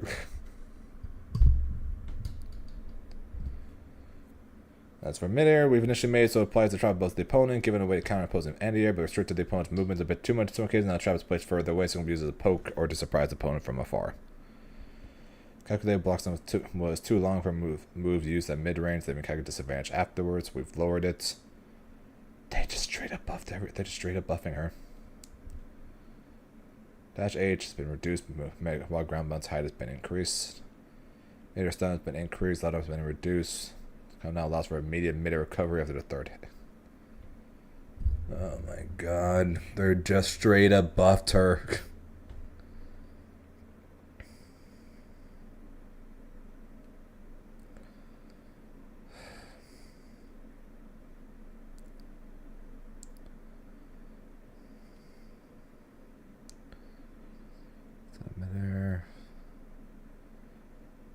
No longer invincible while falling, so down invincible now ends upon landing if active. Charge frames required to reach level 1 has been reduced. Charge frames required to reach level 1 has been reduced. Knockback has been adjusted less likely to whiff. They just only buffed. Cag only got buffs. What the fuck, dude? UL, big changes are coming to the third dance in the stance on Mega Eye of the Sparrow, still too oppressive. To have a manual input. Goal is changes to make it easier for both players to read and react to the move. So they're nerfing UL. Difficult to tell if they leave UL at advantage since we're making major changes to them. Will deal chip damage, giving an option to French opponents who don't stop blocking. Additionally, M third dance attack will now hit overhead instead of high, and its block stun has been increased. Okay, never mind. They're just straight up buffing that dance. Possible to manually enter third dance during any use skill, including Fox Flame. Okay. So she's now going to have a lot more combo options. Just in the corner, make a more opponent combo tool. It's only possible to combo for this move in the corner. Made it so you won't push herself off the opponent once hitting them. Difficult to convert off of hits, reduce the not dip. So she can just combo galore. That's what we're getting off of this. She just streak combos galore off of everything.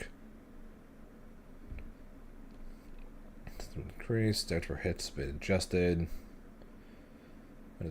Follow-up attacks been increased. May enter third dance. May enter third dance. May enter third dance. Chip damage has been added to 35%. I spare 10%. Yeah, so she's going to do a lot of chip damage, have more mix-ups, and have more damage, have more combos, have more everything. Change from high to overhead, and it's also faster. So she's now got a 14 frame overhead. Fun. Height frame's been reduced. Block stun has been increased. So easier to punish on the overhead at least. Now causes ground bounce. So more reward on hits, more punish on block. Current charge now causes wall bounce on regular hits. Charge has been reduced. I don't know what any of this is, so I'll leave that to UL players, what any of that means. Onray. Attacks next range at the same time. They get too close and turns opponent's offense against them. Now you can cancel any normal skill into Onray's unique action, Arm the Bastion. Also we've made his active frames earlier after pairing an attack, emphasizing his theme of defense being the best offense. Adjustment to on-hit properties, provide more rewards. Maybe I'll be an honorary player. Comparative hard to understand compared to the other follow skills we made because ground bounce on counter hit, creating a new combo opportunity. Likewise for grand haste and a spiral spear follow skill, we've increased its travel to make it easier to get the jump on distant foes. Yeah, maybe I'm going to be a freaking honorary player after this. Ground bounce height on counter has been increased. Travel to start has been reduced. The version now causes wall bounce. Mayor 1 now causes wall bounce. Flings Bar now launches grounded foes. Oh, no, has been increased. Sunframes when pairing has been increased. Launch height has been increased, now causes wall bounce. Though knockback launch height second has been increased, now causes wall bounce. Switch to a counter with clash after pairing. Here's misfortune. Here's stop when pairing has been increased. Alright, so it looks like then hit stop. Can now be used after canceling in normal. Travel speed has been adjusted, causing armor to slide forward. Cannot be used after canceling in normal. Hits up when pairing has been increased. Now moves forward, successful parry with recovery has been increased by 9 frames. So easier to punish. Better on hit for the parry, but worse on whiff. Parry frames has been increased by 6 frames. Stop when pairing has been increased. Yeah. Startups have been reduced. Hit stop on counter has been increased. Star has been changed by 6 frames because it's up invisibility until the last active frame. Well, Zed has nerfed quite a bit as well, Grange. Star has been reduced. It's up on counter hits. Star has been changed 6 frames. Which one? Projectiles now track foes. Now launches grounded foes. Now that's been adjusted. Now fires projectile. Now fires projectile using crouch. You one spear. No longer fires projectile after the first attack of the combo. Yeah, I might just have to be an Uno player after this apparently. Eustace. What did Eustace get? Based on my luck with characters that I actually find interesting, probably nothing good. His duration has been increased for far H, crouching H, day to night, making it not possible to follow grounded hits. Speaking of grounded hits, L&M version of Flemic Thunder now cause a juggle state on okay, never mind. Okay, never mind. Sounds like there might be something to this. Space between uses and phone allowed him to safely continue pressing them from afar. Yeah, hopefully for Susie is good enough. If not, I'm just going to cry. I am literally just going to freaking cry if she ends up being worse.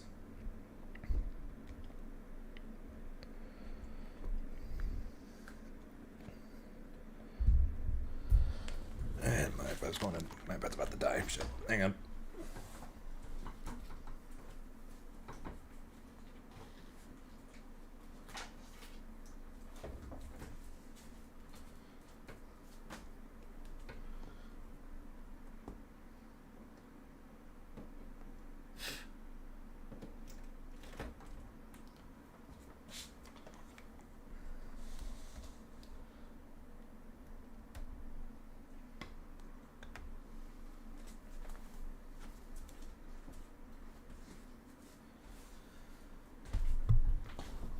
The second screen was about to die on me. And down one a box.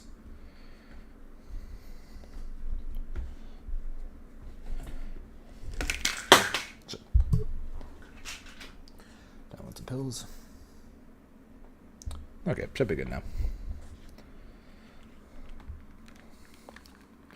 I need Viculamin. Apparently. His duration has been increased for his far-standing age. Crouching with that rate, just when delay start for tempting when charged, make it easier to time against foes tempted to dodge. Rare race now gives uses frame damage when blocked up close. Interesting. On hit, you can convert hit into more damage by changing it to a close standing L. Okay, giving Eustace more damage. Again, the general idea of this patch apparently. Mid-air hit duration has been increased, making follow as possible on grounded hits. Little attacks have been reduced. Crouching H, yeah, basically giving him better anti-air for people who are trying to jump at him. His projectile launching people is going to look interesting. I'll be curious to see what the heck that's going to look like, because that could possibly lead to some interesting corner combos. His unblock increased by 6. Damn. So his charge projectile is now +5 on block. Oh, that's gonna lead to probably some pretty annoying pressure. So with an increase, making it easier to hit foes attempting to dodge the L version. Interesting. Curves been reduced by 6 frames. Should overall duration. It's up on block. Now +5. So yeah, all of his charge versions are now plus on block. And the heavy one is just even more plus on block. Knockback's been slightly increased on the first hit, making follow-ups. Alright, so you can get follow-ups on the slide slash. That's cool. Bomb bounce height has been increased. Explosive time has been delayed by 14 frames. Random. So on the first hit has been increased, changing an advantage from the medium bomb is now plus on block. Been increased. Explosion time has been delayed by 14 frames. Bomb no longer disappears upon blocking an attack. Okay, that's kind of nuts. Seox. Okay, we're getting near the end. We are somewhat getting near the end. Which is good because I've been going for 8.5 hours. Alright, Seox, please show me that kind of nerfed. Alright, his HP is now freaking avatar levels. Okay, there's that, I guess. Create a Wolf's Howl, leaving Wolf's Howl to mostly be used as a mid-screen finisher. As a result, we've made some adjustments to the Wolf's Howl.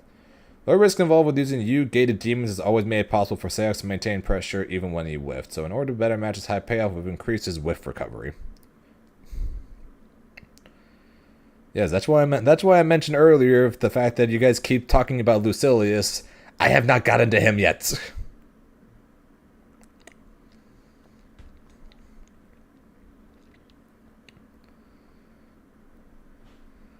Six runes alignment has been made stronger overall, increasing the time it stays in effect. Seox is after his attacks are slower now, so we've made overhead and low triple +5. Okay.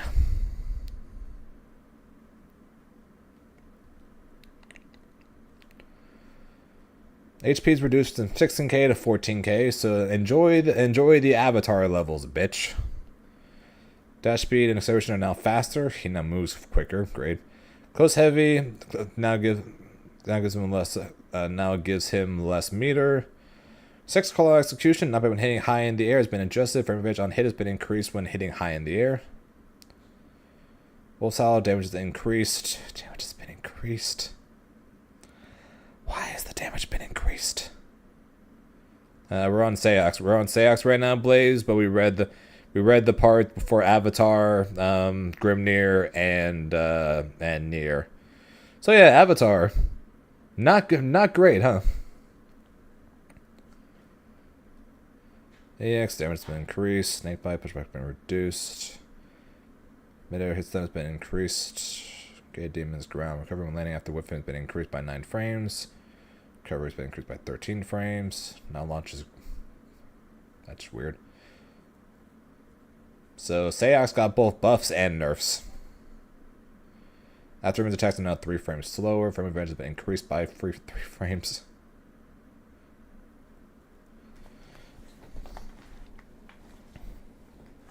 In 3 months, when we get the next balance update Avatar, not Avatar, Autonomous, you'll be the savior as Avatar Belial.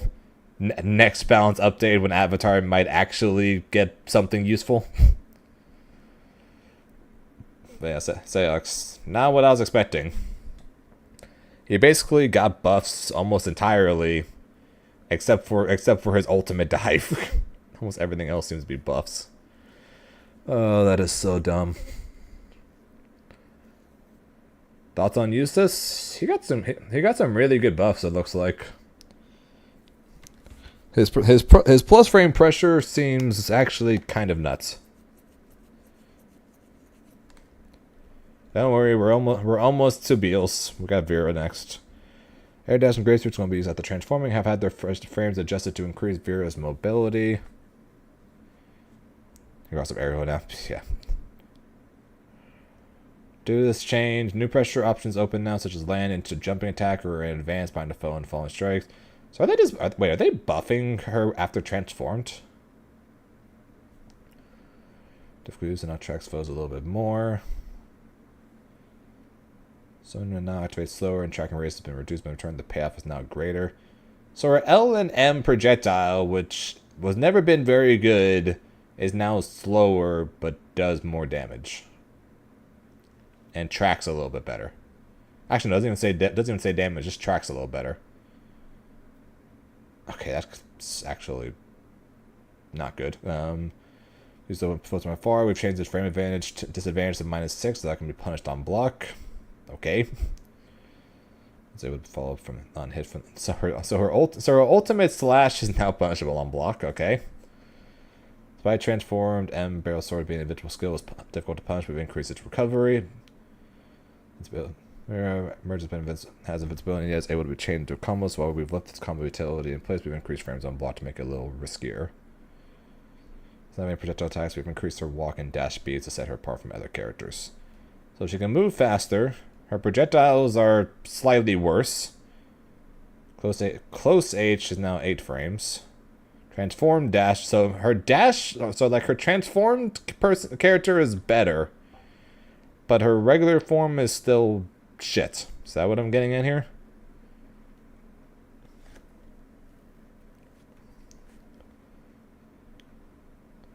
Cover has been increased. Ground bounce height has been increased on her follow-up on grounded hits. Pawn blocks under a second has been increased. Yep. That is basically exactly what I'm getting here. It's been just the Tronus has been increased.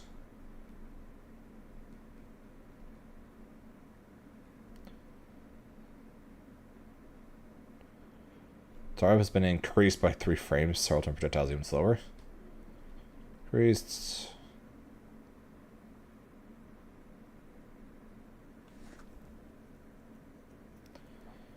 Yep, her transform version is better, and somehow her normal version somehow got shittier. What? Alright, Beelzebub. Major change is changing Unisonic's shared cooldown with Chaos Caliber. Yeah, we saw that one already in the trailer. Chaos Caliber's active frames of the first hit attack have been lowered, meaning it's now easier to chain into the second hit of the attack. Crumble save, which is nice. Like I said, so the better her transform version, which was already really good, got better. Meanwhile, her shitty version somehow got shittier.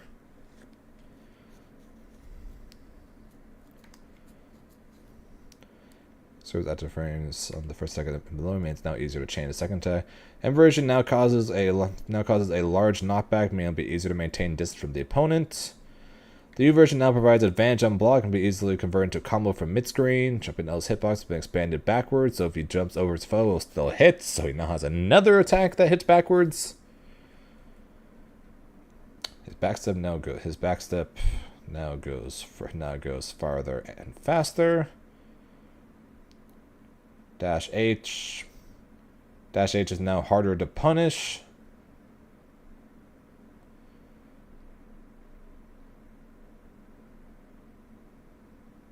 Yeah, I think easier to combo off of. Frames changed from 322 to 232. After frames of first hit have been reduced. Length have been increased. Pressure in the middle now extends higher, so now it's even harder to dodge it. Core has been reduced by 6 frames. This has also been increased by 2 frames. Change frame advantage from -6 to +2. Oh dear. Oh wait, he didn't have one? I thought he had one. They just gave him another one. I didn't realize that was his first one. Damn. Okay. Fair enough. Unisonic whip recovery after landing has increased by 5 frames. Downfight now effects upon landing of active. Pull range has been expanded. Why? Grab range has been expanded. Okay, the Bubs changes are kind of just okay.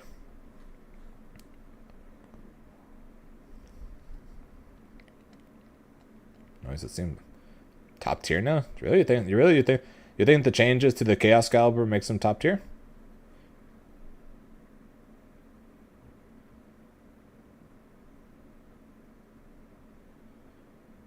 Mid-screen. He gets a mid-screen combo off his ultimate version. Unisonic now shares a cooldown. Oh right.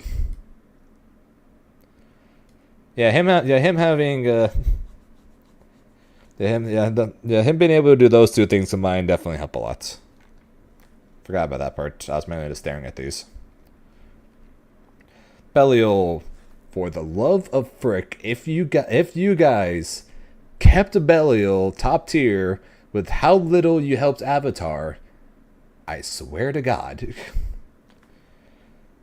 Unlike the LH versions, that version was lacking specific strengths. The normal, though it's common to chain together all H versions of Let's Go to deal damage to the core. Now we can add it to the mix, creating a strong option for continuing. Oh no.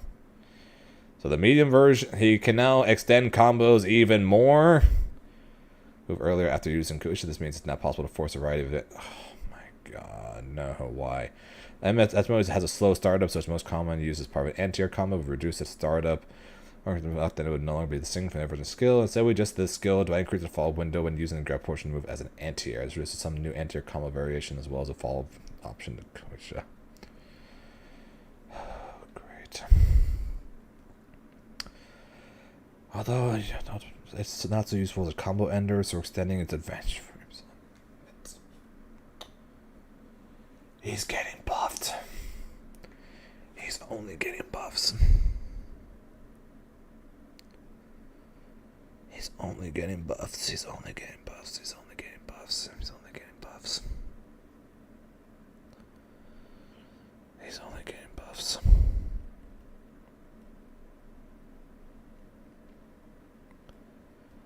He's only getting buffs.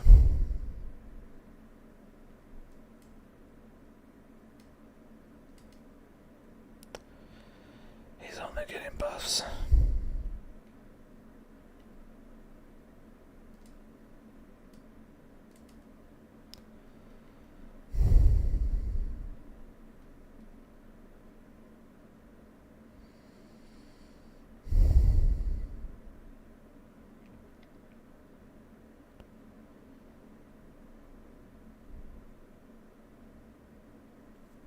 He only got buffs. Avatar Belial got a nerf in his list of buffs. Regular Belial got only buffs.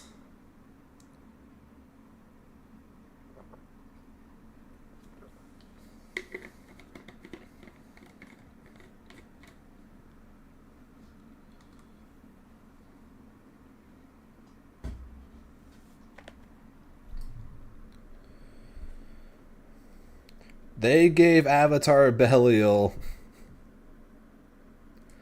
a slight nerf.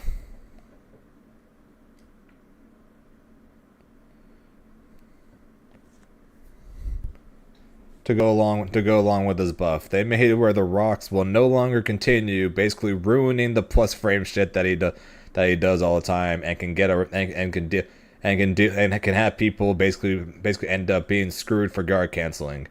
They took that away from him.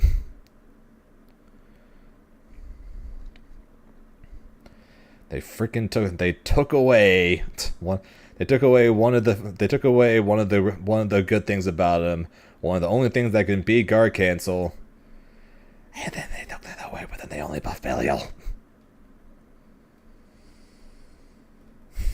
Almost done. Almost done. Almost done. Almost done. Almost done. I'm almost done. I am deleting this game after this. I am almost done. Anila. Nila's dash age only skills were strengthened in the last patch. We made further adjustments to her try to make her more effective in neutral. Great. More buffs, it sounds like. H Fluff 'em Stuff 'em now starts up faster as a true block string rather than a triple attack. Joy. Fluff Stuff 'em is relatively difficult to deal with, so the 3 sheep that appear, the sheep will now disappear one at a time after they travel a certain distance, which reduces the pressure that can apply to... Okay, so they're actually nerfing her ultimate sheep.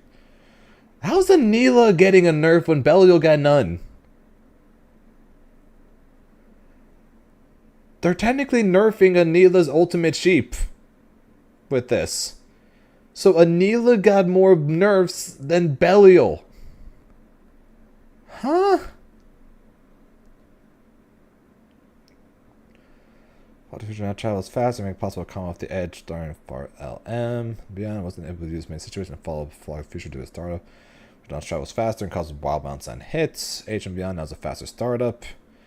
LM over the fence now enter an aerial state sooner, reducing the time until jump attack can be used. M over the fence now travels farther, make it possible. U was adjusted last time, but it was quite a bit weaker compared to the other versions, considering this to use. So we adjusted its attribute and changed it into a striking high attack with tracking. Yeah, we saw that in the Versusia trailer.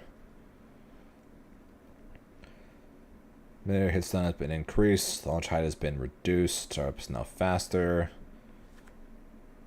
Fluffum for the sheep is now faster. Travel speed has been increased. Which has been increased. Now causes wall bouncing when used mid screen. Now has been adjusted.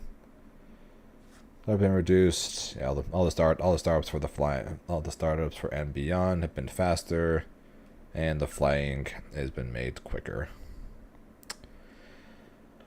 Okay, if Japan got their way, Siegfried is going to see very few nerfs. So let's find out if Japan got their way, shall we? Siegfried is a standard fighter with good reach and damage output, making his skills very easy to utilize. Many characters didn't have anything in their toolkit to deal with the heavy, and we made the projectile faster and travel distance shorter, which minimized its utility in neutral. They could have just kept the speed the same and reduced the distance. They didn't have to make it faster. Flip side, we've also improved its frame advantage on block. They did not need to help it. They could have just nerfed it and called it a there.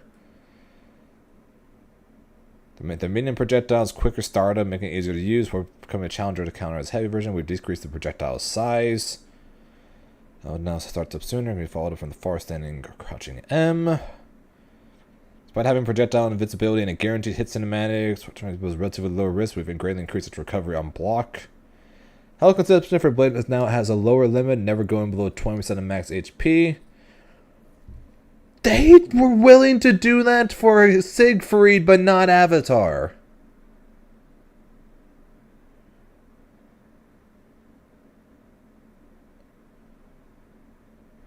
They're not willing to let Avatar stop hurting himself below a certain HP, but they're willing to have Siegfried not hurt himself once he falls below HP.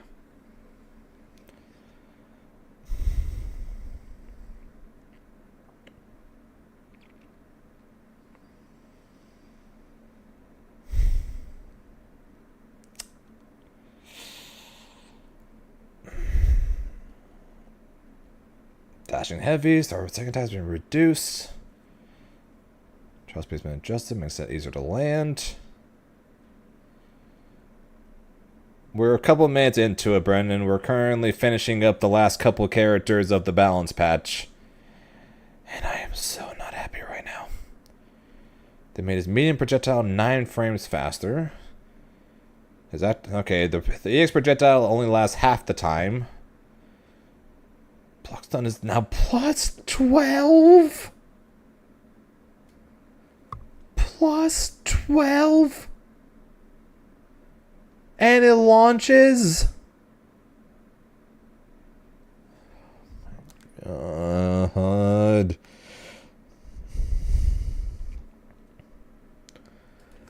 Launch height for sword has been increased, projectile causes, and the ultimate one also causes wall bounce. Okay. Medium messenger. Forward movement before upward strike has been removed, reducing reach. Just knockback the first second to make it harder to whiff in the middle of the skill. Just knockback was hit for 1, 2, 3, making it harder to whiff in the middle of the skill. Making his follow-ups get more guaranteed.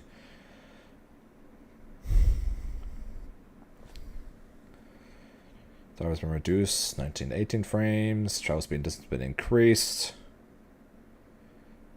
Appears to be as balanced as a one-legged cow. Not wrong. Deliverance star has been reduced. Travel speed distance have been increased. Can now hit foes during hit stun, allowing to combo into deliverance when hitting high in the air. Star wasn't reduced. Changing to frames. Why buff anything? Recovery has been increased. Changing frame rate. Frame rate on hit is unchanged. So they would nerf the DP at least. Why?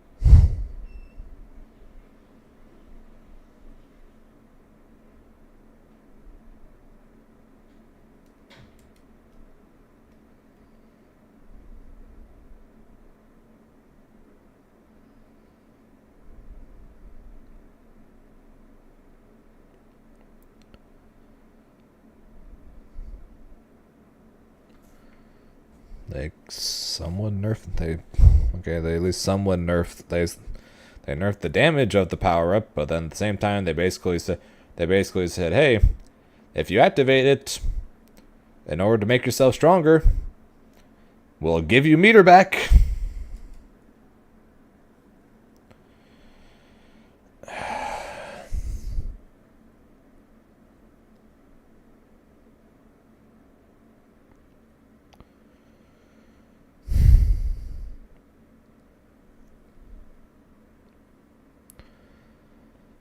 Yeah, welcome to the land of silence, Professor, because I can't believe what I'm reading. I cannot believe the things I've been reading. Yep, Grimnir is nerfed a decent bit. Avatar is barely buffed and actually slightly nerfed as well. Siegfried got both buffs and nerfs.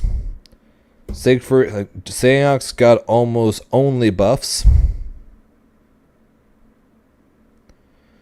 And Jita also got several buffs.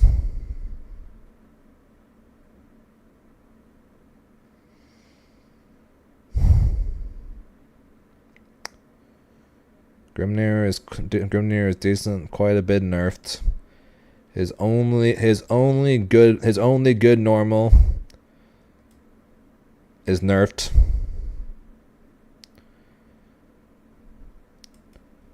His EX seals are nerfed. His lariats are all nerfed.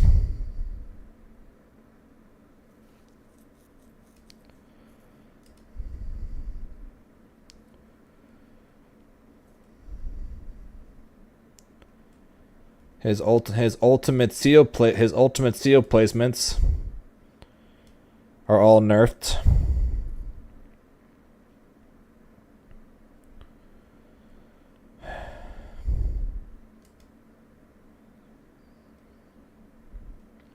And Siegfried got barely nerfed. Nier, thankfully, is like hella nerfed. Seox is buffed and Jita is buffed. So like the second, third, and fourth best characters basically all got buffs.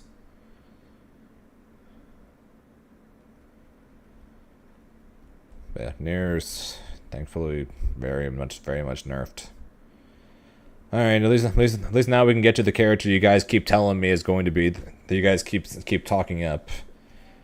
Lucilius. We made significant changes to help you unlock Lucilius' full potential. We boosted the attack power when reaching blade level 5, now perform follow-ups after landing an M. It would also increase its blade level by 1 on hits, combined with tweaks. The reach of M has been extended, making it easier to connect. Opponent's activated. H Phosphorus has been upgraded to be faster and deal more damage. Things from clear from the M version, allowing for follow-up in the corner.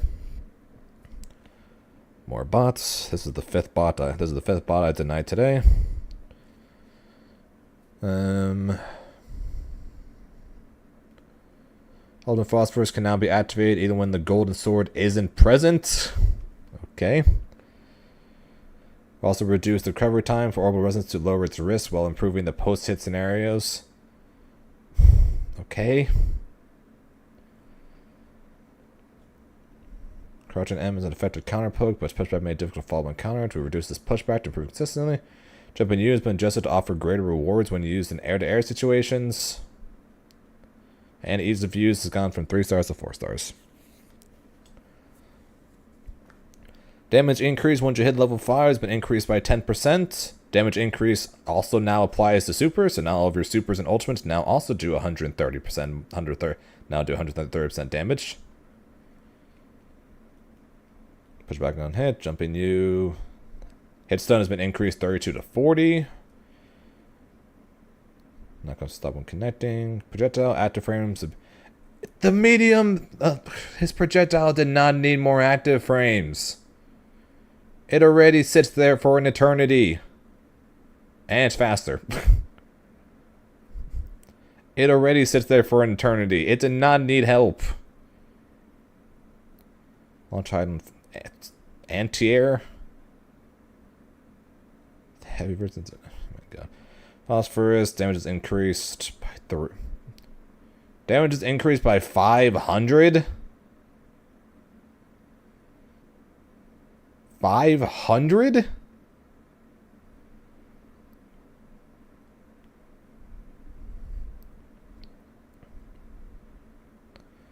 Second hit now causes ground bounce even on standard hits. Cannot be used when Zeus doesn't have his gold blade. Jesus Christ. Blade level also goes up after the grab follow-up, raising the level by a total of 1. Ground bounce height has been increased, allowing for follow-up attacks. Add a hitbox until his back for the second hit when the first strike either hits or is blocked, therefore reducing whiffs. This is no longer counter-hittable from frame 19 after activation when each version allows for follow-up inputs. Light version now launches grounded foes. Blade recovery after use has been reduced by 110. Mid-air hitstone has been increased by 2 frames. Launch height impulsion, the second has been increased. Blade recovery after use has been reduced by 50 frames. Sweet Jesus.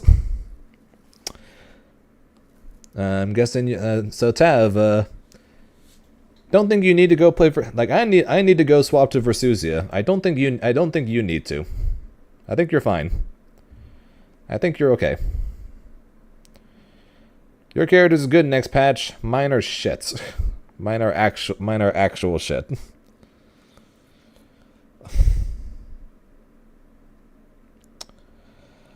Fuck. To be. We decrease recovery speed, never visitor skills made for adjustments or better suit playstyle. 2D's double jump, any advantage she has the rust will not consume. Gauge super. That's weird. Additionally, grab power will what the fuck? Okay, that's weird. Those are weird nerfs. Various pod programs have been generally enhanced. Cinnamon changes that A50 volt now restores gauge while active and no longer disappears. So yeah, we saw that. That one's good. Also activates automatically upon successful throw. That's also basically making it a useful ability. Lade loves to just sit in the air and double jump over and over again. So he's going to hate that part. He's absolutely going to hate that part. Our standing M attack, which is effective as a dash L attack for other characters, has its travel distance reduced by 5M nerfed. So the stall is nerfed. Her medium is nerfed.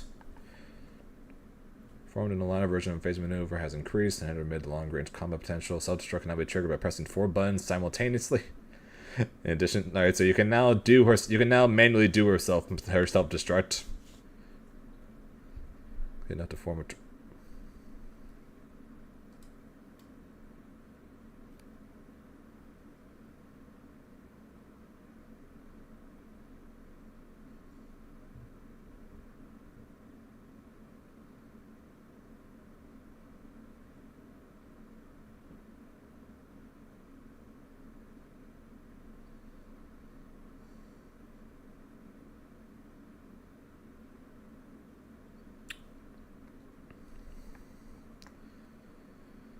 Okay. Okay. Okay. Gauge recovery when taking damage increased from 20 to 50%. Normal recovery speed has also been increased. So our gauge now fills faster.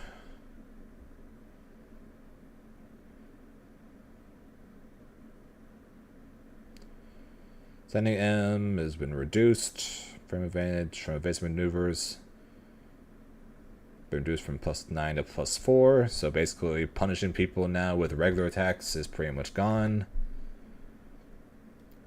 Counterable duration has been increased by 4 frames. That matches up with each action's cancelable window. Now consumes on activation, continues to consume one roughly every 1 second while active. Okay, that's actually not that bad. Grandpa now has unlimited duration, which will automatically fall to the ground. To is no longer counter hittable while falling. That's odd. Damage reduced, damage reduced, damage increased. Strike part now causes wall bounce. Every time you double jump, you lose 1 bar. Now launches Pod now launches grounded opponents. Hit stop on counter hit has been increased. Hit stop on counter has been increased, making it easier, making these things easier to combo. Recovery has been decreased total nice on whiff from 57 to 57 frames.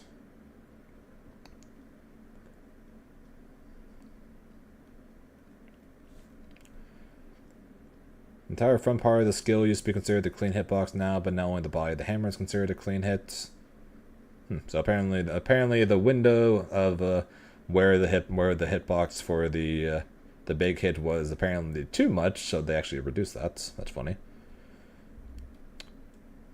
No longer disappears. The 2B blocks an attack. Has been reduced by 10. Laser now costs 3. Mirage now costs 3. Bomb now costs 3. All down 1. And self-destruct now has an extra option to press it.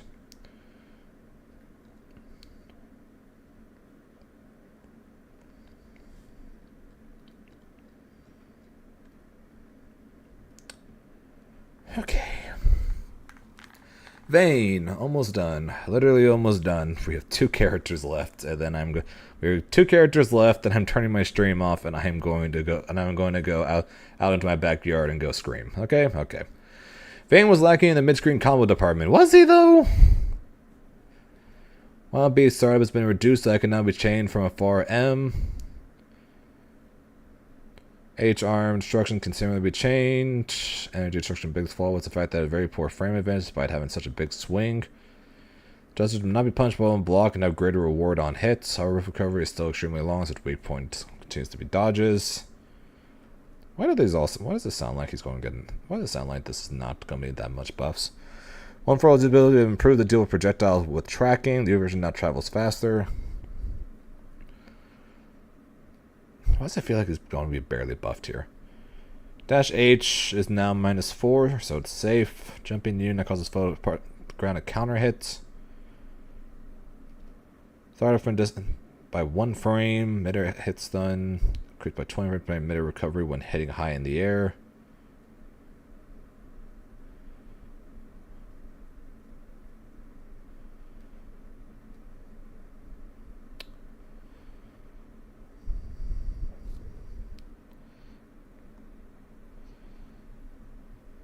No, Polycus. Basically everything about her is changing. Basically, they're giving her more ways to, or basically she's forced. They're basically making it where everything she does will spend bar. But her moves now cost less bar, and she starts building bar back faster, and she builds it more faster. But her best move is nerfed. So she got both buffs and nerfs. Armor destruction level not has been decreased on mid-screen follow-up. Coverage been reduced by 6 frames. Advantage from -6 to 0.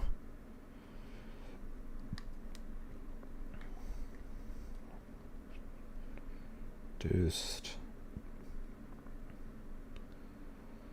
Side now is armor against projectiles. Rear side.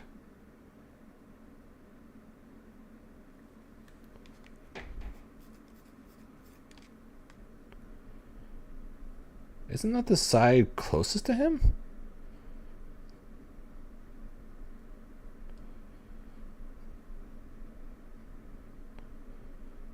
We'll go. Okay. We're going to go over Beatrix. Then we're going to watch the rest of the Versusia thing, and then I'm going to call it and go scream. Okay. Universal nerds with ult skills and raging strike.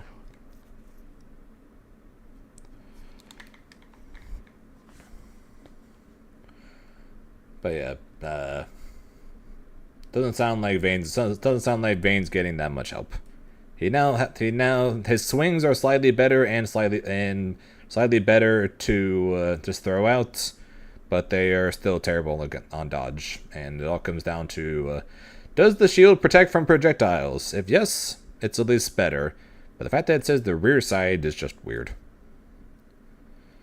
And Beatrix, last one. Beatrix has quite a few adjustments in 1.42. So she has fewer changes compared to other characters. Beatrix didn't have many skills follow for L, so L and Breast Sword has now been adjusted to add some variation to her toolkit. Foes that try to retreat from the landing area of MH Thunderbird are now forced into guard motion, even if they're at a distance now. And she's now 5 stars instead of 4. Travel speed and reach have been increased for the sword.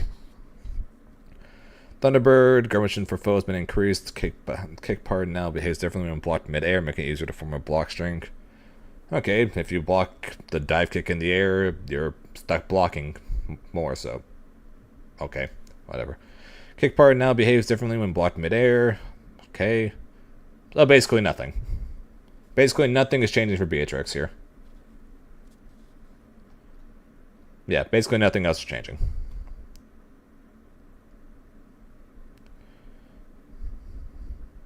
I don't know. But hey, now you can follow up into this. Yeah, I don't know. Basically nothing with Beatrix is changing. I'm so confused. I'm so confused by this patch. I am so confused. There are some good nerfs to characters that needed it. There are some good nerfs to Lancelot. There are good nerfs to Lancelot and Nier. Siegfried is somehow both buffed and nerfed. I don't get it. Sayox is almost exclusively buffed. His overhead is slower, unless it's very slow. I don't get why they made it +5. But they also gave him they gave him much higher damage. Jita is just straight buffed. They nerfed her EX lariats. It's like, cool, they nerfed her EX Lariat, which is great. I'm happy about that, because it doesn't do a wall bounce now. But they buffed everything else. They made her other blades do more. They made her other blades, including her EX blades, do more damage. They made all of her projectiles wall bounce on counter hit. Now it's no longer just the ultimate one. As well as making it less minus on block.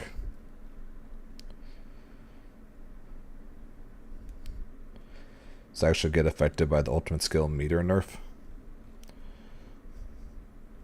Right, but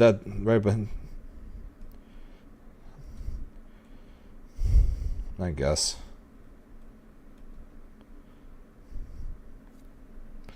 He'll do less damage and he'll fill less bar, so I guess that's fine.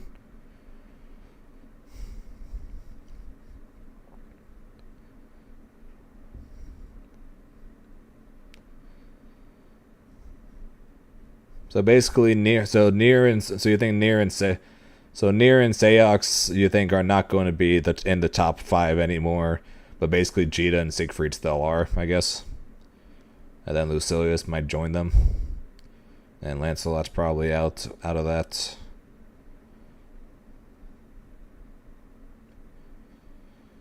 Grimnir is tanking.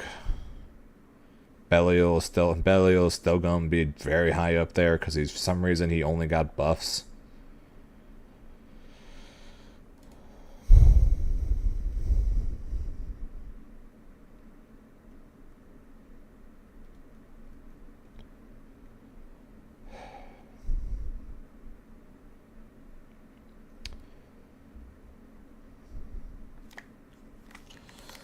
Yep, time to hope that time to hope for Versusia, I guess. 'Cause it's either I go and play Eustace or something. I go and play.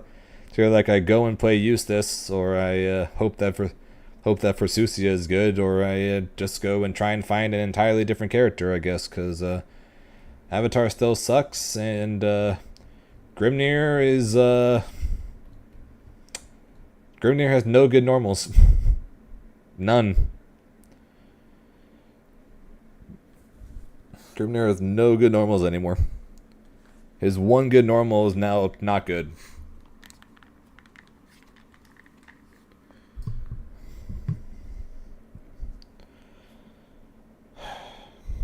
I don't know.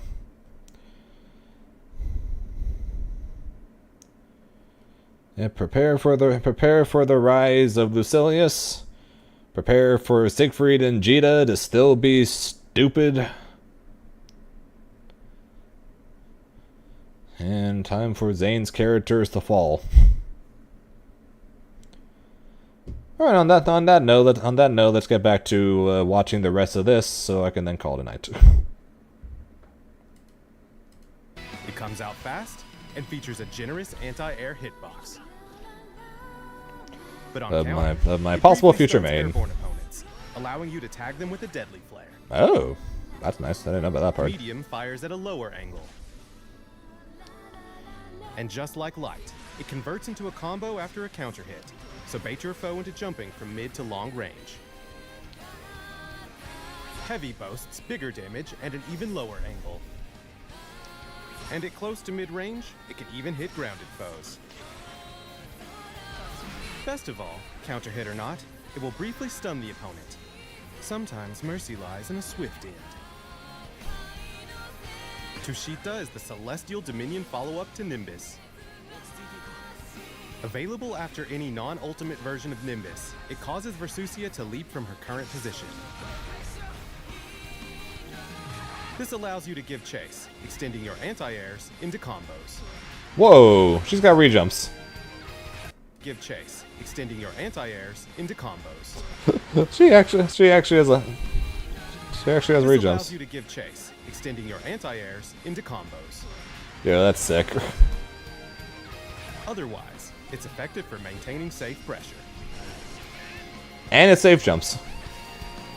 Ultimate changes into an invincible, close-ranged uppercut. With both offensive and defensive applications, use it as a reversal or to stuff your opponent's pokes. Samsara. Samsara. Samsara is a swift lunging attack.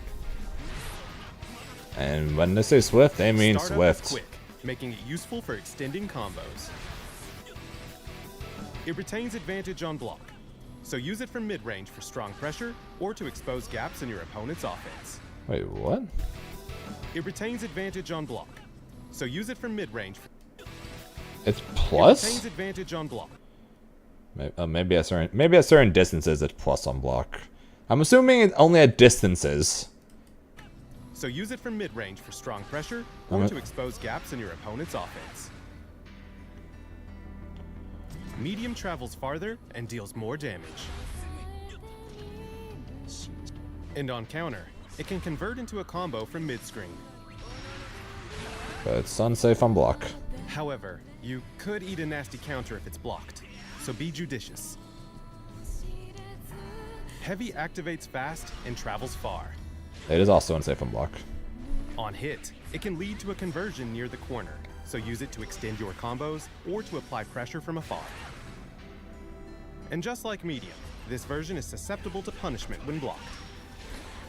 Yeah, the light one is not punishable on block. The and the ultimate one is not either. It fires a beam of light, thrusting the opponent away. activated as a follow-up to any non-ultimate version of Samsara. She's so cool though. If Samsara is blocked, Yama provides a relatively safe follow-up. And in the corner, activating Yama after heavy or medium represents immense damage potential. Press the advantage and bring them eternal night. Ultimate is a foreboding screen-wide lunge. Bring them eternal damage potential. Hitting Yama after heavy or medium represents relatively safe What's the follow-up. starter on this? And in the corner, activating Yama Jumping, after heavy so or medium from a represents immense jump damage in, potential. jumping button, meet him in the corner. Press the advantage and bring them eternal night. Jump in the corner. So, jump in mid screen combo. What's that, like 40%? Not bad, meterless, right? Ultimate is a foreboding screen-wide It lunge. is so fast and it is safe on block. I checked. It won't convert into a combo, but it activates fast and travels far, giving you an approach that the normal versions of the skill cannot emulate. Just be careful. The lunge is not invincible. Well, that's disappointing. Anitya. I thought it'd be a good I thought it'd be a projectile punish. Anitya conjures an orb of destructive energy. Versusia will hop backward upon activation, buying some space. Throw it to bait an approaching foe into jumping, then punish that jump with a well-timed Nimbus. Then punish that jump, then Is that punish combo? bait and approach, buying some space. Throw it to bait an approaching foe Oh no, into Dan. jumping, Okay, good. then I was gonna punish say. that That's jump gonna say. with There's no a way that well-timed comboed. Nimbus. Or if they get wise to your onslaught, punish them with a deadly flare instead. Medium has a slightly longer range and duration. This version doesn't provide much of a hopback, so use it when you want to maintain your current footing.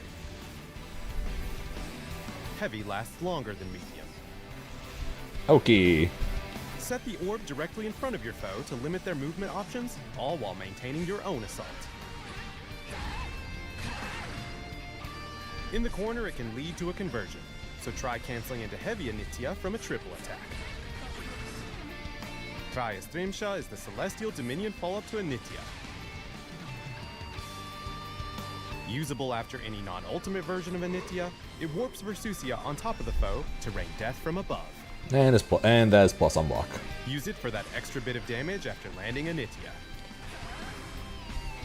Always plus on block. Say so. It retains advantage on There you block, go. making it one way to safely close the distance. Ultimate features the longest duration. Exploit this extra time to limit your opponent's movement options. Wait. Exploit this extra time to limit your opponent's okay, movement yeah. options. I thought I did Ultra one. I thought The it beat orb it. slows No, I did down as it EX. approaches your foe. This allows for some truly wicked Okizeme pressure after a knockdown. Have your rebirth Wicked. and destruction. Oh, and it crumbles. So go ahead, damn them to defense with any number of offensive applications. Yomotsu. Yomotsu.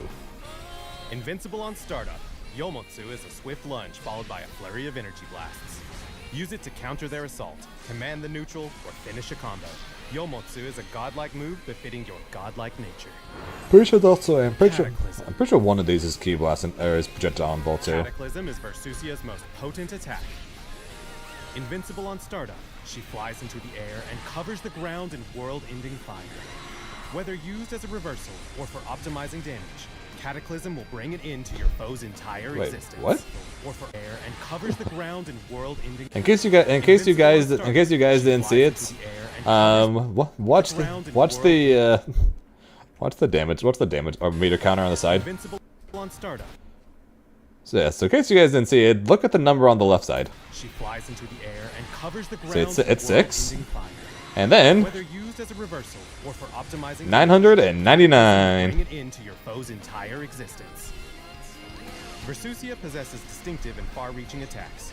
Pick the proper technique for the moment at hand, all while keeping those pesky mortals at bay. Holy shit. Strongest at mid to long range, this goddess excels when she can find breathing What room was for that? launching attacks. Higher existence.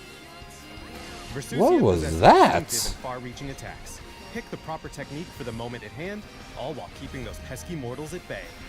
Strongest at mid to long range, this goddess excels when she can find breathing room to apply Celestial Dominion to augment her specials. Let crush the wheel of destruction.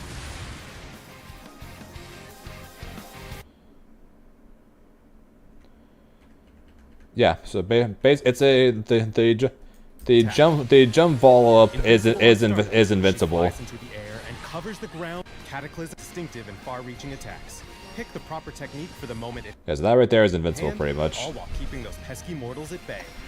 Strongest at mid to long range, this goddess excels when she can find breathing room to apply celestial dominion to augment her specials. Let crush the wheel of destruction.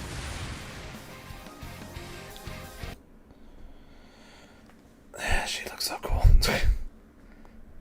Good thing that she looks sick as hell because my characters are screwed. So her ultimate version of that attack is her.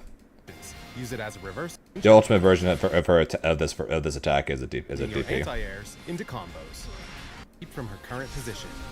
But yes, and she's got Dragon Ball combos from this, if you couldn't tell. Or couldn't tell from This this. allows you to give chase, extending your anti-airs into combos. So yeah, she's got a Dragon Ball combo from that. Effective for maintaining safe pressure. And yes, of what it seems like that you might. Is she doing an attack there? Otherwise, it's effective for maintaining safe pressure. Yeah, that is a safe jump. She is doing a safe jump off of it. So yes, she is entirely safe and appears to be plus off it because she is doing what appears to be a safe jump off of said attack. And then, like I said, the ultimate version is her DP. So she has a 50%, so much like Grimnir, 50% DP. Offensive and defensive applications. Use it as a reverse. Yeah, I'm not typically a fan of big body characters, but she moves so quick. So she moves so quick, so I think I can live with it. Samsara is a swift lunging attack. Emphasis on swift. Startup is quick, making it useful for extending combos. Vayne, no. 2B, no. Beatrix, yes. Lucilius, yeah. Lucilius, no. And now for Susia, no. Accurate.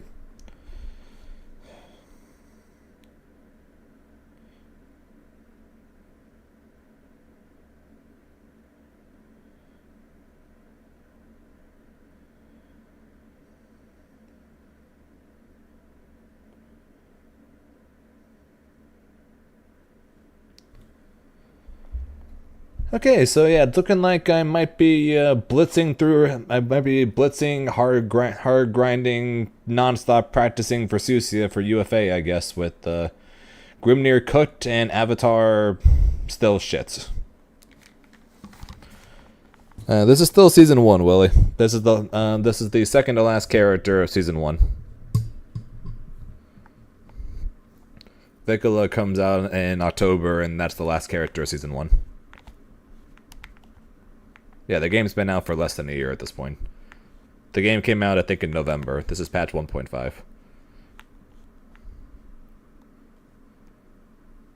So we're almost a year in. Yeah, Sandalphon will be the start of Season 2. But, yeah, I think that's going to be the... I think I'm going to be calling it a stream here. And I'm going to go and I'm going to go cry about my characters, and then go and pray that I like Versusia, can learn her quickly, and she can end up being my new main, because I am very sad right now.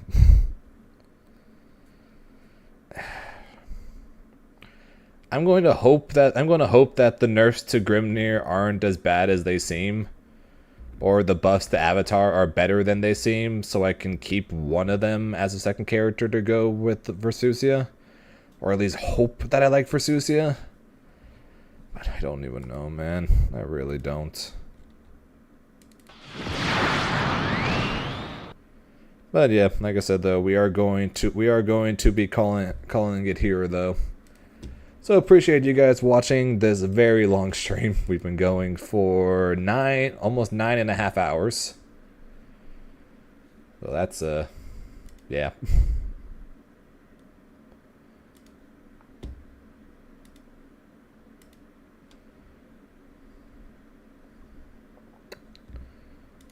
Yeah, so yeah, we're going to be calling it here. So again, thank you guys though for watching. I appreciate it. Before Before I go, the quick shout-outs, though, as always, to Trunks with the 5 gifted, and Bosnian as well with the 5 gifted, including Racundus with the 10 months in the Prime, and the Colonel with the 33. I appreciate the support, guys. But like I said, that is it for me. We are going to be back tomorrow.